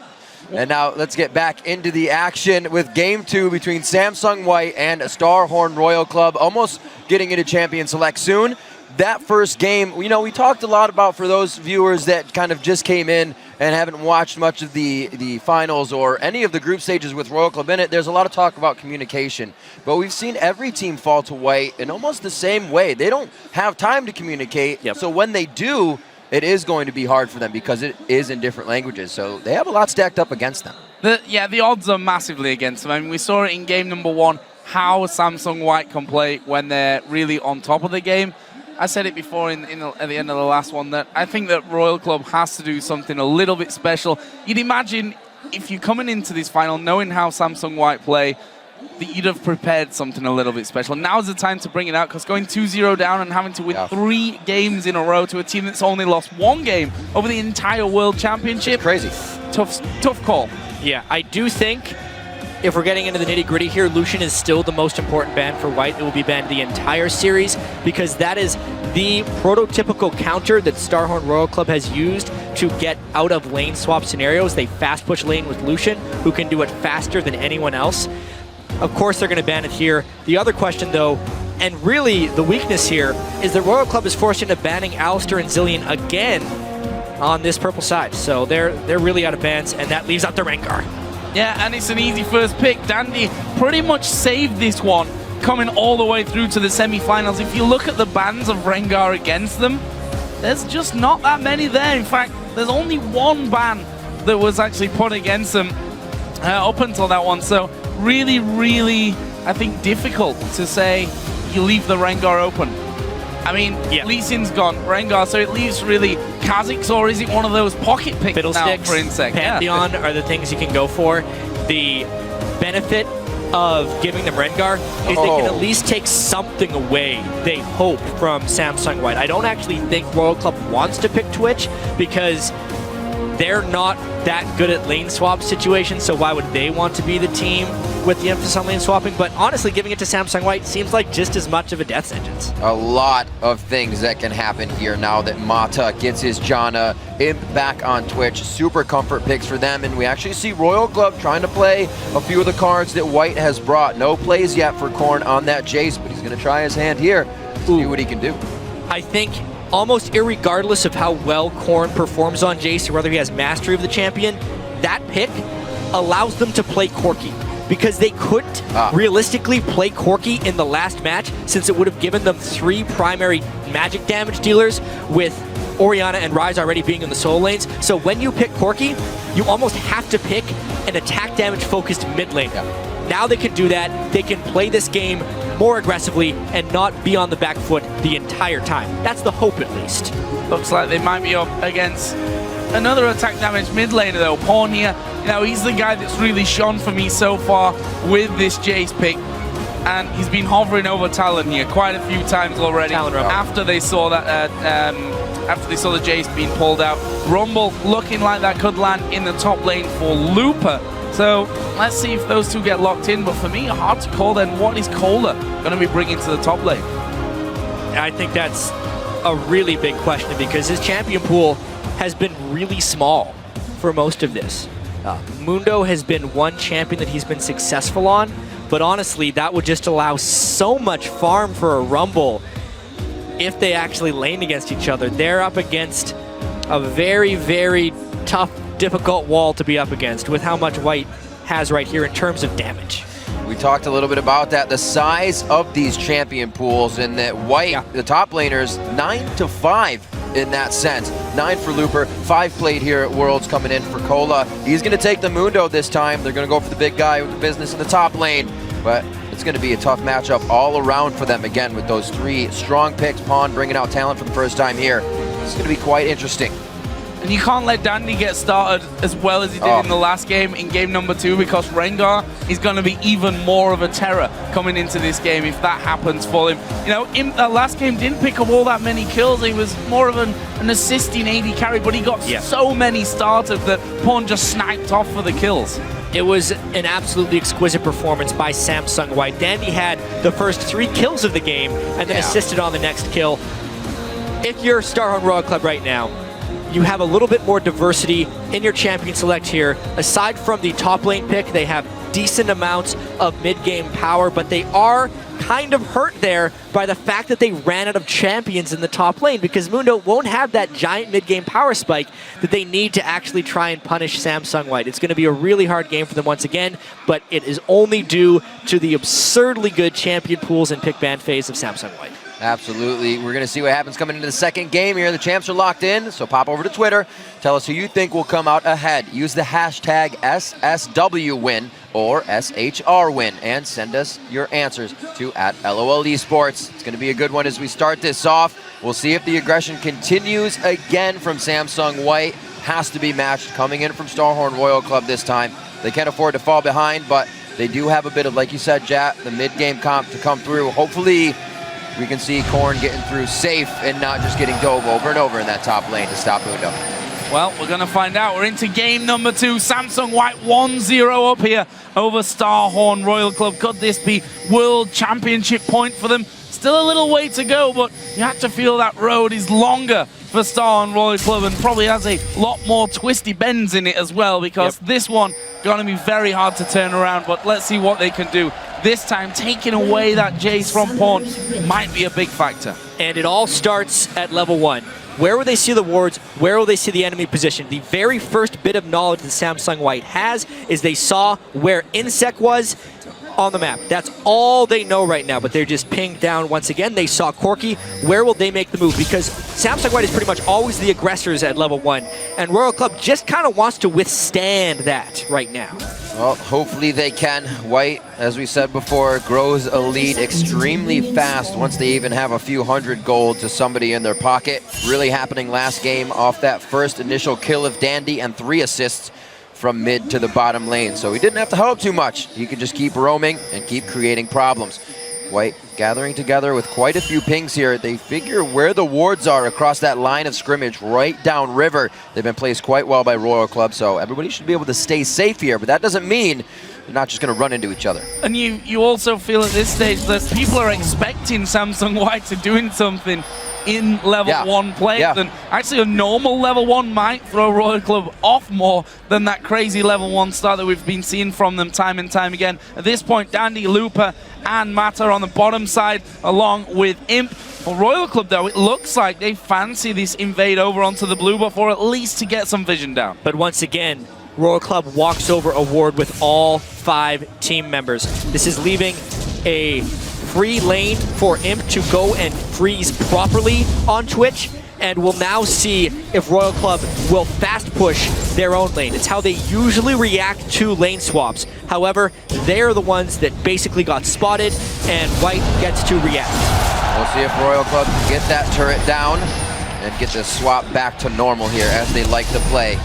Imp with that farm down in the bottom lane, obviously slowing it down, so we'll see that behind a bit. But yeah, Royal Club pushing it as much as they can to this freeze in the bottom lane. See what happens with the junglers. We do now have them running around with the top laners this time, but that really doesn't affect Dandy too much. Looper still going to be able to come out big at level 6 for the Dragon, for the objective, something White and Royal both love to take.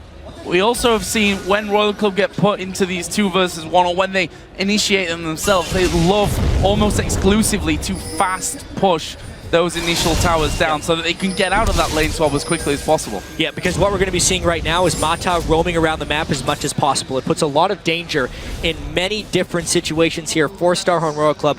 I think specifically the mid lane is a point of much contention. That's where we'll probably end up seeing the first bit of action in this match. Well, we've seen it happen before. Korn has to be very careful.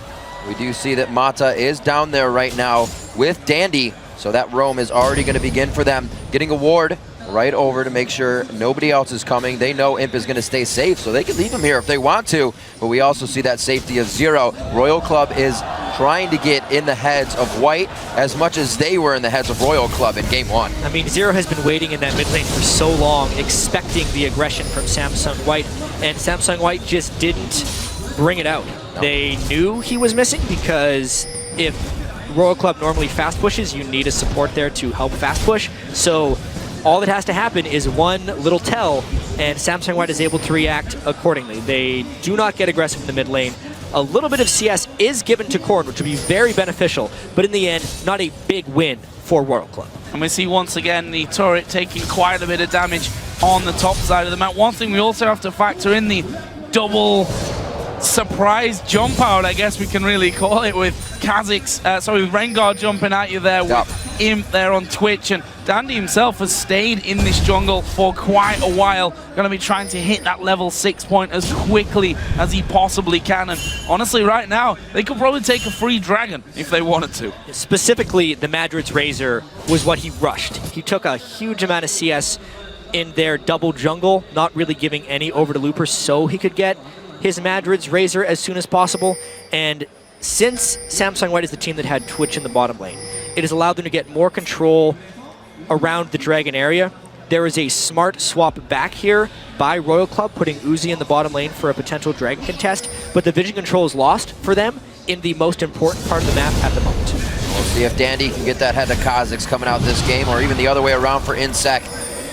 They do see Uzi in the bottom lane, so they'll be expecting 0 quite soon. Royal Club getting what they want as fast as possible. The top turret did not go down, but they will be trying to catch up on a bit of CS here. So I actually really like what Royal Club did in this particular situation. Even though they're swapping into where a lot of wards are, they have made Samsung White react to them for pretty much the first time this entire series.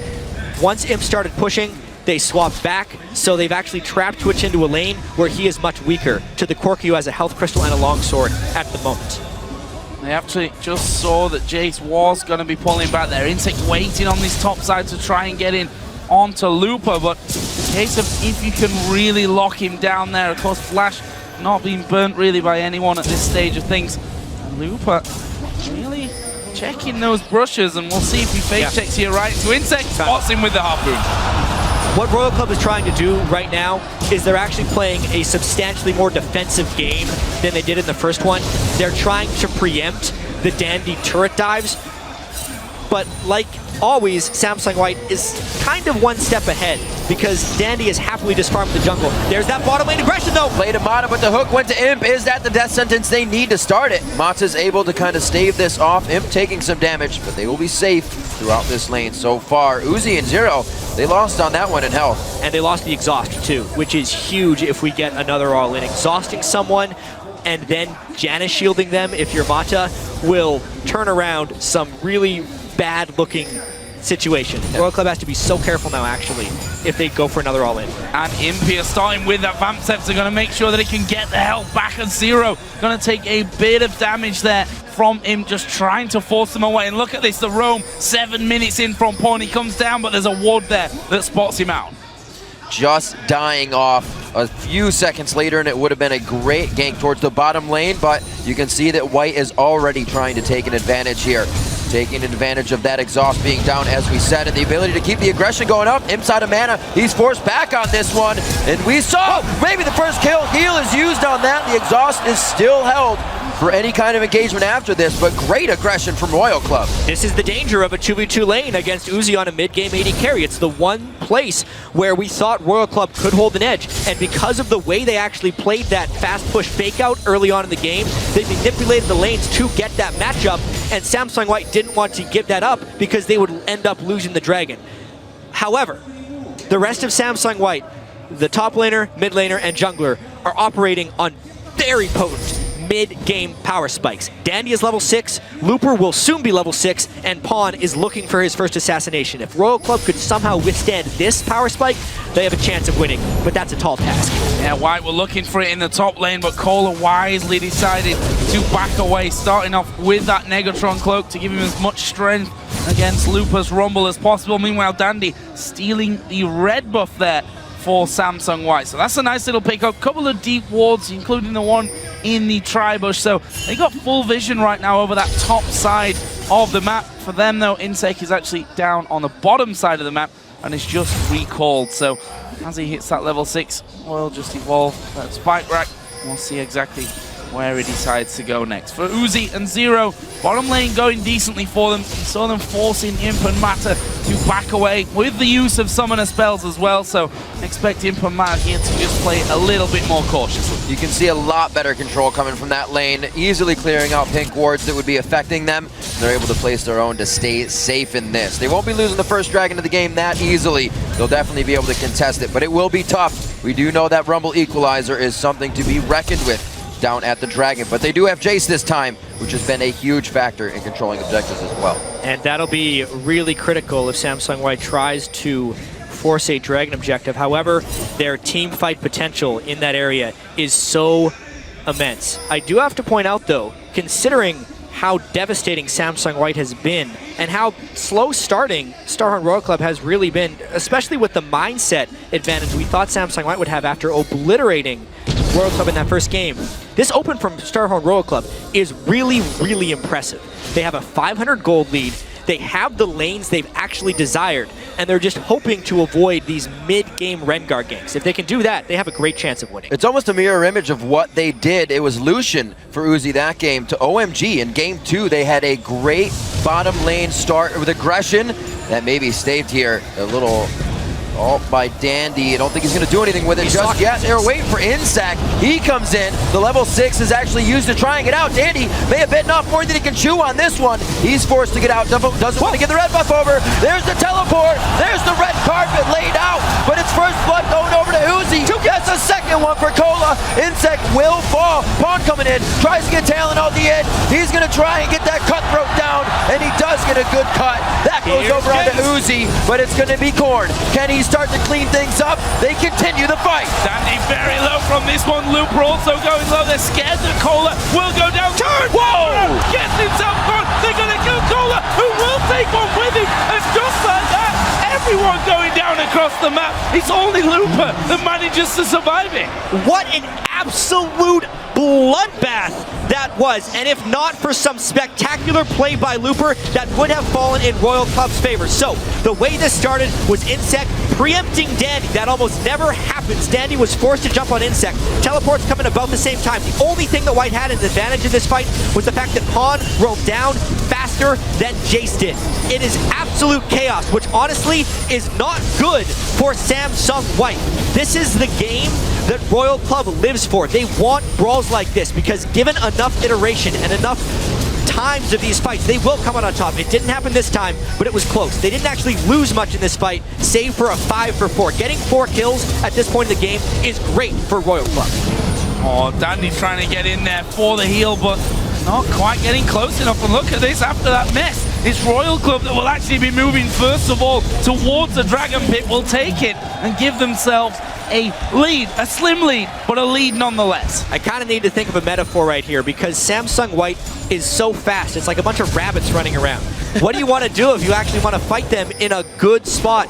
You just pile on and put everyone in the same space. If you can't communicate or move as fast as the other team, you want 5v5 team fights again and again and again, because then you can rely on your instinct. It's what has gotten Starhorn Royal Club to the finals, and is what they have actually forced a little bit in this game. A very slight goal lead at 12 minutes is really impressive when you consider what monstrous underdogs Royal Club are right now. That fight provided a lot for everyone around the map in terms of items. Spirit Visage going over to Mundo. Cola's going to be able to get up on health quite fast once he throws that ultimate on, but Looper sitting on that Haunting Guise along with the Sork Boots. Pawn wants to get in with that ultimate once again. Those very low-timed ultis. Cola already throws it off. He's just looking for the speed now as he's full health. Hit the turret, guys. You're taking a lot of damage. Pawn may actually go down in this. Flashes back as Looper does take to the turret. Throws down the equalizer for the slow. Cola's going to pick up a kill. They do take down Korn as he comes in a little late, and that was an ill-advised fight to continue with for Royal Club. Dandy's timing was just right. The dive itself was a little sloppy by Pawn standards, and it's what ended up costing him his life, but Dandy jumped in to save the day. 2, 1, and 4, Rengar might be getting a little bit scary. Looper is already scary though. 4-0-3, up 25 CS, Haunting Guys, got his Sorcerer Shoes, and now him and Mata are going to look for something down the bottom. Can they catch one out? Howling Gale will land onto Zero, but Uzi and Zero turn this one around. Exhaust has been exchanged. He's put the exhaust onto the support, and Imp's going to try and clean up from this one. Zero will surely fall. Uzi should be able to get away, but it's a kill for him. What an ult by Mata right there to completely split Imp and Uzi away. They tried to get a little bit aggressive, but Mata was waiting with the exhaust and the Monsoon. It was not canceled. He got everything out. Danny, though, goes a little far. Let's see what happens. That's the Storm Shield coming in from Mata. They walked right over a pink ward. They thought they had time. They saw it. They just wanted the aggression. They wanted to deny buffs. They may actually come up with it on this one, knowing they're clearing out one pick here. They're biding their time, but they don't know Imp is right there. Sneakily coming out. Dandy enters the brush to get himself the jump, and Imp's going to finalize the kill on Pawn, who just came back from base. Korn cannot miss those shock blasts if they want a chance here. Samsung White is finding the skirmishes. Every fight here, they are up in men. After having that fight in the bottom lane, they are just now moving around as quickly as they can and catching catching Royal Club before a brawl can emerge. Yeah, going to be getting that middle outer turret, looking for the bottom outer turret as well. They were waiting a while for the minions to come in, which will move on to it, but I think Uzi will be back in time to make sure that this one stays alive, at least for now. And if you look at the gold, it's taken a considerable swing just like that for Samsung White. Now up 2,700 gold, 9-5 in kills. As I said, they're all fed at this point to Looper, who in the quarterfinal in particular looked absolutely brilliant. Looked like a different player to what we've been used to seeing from Looper. Crazy. And he can show that he can play pretty much anything. His Akali, he just broke out in game 1 of the semifinals in what were the biggest games of their lives at that point. Now they are again in an even bigger game, and he's just not falling down when the moment counts. He's stepping up in just the right way. Leandri's rush against Amundo is just the right item that he wants, and if the next Dragon is to happen, Royal Club can only hope that Looper doesn't have a beautiful equalizer. Triforce finished up by Uzi. He can help accent the damage Korn is doing from long range here. Everybody else looking to dive into the fight, so we'll see if a little bit of poke and catch here comes from Starhorn Royal Club within the next few minutes. Definitely having a better game than game 1. 9-5, they're only down by about 3,000 gold here. Imp will get caught, but not much is going to happen on this one. They have the ability to clear that ward out, but for now, they want to get the lane push. They want the pressure. They know there might be Insect on the backside here. He's going to be careful. Got to be careful.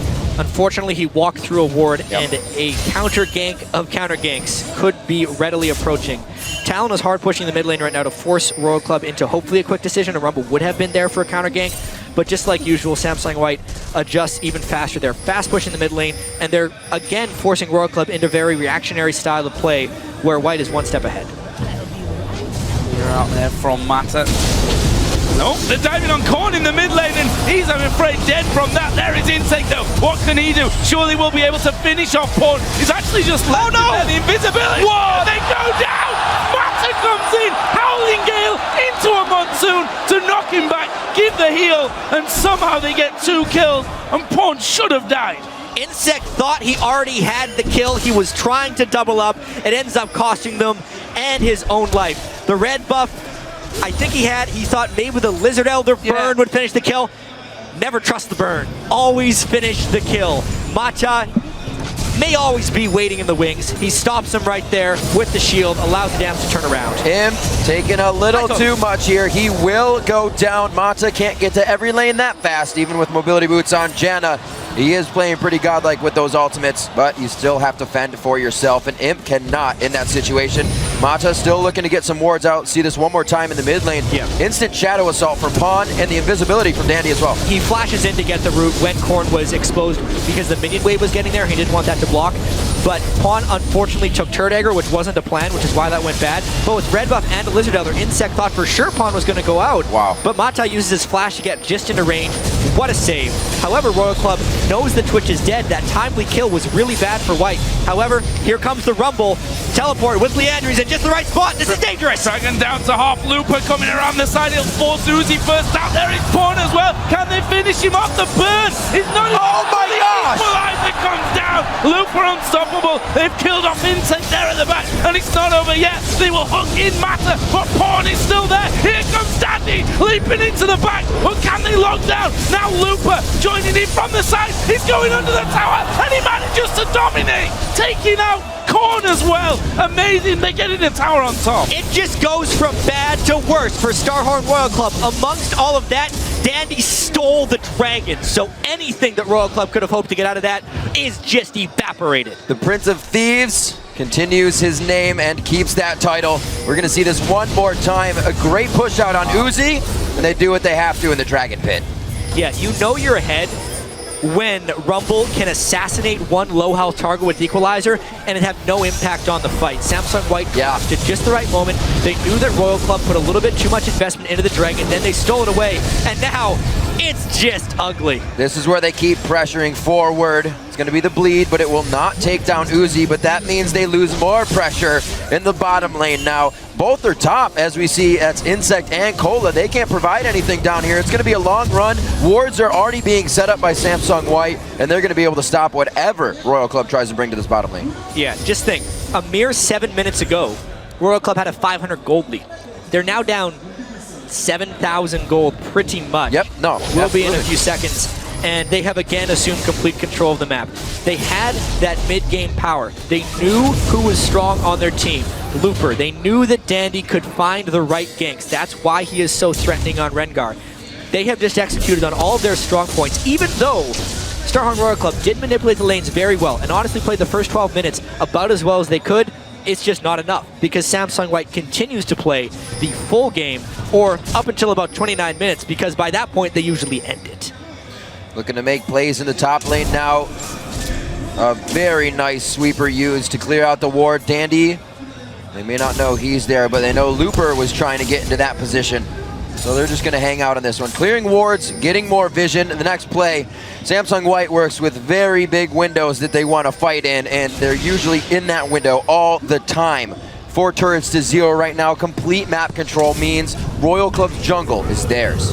Yeah, complete strangulation on the top side of the map right now. You can see that most of those wards actually are pink wards put down by Samsung White, including on the front side of the Baron. Their items getting a little bit out of control. You know, we saw Imp earlier on losing his life as he bit off a little bit too much in the bottom lane, but now Blade of the Ruin King is going to have his Ghost Blade done pretty soon. In the mid lane, you've already got the Ghost Blade for Pawn on top of the Ravenous Hydra. The Zhonya's Hourglass has actually just been finished by a 6-0-3 Looper, so he can afford to go even more aggressive. We saw him already flashing under the tower for the extra kill at the end of the last one. I mean, even though Cola has 4 kills on Dr. Mundo, Cola is still 1,400 gold behind Looper in this game. It is an absolute runaway by Looper's Rumble, and Dandy doesn't even care about that word. This is a little bit much to try and get down. Looking to take a bite out of Cola right here. He doesn't have much to run on except for that equalizer. He has to turn tide. Insect's going to put himself in the fight here, but I don't know if he can handle this 2v2. Uzi and Zero coming up on the outside. Insect's got the burn on. Looks like he'll stay alive from that one. Pawn comes in with the exhaust on him, but they're going to be able to at least finalize 1 kill here. That's going on to Zero. 2 bleeding and blinking red on Cola and Insect, so they're not able to rebuttal the fight at all. And like moths to a what would it be? Moth to a flame? Yes. Samsung White makes it any time a fight is about to approach. Again, the window's always open. Korn was slow to that rotation. Pawn beat him there, and Samsung White takes down yet another Baron because everyone gets pushed away. 22 minutes only, they secure it. Baron down the shock blast through the acceleration gate of Korn. Not in the right place at the right time, and you know, it's one thing to take away the Jace from Pawn, but if you end up 0-5-3 on it at this stage of the game, yes, you've taken it away, but you now have that Talon over on the other side. 200 CS, 9 assists to his name. They let Rengar through, which Dandy has done a fantastic job on so far, and Imp, he's only getting stronger. 4-2-3, we've seen already time and time again, sometimes to his detriment, we have to say. He's not scared to get in there and try and have that one-on-one with, I think, pretty much anyone on the side of Royal Club now. You talk about that CS onto Pawn. We saw him doing the same thing to Dade, somebody who had a mental block against, and they were never able to beat. Same thing, up 20, 40 CS at times in the game, helping to control, making it easier for Dandy to get in the face of the opponents, and once again, the entire team is now available to do that. Baron buff circling around them for another 3 minutes. Uzi in the top lane, he lays down a bit of fire on the ground, but he's gonna have to go over the equalizer flame to get there, taking too much damage. Imp finalizes that one. They're going to pressure the top lane. The wave actually quite far away, so they're going to go back into the jungle before they can reset this. And we see time and time again, nowhere is safe to farm. With all of the stealth assault that Samsung White can put out, not only do they have good pink ward control, they come into the lane through the minions when they're invisible. So it's a little bit harder to farm on top of that one. And even if Imp does have a penchant for getting a little bit over-aggressive sometimes, his team will always back him up. They collapse so quickly, 5-2, everyone participating, another turret goes down. And that will leave them over 10,000 gold now in the lead. Just 24 minutes into this one. The only inner turret left standing is on the bottom side of the map, where Pawn has been constantly pressuring, making sure that those minion waves don't go through. Imp might be in no man's land, but Insect is there with him as well. In fact, it will force the ultimate and the leap away. The poison not quite enough to actually finish him off, but it'll be enough to force them back and just leave them with their base left standing. Turret happy hour right now for Samsung White as they make their way around. Royal Club can't even enter their own jungle to get wards down to make sure those turrets are safe. Even harder to be guarded as the second tier turret. Looks like they can't even get to this dragon either. The gold lead just surmounting right now for White. Looking at 13,000, 16-7, and the waves, as we said, are flooding towards Royal Club. They have not been able to grab a turret yet. It's going to be tough for them to try and stall this one out, because that's kind of all they would hope for in this situation, is that Corn could get enough wave clear that Jason Mundo could be a late game powerhouse. However, I mean, it was just half a game ago, around 12 minutes, that Star and Royal Club had a gold lead. That's how quickly this game has devolved into a Samsung White resounding victory. They're now 13,000 gold ahead. I can't believe how fast Dandy has stacked up his Feral Flare, actually. He's at 17 stacks after his transformation already. It's just absolutely absurd. He is all over the map, but that is just like everyone else on Samsung White. They have the Janna with Captain Boots to make things just a little bit quicker, and do not expect them to let off the gas pedal. That Mage Eyes as well, stacking up there from Mato. We've seen that quite a few times throughout the tournament on Janna's. He's going to be assisting that much more as he gets possibly 20 in the cooldowns for him to keep peeling and keep helping. 3 of those blades finished up now, and it looks like they're going to be using those to continue pushing Royal Club into their base. White has hit such power spikes in their items that Royal Club can't even look at these fights anymore. No, and the level difference at this stage is just absolutely massive. I mean, 4 levels between the two mid laners there. You see Uzi having to fly away. He's 2 levels behind that of him. Top lane, there's a couple of levels difference, and White are going to walk in there. They're probably going to dive. It's Insect that'll be the first target. Equalizer goes down. Cola's already at half, but they want the squishies first. Zero's going down. Cola, he's still in the mix, but will he get away from it? There is him going mad at the back. He will get another one, and that's 4 men down just like that. And right now, Samsung White is trying to make this the fastest world final average game time in history. They are well on pace to do that. They should end the game on this push because nobody died, and 4 members are down for Royal Club. Staying true to the sub 30-minute games on this one. Cola doing what he can, but as Freak says, he falls flat in that situation, and it's going to be the second Nexus turret going down. They're looking to make this one a 27-minute victory with this say, wait a minute, we're low. There could be resets coming in for Insect. We have to reset and play this safe. Well, Insect did enough there to actually back off, did he? He's going to come in, Pawn flashes over as well, and they pick up another kill, and we'll just back off saying, okay, we need to protect the top tower. Let's not lose any towers in this one. Looper will use his teleport to go all the way back and keep that tower alive. May as well. You got to keep all your buildings alive. They win and lose as a team. The blue side of the map is helping them in this one with all those turrets. Honestly, they are so far ahead. They dive so well. This is now a 19,000 gold lead, nearing the largest gold lead in a World Finals history. Let's check this out again. Just Dandy popping his ult, but the instant he goes stealth, he gets the leap and instant stun on Insect. They don't let him get stealth because of the pink board. It's just everyone already knows what they're going to do before they do it. Mata is talking so much, but honestly, I believe it's more than that. It's complete instinct and trust in everyone else on the team. They are so confident right now, and why would they not be? They were, like I said earlier, they were in the group with the #1 team from China. The quarterfinals, they 3-1'd, which was their one slight step up, the #1 team in North America. Yeah. Their longtime rival, Samsung Blue, they beat faster than they have ever beaten them before. They completely demolished them in 3 games. One of the most one-sided best-of-5s in League of Legends history against a team that was supposed to take them down, the #1 seed from Korea. It makes sense that they are dominating Starhorn Royal Club as well on the biggest stage ever for League of Legends. It's almost like a tribute to Samsung White right now. They are so good. A tribute that they have written and they're playing right now. 40 seconds on the Baron. Don't even know if they're going to need to go back for this one. And it looks like the final push may be had here. Kills going on to Royal Club. It could be Uzi going down. He's forced to use Summoner Heal. One last shot and the Venom takes him down. Insect falls just as fast right after Uzi. That's 4 instant kills. Cola only living because he has the HP to do so. And the Nexus, having less than him, is going to go down quite fast. They keep it under 30 minutes. The final hits call it 29-12 on the clock. Game 2 to White. Game point for the 2014 World Championship. And really, World Championship point is upcoming. 3 more games for Samsung White. They just have to win one of them.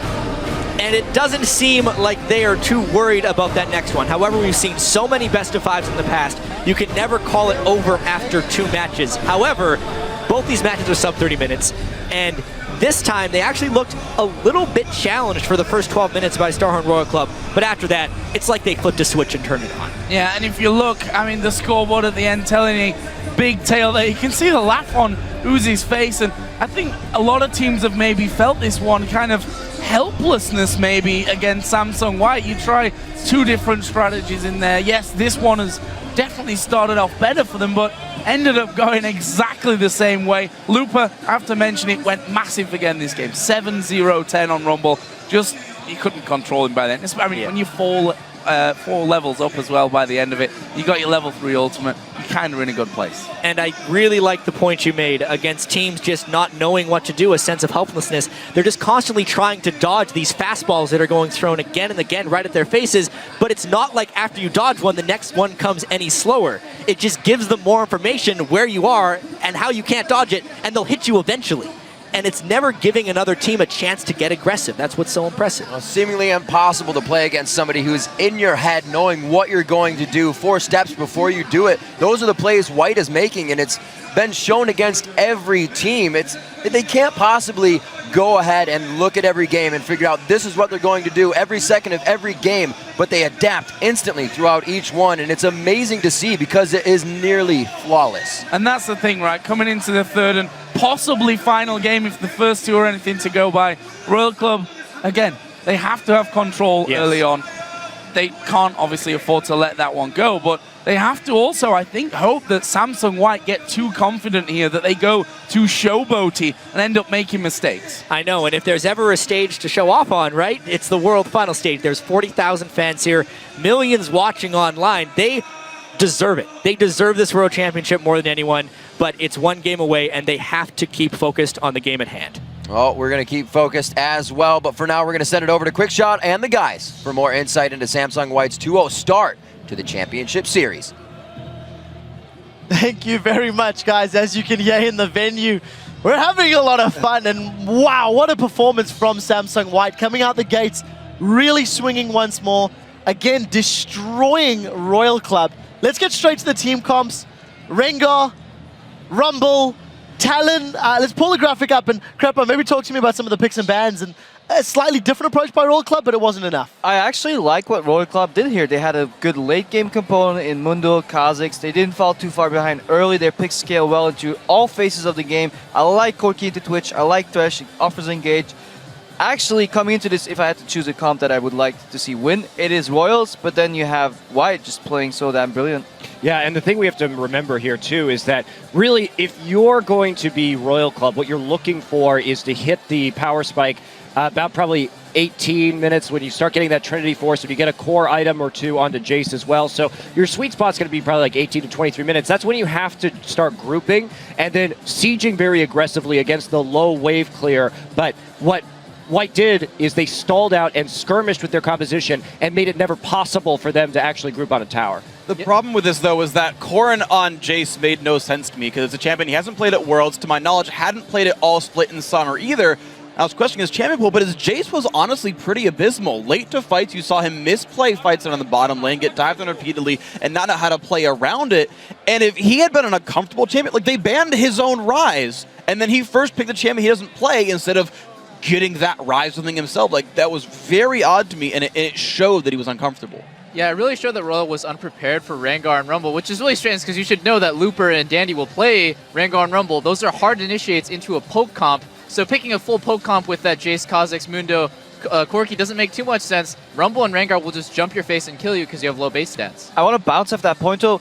While he wasn't the most impressive Jace, it did allow him to at least keep mid lane, even if not push it first, and that actually kept Palm back. Palm couldn't roam until he was actually like 15 minutes into the game, or just at least push and put the pressure on the map. So in that point, the Jace did work out, but sadly, if you're not proficient at champion, Samsung White will abuse that like as much as they can. Before we get to that 15-minute roaming and pushing and moving around the map, we've got a replay that was super chaotic in the bottom lane. It actually wasn't too terrible for Royal Club, despite it being a 5v4. Crepa, you felt quite strongly about how this started. Yeah, so first thing I want to highlight is Samsung White, they still make mistakes, but what the beauty of their play is that how they react to mistakes immediately and how they don't get phased by it at all. And this is going to be a long replay, so I'll start it out, and then I'm going to need some help from you guys because I can't cover all this. But yeah, basically it starts out with Zero just engaging this straight.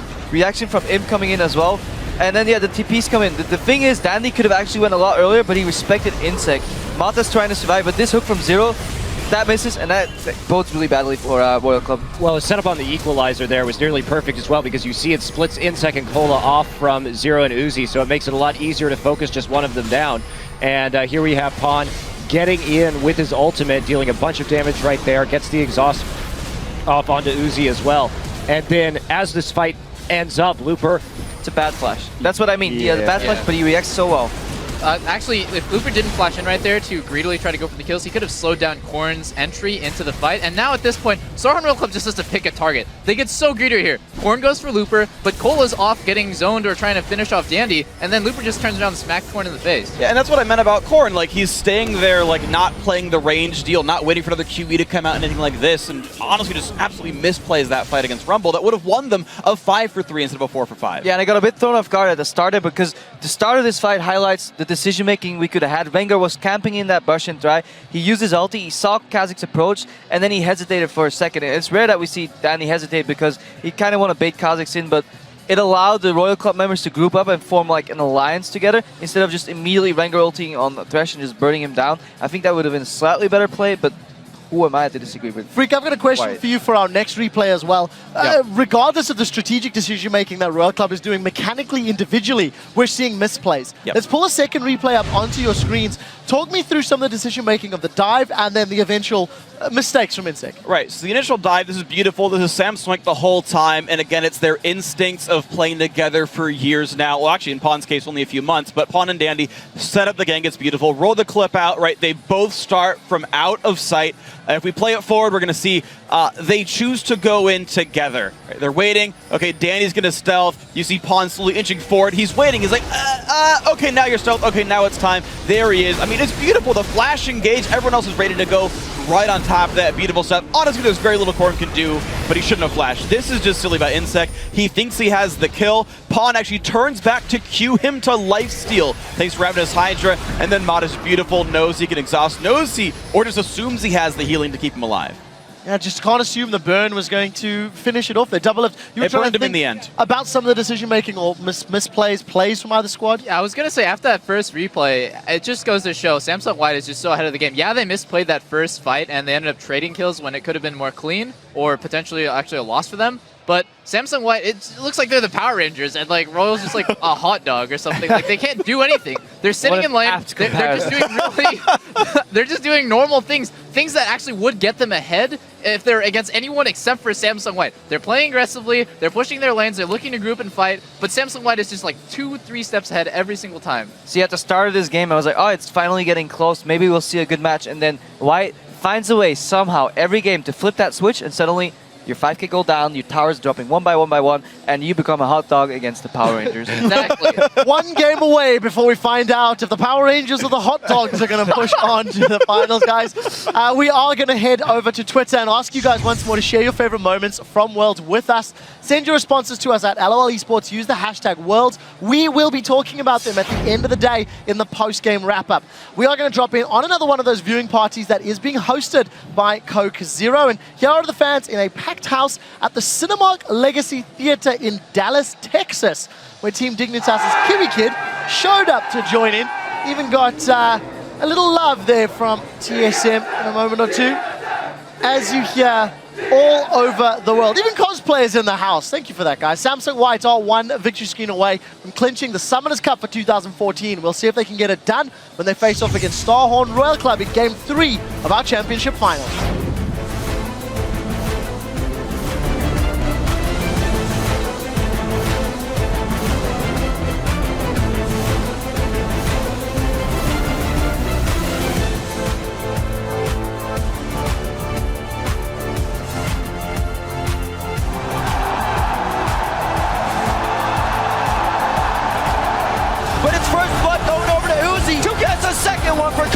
Insect will fall. Pawn coming in, tries to get Talon out the end. He's going to try and get that cutthroat down. There is Insect though. What can he do? Surely we'll be able to finish off Pawn. He's actually just left the invisibility. Whoa, they go down. Coming around the side, he'll force Uzi first down. There is Pawn as well. Can they finish him off? The burn is not even. Oh my gosh. Equalizer comes down. down. And they're probably going to dive. It's Insect that'll be the first target. Equalizer goes down. Cola's already at half, but they want the squishies first. Going on to Royal Club. It could be Uzi going down. He's forced to use Summoner Heal. One last shot, and the Venom takes him down. Insect falls just as fast.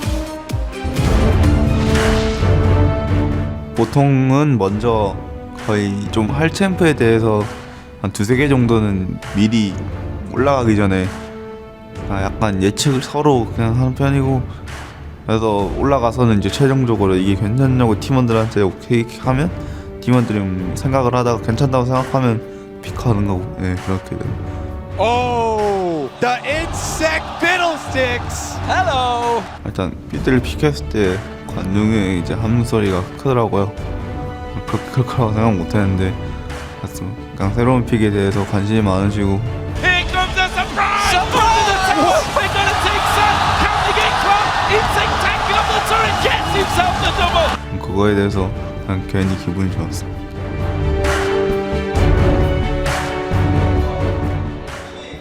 Welcome back to the 2014 League of Legends World Championship here in Seoul, South Korea, as I am joined by a member of our Season 2 World Champions, Toys, from the Taipei Assassins. Toys, we're going to get your pro player take on the series here so far. What are your thoughts on the run of Samsung White so far? The stage and the fans and the crowd is just amazing. This is wonderful. Yeah, it is fantastic. What has been your take on Samsung White's play here, because they have been very dominating in the series so far? So I think it's about the ban picks, because they wanted to stop Coin taking the Jace, and they just let Coin picking up Jace, but he's not really good at Jace. That's why they're losing the game, the main point. And the Rumble just win this game single-handedly. Yeah, absolutely. What a performance from Looper there. How does this whole setting and all the people here in this great venue take you back to that wonderful moment 2 years ago when you yourself were crowned world champion? 你觉得在这次的比赛，整个的这些观众，然后这里的场地的这个设置等等是怎样？有没有提醒你2年以前你自己的那个时刻？ Oh, it just feels like I'm back to the season 2 stage. It's just really crazy about the crowd. Well, you recently announced that you would go back to being a professional player. How does seeing that all and wanting that moment back, how did that fuel that decision? The decision was made after I coached Fnatic. And I watch them play every day. I just feel like I belong to esports, and I just want to go back, and that's why I created a team in Taiwan. Yeah, well, you absolutely belong to esports. Finally, we did see that in the beginning of the show. You got to be on stage effectively. What has been your experience so far here in the stadium all day, meeting all these awesome fans? I just feel like everyone just loves this game, and I enjoy the moment. Yeah, well, we're enjoying the moment as well. Thank you very much, Toys. I know everyone is excited for the next match, so let's send it over to the guys at the caster desk. Thank you very much, Jocks, and we will be getting into it quite quickly here, as it is going to be Game 3, the best-of-5 series. Many hoping that Royal Club can find a way through this brick wall of offense and defense that Samsung White has been able to build every single game right off the bat. A brick wall of everything, and I think that's the biggest problem here for Royal Club. What do? We've tried, we managed to get a lead in game number 2, and that fell away so quickly. One thing that I want to point out is the spirits, though, in Royal Club. We saw Uzi laughing and joking at the end of that one. Whether that's just like, we've got no chance, these guys are just far too good for us, or whether that is, we're still in high spirits, which may just help out Royal Club. They need something here. Yeah, and Uzi is the only player who's been in this nearly exact situation before. They were 3-0'd last year by SKT. And the games did go in a different direction. Game 1 against SKT was 30 minutes, then 28, and then they fell apart in Game 3, losing in 20 minutes and 48 seconds. Game 2 was better than Game 1 for them this time, so that can give them a little bit of hope. They have kind of experienced the threat that is Samsung White. However, if we look to the semifinals, Blue fell apart in Game 3 as well, because it's one of these things. How do you really play against them? You try your best the first 2 games, you see no results, maybe you just crumble. we're going to have to wait and see here in Game 3. And it has been rumored that it was tough for Royal Club to find scrims after those games, having to scrim possibly to China. White here being able to scrim a lot of the current teams that are around. Even if Blue were to scrim them again, they probably did. So it's been a lot of them probably doing a lot of game research, seeing what they can do, and you're going to see something different from White every game. So that makes it so difficult to try and come out on top. I mean, on one hand, you're right there. On the other hand, I think that they've played so much over these last 4 or 5 weeks that, you know, you're kind of on your game at that point. The problem that I think they have is maybe not playing someone of Samsung White's caliber to keep them at that level and keep them fresh and even try things out that they've not tried before against a team of White's caliber. I mean, is there a team of White's caliber? We should probably ask that as well. I don't think so. In my opinion, White, the way they've played at this World Championship is a higher level than any team I've ever seen in the history of League of Legends, which is a really tall task to try and defeat. And the way Royal Club was even approaching the semifinals is they know what they've brought here. They are basically have always been trying to relax a little bit because their game plans have been made. You're not going to pick up a champion in 1 week and break it out at the World Finals. Right. So they are who they are, and that's how they play. So I've actually heard from sources as well, they had found some good scrims within Korea, so it's been a less intense schedule than you'd expect from other teams, but still their play style. Against this foe, though, what do you really do? We remember the emotions from Uzi going into their games against EDG. Very set back on stage, kind of took some time to himself, so we know they're an emotional team. Hopefully does not fall in Game 3 as they did in the semifinals and can really pick themselves back up here and find a win to keep the series going. Well, we can see their Royal Club on your screens, and honestly, looking a little bit deflated. I mean, who wouldn't at this stage? Uzi, honestly, a different person to what he was after game number 4. If you look back to the quarterfinals, to the semifinals as well.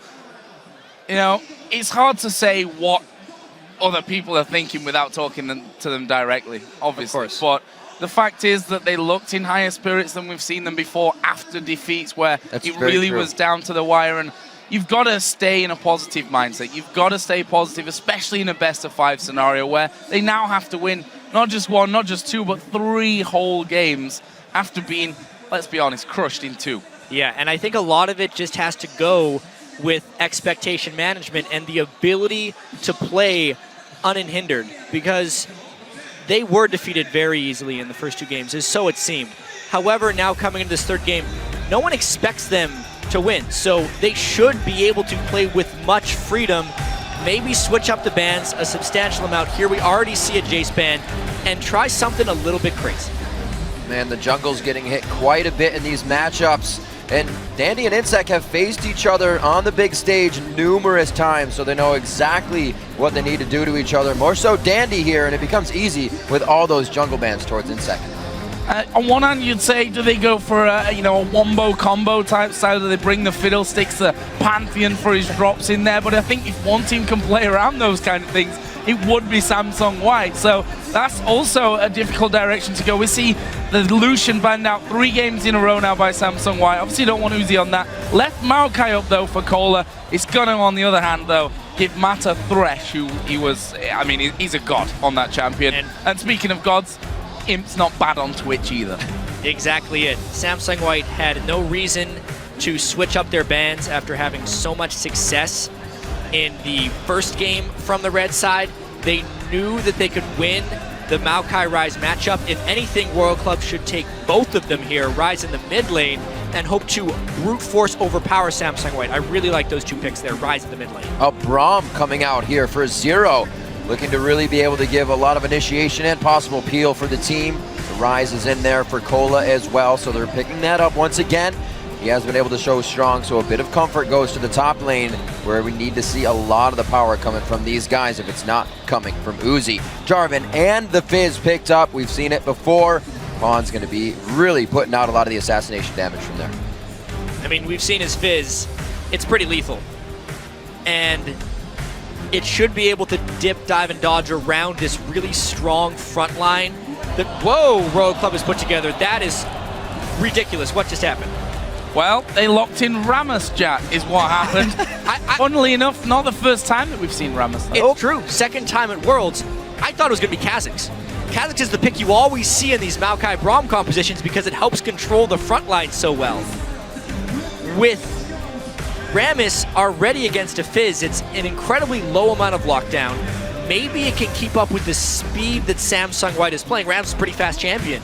But honestly, this is just another thing Insec is trying to bring out of his back pocket. This would make me a happy man if we were to see Singed coming in again, though, not for the first time in the World Championships.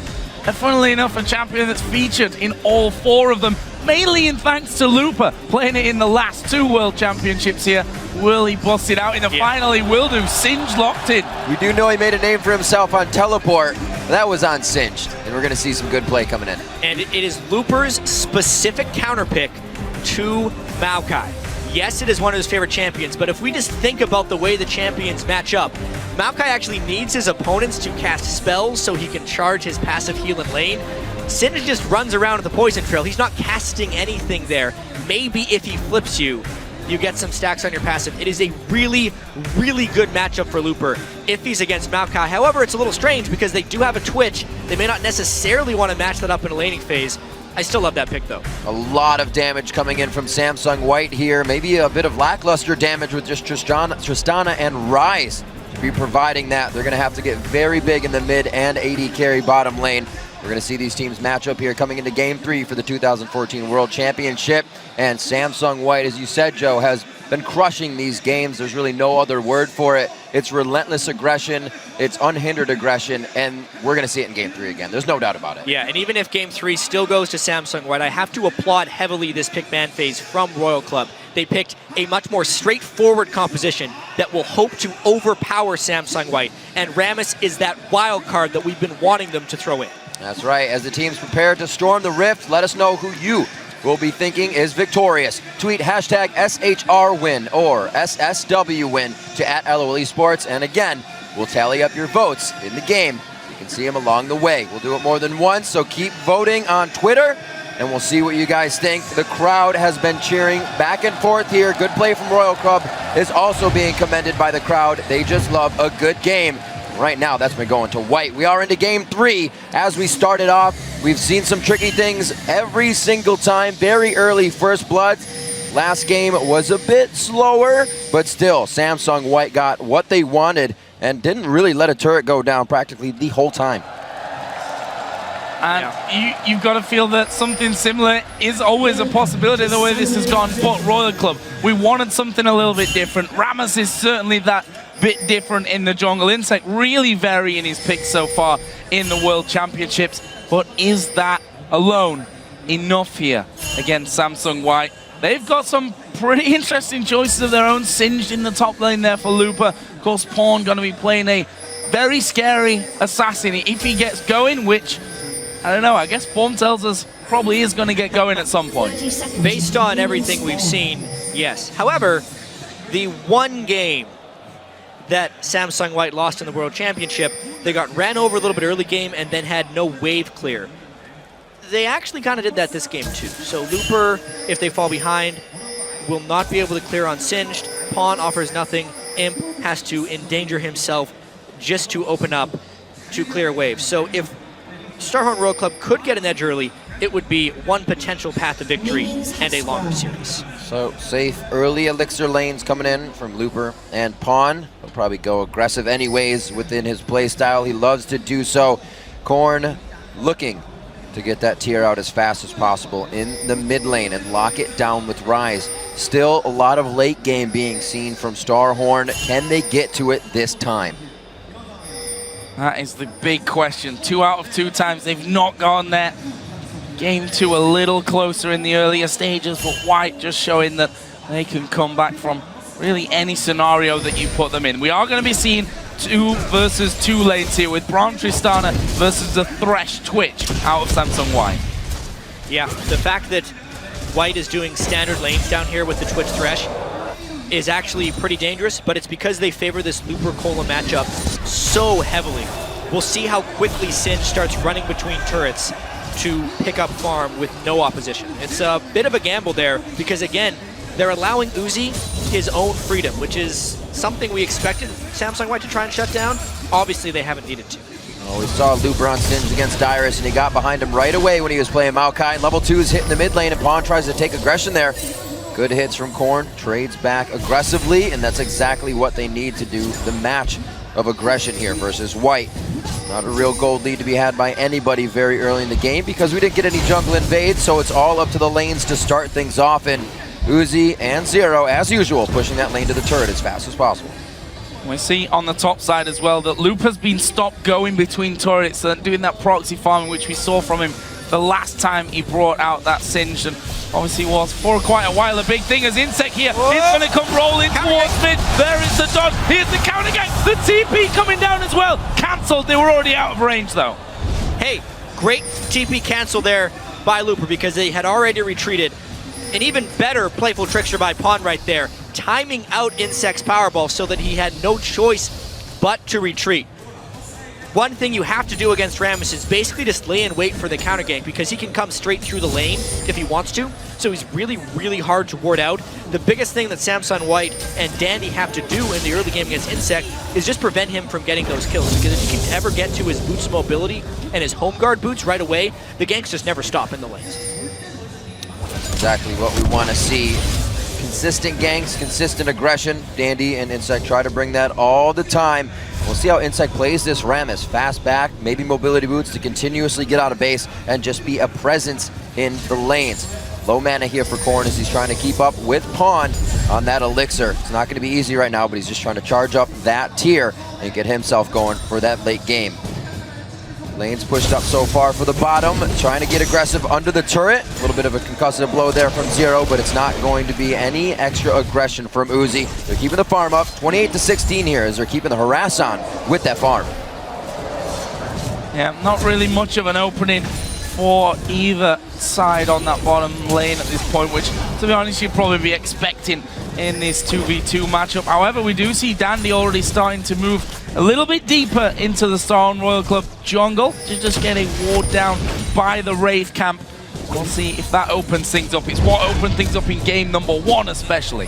The mid lane has been completely in Pawn's favor. He's had a lot of help, but honestly, him beating Korn to every single team fight has probably been the main decider in this series. His ability to control his lane, shove in, and reach ganks earlier have all been MVP to me, but honestly, everyone on Samsung White has been playing so well.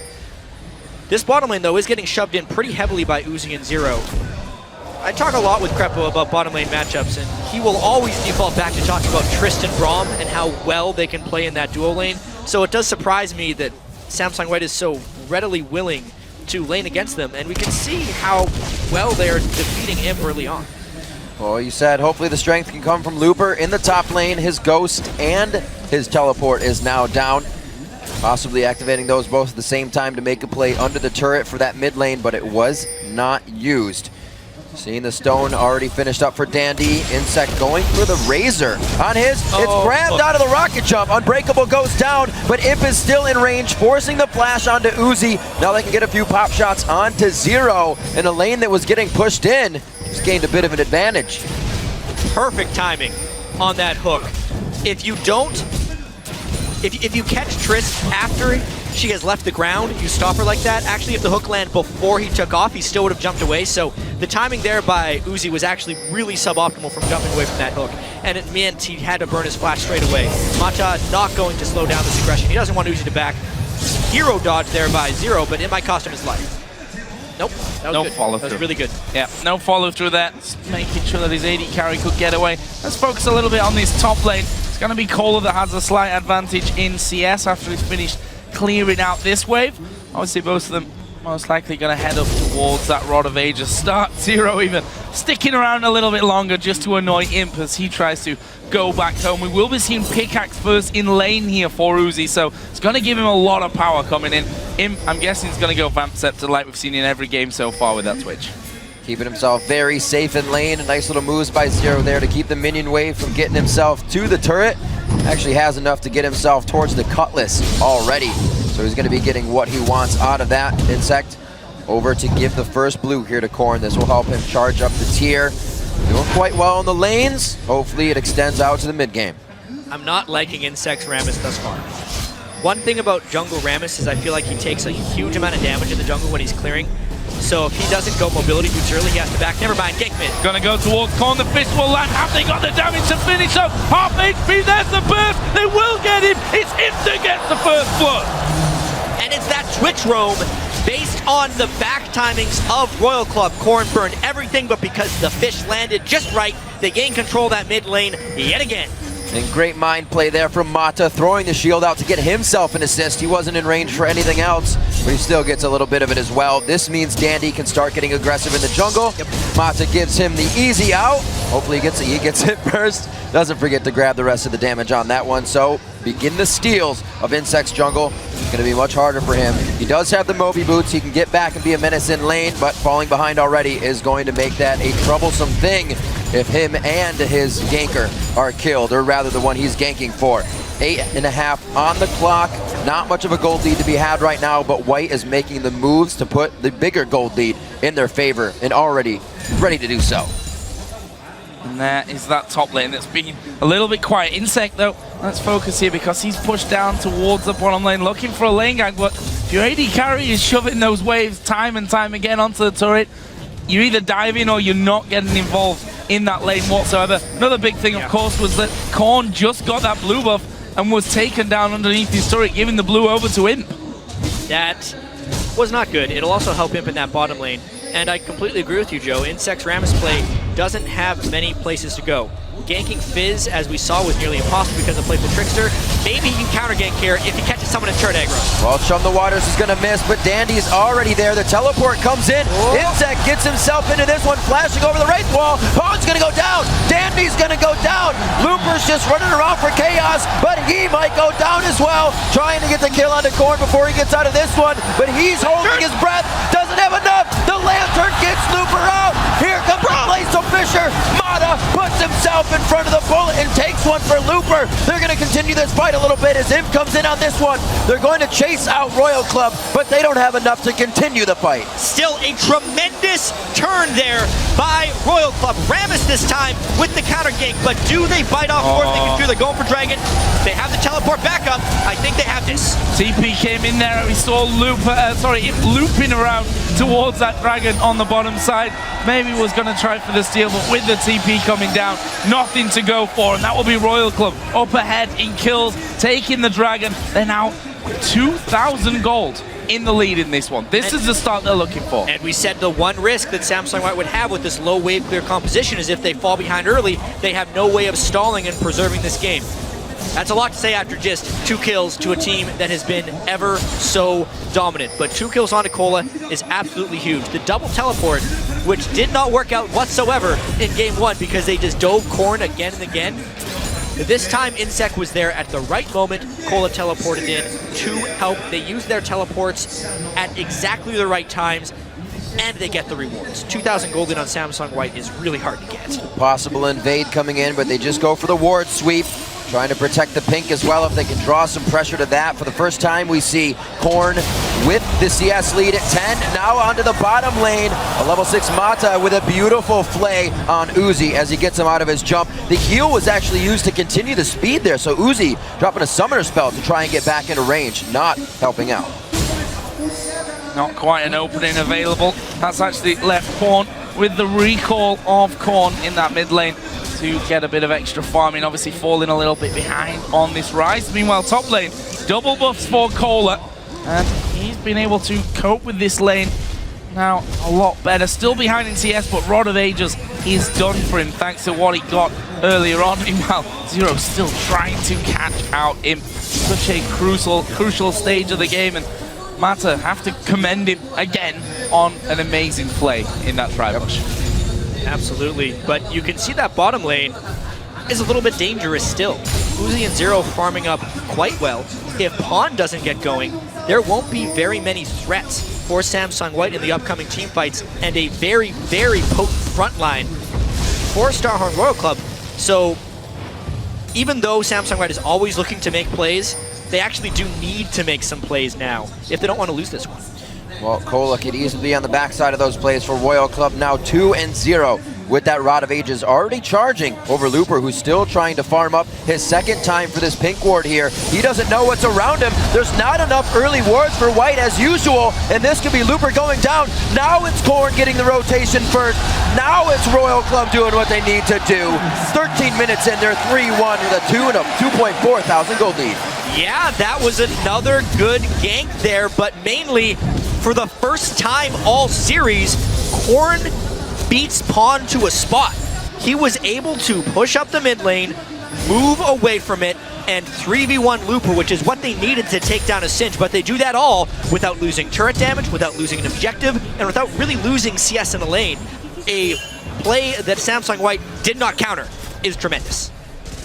Where do they go from here then? We see the top lane being filled now by the duo of Samsung White. Obviously not feeling it anymore down bottom, and they're going to end up losing out on the first turret of the game. That just compounds Royal Club's lead in this one. Kohler stopped in his tracks there by Imp, who will himself now have a little bit more farm, but honestly Kohler pretty tanky, can certainly tank enough damage to wait for that Rammus to come rolling in. If they can then be joined by Korn, whose teleport will be coming off cooldown here shortly, there's possibilities there as well. Insect's laying in wait. He's hoping that Imp pops his stealth so he could powerball in. He wouldn't be able to stealth away, but really ganking any of these lanes is really difficult for Rammus, as we've seen. It's a wonder he's 0-0-3 because of the counter gank. You think the Twitch Thresh, they can either stealth or Thresh Lantern away. Singed is so incredibly hard to tank down. You need 3 people, and Fizz can just playful trickster away from the Powerball. Yet still, he's been able to pull off a few things. Cola goes in strong. Insect stopped on a minion. Twisted advance, and the Vengeful Maelstrom is down, so they're mitigating a bit of that damage that Cola's taking. Looper comes in with his teleport. They try to turn this around. Dandy comes in to help take down. That's going to be Cola. He gets shutdown gold there. Pawn's not done in the mid lane either. A beautiful flash. Under the turret. He's going to go down. Nobody gets that blue buff, but beautiful play by Korn to make it a 1-for-1 in the mid lane. The flashes at the last second there were so clutch to trade kills with Korn, but still, it was all about the action in the top lane. Insect a little bit sloppy on his pathing. It turns a gank that may have worked into a gank that can't work at all. Teleport was really nicely used. Let's just check this out one more time, the mid lane fight. Obviously, he lands the Shark. At this point, Korn is just trying to get into his turret as quickly as possible. And it's a long extended fight. He's trying to corner him down because he's built a fair amount of items, but he trades a little bit too hard. This is the point here. Pawn thought he was going to flash the playful trickster. He completely tried to guess the direction, but Korn outsmarted him there in order to trade the kill. Meanwhile, Kohler here on the bottom. He's going to be spotted by the ward from Matter over the top of that wall. Leaving Uzi here, though, a bit more free farm on the top side of the map. Similar can be said, though, down bottom as we have Imp and Matter moving towards that turret, and they're going to look to claw a little bit of gold back now. Losing Dragon, losing the first 2 turrets of the game. They'll actually take bottom turret. We've got recalls here coming with just 15 seconds on Dragon. And the timing of this Dragon is so important right now. A Blade of the Ruin King on Twitch versus a Static Shiv pickaxe and Critical Cloak on Uzi is a huge power discrepancy. However, Double Rod of Ages have been completed by Starhorn Royal Club. Typically, they want some time for those to stack up. However, with this slight lead, they don't want to give up a Dragon. Fight in the brush. Surprise from Uzi, or rather Imp, and Uzi is not surprised whatsoever. The Buster shot back. Yeah, surprise for Uzi indeed. Insect trying to come around the backside of the team. We still have White kind of circling around the Dragon. A pink ward goes down. Unprotected will go down, but it gives them enough vision to know what they can and cannot fight here. I mean, I think Cola wants to teleport into this one, but he's trying to buy as much time as possible in the side lane. This could be the fight that turns it back into White's favor if they get the Dragon and win a fight, or the game that loses them the game. Teleport coming down. It is going to be White that managed to get themselves the Dragon. Dandy going to put down the Cataclysm at the back, but it's going to cost him his life. It will give Uzi the reset to jump over the top. Next target will be Pawn. He won't fall here. Currently a 2-for-1, but that will be quickly made 3 as Looper falls as well. And Royal they want them all. coming up for the kills, and they're not done. It's going to be Mato with the hook, though. Korn's the first one in very low on mana, but auto attacks, they don't cost mana. And they're going to keep going for the kills. Cola's just on the chase with Zero. One's blasted back. What a buster shot. Imp is now in the fray. He thought he was safe. Cannot grab the lantern. Mata's left as Dandy come back alive, but he's the only one to walk away from the fight. What a brawl we had right there. Samsung White does secure the dragon, so they are still completely in this game. Another great smite there by Dandy. That couldn't quite go in. So many things happened in this fight. Imp tried to open up, but the shield from Zero. Zero's playing out of his mind on Braum right here. Dandy falls down, and the collapse over the wall by Royal Club was perfect. Since they blocked the Twitch ultimate, everyone had enough health to completely pile on for the end of this fight. But honestly, this was actually the mistake. Cola flashing over, and then them not expecting the turn from Imp and Mata. Such synergy in a 2v4 because they took people on one at a time, allowed them a lot of positive things. Finishing off Uzi was so clutch right there. And honestly, in a 2v4 at the end of the fight, getting 2 for 1 was what keeps them in here, and they steal the blue. Cola on the lantern there as well at the end, and no real escape available. Let's see where that leaves us. 2,000 gold, the lead for Starhorn Royal Club. Looper is going to keep the pressure up though on this turret with that Rod of Ages now done. Those minions don't last long when he's running around with the poison running. But what is next now with that outer ring of turrets down? Only the mid one really standing for Samsung White. What can Royal Club do? Imp once again waiting in stealth in mid, something that he's done time and time again. Doesn't always get him a catch, sometimes doesn't grant him a kill, but will force people out of lane and allow them to put damage down onto that crucial first middle turret. Not this time though, and it looks like both teams going to head back off, get themselves a little bit more farm. And if we look at the farm, 20 CS lead for both mid lane and AD carry on Royal Club's side of the map. Top lane is even, the jungle pretty much even there as well. But that gold still sticking at about 1,500. And actually, if we look, really suboptimal gold distribution for Samsung White. The gold is not on their carries, it's on their supports. You can see 4,400 gold, 203 on Mata, and 5,200 gold on Dandy. They actually want the gold on Twitch and Fizz, the two people who need to be the late game hyper carries for them, especially considering their damage dealers are just comparatively underfarmed. The fact that Cola is the overfarmed member, the main tank, does favor Royal Club if they can find fights without getting outsped and actually find them in the right situation, which they haven't been able to do in the close early games they've had before. This is actually the first close mid game, a 20-minute gold advantage for Royal Club. Yeah, Royal Club definitely on track to get those late game carries to the late game. We're going to see if Uzi, it looks like he's building up all the way to the Infinity Edge here. He's been on that pickaxe and the critical cloak for quite some time with a static shift, so his next back is going to be bringing a lot of power. We see that pawn has finished his Lichbane quite some time ago, but really has not been able to put it into effect. A needlessly large rod, however, we see him coming back from base now, and we'll see if White goes back to their aggressive waves. It's been every game we've seen Royal Club adapting better and better. Now with one of their biggest gold leads kind of fluctuating back and forth, see if they can hold it. Yeah, one of the interesting things that without any objective playing kills, the gold lead has shrunk there, with Samsung White actually clawing it back there just from farming by sending him to this mid lane, had wave after wave. And if we look, you know, between Corn and Pawn, that one has also dropped a little bit. So we'll see how this one all works out. Looper, of course, is just going to keep pushing and pushing those waves up, which allows Cola to also be getting those free farm if he is around. So a bit more of a stagnant point of the game as they try and charge up for surely what is the next fight in probably 1.5 minutes when the next dragon comes in. And from that, we see a lot of wards bought by Royal Club to be thinking about that.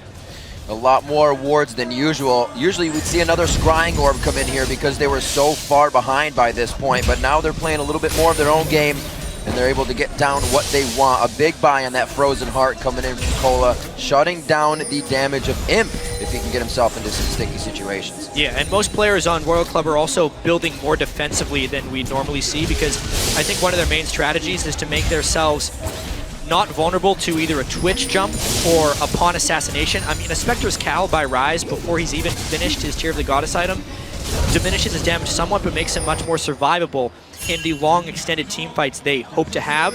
And all that it takes is Uzi to play safe-ish and just not get caught by a giant fish, and they would be in a pretty good space for team fights. But with Dragon in 30 seconds and limited vision control, we may see a repeat of that really bloody, brawly fight we saw 6 minutes ago. There's a recall from Korn. Teleport is available though, so that means that he can join if they go for it. And they are going to go for it, so let's check the top laners who are still in lane. They also both have teleport available to them if this wants Oral to kick off. If Samsung White could 4v4 this and rely on Looper to interrupt Cola's teleport, it would be so far in their favor, because Cola is the 5-1 Maokai that nobody can cut through. If they could take him out of the fight with some Sin Split Push, that's exactly what Samsung White wants. Well, looks like Looper's going to stay in farm right now. Korn trying to take body flashes. There's from the waters. Whoa. Once again, it's only going to be so much that you can get away with Playful Trickster and a flash. They find the fish, they cut it up and serve him up. 9-6, 23 minutes in as they start to set up for Dragon. You can flash Pawn, but so can Insect, and there are no cleanses on this team.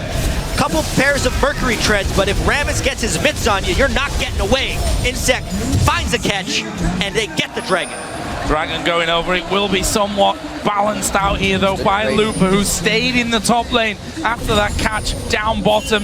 Royal Club though piling into middle.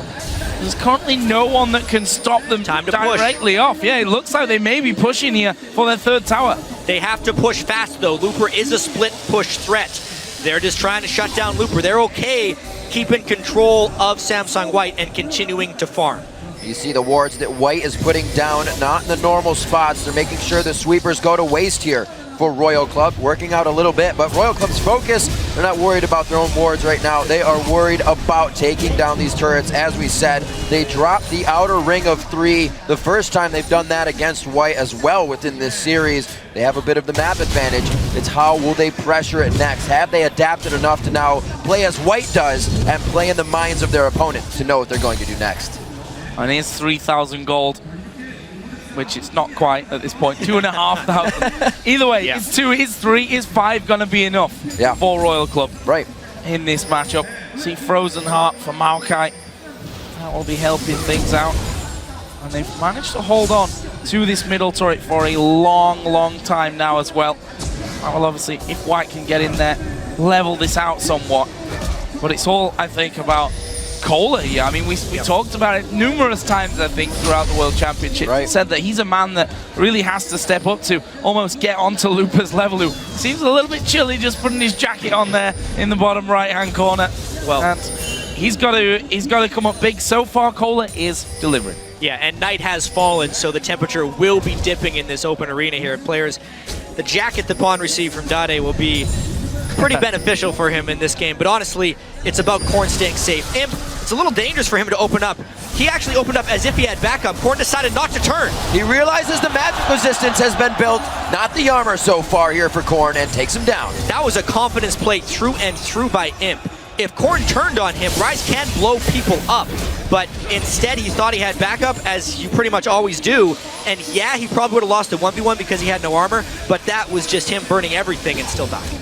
And seeing that he used his ultimate to get rid of that minion wave to push that one through.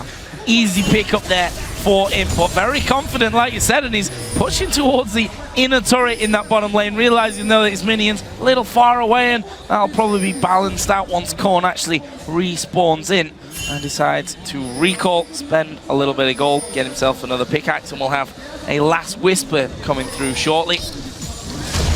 See, though, a little bit more armor now coming through. Rammus is going to have that Rando in soon. Seems like will be similar for Looper on the other side as well. Already mentioned that Cole has that Frozen Heart in position. But what is next here for Royal Club? One thing that's definitely important this stage of the game. Got to keep vision. Well, we already see that Dandy's considered it as well. This might be the first game we saw him not rush those mobility boots. He actually goes for Merc Treads himself to keep himself relevant in these fights and keep going out of the CC. He's afraid of Rammus, honestly. If he goes in a little bit ahead of his team and gets taunted, they can burst him down. Also, there's a fear that Looper could become irrelevant later in this game. If one thing is great against Singe, it's really powerful 80 carries, and Uzi has not really been slowed down from farming this game on Trist.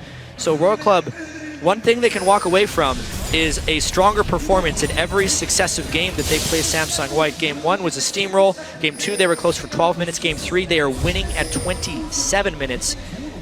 They're actually they were in danger, still a slight danger, of being the quickest team to be defeated in World Final history, average game time wise.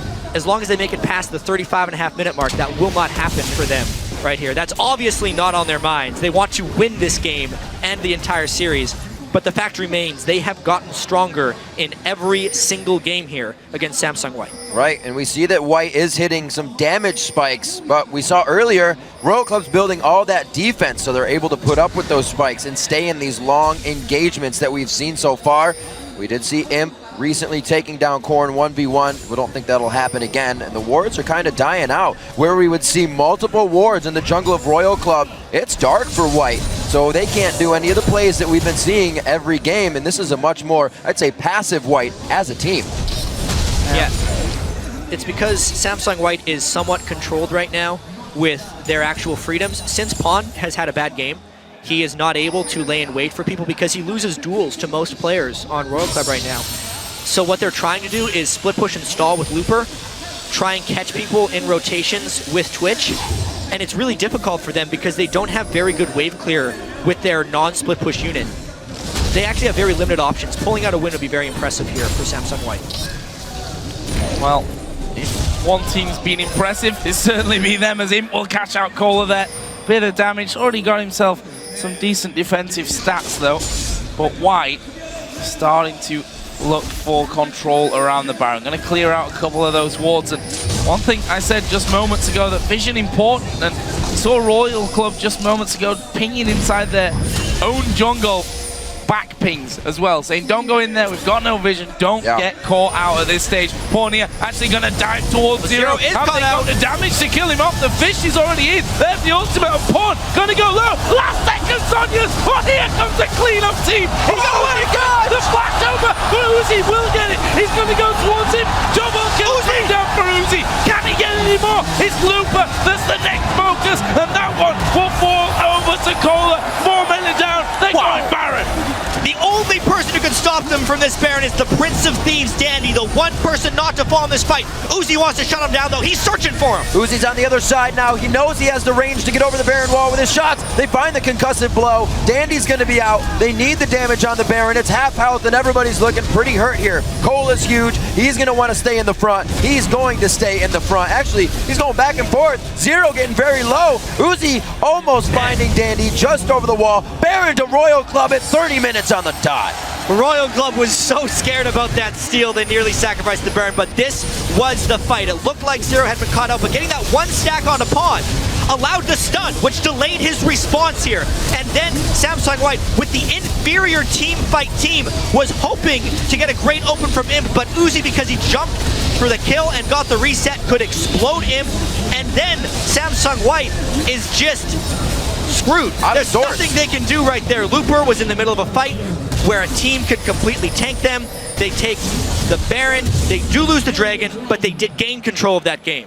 5,000 gold the lead for Royal Club at the 30-minute mark of this match. Uzi, we talked about him so many times, the only player in League of Legends history to hit a final twice. Honestly, must have been thinking, is this a little bit of deja vu after game number 2, but Royal Club ahead in this one, further into the game than they were ahead in game number 2. And Uzi's got to that point, you know, Infinity had static shift, got himself that last whisper, and now another not a bloodthirster, BF sword that I'm sure is going bloodthirster direction. And he is scary. Just needs to be careful that he doesn't jump into the wrong place. I mean, that is always the threat. Despite playing in 2 World Finals, he's played, this is now his 6th game, he's yet to win one.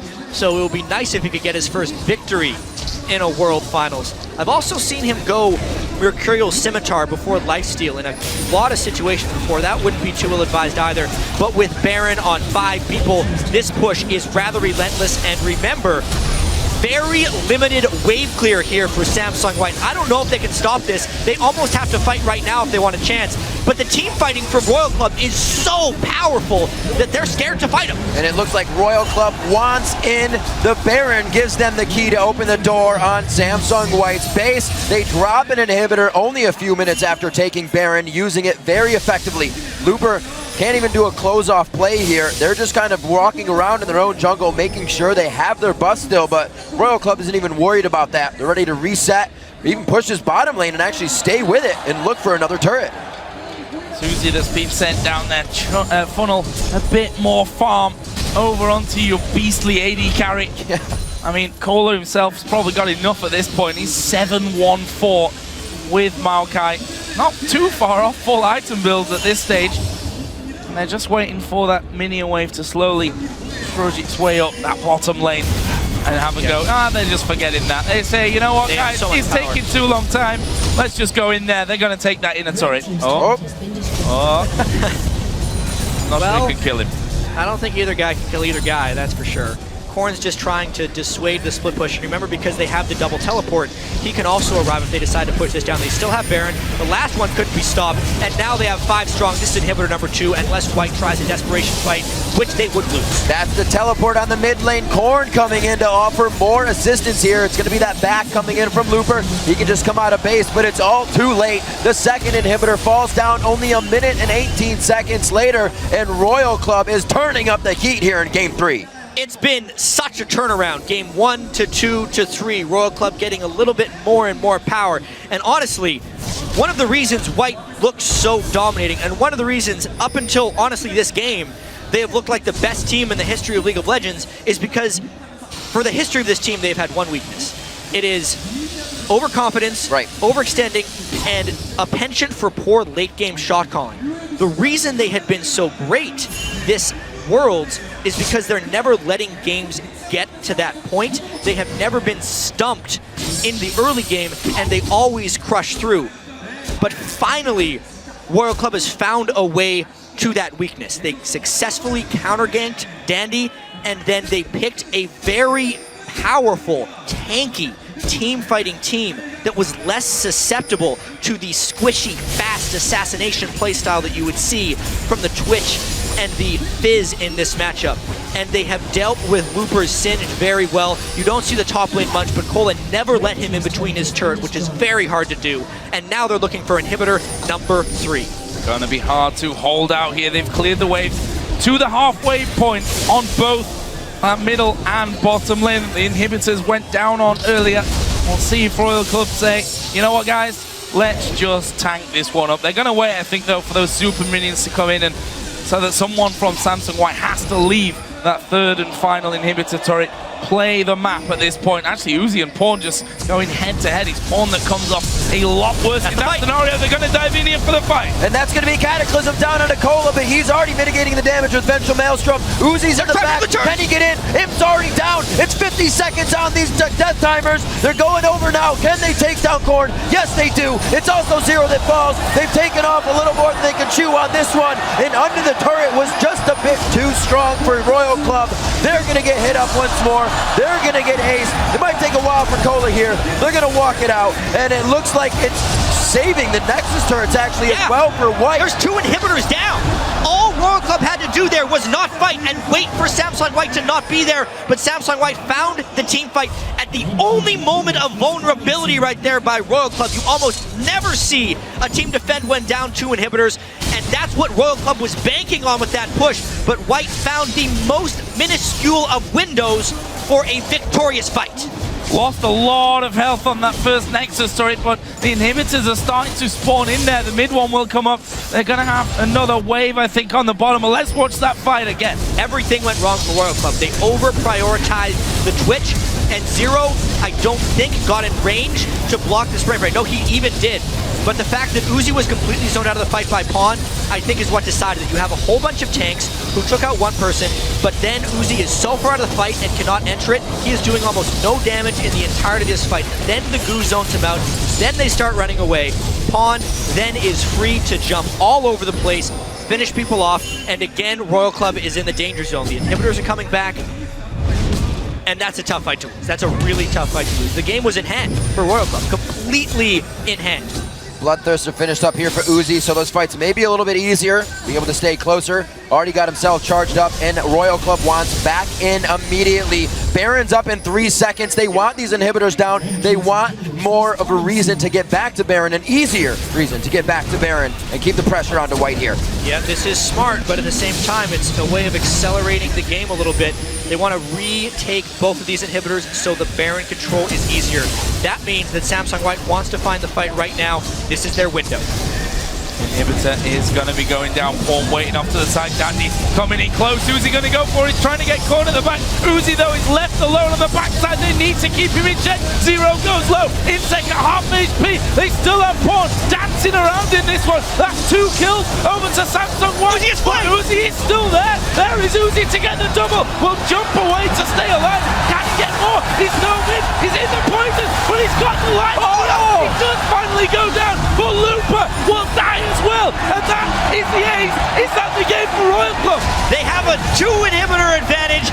40-second death timers on Samsung White. It looks like this is going to game 4. Corn and Cola still alive, doing what they can in these Nexus turrets. The next minion wave coming in. Royal Club can keep themselves alive in this series here with one more take. A siege wave coming in from the top. It's going to be closest 19 seconds. That's him. There's no chance that he's going to be up before that Nexus goes down.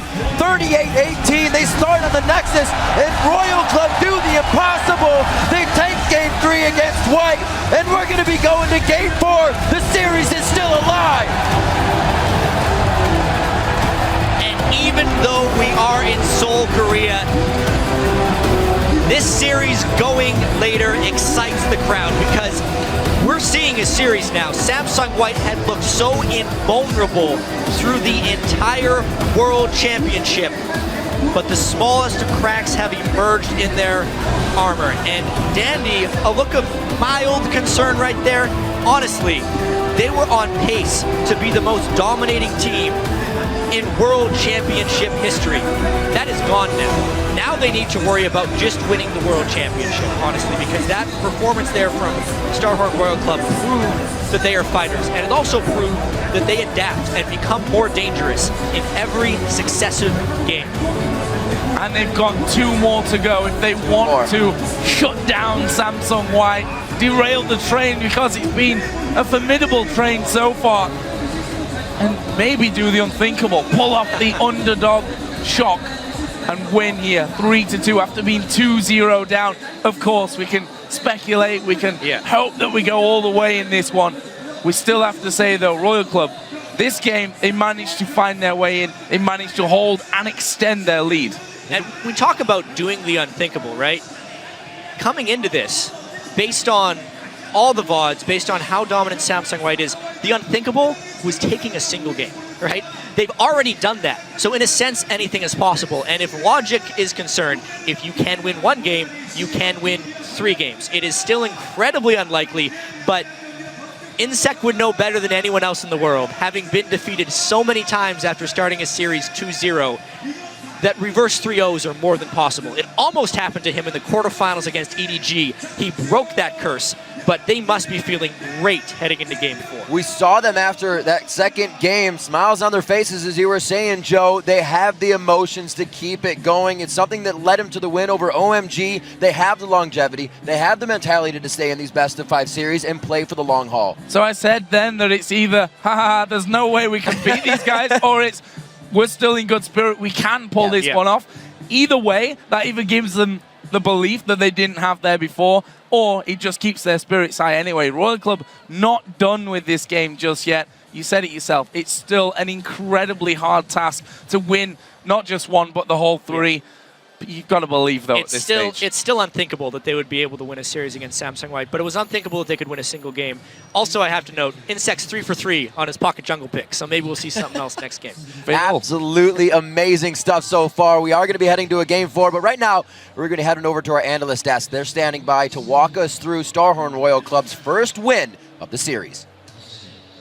Thank you very much, Riv. And I just want to bounce off that point, chat. With that win by Starhorn Royal Club, not only have they done the unthinkable unthinkable and taking a game off of Samsung White when everyone was expecting a whitewash. Kola goes 3-0 on Maokai here at Worlds. He pulled it out of semifinals. It was the first pick in their picks and bans. And I had a thought coming into this, is picks and bans a little bit of the only weakness for White, but regardless of that, we'll get to in a second. What a game from Royal Club. I just want to, before everybody goes like, yeah, Samsung White did some things wrong, Royal Club did some things right. They actually found a way to get into late game with a late game comp, but get to the early game fight, and that's because they mixed up aggression picks with scaling picks. And I really like what they did with Rammus, Braum, and Tristana, having these frontline carries that can actually prevent the target selection from Samsung White. Rammus can taunt people, the Braum shield can block an entire Twitch ultimate.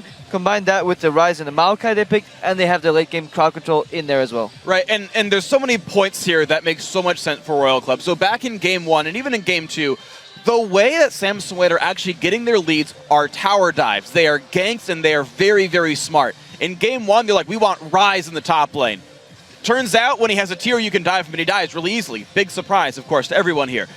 Picks up Maokai, way harder to kill as a champion, suddenly very successful, not able to get jumped on. Insec on Rammus, even if he's late to ganks, well, he's got Powerball to show up, turn fights around, and if Insec finds more counter ganks, Dandy loses one of his primary powers in this series, which is snowballing the early game lead, and suddenly you've got the makings of beating the Samsung White strengths and then taking it to late game where you're going to be fine. I especially like the Braum pick by Zero. I believe it's his first time, and Braum and Yasuo have historically just been the counters to Twitch because he is, in every sense, just a glass immobile cannon. He doesn't get to move as soon as he pops his ulti nearly as much as other AD carries, and the fact that Braum can just sit there and soak up spray and pray, it doesn't pierce past his unbreakable, so he can just sit in the front, soak up spray and pray, and a lot of Twitch's ability to influence teamfights comes through his piercing autos, and the fact that he can hit the backline through the front line. Braum completely negates that, and I think Imp will think twice next game about picking his favorite champion, Twitch. Well, Monte Cristo, we've talked a lot about the picks. I think that Singed champion pick is one that's questionable, but it's the second time that it's been run into Maokai. It won last time against TSM. What do you think of the picks and the comps and how White played the game out? Yeah, I think that what they did really well there that was different when we saw the Maokai versus Singed matchup before is that Insect did a better job of controlling vision in the topside jungle because they had very low wave clear. The only way Singed wave clear works is if he's actually dirty farming or proxy farming behind that turret. So as long as you can make him too scared to go back there, you do have this ability to siege down turrets very, very easily. So I also really liked Royal's composition. If we look at the draft as well, I think taking Maokai and then following up by Rise, because one of the things is we also know that Pawn really likes to play Yasuo, and that's going to negate a Yasuo pick in the mid lane too, which is a major threat from him because Rise really does a number against that Yasuo pick. So I actually thought Royal's draft was fantastic here. All right, let's get to the first replay as we'll get to you in a moment there, Freak. Crepo, talk me through this Dragon fight. I know you were quite excited with how this one played out.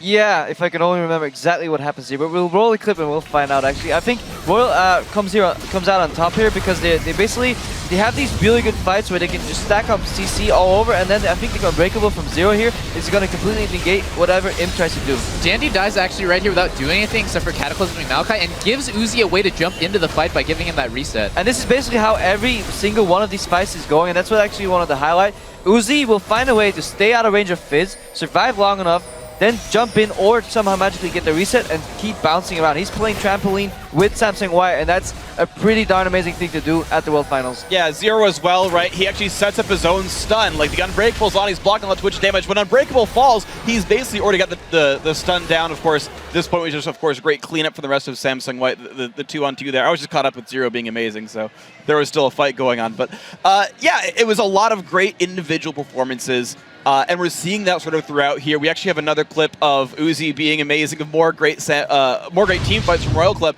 And Uzi especially has impressed me so much overall. He's basically zeroing in on taking down Pawn. There was an earlier fight where he 1v1s him, forced him out of the battle, then comes back to join the fight. Does the same thing here. If you can roll the clip out, I want you guys to watch Zero, how he survives, and Uzi, how he managed to clean up this fight. So Zero's like, oh crap, I'm caught, oh no, but he basically flashes away, puts the Unbreakable up, stuns up the entire team, and actually buys time, and Pawn is super screwed.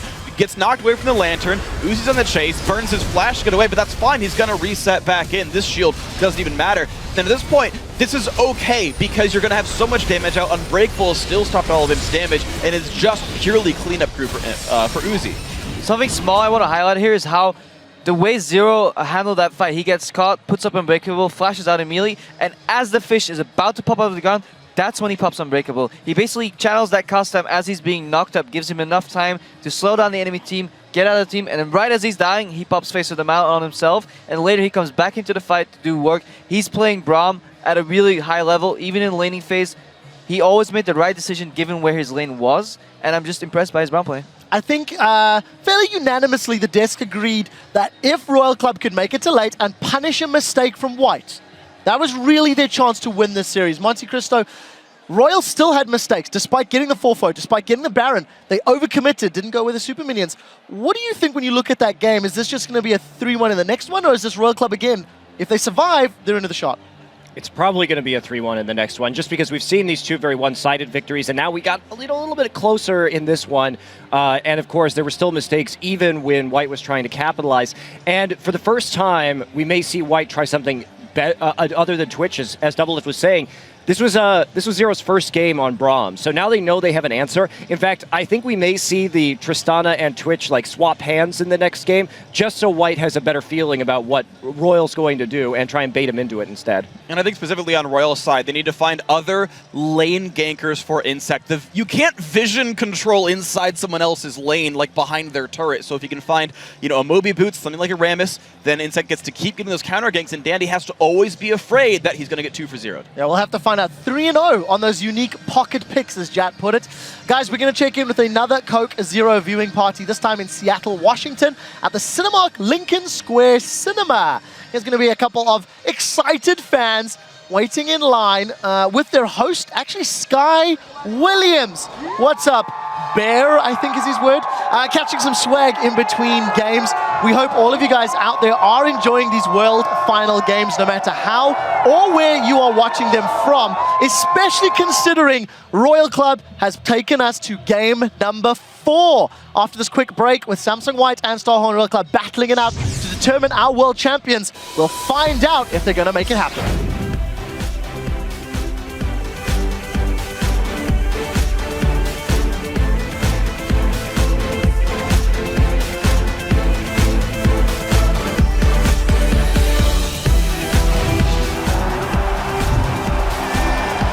It will give Uzi the reset to jump over the top. Next target will be Pawn. He won't fall here. Currently a 2 for 1, but that will be quickly made 3. Gonna go low. Last second, Sonya. Oh, here comes the cleanup team. Oh my God! The flash over, but Uzi will get it. He's gonna go towards him. Double kill down for Uzi. And that's going to be Cataclysm down on Nicola, but he's already mitigating the damage with Vengeful Maelstrom. Uzi's in the back. Can he get in? Imp's already down. They still have Pawn dancing around in this one. That's 2 kills over to Samsung White. Uzi is still there. There is Uzi to get the double. Will jump away to stay alive.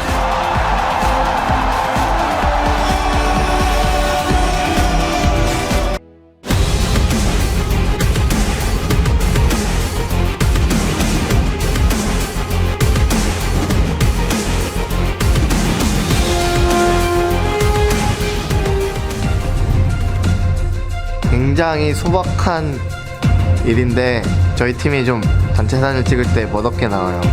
이번에는 좀 멋있게 딱 찍을 수 있는 사진 한 장 나왔으면 좋겠어요. 트로피든 아니면 단체 사진이든 막 이기고 단체 사진에서 좀 멋있는 사진이 없거든요, 거의.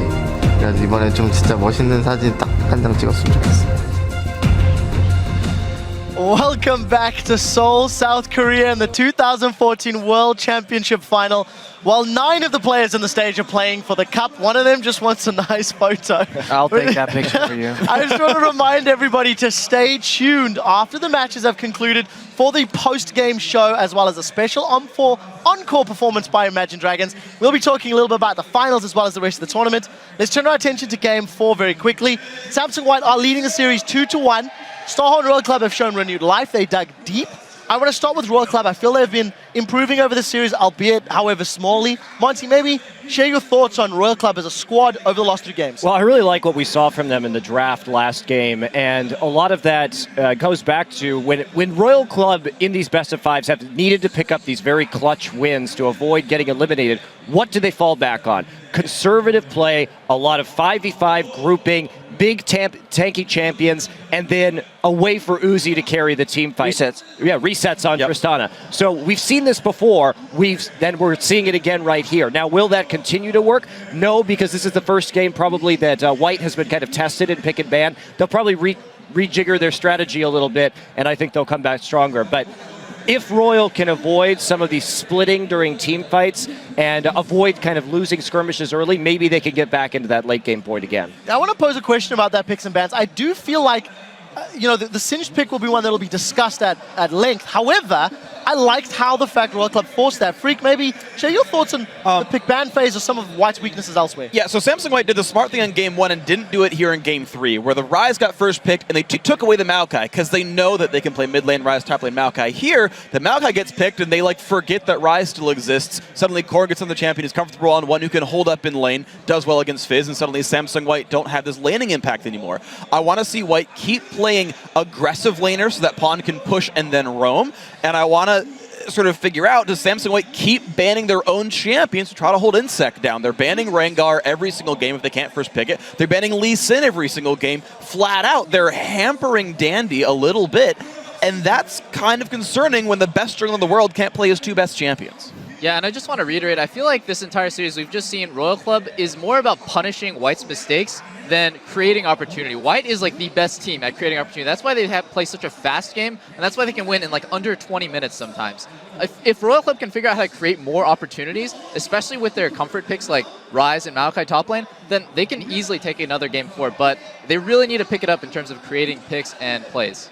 So in the previous show, I was talking about how Pawn has a tendency to pick these strong champions and push his lane out and have that wave clear in there and then just start roaming. He didn't show that last game. He got punished with his Fizz, and that kind of felt like Samsung White got pushed back on the map, and that allowed Royal Club to stay in the match, in the game.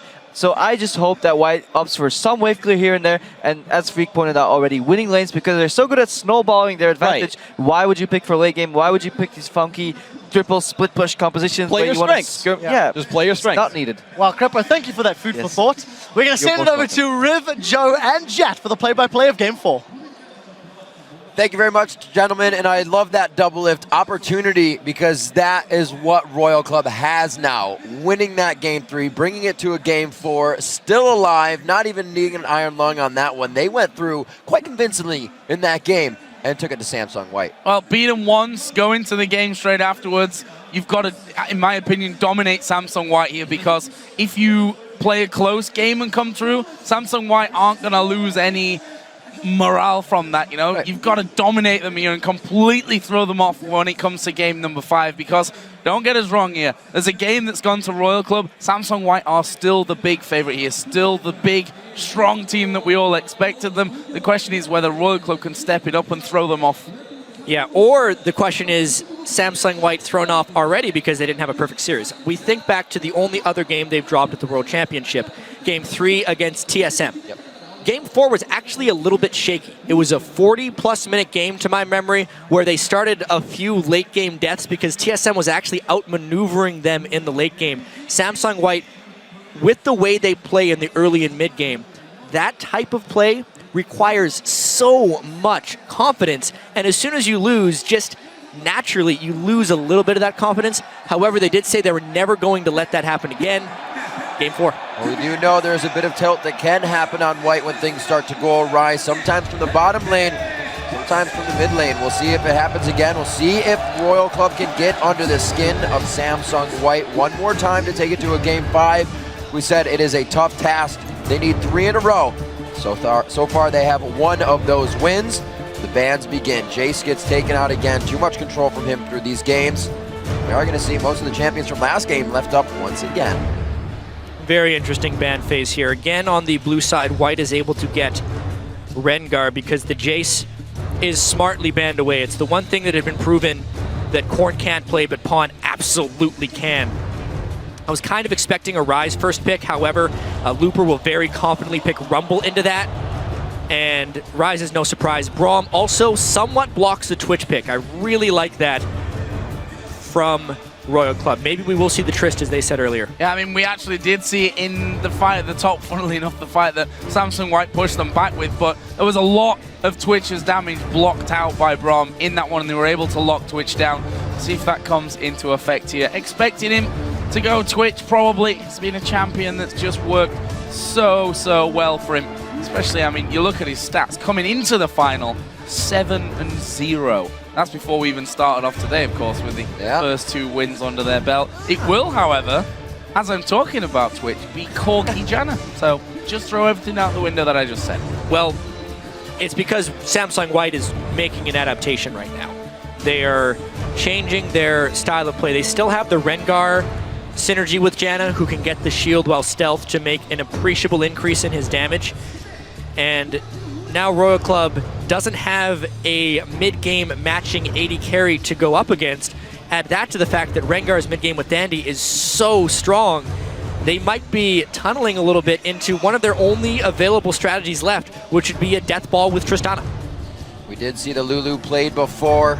They had that save composition coming out with Mundo on the top lane for Cola. But they may switch it around. Does Uzi take the Twitch? Does he pick out some of Im's medicine on this one? And he switches back to that comfort pick, and he is going to lock it in, scaling with Rise throughout the game. Then a little safety from Lulu here. So that Lulu pick 2-0 for Korn. See if he can make it 3-0. Yeah, it's been good for them in the top lane. In the mid lane, but not been at all impressed with any top lane Lulus, really, that we've seen so far. So will that mean that Korn gets his hands on it and Cola will have Rise? Rise up until today had really been a strong pick for them. On the other side, we're actually going to see Kassadin locked in for the top lane for Looper, and then they take Orianna as well for Pawn. Pawn is not playing an assassin, which he has done through pretty much the entire World Championship. They do throw some nice mobility in the top lane there. It's a little bit of an adjustment. I was expecting something like Talon, but he didn't want to pick it into Lulu. And of course, the return of Pantheon.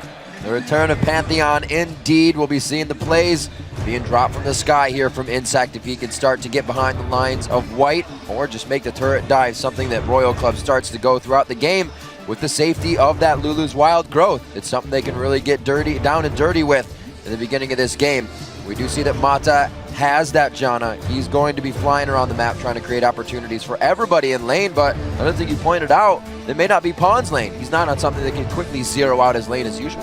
Another thing we have to be careful of here is that you've got a Kassadin to jump away, you've got a Corki to Valkyrie away. Yeah. It's going to be hard for those man drops to be super successful, I think. It's going to be obviously all about placement, as it always is with them. I question whether Insect can land them successfully enough, even though they won that Pantheon game. The man drops weren't exactly the biggest things in it. It's really hard to do, especially against mobile teams, and the added move speed from Janna and Orianna will make it easier to get away.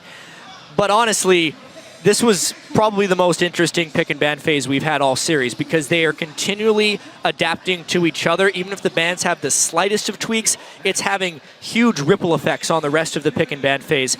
The fact that Trist is in this game, the fact we see another mid-game Lulu, but a matching mid-game attempt with the Pantheon, I'm just really excited to see if Royal Club can continue this journey. I think everybody's excited that we have a Game 4 in this one, and again, we ask you to turn to Twitter once more, or maybe even 2 times more, depending on this result, to vote for who you think will win the series, the Summoners Cup, and become the world champions. Tweet hashtag SSWin, SSW win, or SHR win to @LOL Esports. And we'll see where the numbers stand shortly. Right now, the players stand very tall. Both teams after that, like you said, Joe, does it shake the confidence of Samsung White, or they come out even stronger? Right now, they stand on the rift, and the Game 4 begins.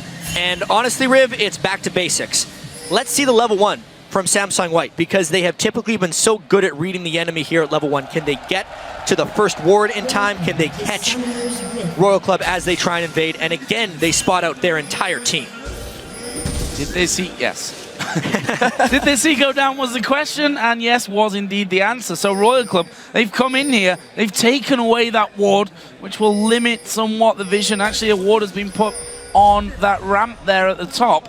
Didn't quite see if they pinged that one, so we'll see exactly how this one all works out at level 1. Samsung White didn't do anything at level 1 in the last game, which is actually bucked the trend, because White have been making level 1 plays throughout the tournament. Really something that has set Royal Club back. We were expecting to see some 3 buffs here from White, but it seems like they've kind of absolutely been holding themselves back here in the early game.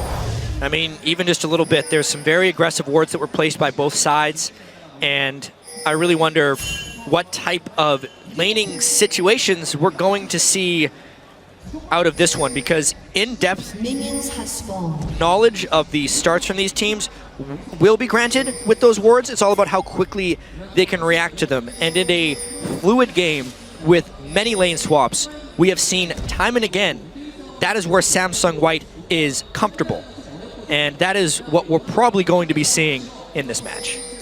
We do see Korn still taking the teleport onto Lulu. Pawn with a different play for Orianna on Ignite, but they're not going to meet here as the invade goes down, so Summoner's Spell should be saved, and blue should be taken by Royal. So it's actually really interesting what just happened, because even though Samsung White, even though Royal Club was not seen invading the blue buff, both of their own buffs were warded, so Samsung White can surmise which buff they started on. Expect Dandy to actually try and run straight up for that next blue buff, but Insec will try and match him there because they don't actually have a numbers advantage. We'll see if he can beat him to the spot. This could be huge. It could be a 3 buff for Insec if he does this right. Dandy on full ferocity, however. Dandy going through there will drop a ward in position. Will they pull the mid laners away from this one? Or will Dandy stick around? He's actually going towards this bottom lane.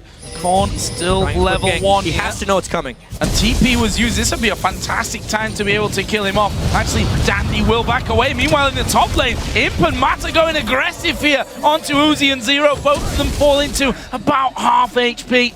In the end, no kills, but aggressive stuff from Samsung White up top. And towards that blue buff, it was the help from Korn to come in. The 3 buff start coming in for Royal Club to begin this one. Maybe. Dandy's on his way back over, and depending on the power difference in the mid lane and top lane, they're going to be able to get that double buff anyway. So throughout all the potential outplay from Royal Club and all the time they spent to run in there, they actually can't get the 3 buff. So some really intense back and forth going here on a map-wide level. Crazy, crazy stuff. 2 reds for Dandy, 2 blues for Insec. Why does that leave them? Well, it leaves Dandy on the top side of the map. At a point to dive, probably not at this stage, and he's going to get back onto farm. Let's not forget game 2 with that Rengar, where he spent a lot of time early in the jungle just to get himself up as quickly as possible and hit level 6. That double stealth caused a few problems for Royal Club. It's not going to be quite the same this time around, though. They have Imp on Corki. However, with him and Looper in there, there's a lot of mobility. Yeah, it's still going to be a very devastating assassination attempt when Dandy goes in for stuff. Cola also had that great game in game 3. At the moment, it looks like Insec is hoping for a counter gank, but it appears like Dandy is in farm mode, and Insec is going to have to wait a while if he wants that one to get set up. Well, we'll see whose farm mode matters more. Uzi going in pretty hard here with Zero. They could get the lockdown and concussive blows. Very nice. Winter's Bite only adding 3 on that one, with Uzi coming out strong on the end. The Braum really working out for Zero here. Good Room Prison, forced to flash. Wait a minute, Imp, the shot, one more, the Ignite burns, and so does Imp. He goes down and across the map. Insec picks one up for himself with a flash engage. As you can see, it's down. What a start for Royal Club. So they have that incredibly complex level 1 that trades blue for blue and red for red, but then not only does Insec get first blood with the superior gank to Dandy, the duo lane that again was actually in a 2v2, the one thing that I thought Samsung White was going to avoid at all costs, cost them a kill in a 1v1. This is again down bottom and double lock of Looper was close enough to the tower, but he flashed it. It's the Pantheon turret dives right there. He blocks the first turret shot. The turret will not save you against Pantheon in the early game. Ryze versus Kassadin. Early on, Ryze does have a good amount of lockdown potential, and maybe they can get Cola going once again. Now, White initiates the lane swap game. And we see Uzi already with the pickaxe. Insec coming out with another sweeper. Something we see White do a lot, if they even get behind a little, is try to place a lot of forward wards. We already saw that pinged out just now by Zero. Mata tried to get into a blue buff ward. That'll be cleared out the next time Insec's in the bottom. And right now they have great information to keep this advantage. 6 minutes in, 2-0 for Royal Club. Insec and his pocket jungle picks. Won every game so far with those strange ones, and will it be another one here for Pantheon? We'll find out. Still a way to go in this one. It is, however, a 1,000 gold lead that Royal Club sit on here. A dream start in game number 4. After looking like they were really on the ropes after 2, well, they win game 3 and are now ahead in the earliest of early games. How will that turn around? You mentioned pickaxe against what is just a longsword really in that bottom lane. Problems for Imp and Mata.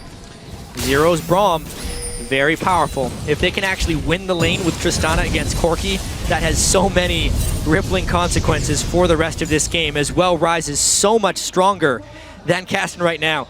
And Twitter believes that's for sure 50-50 on the fan vote. Twitter believes indeed. You were saying Zero's Braum very, very strong. These are the first 2 games we've actually seen him come out with it, and he is playing exquisitely on this champion. And with all of that in mind, and the 50-50 fan vote and the 1,000 gold lead, never have I ever seen Dandy's Rengar hit level 6 and not make something good happen. So there is still a lot of playmaking potential for Samsung White here. Razor, no boots of mobility yet for Dandy, but watch out, because that is the point where Samsung White wants to take back control of the series. And especially when you've got Zero and Uzi ahead in that bottom lane, feeling confident, that's exactly the time when Dandy can come straight in there, stealth up through the lane and cause you problems. There he is, level 6 now hit for Dandy. Will it be boots of mobility as he comes back into base? And then off he will. Boost some mobility here for Dandy. And a great play by Royal Club as they switch down bottom to keep that pickaxe matched up against him. They said, we don't want to do that. He's going to be way ahead, but they made sure it's happened. A 6 to a 5 and a 4 here. Plays possibly being made. We do have Insect on the bottom side, and Mandrop is up. That Grand Skyfall could be used, but Rengar just on the wing. It's such a guessing game, actually, for these 2 junglers. They're 2 of the best junglers for ganking through wards. Who will jump first? Insect, he's thinking about it. Here it comes. Mandrop Rengar's pretty bottom. close. They're going to dive in. It was the target here. They've exhausted Uzi. Insect on the back. They're trying to get him. But Zero's tanking on the turret. He's going to go down as well. Insect low. Insect goes down. Now Uzi in trouble. There's the TP. Actually cancelled, but it's probably for the best. Uzi's going to go down. A shockwave will add to it. And they turn it around 3 for 1. That was an amazing Howling Gale from Mata to completely win that fight. And now they can take the dragon. That is Dandy, the god of counter ganking. He predicted Insect's jump. He was there. He caught them between the turrets. And now they're trying for dragon.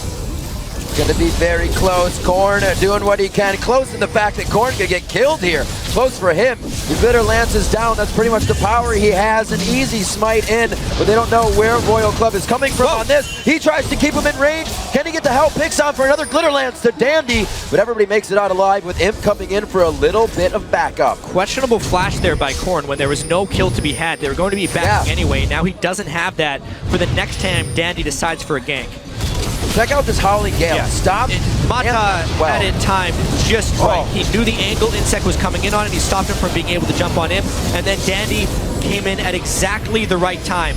The teleport was honestly late to make an impact, and it was very good that he canceled that, because it would have been yet another death for Starhorn Royal Club. As it was a 3 for 1. They lost the dragon, and they lost control of the early game. Not only that, the exhaust that came onto Uzi basically made that a 3-on-2 once they're in there. Uzi's running around waiting for it to actually time out, and by the time that did happen, he couldn't do anything in that fight. It leaves us at 3 for 3, and Dandy is coming back down towards the bottom side of the map. The drop is not ready just yet for Insect. These 2 men being fairly quiet. Cole, you can see, though, trying to keep the pressure up. He's actually behind on farm currently over the Kassadin. He did lose some efficiency when he had to cancel that teleport, so that's 1 trip to the lane he could not get. Dandy is putting so much time into this next gank. He was waiting at the turret 30 seconds before his ultimate would come off cooldown just so he can gank immediately. I think they were hoping for a 4-man gank because Looper's teleport was up as well. But yeah, you can just see, just based off that 1 counter gank, kind of like Game 3 turn when Samsung White had the failed dive in the mid lane. Game 4 may have turned with that counter gank from Dandy and the rest of Samsung White. White trying to see if they can figure out where Insect is. Simple defensive wards keeps him safe against Looper as he roams down towards the Wraith camp. Looper back to lane now as Kolo is trying to get a push on. Insect going for another grand skyfall. Ping in the mid lane. Pawn is going to have to flash out of this one if he doesn't want to get hit. Could be popped in. Wait, they get the wild throw. They get the kill. It's going to be Looper and Dandy that are there right away though with the teleport. Dandy was already on point for the counter gang. Mata on the roam as usual. Double kill for Looper's Kassadin. That's what they were waiting for with that teleport advantage from Kassadin. They don't necessarily care about predicting where the insect gank is coming from. They just wait for it, and they're fast enough, and they have the tools to just respawn. Even though Pawn did go down, it is more kills for Samsung White and 100% kill participation from Dan. And that shockwave from Pawn as well, holding them back just that little bit longer so they could keep on going through. It leaves them 2,000 gold almost in the lead. And Imp and Mata now, after what was a decidedly scary start, then the turnaround right underneath their own tower, are going to be feeling more confident here with that Sheen now and the workings of the Phage for Imp. On the other side, it's an average played second for Uzi, similar path to what he's been taking this entire time, really. Yeah, and this is actually the worst point in time for him to have to be powering up. If they had that edge, they could not give up that turret dive that Insect gave, because now Imp has kind of gained the upper hand while Uzi has that Avarice Blade, and the rest of the playmaking is just not there to support Royal Club. I wonder if Insect will be dissuaded from ulting in again, since his ganks have gone so wrong.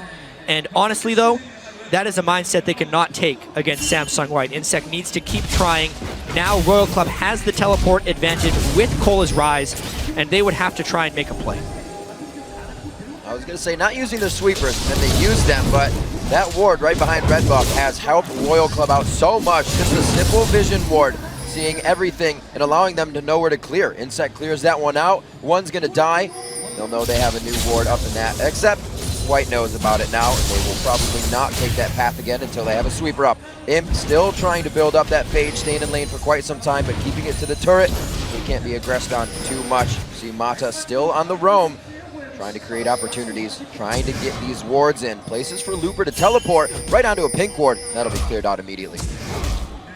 So, Dragon in 140, this is the big thing.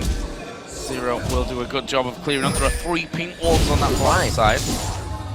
So, the Rod of Ages that has been completed by Looper is really huge for this next potential mid-game Dragon fight. As well, Mata's Janna will be so critical in splitting up this team fight and resetting the initiation from Starhorn Royal Club. They need to split Insect after he ults in with Pantheon.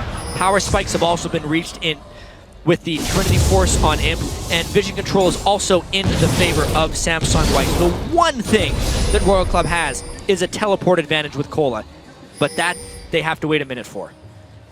Bit of a teleport advantage there, possibly a Skyfall to be used, and you can see the pink wards being placed in certain positions, so he knows he's not trying to do a grand Skyfall while he is in vision. But actually, he's hatching this one right now at the blue buff, and it's going to be dead quite soon. If he sees that, he knows he's going to be on it.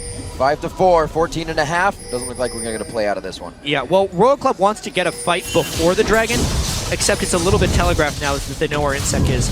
I also have to add that that is probably the earliest blue elixir I have seen someone buy.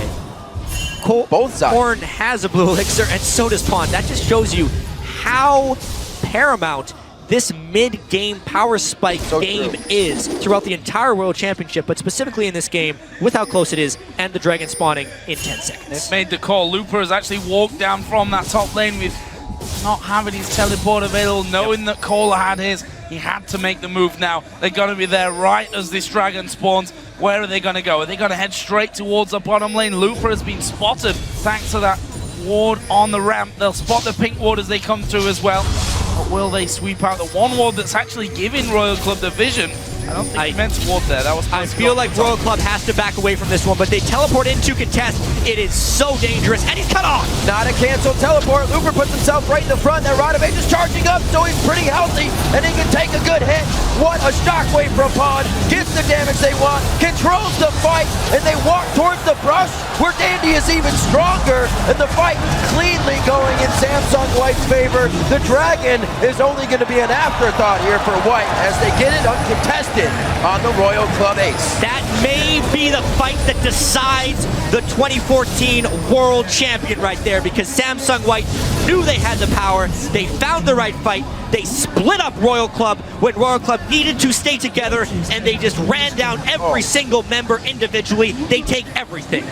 Dragon's outer middle turret. Let's watch that one again, though. The TP coming in from Kohler cost him early on. Without vision control, Royal Club had no business trying to take this fight. They also used their Glacial Fissure on pretty much nothing. Uzi jumped in straight to an exhaust right there, so he was ineffective. Everything for Samsung White was beneficial right there. Kassadin thrives in spread-out team fights. Janna thrives in creating spread-out team fights. And also, vision control is always important. Samsung White had everything. It all came together, and that gold lead appears out of nowhere, 6,000 strong.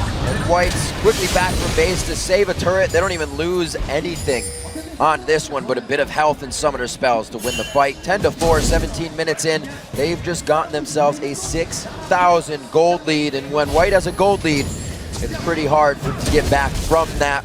We've seen Royal Club kind of push and waver those gold leads, but never to come back from such a big one. Imp now, you can see, putting the pressure on with Mata in the bottom lane, and they are just acting in full control. But here comes the Grand Skyfall. Who are they going to go for? They're already out of range here. Mata beating Uzi back as Looper will even join in there on the bottom side of the map. Will they keep pushing this one back? Pawn is causing problems for Korn in the middle lane, and now Dandy is starting to loop around. Here it comes. He's in stealth. There's the alert. They know he's there, but they don't know who he's on. He eats Uzi right away. Looper's going to be able to give a little bit. Dandy gets the heal, and he flashes out perfectly. Here comes Pawn from the side, and he's just dribbling around everybody. The ball movement is incredible. There's another one. He can dissonance as he walks over it, and he does so. Zero goes down as well. Another turret coming in. They are getting so much at once. Their spikes are incredible. We were wondering if there was going to be a lack in confidence and conviction from Samsung White after dropping Game 3. Definitely not. As soon as they got that dragon fight, they turn it on once again. You give them an inch, they take 2 miles and the world championship, because they are so in control right now. It's not a small lead, that's for sure. 8,000 gold with less than 20 minutes on the clock. And if you look down the items, well, that's where the problem gets even scarier. Needlessly large rod for Pawn. We touched on Looper earlier, who had that Rod of Ages finish. He's going to have a Zhonya's in just the coming moments as a Ghost Blade for Dandy. And yeah, his Feral Flare just dinged as well.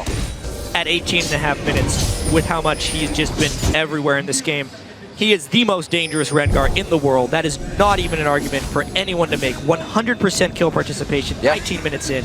Everywhere he goes, good things happen. And they have Royal Club completely contained. And it helps so much that that top and mid lane are so versatile. We see these picks coming out of Looper now. Pawn, his first Orianna of the entire Worlds tournament from groups to now, and he's still playing like he played it every day. Absolutely amazing. Still with that gold lead, 13-4 as they start maxing out more kills, and they may just do what they did in the group stages, the shortest games with the highest KDAs. They look to do it again. It seems like Royal Club's win only angered the Giant. Yeah, it looks that way, that's for sure. I mean, 13 kills to the 4 of Royal Club. The outer layer of turrets all gone. Full-on dragon control and a bunch of kills. Look at this, Dandy. Ghost Blade with the ultimate. He's going to dive on it. Take a look at the damage. He's going to get Pawn the kill with the auto attack there right at the end. That leaves them with a 5 versus 4 with the bottom lane pushing up towards the inner turret. A free blue buff as well for Dandy. Yeah. And it's an extra 52 attack damage he gets when the Janna shield goes on him. It's creating so much more threat. They're just going to keep the pedal to the metal. That's the shockwave, really giving them the ability to take the turret and then some. We see Kohler running in from the side. Glacial Fissure across. It does hit Pawn. He's on the double buff Orianna though, so he can keep spitting out the damage, keep spitting out the AoE. It pushes Zero off to the side and takes him out pretty much by himself. You can only see a bit of assist coming from both the mid lane and the support. And Royal Club is looking for solace on their base. 20 minutes in here as their inhibitor's about to go down. Inhib is gone here. There's no way they can hold on to it. Looper, who's so strong. Zhonya's done. Just dives towards the back of the turret, and everyone has to just get away from that. They've got this wave pushing up the bottom side of the map. Looks like, though, that they want to spend the gold that they've got with that push with the kills. And that inner turret in the middle lane going down. They're just trying to catch out Imp there before he recalled, but not gonna be enough for him. He's going Blade of the Ruin King next. And this game was decided by that dragon fight, but more so by Samsung White's understanding of exactly when they become powerful in the game. Their power spike.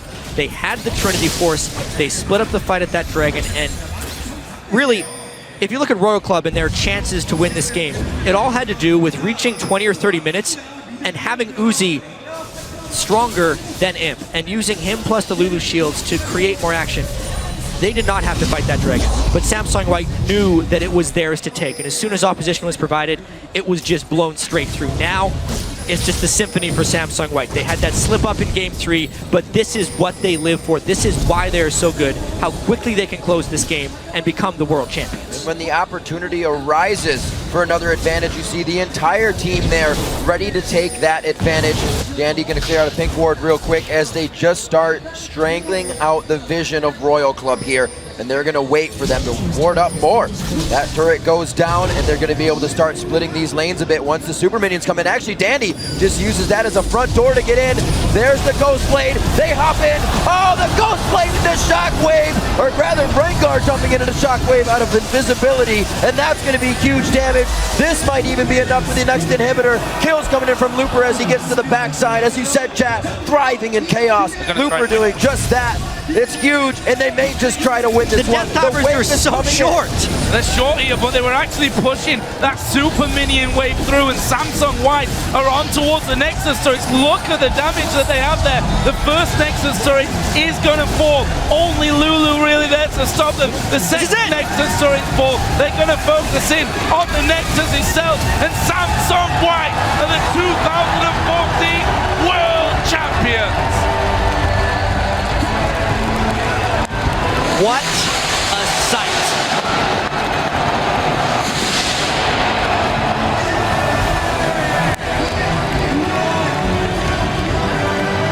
Just what an extraordinary world championship Samsung White has had.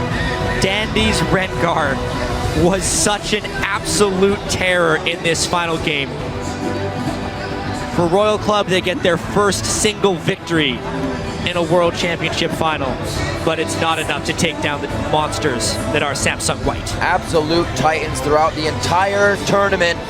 The team that drops only 2 games, well deserved to take the championship title here in 2014, and going over to pay respects to Royal Club now. Khan was given the jacket of Dade. He used it quite well throughout these matches, and the rest of the team synergizing just as well to bring out the victories through and through, pushing advantages to the next level and to the championship win. They were the big favorites coming in. I don't think any of us expected them to come through and be so dominant though. Losing just 2 games, 1 in the quarterfinal, 1 here in the World Championship game. And that trophy right there belongs to Samsung White. Yeah. If there was ever a doubt, they erased it.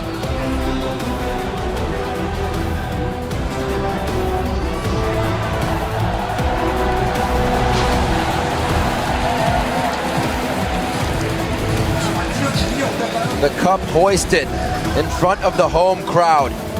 Pleased with the victory, pleased with the games, and the games were absolutely amazing.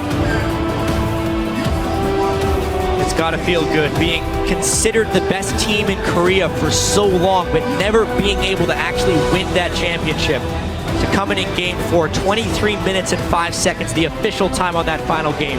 So fast, so crisp, and so sudden the ending. They are the champions. And here of all places as well, what a place to do it in a packed World Cup stadium here in Seoul.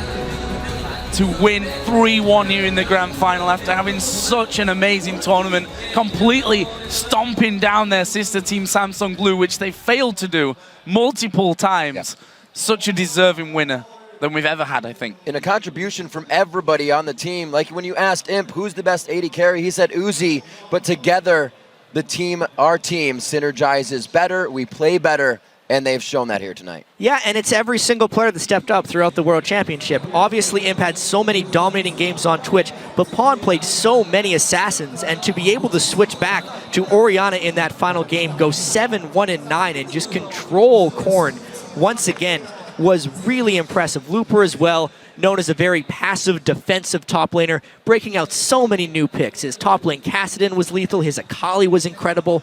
They really just stepped up. They hit their stride exactly when they needed to. I want to single out Mata here because supports so often go without, you know, we talk about supports all the time. There are so many supports that have got names for themselves for being amazing, but Mata throughout of Worlds has been so good. He impressed me more than I expected, to be honest.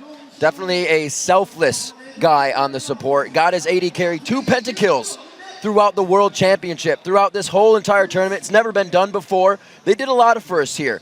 Yep. Only lost 2 games. They are absolutely a team that deserves that cup. Yeah, #1 in every single KDA category, right? Even the losses they have, you're never quite believing it until the game is actually over. Their wins are more decisive than we've ever seen. Their average game time is so low. They pick so many different champions. They just won versatility in such a variety of ways. It's got to feel good. Donning the shirts. Yeah, we also have to give props to their opponents here, Royal Club. The team as an organization, 2nd final in a row. Their AD carry, Uzi, 2nd World Championship final in a row. Yep. He becomes now, sadly for him, it's not an honor that you'd probably like to have, but the only person to reach 2 finals and have 2 losses to his name. Yeah, it was such a road for Starhorn Royal Club. Nobody really expected too much from them coming into this. They had 3-2, 3-2, and then a 1-3 if you look at it from their standpoint. But they put up, even though the games were very one-sided, the ones they lost, they put up such a fight because teams don't actually lose close games to Samsung White. If you look at the history of their games throughout the past year, either Samsung White beats you by, in this tournament, their average margin of kills in a game was +18. That's how they win every time they win. If they lose, it's the close games. So really the games that they lost was just kind of business as usual for Samsung White. But the fact that they took a game off of them in the final, they can go home happy. All right, gentlemen, we're finished up here, but we're going to send it over to the analyst desk to provide commentary as we crown our winners. Thank you very much, guys. With that final victory locked in, the 2014 World Champions are confirmed. I am joined here by OG and Shoutcaster Chobra and Translator, who will be helping us with the translation as we send it over to OGN's famed hypecaster Jun to kick off the closing ceremony. All right, so as we kick off the awards ceremony of the 2014 World Championship, we'd like to introduce some very special people. And first up, of course, we do have the co-founders of Riot Games, Brandon Reisbeck and Mark Trindamere Merrill, also joined by the country manager of Riot Korea. It's going to be Woody Ree on the stage to present the awards for the 2014 World Championships. And we'd like to thank everyone once again for making this event possible, you know, going all the way from Taipei, then to Singapore, to Busan, to venues in Seoul. And now we have concluded the 2014 World Championship. And on behalf of everyone involved in making this event happen, I'd like to thank all of you fans of League of Legends for making this 2014 World Championship possible. And now to bring the spotlight back to the champions of the 2014 World Championship, we're going to invite the 2014 World Champions. It's going to be Samsung White. And we'll get to meet, of course, all 5 players one by one, as they do deserve that time here on stage. First up, it's going to be from top lane, Looper. Definitely impressive as the tournament went on. Pulled out those unique picks in the semifinals, surprising a lot. Definitely laying his mark in that top lane. Absolutely. And joining him on stage, it will be from the jungle, Dandy. And Dandy just hailed as the best jungler in the world coming into this tournament, and he's proven it going through to the very end of the finals. on his signature champion Rengar, no less, just shy of 100% kill participation. And in the mid lane, it is Pawn for Samsung White. And, you know, came into this tournament as a guy who took Faker down 4 times, and he's proven why he should be hailed as the best mid laner in the world. Mid laner that replaced Dade from the same squad that didn't make it out of groups last year. Great performance. And the AD carry for Samsung White. Imp, there he is. Just everyone's most lovable character probably as a player, and Imp. Just an explosive AD carry, and he's really been gelling with Mata as that bottom duo.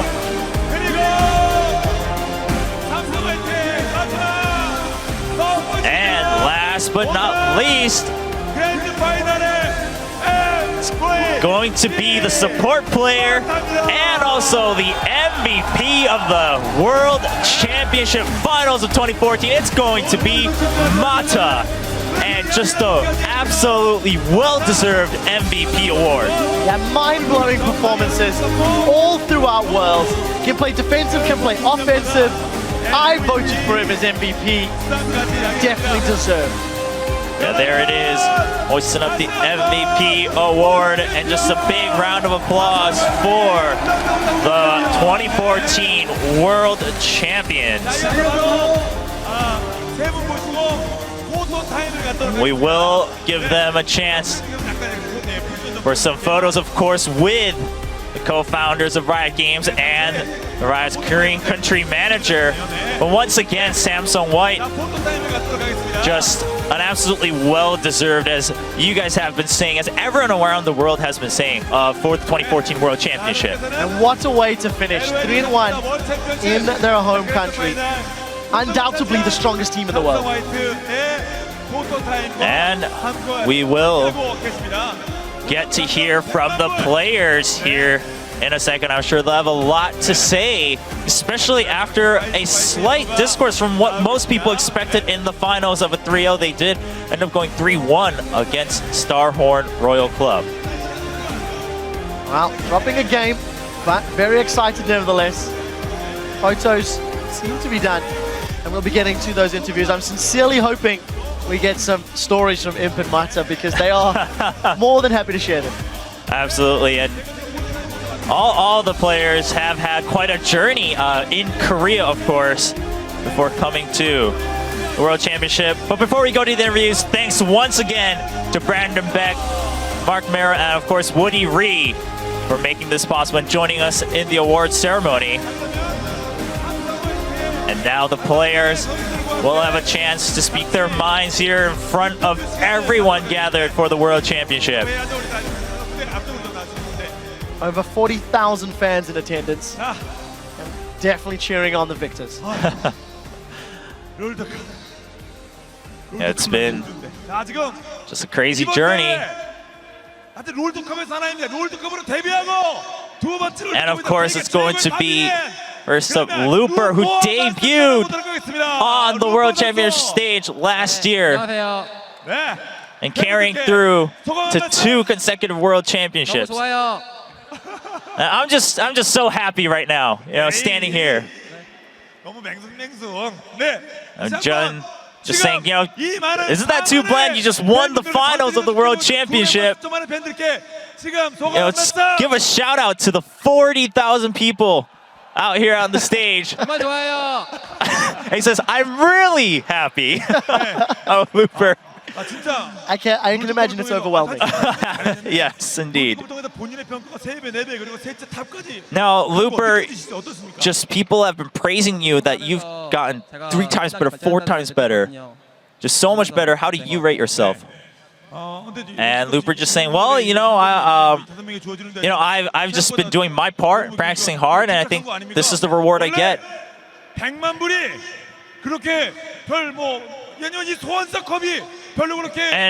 I mean, Looper, you just won a huge prize pool. You get to hoist that Summoner's Cup And you can just be cool like this? Oh, this is just my personality.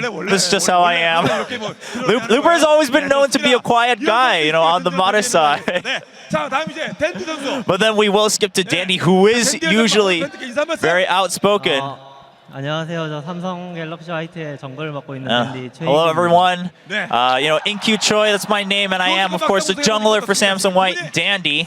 뭐라 해야 되지? 너무 상상도 할 수 없는 무대에서 제가 게임을 한다는 것 this is just an absolutely dreamy stage, and to be able to play this game on this stage, I just still can't take it in. I'm just thankful that we were able to get here and to everyone supporting us.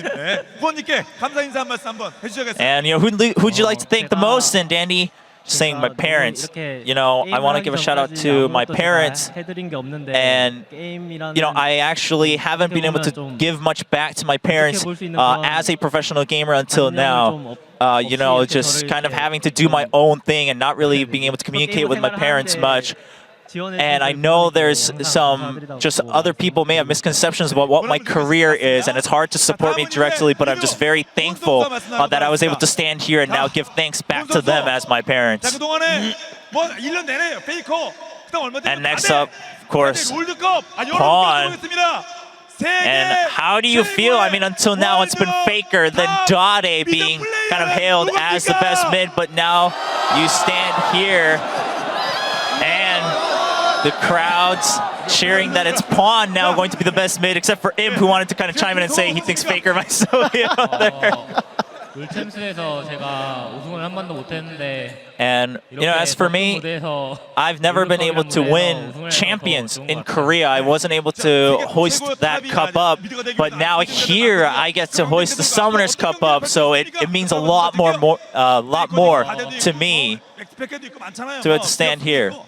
And, you know, just how do you feel going up against all these other mid laners around the world? You know, there are people like Faker, Expeke, and Pawn just saying, you know, I don't play to take the spotlight. I just do my part. I just play to win with the team. So I think it's hard to kind of compare myself with those players. And Imp, how do you feel? 정말 좋고요. 제 실력으로 여기까지 우승한 건 저희 팀원 덕분인 것 같아요. And I'm stuttering a little bit, but just saying, you know, I'm just very happy, and you know, being able to get here through our skill and with my team, it makes me very happy to be here with my team. 다 이거 펜타킬 할 때마다 제가 들었던 말인데. And 댄디 덕분인 것 같아요. 댄디 about his pentakills so far in the tournament, he just says, what I've heard every time I've pentakilled is actually that it's thanks to Dandy. So I just gotta give it up to Dandy. And as for Mata, I mean, Mata's great too, but I think Dandy set up the pentakills for me. 일단 마타 형이랑 저랑 정말 오래된 보티오 같은데. And with Mata, I mean, we've been together for quite some time, and probably one of the longer lasting bottom lanes in Korea and in the world. And just thank you so much to Mata for bringing me up to this level and also covering up some of my mistakes and, you know, the parts that I had to improve on. That's very strong. 안녕하세요. Mata was rubbing his eyes. We'd like to know, you know, why you're rubbing your eyes. I'm just a little bit tired. I just had to rub my eyes a little bit. I'm sure very touching moment for him as an older brother. 여기서 그만하고 싶네요. 여기서 그만하고 싶어요. 내 농담이고. Mata just saying, you know, how I do feel is I want to stop right here. This is where I want to stop. But of course, joking aside, in terms of career, you know, it's been just a difficult journey to be able to stand on a final stage, and then we've grown and grown, and this year we got to stand here as the victors on the stage of the World Championship final. So it means a lot to me. And you know, we got to win the World Championship, but I actually want this to motivate us to perform even better in the future. I actually want this to be a turning point for our team. And so, before we wrap up, Mata. 프로 생활하면서 would also like to actually 한 번도 안 꺼냈거든요. give a shout out to his parents, just saying, you know, I actually have never mentioned my parents in interviews or any opportunity I've had as a professional gamer. So I want to take this chance, you know, thank you so much for being with me. And now everyone wants to turn at the mic. Well, we'll give you the time, man. 전부 인규 형 같은 경우에는 저랑 2년 6개월 동안 같이 해줬는데 제가 못할 때나 잘할 때나 같이 헷갈려서 just, you know, my teammates, but especially Dandy, who's been with me for 2.5 years. Just thank you so much for being with me, even when I've just been on the, you know, just down low in terms of performance. Thank you so much for sticking with me. You know, Looper, thank you so much for just holding true in that top lane. Of course, Pawn also just doing your part every time, and I have to give a huge shout out to Mata. 저희 선수 5명 못지않게 뒤에서 그러니까 경기는 뛰지 않지만 선수 Dandy 못지않게 열심히 노력해 주신 분이 저희 윤성형 코치님이거든요. would like to say, you know, I also want to give a shout out to our coach. You know, it's not just us five you always see on the stage. It is home really bringing us together, actually putting in just as much work, if not more, to be able to bring us to this level. So I want to give a shout out to him alongside Imp, and also Dandy giving a huge just shout out and praise to his mid and top laners, Pawn and Looper.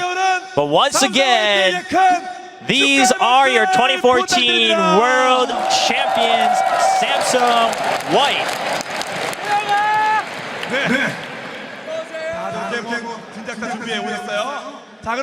Coming prepared, of course, with their banner and shirts, ready to storm the stage. And it's been a long 5-week journey getting here across different regions, but this marks just the wrap-up of the 2014 World Championship. And we'd like to thank everyone. However, of course, we're not done yet here at the World Championship stage. Final Act! 여러분, 다시 한번 무대 위로 모시도록 하겠습니다. Please welcome once again Imagine Dragons!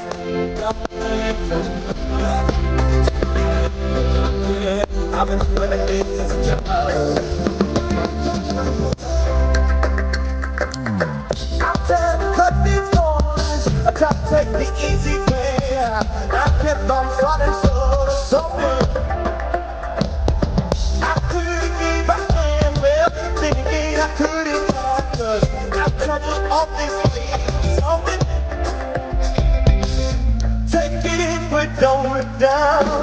Stop on top of the world. Stop on top of the world. Come get through. I've been playing my life to this end. I've been in a smile. I've been there for a while. I've been living it this time.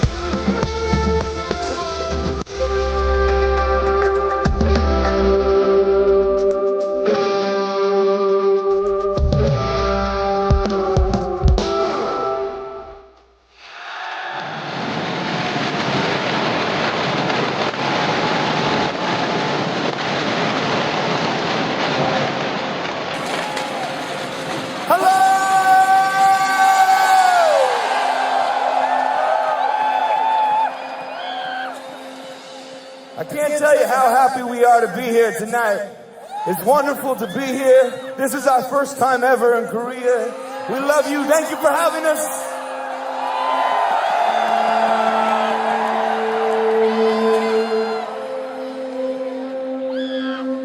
It's time to begin, isn't it?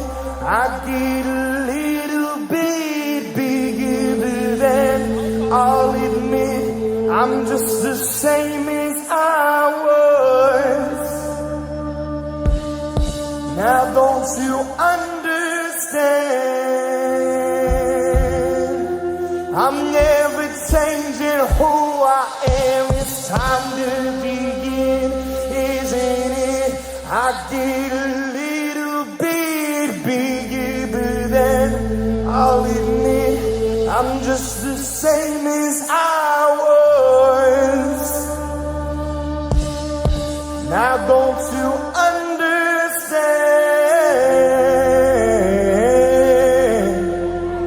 that I'm never changing who I am?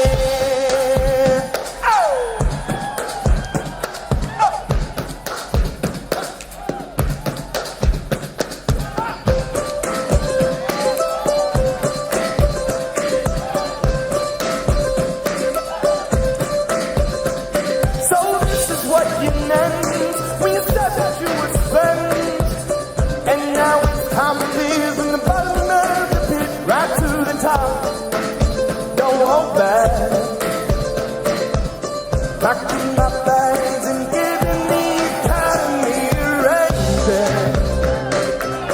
I don't ever want to let you down. I don't ever want to leave this town. 'Cause after all, this city never sleeps tonight. It's time to begin, isn't it? I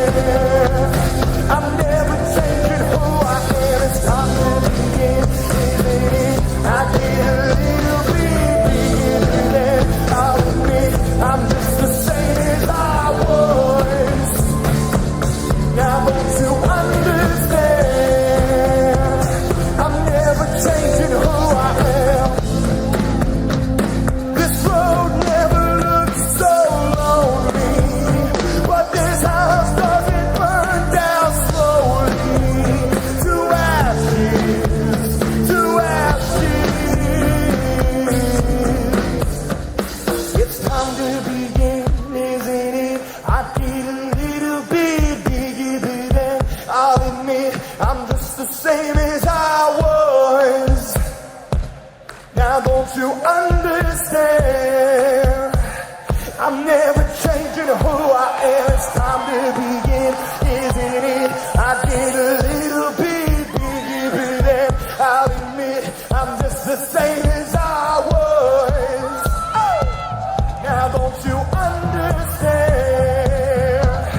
I'm never changing who I am. It's time to begin, isn't it? I get a little bit bigger than I'll admit. I'm just the same as I was. Come on! Now don't you understand? I'm never changing who I am. It's time to begin, isn't it? I get a little bit bigger than I'll admit. I'm just the same as I was. Don't you understand that I'm never changing who I am?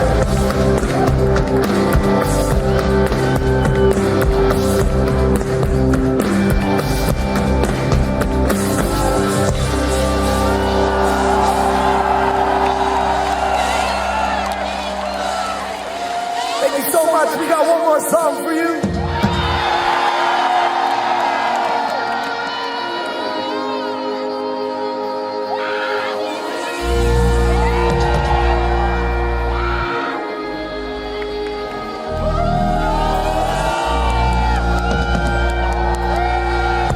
Thank you for letting us into your wonderful, wonderful lives. We've had an incredible week here, and I promise you we'll be back time and time again.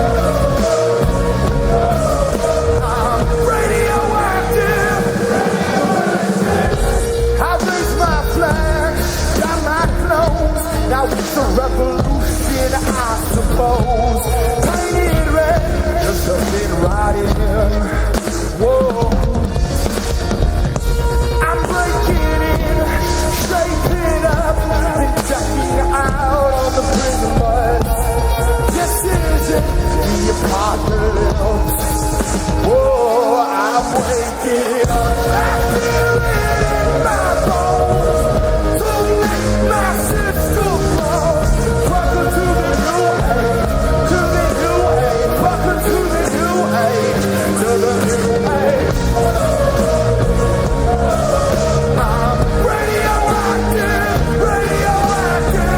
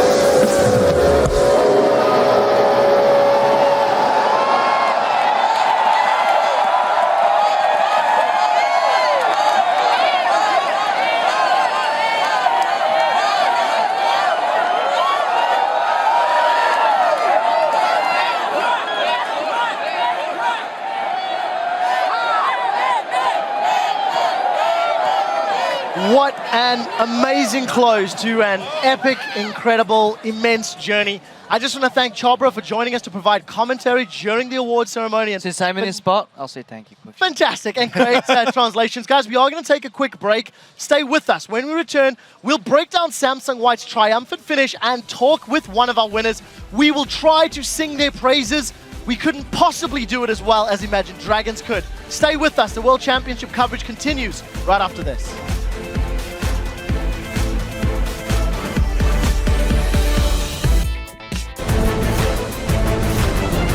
Welcome back, ladies and gentlemen. Wow, what an event. I just want to say congratulations once again to Samsung White. We've had just about enough time to catch our breath. We're not finished yet. We're going to talk a little bit about the series, talk about some of the players more in depth, and also look back to our favorite moments from the rest of Worlds, including the group stages and the rest of the knockout stage. Let's quickly talk about Samsung White securing the World Championship title. They also managed to secure the fastest first blood of the entire tournament this series. They had the fastest average game time out of all teams in attendance. They also had the largest kill lead in a World Final series. The records they have are absolutely astounding. most team kills, highest assists. They've had the highest team KDA. We just want to spend some time celebrating Samsung White. Let's pull up some of those stats that we have just highlighted and maybe start with, Monte Cristo, Samsung White. They lived up to the hype. Dare I say it, for the first time? Well, not for the first time. Well, I suppose they weren't. They weren't hyped up initially, but I mean, these stats are just ridiculous. Like back in the days of Champion Spring, they kind of came up and then never reached that peak again. So yes, I'll go with you. Since they've had hype. Since they've had hype. He'll agree with you, but grudgingly. Sounds like Monte Cristo. Yeah. All 5 players lead the role in KDA. It helps when you've got a 15-2 overall record, of course. But Freak, Kate, to chime in a little bit more on the team holistically. Yeah, I mean, overall, this is a interesting team stylistically. I think every team has their own style. It's their instinctive play, how they all play together. This is an early game team. They play aggressively. They look to win all their lanes. Dandy looks for openings all the time. His team is well set up to support him in this endeavor. Mata has some of the best warding ever, and look, fans. And they're all great at interacting with their fans, of course. You know what? He's a world champion. He can do whatever the hell he wants. And none of the rest of us are allowed on camera unless we're talking. And calling them an early game team almost gives them a little discredit. It's not like they fall apart late game. They're just incredibly broken early game. Like, they just destroy people early game, but late game, they're still obviously world class. They can take 30-minute, 35-minute team fights and just take the game. I feel like this is one of those teams where they are their own worst enemy actually applies, and it's actually truthful. If you look back at the tournament, they finished, 15-2? Basically had 2 losses and a whole lot of wins, and both those losses came to at their own hand, picking no wave clear. Yes, their enemies exploited that. Yes, their enemies played that well. No discredit to that, but they dug themselves a hole, and once they realized they've been beaten once, they put that fire back in there, and they immediately close out that next game in a convincing fashion. Right, both those losses were after they're 2-0 up in a best of 5, and they're like, all right, I think we can take it easy in this one. And then go, whoa, sorry, just kidding, let's try again. Yeah, I think there's something to say when a team's losses are always really close, and they kind of pick themselves into a hole, and all of their wins are crushing wins. So when I see a team, for example, like lose horribly and win with huge leads, I think they're inconsistent. When I see a team lose by really tiny margins and win by huge margins, I say, oh, they just had a couple bad, kind of unlucky games. No team, I think, ever on the world stage has made their opponents look as inferior as Samsung White has done to their opponents throughout the course of this World Championship. Yeah, and if we go back to and talk about SK Telecom T1K last year, they were a team that actually started quite slow. I mean, losing initially to OMG. Meanwhile, in this tournament, Samsung White came out, with guns blazing, took their group without even a loss, and we kind of just saw them get even better from there. So SKTK, a little more of a hiccup, but I think White has been more dominant than last year throughout this tournament. I feel the same. I definitely feel the same. I think let's start to wrap up our talk about Samsung White the same way we started it. Talk about some of the individual players, maybe guys that stand out for each of us individually. Freak, who's your standout player from White, if you can pick one? Yeah, my standout is Looper. I talked about him. I jumped at the chance to get to talk about him in the pregame show. He's amazing. Highest KD at Worlds for a top laner. That is a rare sight, and he's done it. That is how damn good Looper is. His teleport plays you talked about at the very beginning of the tournament, Monty, they're very good. He brought in a bunch of new champions, 9 unique ones played. Still, he does have 1 death now on Kassadin, I suppose, but unkilled on Akali, incredible Kassadin play, bringing out assassins, things you don't expect him to play. Even his Singed was good despite having 1 loss here, and he's a fun player to watch. He breaks open what you think of the normal picks, says, here's how I'm going to do it instead. Great player overall for like a year and a quarter as a pro. You touched on that teleport point, and I really need to reiterate that. The zero hesitation on his teleports is what makes him the best, because he will just, every time one of his teammates shouts, help, he'll TP, assess the situation, cancel him at the last second if he has to, or just come out with a beautiful counter kill, 2 counter kills. He did that in the last game as well. Looper is just such a solid player. And I must emphasize, the fact that he has the highest KDA top lane is historically the lane that gets screwed over the most. In 2v1s, you don't get support to ward for you as mid does. Generally, the jungler is not going to hold your hand top lane and ward for you as much as the jungler will ward for mid and bottom, because the jungler should generally be in the mid side area. The fact that Looper can do this with almost little to no help and potentially getting screwed over by the enemy jungler all the time, it's just ridiculous how good this guy is. While playing champions like Cass and Akali who can't do anything pre-6, and it's like, yeah, no, it's fine. He just teleports bottom, he gets a double kill. Yeah, whatever, YOLO. Finals. You talked a lot about junglers. Dandy, come on, hit me up. What do you like, what do you dislike about him as in the jungle? Oh, wow. I can't sing enough praises about Dandy, but I think the biggest thing is that he adapts to every situation. He's always aggressive, so he doesn't just see a situation he's uncomfortable with to say, okay, I'm just going to play defensive this time. He always finds a way to play aggressive and make the first move. And like I was saying before, Samsung White creates opportunity, and Dandy's generally the one to do that. He goes to the enemy jungler, he deep wards, he says, okay, if their enemy jungler is not on this side of the jungle, then I can dive your mid lane. And he just does it. He always is 2 to 3 steps ahead of the enemy jungler, and that's why he just like babies them around and slaps them in the face like every single game. Yeah, interesting stat there. Part of 11 First Bloods, played 5 unique champions. His Rengar is undisputedly the strongest in the world. That Game 4 of that series demonstrates it. And White were banning out Rengar and Lee Sin in that series. Right, and remember too, 11 First Bloods, but they only played, what, 16 games? Yeah, 17 games. That's still pretty darn impressive. Yeah. And before we move on, I just want to highlight that the synergy between Danny and Mata is the reason they were actually both so far ahead in the running for getting MVP here, because sure, you can give it to Mata, you can kind of give it to Danny. Actually, you should give it to both at the same time, because their timing on their vision control is so good. If you've ever played for support and you've tried to team up with your jungle, you will meet up, and one always waits for the other. They don't. They arrive at the exact same time, go into that jungle, place their wards with no double warding, always the right pink wards. It's just beautiful to watch. Yeah, I like how you actually talk about the synergy between Dandy and Mata, because actually we all get pulled for our MVP of the tournament. I initially said Looper because I'm fanboying over him the whole time. Yeah, all right. Thank you. Yeah, and then they were like, okay, well, Looper didn't win. Dandy and Mata got a tie. And I'm like, all right. I guess I'll go with Mata. It's like, still a tie between Dandy and Mata. Can you guys please change your votes up somewhat? These guys are hand in hand as like the big, like, crushing people of the team. And I mean, it shows over and over again how good they are. Yeah, it really does. Mata in particular is one of the most diverse supports, I think. Regardless of the situation or the team comp, he always seems to have the same incredible impact. We will actually be having an interview with him shortly as the guys are getting set up. Maybe Crepo, share some more thoughts on Mata, and just, I know, let me see if I can paraphrase you correctly. You don't suggest not buying Frost Queen's claim to Mata. You simply ask for his permission to be taught. Am I saying that properly? See, okay, you can criticize builds all you want, but I mean, when Mata does it, he must have a good reason, and he's clearly shown that he's just ahead of like all the supports in the world, and it's so much fun to see. Occasionally, as a pro player, you will see people do things that are like outside of your range of expectations, outside of your knowledge, and it's fun to actually be schooled and be educated by somebody this good at the game, and it's been such a joy to watch him. He made 0 mistakes almost. Like, if he makes a mistake, he'll recover beautifully. He's just one of the world's best players, and he's definitely the best in his role. Yeah, I completely agree with that. I do believe that interview is ready, so we're going to send it over to the stage where Sharks is standing by with one of our world champions, Mata. Thank you very much, guys. I am indeed joined by Samsung White support and this year's World Champion MVP as well, Mata. Yeah, first up, congratulations on winning and also winning this awesome trophy for the MVP right here.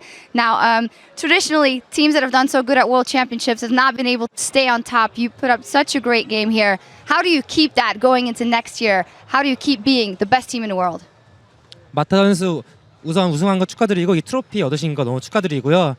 여태까지 항상 올해 시즌 롤드컵 우승팀들은 다음 해에 잘 못했어요. 어떻게 마타 선수는 내년에도 어떻게 이 전력을 유지할 생각이신지?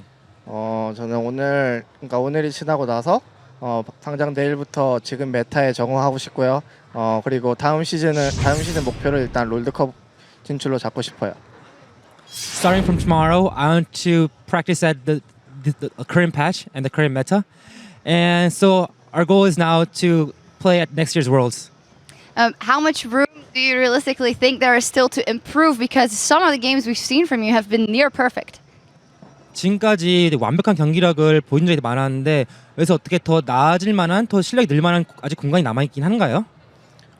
저는 개인적으로 그러니까 잘한다고 막 느껴지지가 않아. 그러니까 저희 팀이 물론 우승은 했지만 그러니까 팀 전체적으로 막 최고다 이런 생각이 안 들어가지고 아마 최고를 목표로 다음 시즌도 열심히 준비할 것 같아요. Even though our team won the World Championship, I don't think our team is the best yet. So until we get that level as the best, we're going to keep on trying and practicing. Well, that's actually very scary for the other teams out there. You guys did drop only one game here versus Starhorn Royal Club. Was there any worry in the team? What was going on in the team between games 3 and 4? 3경기에 로얄 클럽 팀한테 한 경기 졌을 때 어떻게 팀원들 사이에 어떤 말이 오고 왔나요? 좀 걱정을 많이 했었는지. 그러니까 좀 망골드 이상 차이 날 때 불리할 때 제가 그래도 한타 할 만하다고 해가지고 근데 막상 한타를 해가지고 저희가 이겨가지고 저희도 깜짝 놀랐지만 그래도 아쉽게 마지막 한타에서 져가지고 좀 더 많이 아쉽네요. So even when we were behind 10k gold, I told my teammates that we can still win this team fight, and we actually did. It really surprised us, but eventually we did lose. So I think it was a very close. I think it could have been much closer, but yeah, there are a lot of sad thoughts. Well, in the end, it's a very happy thought. You guys are the world champions. And actually, throughout the weeks that I've talked to you and I've seen you, I've never seen you so happy as actually right now when you were running towards the fans and right in our shot. Is that finally the release after all that hard work for so many months? 그동안 마타 선수를 봐왔을 때 되게 침착하고 매우 차분한 모습을 많이 보여줬었는데 방금 전에 마타 선수가 저기 이제 팬들 사이로 이제 뛰어다니면서 악수하는 모습을 봤어요. 이제 어떻게 이제 우승하니까 이게 마타 선수의 참 모습인지. 그러니까 방송을 봤을 때 항상 좀 부럽더라고요. 이렇게 막 팬분들과 소통하는 게. 그래서 이번에 한번 다가가 봤는데 막상 그 손 내밀기 전까지는 좀 무안했거든요. 근데 막상 손을 내미니까 정말 진짜 행복한 것 같아요. 좀. 네. So I always envied players who were really close to their fans. So when I was approaching my fans and I was like leaning my hand out, at first it felt really awkward. But then when my fans grabbed my hand, it felt really good and I was really happy. It was great. Yeah, it actually looked like a fantastic moment. Another fantastic moment. You said you went to watch football here in the stadium before. Now you got to be on stage with Imagine Dragons as the fireworks were coming out. What was that like? 예전에 이 경기장에 축구 보러 왔다고 하신 적이 있는데 이번에는 실제 무대에서 경기를 하셨고 이매진 드래곤과 같이 공연할 때 무대에 있었고 막 폭죽 터지고 엄청난 광경이었어요. 그 소감이 어떤가요? 좀 정신이 없는 나머지 이매진 드래곤스의 노래는 못 들었지만 폭죽을 터지는 하늘을 봤어요. 근데 하늘이 엄청 오늘따라 예쁘게 보이더라고요. So I didn't really actually hear the music that well. Like it was so like chaos up there. But I saw, with all the fireworks going on, I saw the sky and it was really beautiful and it was just a great moment. Yeah, it absolutely was. Congratulations, and congratulations once more on being the MVP of the World Finals. Thank you very much, Mata. And now let's kick it back over to the guys at the desk. Thank you very much, guys. It's fantastic hearing from Mata. And just before we highlight some of his stats, I do want to comment on something that Imp actually said in their post-game interview where he was, being thankful and super happy. The whole team was humble and thankful. But one line, props to Mata for covering up my mistakes. And it's something that we've been saying time and time again throughout this World Championship. Imp by himself is great. Imp with Mata is exceptional. And Double F, what do you think about something like that to comment, having that support? I know you feel strongly about playing with Afromu and how he helps you out in lane. Can you not even just in lane, like I'm sure that Imp didn't just mean just in the game. There's so much meta just like outside the game, attitude, mentality, just explaining what he thinks about the game and how you're going to play certain matchups, how you're going to play with the rest of your team. The fact that Imp is able to say, thanks for covering up for my mistakes is great. I think that's just the mark of a great team. Everyone covers each other's mistakes, and so then you end up looking like a perfect team when it's time for crunch time. But really, I don't think any of these players are perfect players of their role by any means. It's just they hide their weakness so well, it's impossible to just kind of get those cracks and figure out how to beat them. Yeah, and Mata was just, a well-deserved MVP award. And just some of his stats, he was placing 1.62 wards per minute. I've got my little Samsung ward right here in honor of Mata, but you can see his last 3 champions as well. Just coming out with an over 10 KDA in a tournament with this many games is pretty spectacular. But for me, what Mata is the best at is the lane swap. And the lane swap is the most complex strategic thing in League of Legends. There's so many different branching outcomes. And the way that he can create pressure on other lanes in a lane swap situation and still balance out and get his top laner ahead is absolutely extraordinary. And he does that while being part of a shot caller as well. So not only is he controlling what he's doing himself, he's probably guiding his teammates at the same time. If you look at his player cam, he is always talking in some way, shape, or form. So he's guiding his team to, okay, you're going to pull that lane right now. You're going to push that lane in a minute. I will be there. We're going to meet up and somehow get these wards deep in the jungle. Danny, you come over here. Danny's probably asking Mata to come as well. And it's having played that, having attempted that, and having failed so many times at it, it's really beautiful to see how well and how clean they're executing that. It's almost... You don't see any mistakes coming out of the early games in those lane swaps, except when they maybe get brawled or they get skirmished. But from like a strategic point of view, it is always awesome to see them play. Yeah, absolutely. Well, let's talk about one last player, the only member of the team who was not here last year. The mid laner that I like to say, no one expected to dominate. He was the mid laner that Samsung White needed. They definitely deserved him. I mean, from the moment he stepped into the role replacing Dade, it just seems like White sort of accelerated and did a great job. Yeah, it worked out really well. It was a very smart role swap if you go back last year roughly to do that. And yeah, he is this consistent, well-performing mid lane machine who works in the entity that is Samsung White. Pushes his lane up, comes and joins the roams. He's almost always first out of his lane to go make plays elsewhere. And look, if you leave him to his own devices, he will solo kill you in lane. He will make the big flashy plays himself. And coming into this tournament, I had a really brief discussion with you off camera about like is Dandy or Pawn the better player, and I was suggesting that it was Pawn because his champion pool is so varied, because his styles of play are so numerous that he can fit any hole he wants. You heard him say that in the interview. He just tries really hard, focuses on what he needs to do for his team to win, and I think he's a really good embodiment of that. That he fits whatever mold is there, and it always seems to work. I want to question the panel because there was a slightly hypey question from Jun on stage saying, right, you know, coming into this tournament, Pawn got a lot of hype for taking down Faker a couple times. Then after taking out Samsung Blue, he received Dade's jacket, absorbing all the powers that comes with it. Is Pawn in the running for best mid laner in the world only with his team or on his own merits? That's my question to the panel. Let's start with Double if you've got... I think it was, first off, I just think it was more Dade trying to get his jacket to absorb some of Pawn's skill. And the other thing I want to say he wanted it at the chair at Worlds. Pawn and Dandy work really well together, I think, because they both adapt so well. Even in an interview, Pawn said, I know when to play aggressive, I know when to play defensive. It was kind of a bland answer, but it really does embody the way Pawn plays super well. This guy knows when he goes for solo kills, knows when to just get a CS lead and farm up on Orianna, for example, and knows when he needs to roam on like Fizz or Jace. He just has such a big variety of skills, and he seems to master it all. I've never seen him really mess up something spectacularly. He's so consistent, and he adapts to everything, so that's why he works well with Dandy. Yeah, for me, just in terms of taking a player in isolation without his team, I still think Faker is going to be the best. But he's certainly in a conversation for top 3. And for me, it's been so fun to watch this guy, because I remember back when he was on the amateur team, MIG Blitz, and he was in Champions, and he was kind of a one-trick pony or two-trick pony on mid Ezreal and Fizz, and didn't have a very deep champion pool. And to see him go from that point to where he is now in about a year and a half has been really, really fun for me to watch as a caster. It's been really incredible, too. I was looking up on the player a lot more before this World Final, and his most played in Champions Summer was Orianna. About a third of his games over and over and over again, this utility mid laner. Very safe, very bland, but it's always going to be good. Hadn't played it at all until the very last game of Worlds. Oh, my Jace is banned out. I need another aggressive laner who can push all the time in roam.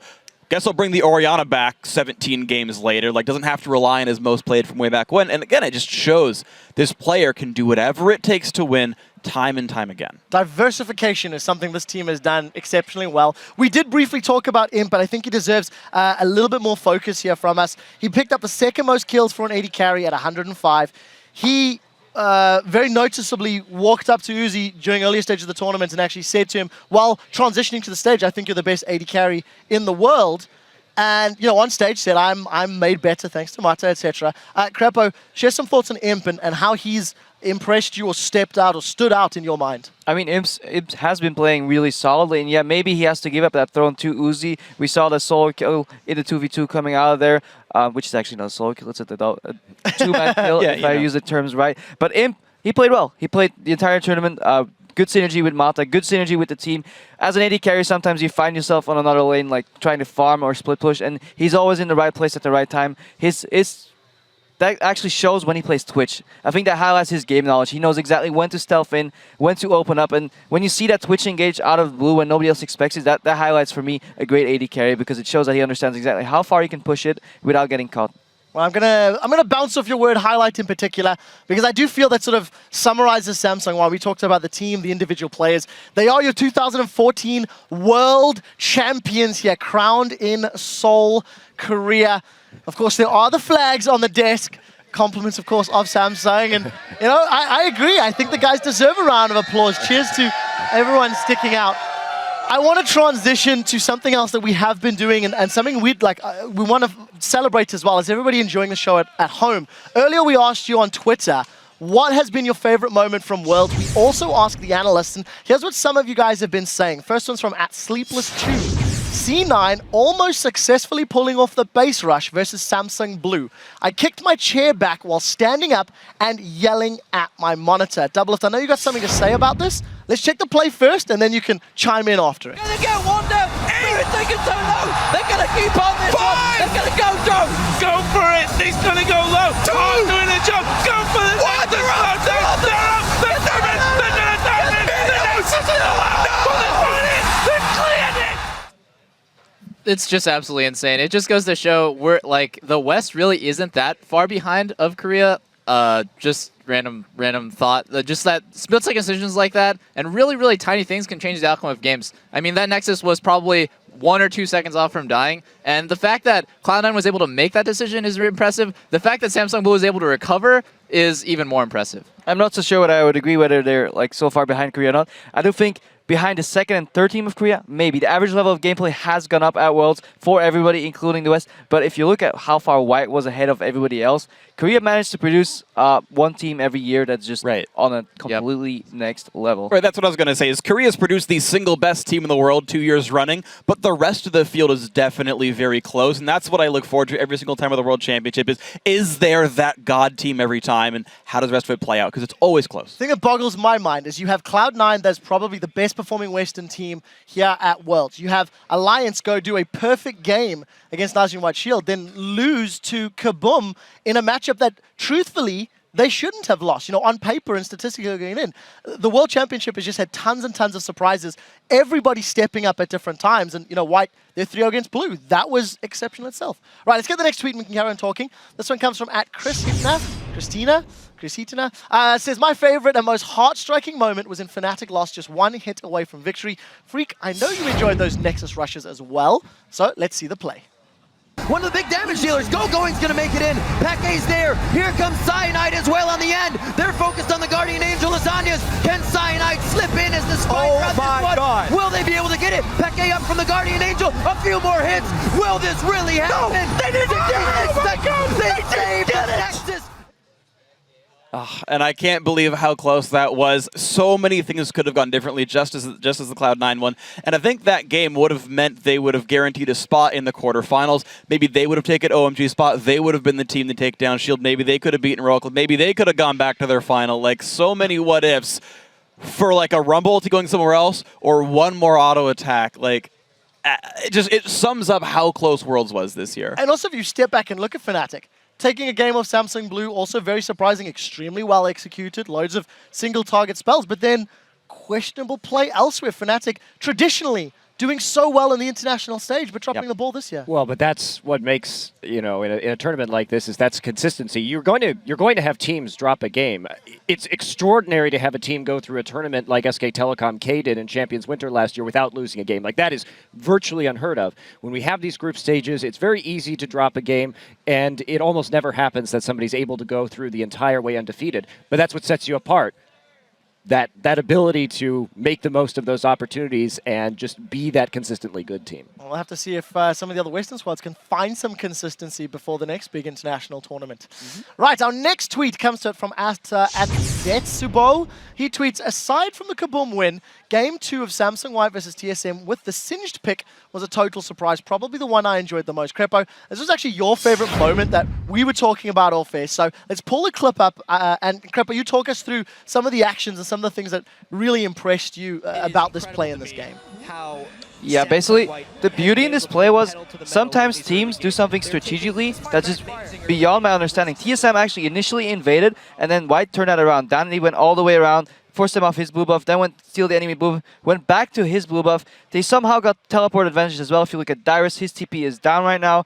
And then amazing, he feels forced to get his second buff here. Good patience by Danny, comes in, forces them out, and Looper, he's ready to TP in. And I never knew you could turn around and invade on your own buff into a 3 buff using a Singed who actually like went to proxy farm before actually the invade came out. Just all these little factors coming together showed you why White is absolutely the best team playing team in the world right now.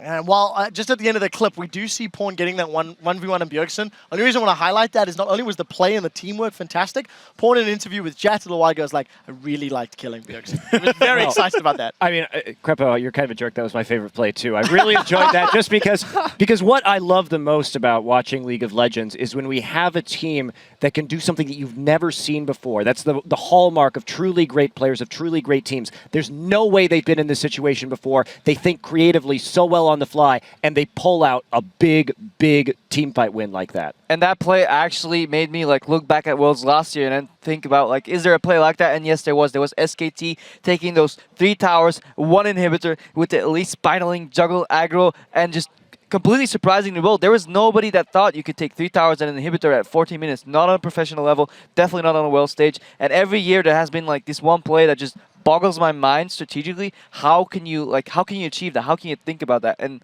it just makes me really happy that League has been playing at like such a high level. And that's why I like the base races so much. There's almost no way you can prepare for them and be like, okay, yeah, so in these exact situations we will base race. It's all instinct. It's all feel. It's all saying, well, okay, so if we use Braum's shield, I think we can block Twitch damage. And yeah, and you just like hope that you guessed properly. And we see how close these situations come because of pure intuition, which is amazing to watch. Yeah, Double Lift, what is your favorite clip? I know you submitted some thoughts going forward in terms of it. I'll help remind you. Sahorn Royal Club versus OMG. Right. 10K gold down. Let's get that clip on your There was screen. an impossible comeback that I was actually, during the game, said was impossible. Sahorn Royal Club versus OMG. It was like a 10,000 gold deficit. And I was thinking, wow, how ridiculous would it be if Sahorn was able to win this? They lost. Like, they just straight up lost. You can't come back from a 10K gold deficit. And right here, if we can just roll the clip, it's just insane that they're playing this far up on the map when they're this far down in gold. I actually lied. It's a 14,000 gold deficit, and they just initiate on a tier 2 tower. Like, who dives aggressively when not only are you outnumbered, but you're down like 13,000 gold, and they managed to come back just from this single play alone. And the fact that Instinct managed to somehow survive that, like going down to 1% and then back up, is just absolutely insane. Yeah, Fiddle's one of the first champions I ever started playing, and it's fun to see him played better than I've ever seen him played before. It was great. Speaking of champions playing better than I've ever seen him before, I want to talk about Uzi's Twitch. His series against EDG was a series where Double and I were like, all right, Uzi's the best AD carry in the world. That's undeniable anymore. If we can pull that clip up, he gets a quadra kill against Edward Gaiman to keep them alive, basically. And he just manages to find a way to turn this fight around. Back jukes a hook, doesn't quite dodge it, but his team is built around protecting him. The Janna shields are on point. And the big hallmark of Uzi, the way I can tell it's Uzi playing, is he flashes in for kills for like an auto attack. Like, there's not even extra CC he can provide. His W is on cooldown, but he's like, it's enough. I could chase him down. And he's always right. Mostly right, up until the finals. Manages to work out, of course, but no, you are right. I'm being unfair. Talk about his decision-making. Uzi played phenomenally, and the number of times you see him flashing skill shots to survive and secure more kills on Tristana for resets is mind-blowing. I just want to see which 4 friends Uzi will bring to Worlds next year. Yeah, pick me. The double AD carry team. Well, you know, for me, since Crepo stole mine, one of the things that I really enjoyed wasn't necessarily a flashy play, but it was the Akali lane swap by Looper on Samsung White against Samsung Blue. And why it's so impressive is that's an extraordinary difficult champion to play in a lane swap situation, so you have to get this Akali some kills early. And the way they do that and the setup that they've got here, coming into the bottom side of the jungle, where they actually manage to make it work, is pretty awesome.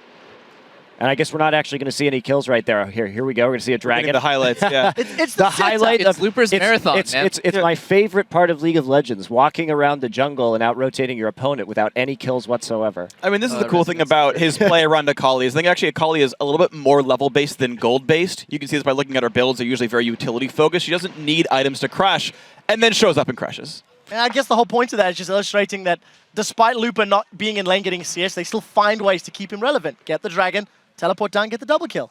Yeah, at that point, he had kept up it well enough in CS, and that's really a display of Samsung White's patience in these lane swap scenarios. They waited for that kind of multi-stealth composition to unveil, and then there was no answer really from Samsung Blue. I actually really love pocket picks, and when Looper first pulled out Akali and cast it in top lane, I was like, that's probably not going to work. They're probably going to lose, because how much could they possibly have practiced with these little pocket picks? And he just crushes. He does extremely well. And then looking at Insect, Fiddlesticks, Pantheon, Rammus in the finals, those things win you games. When you're just that confident and your team trusts in you, then you can just make those plays happen. It's just insane to watch. So yeah, Monty, he referenced the Mata roaming in the lane swap. He referenced Danny, how he plays it. He referenced how Looper plays it. And what I like the most about White is that they don't play their lane swap the same every time. If you look back, say half a year ago, we had the 4v0 meta coming out in NA, and literally every game started the same way. 2 towers, and then we'll start the game. But White finds a way to basically read the game, say, okay, this is what we need today. This is what we're going to do. We're going to fast push that tower. We're going to freeze that wave. We're going to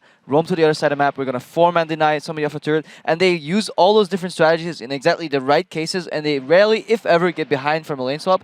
And that highlights a really good strategical team. Yeah, and Double Left, I want to bounce off what you said about the pocket picks. And my read on this as well is Samsung White are one of the few teams who actually react to and look at the metagame properly. The metagame is what everyone else is playing. It's up to you to play what you want, knowing everyone else plays these 4 champions in these 5 roles, and saying, yes, when you play Maokai, I will play Singed. I don't cast spells in lane, I don't give you sap magic, so I'll out-sustain you and out-damage you. Wonderful pick, makes a whole lot of sense. You expect Maokai to come through. Akali against Kayle is just a very good counterpick matchup. Knows a champion will come through. By his 2 major opponents, the 2 Korean top laners he would be facing against were both Kayle players, has Akali ready. Down the line, these guys have prepared these types of champions that work in these types of scenarios. The Rammus and Pantheon that we saw from Insect in this finals work very well against ward control because they both bypass wards by either lane ganking or skyfalling.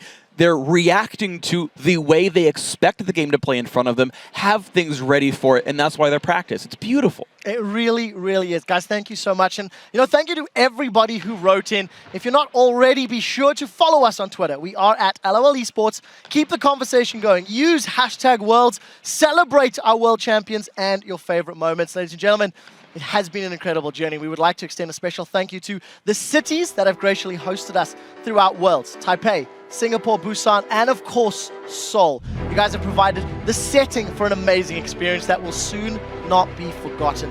And to all the fans who've turned up, made the trip, cheered, supported their teams like these diehards behind us, thank you. None of us would be here without you. None of it would be possible without the love, the support, and the passion that you guys show all year long. That concludes our coverage here from Seoul. Once again, a special thank you to all of our guest analysts on behalf of the casters and the rest of the live broadcast crew. Thank you guys for watching. Good night, GG, and we'll see you soon. And thank you, Quick Show. Thank you.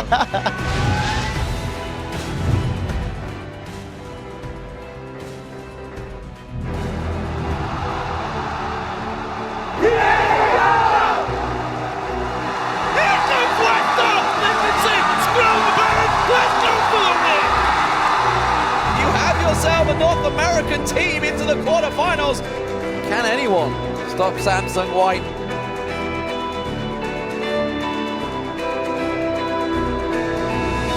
A few more hits.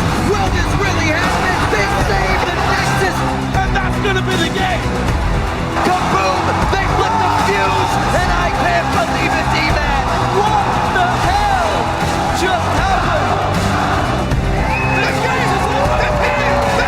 This is for Kaboom! This is for Kaboom! Yeah!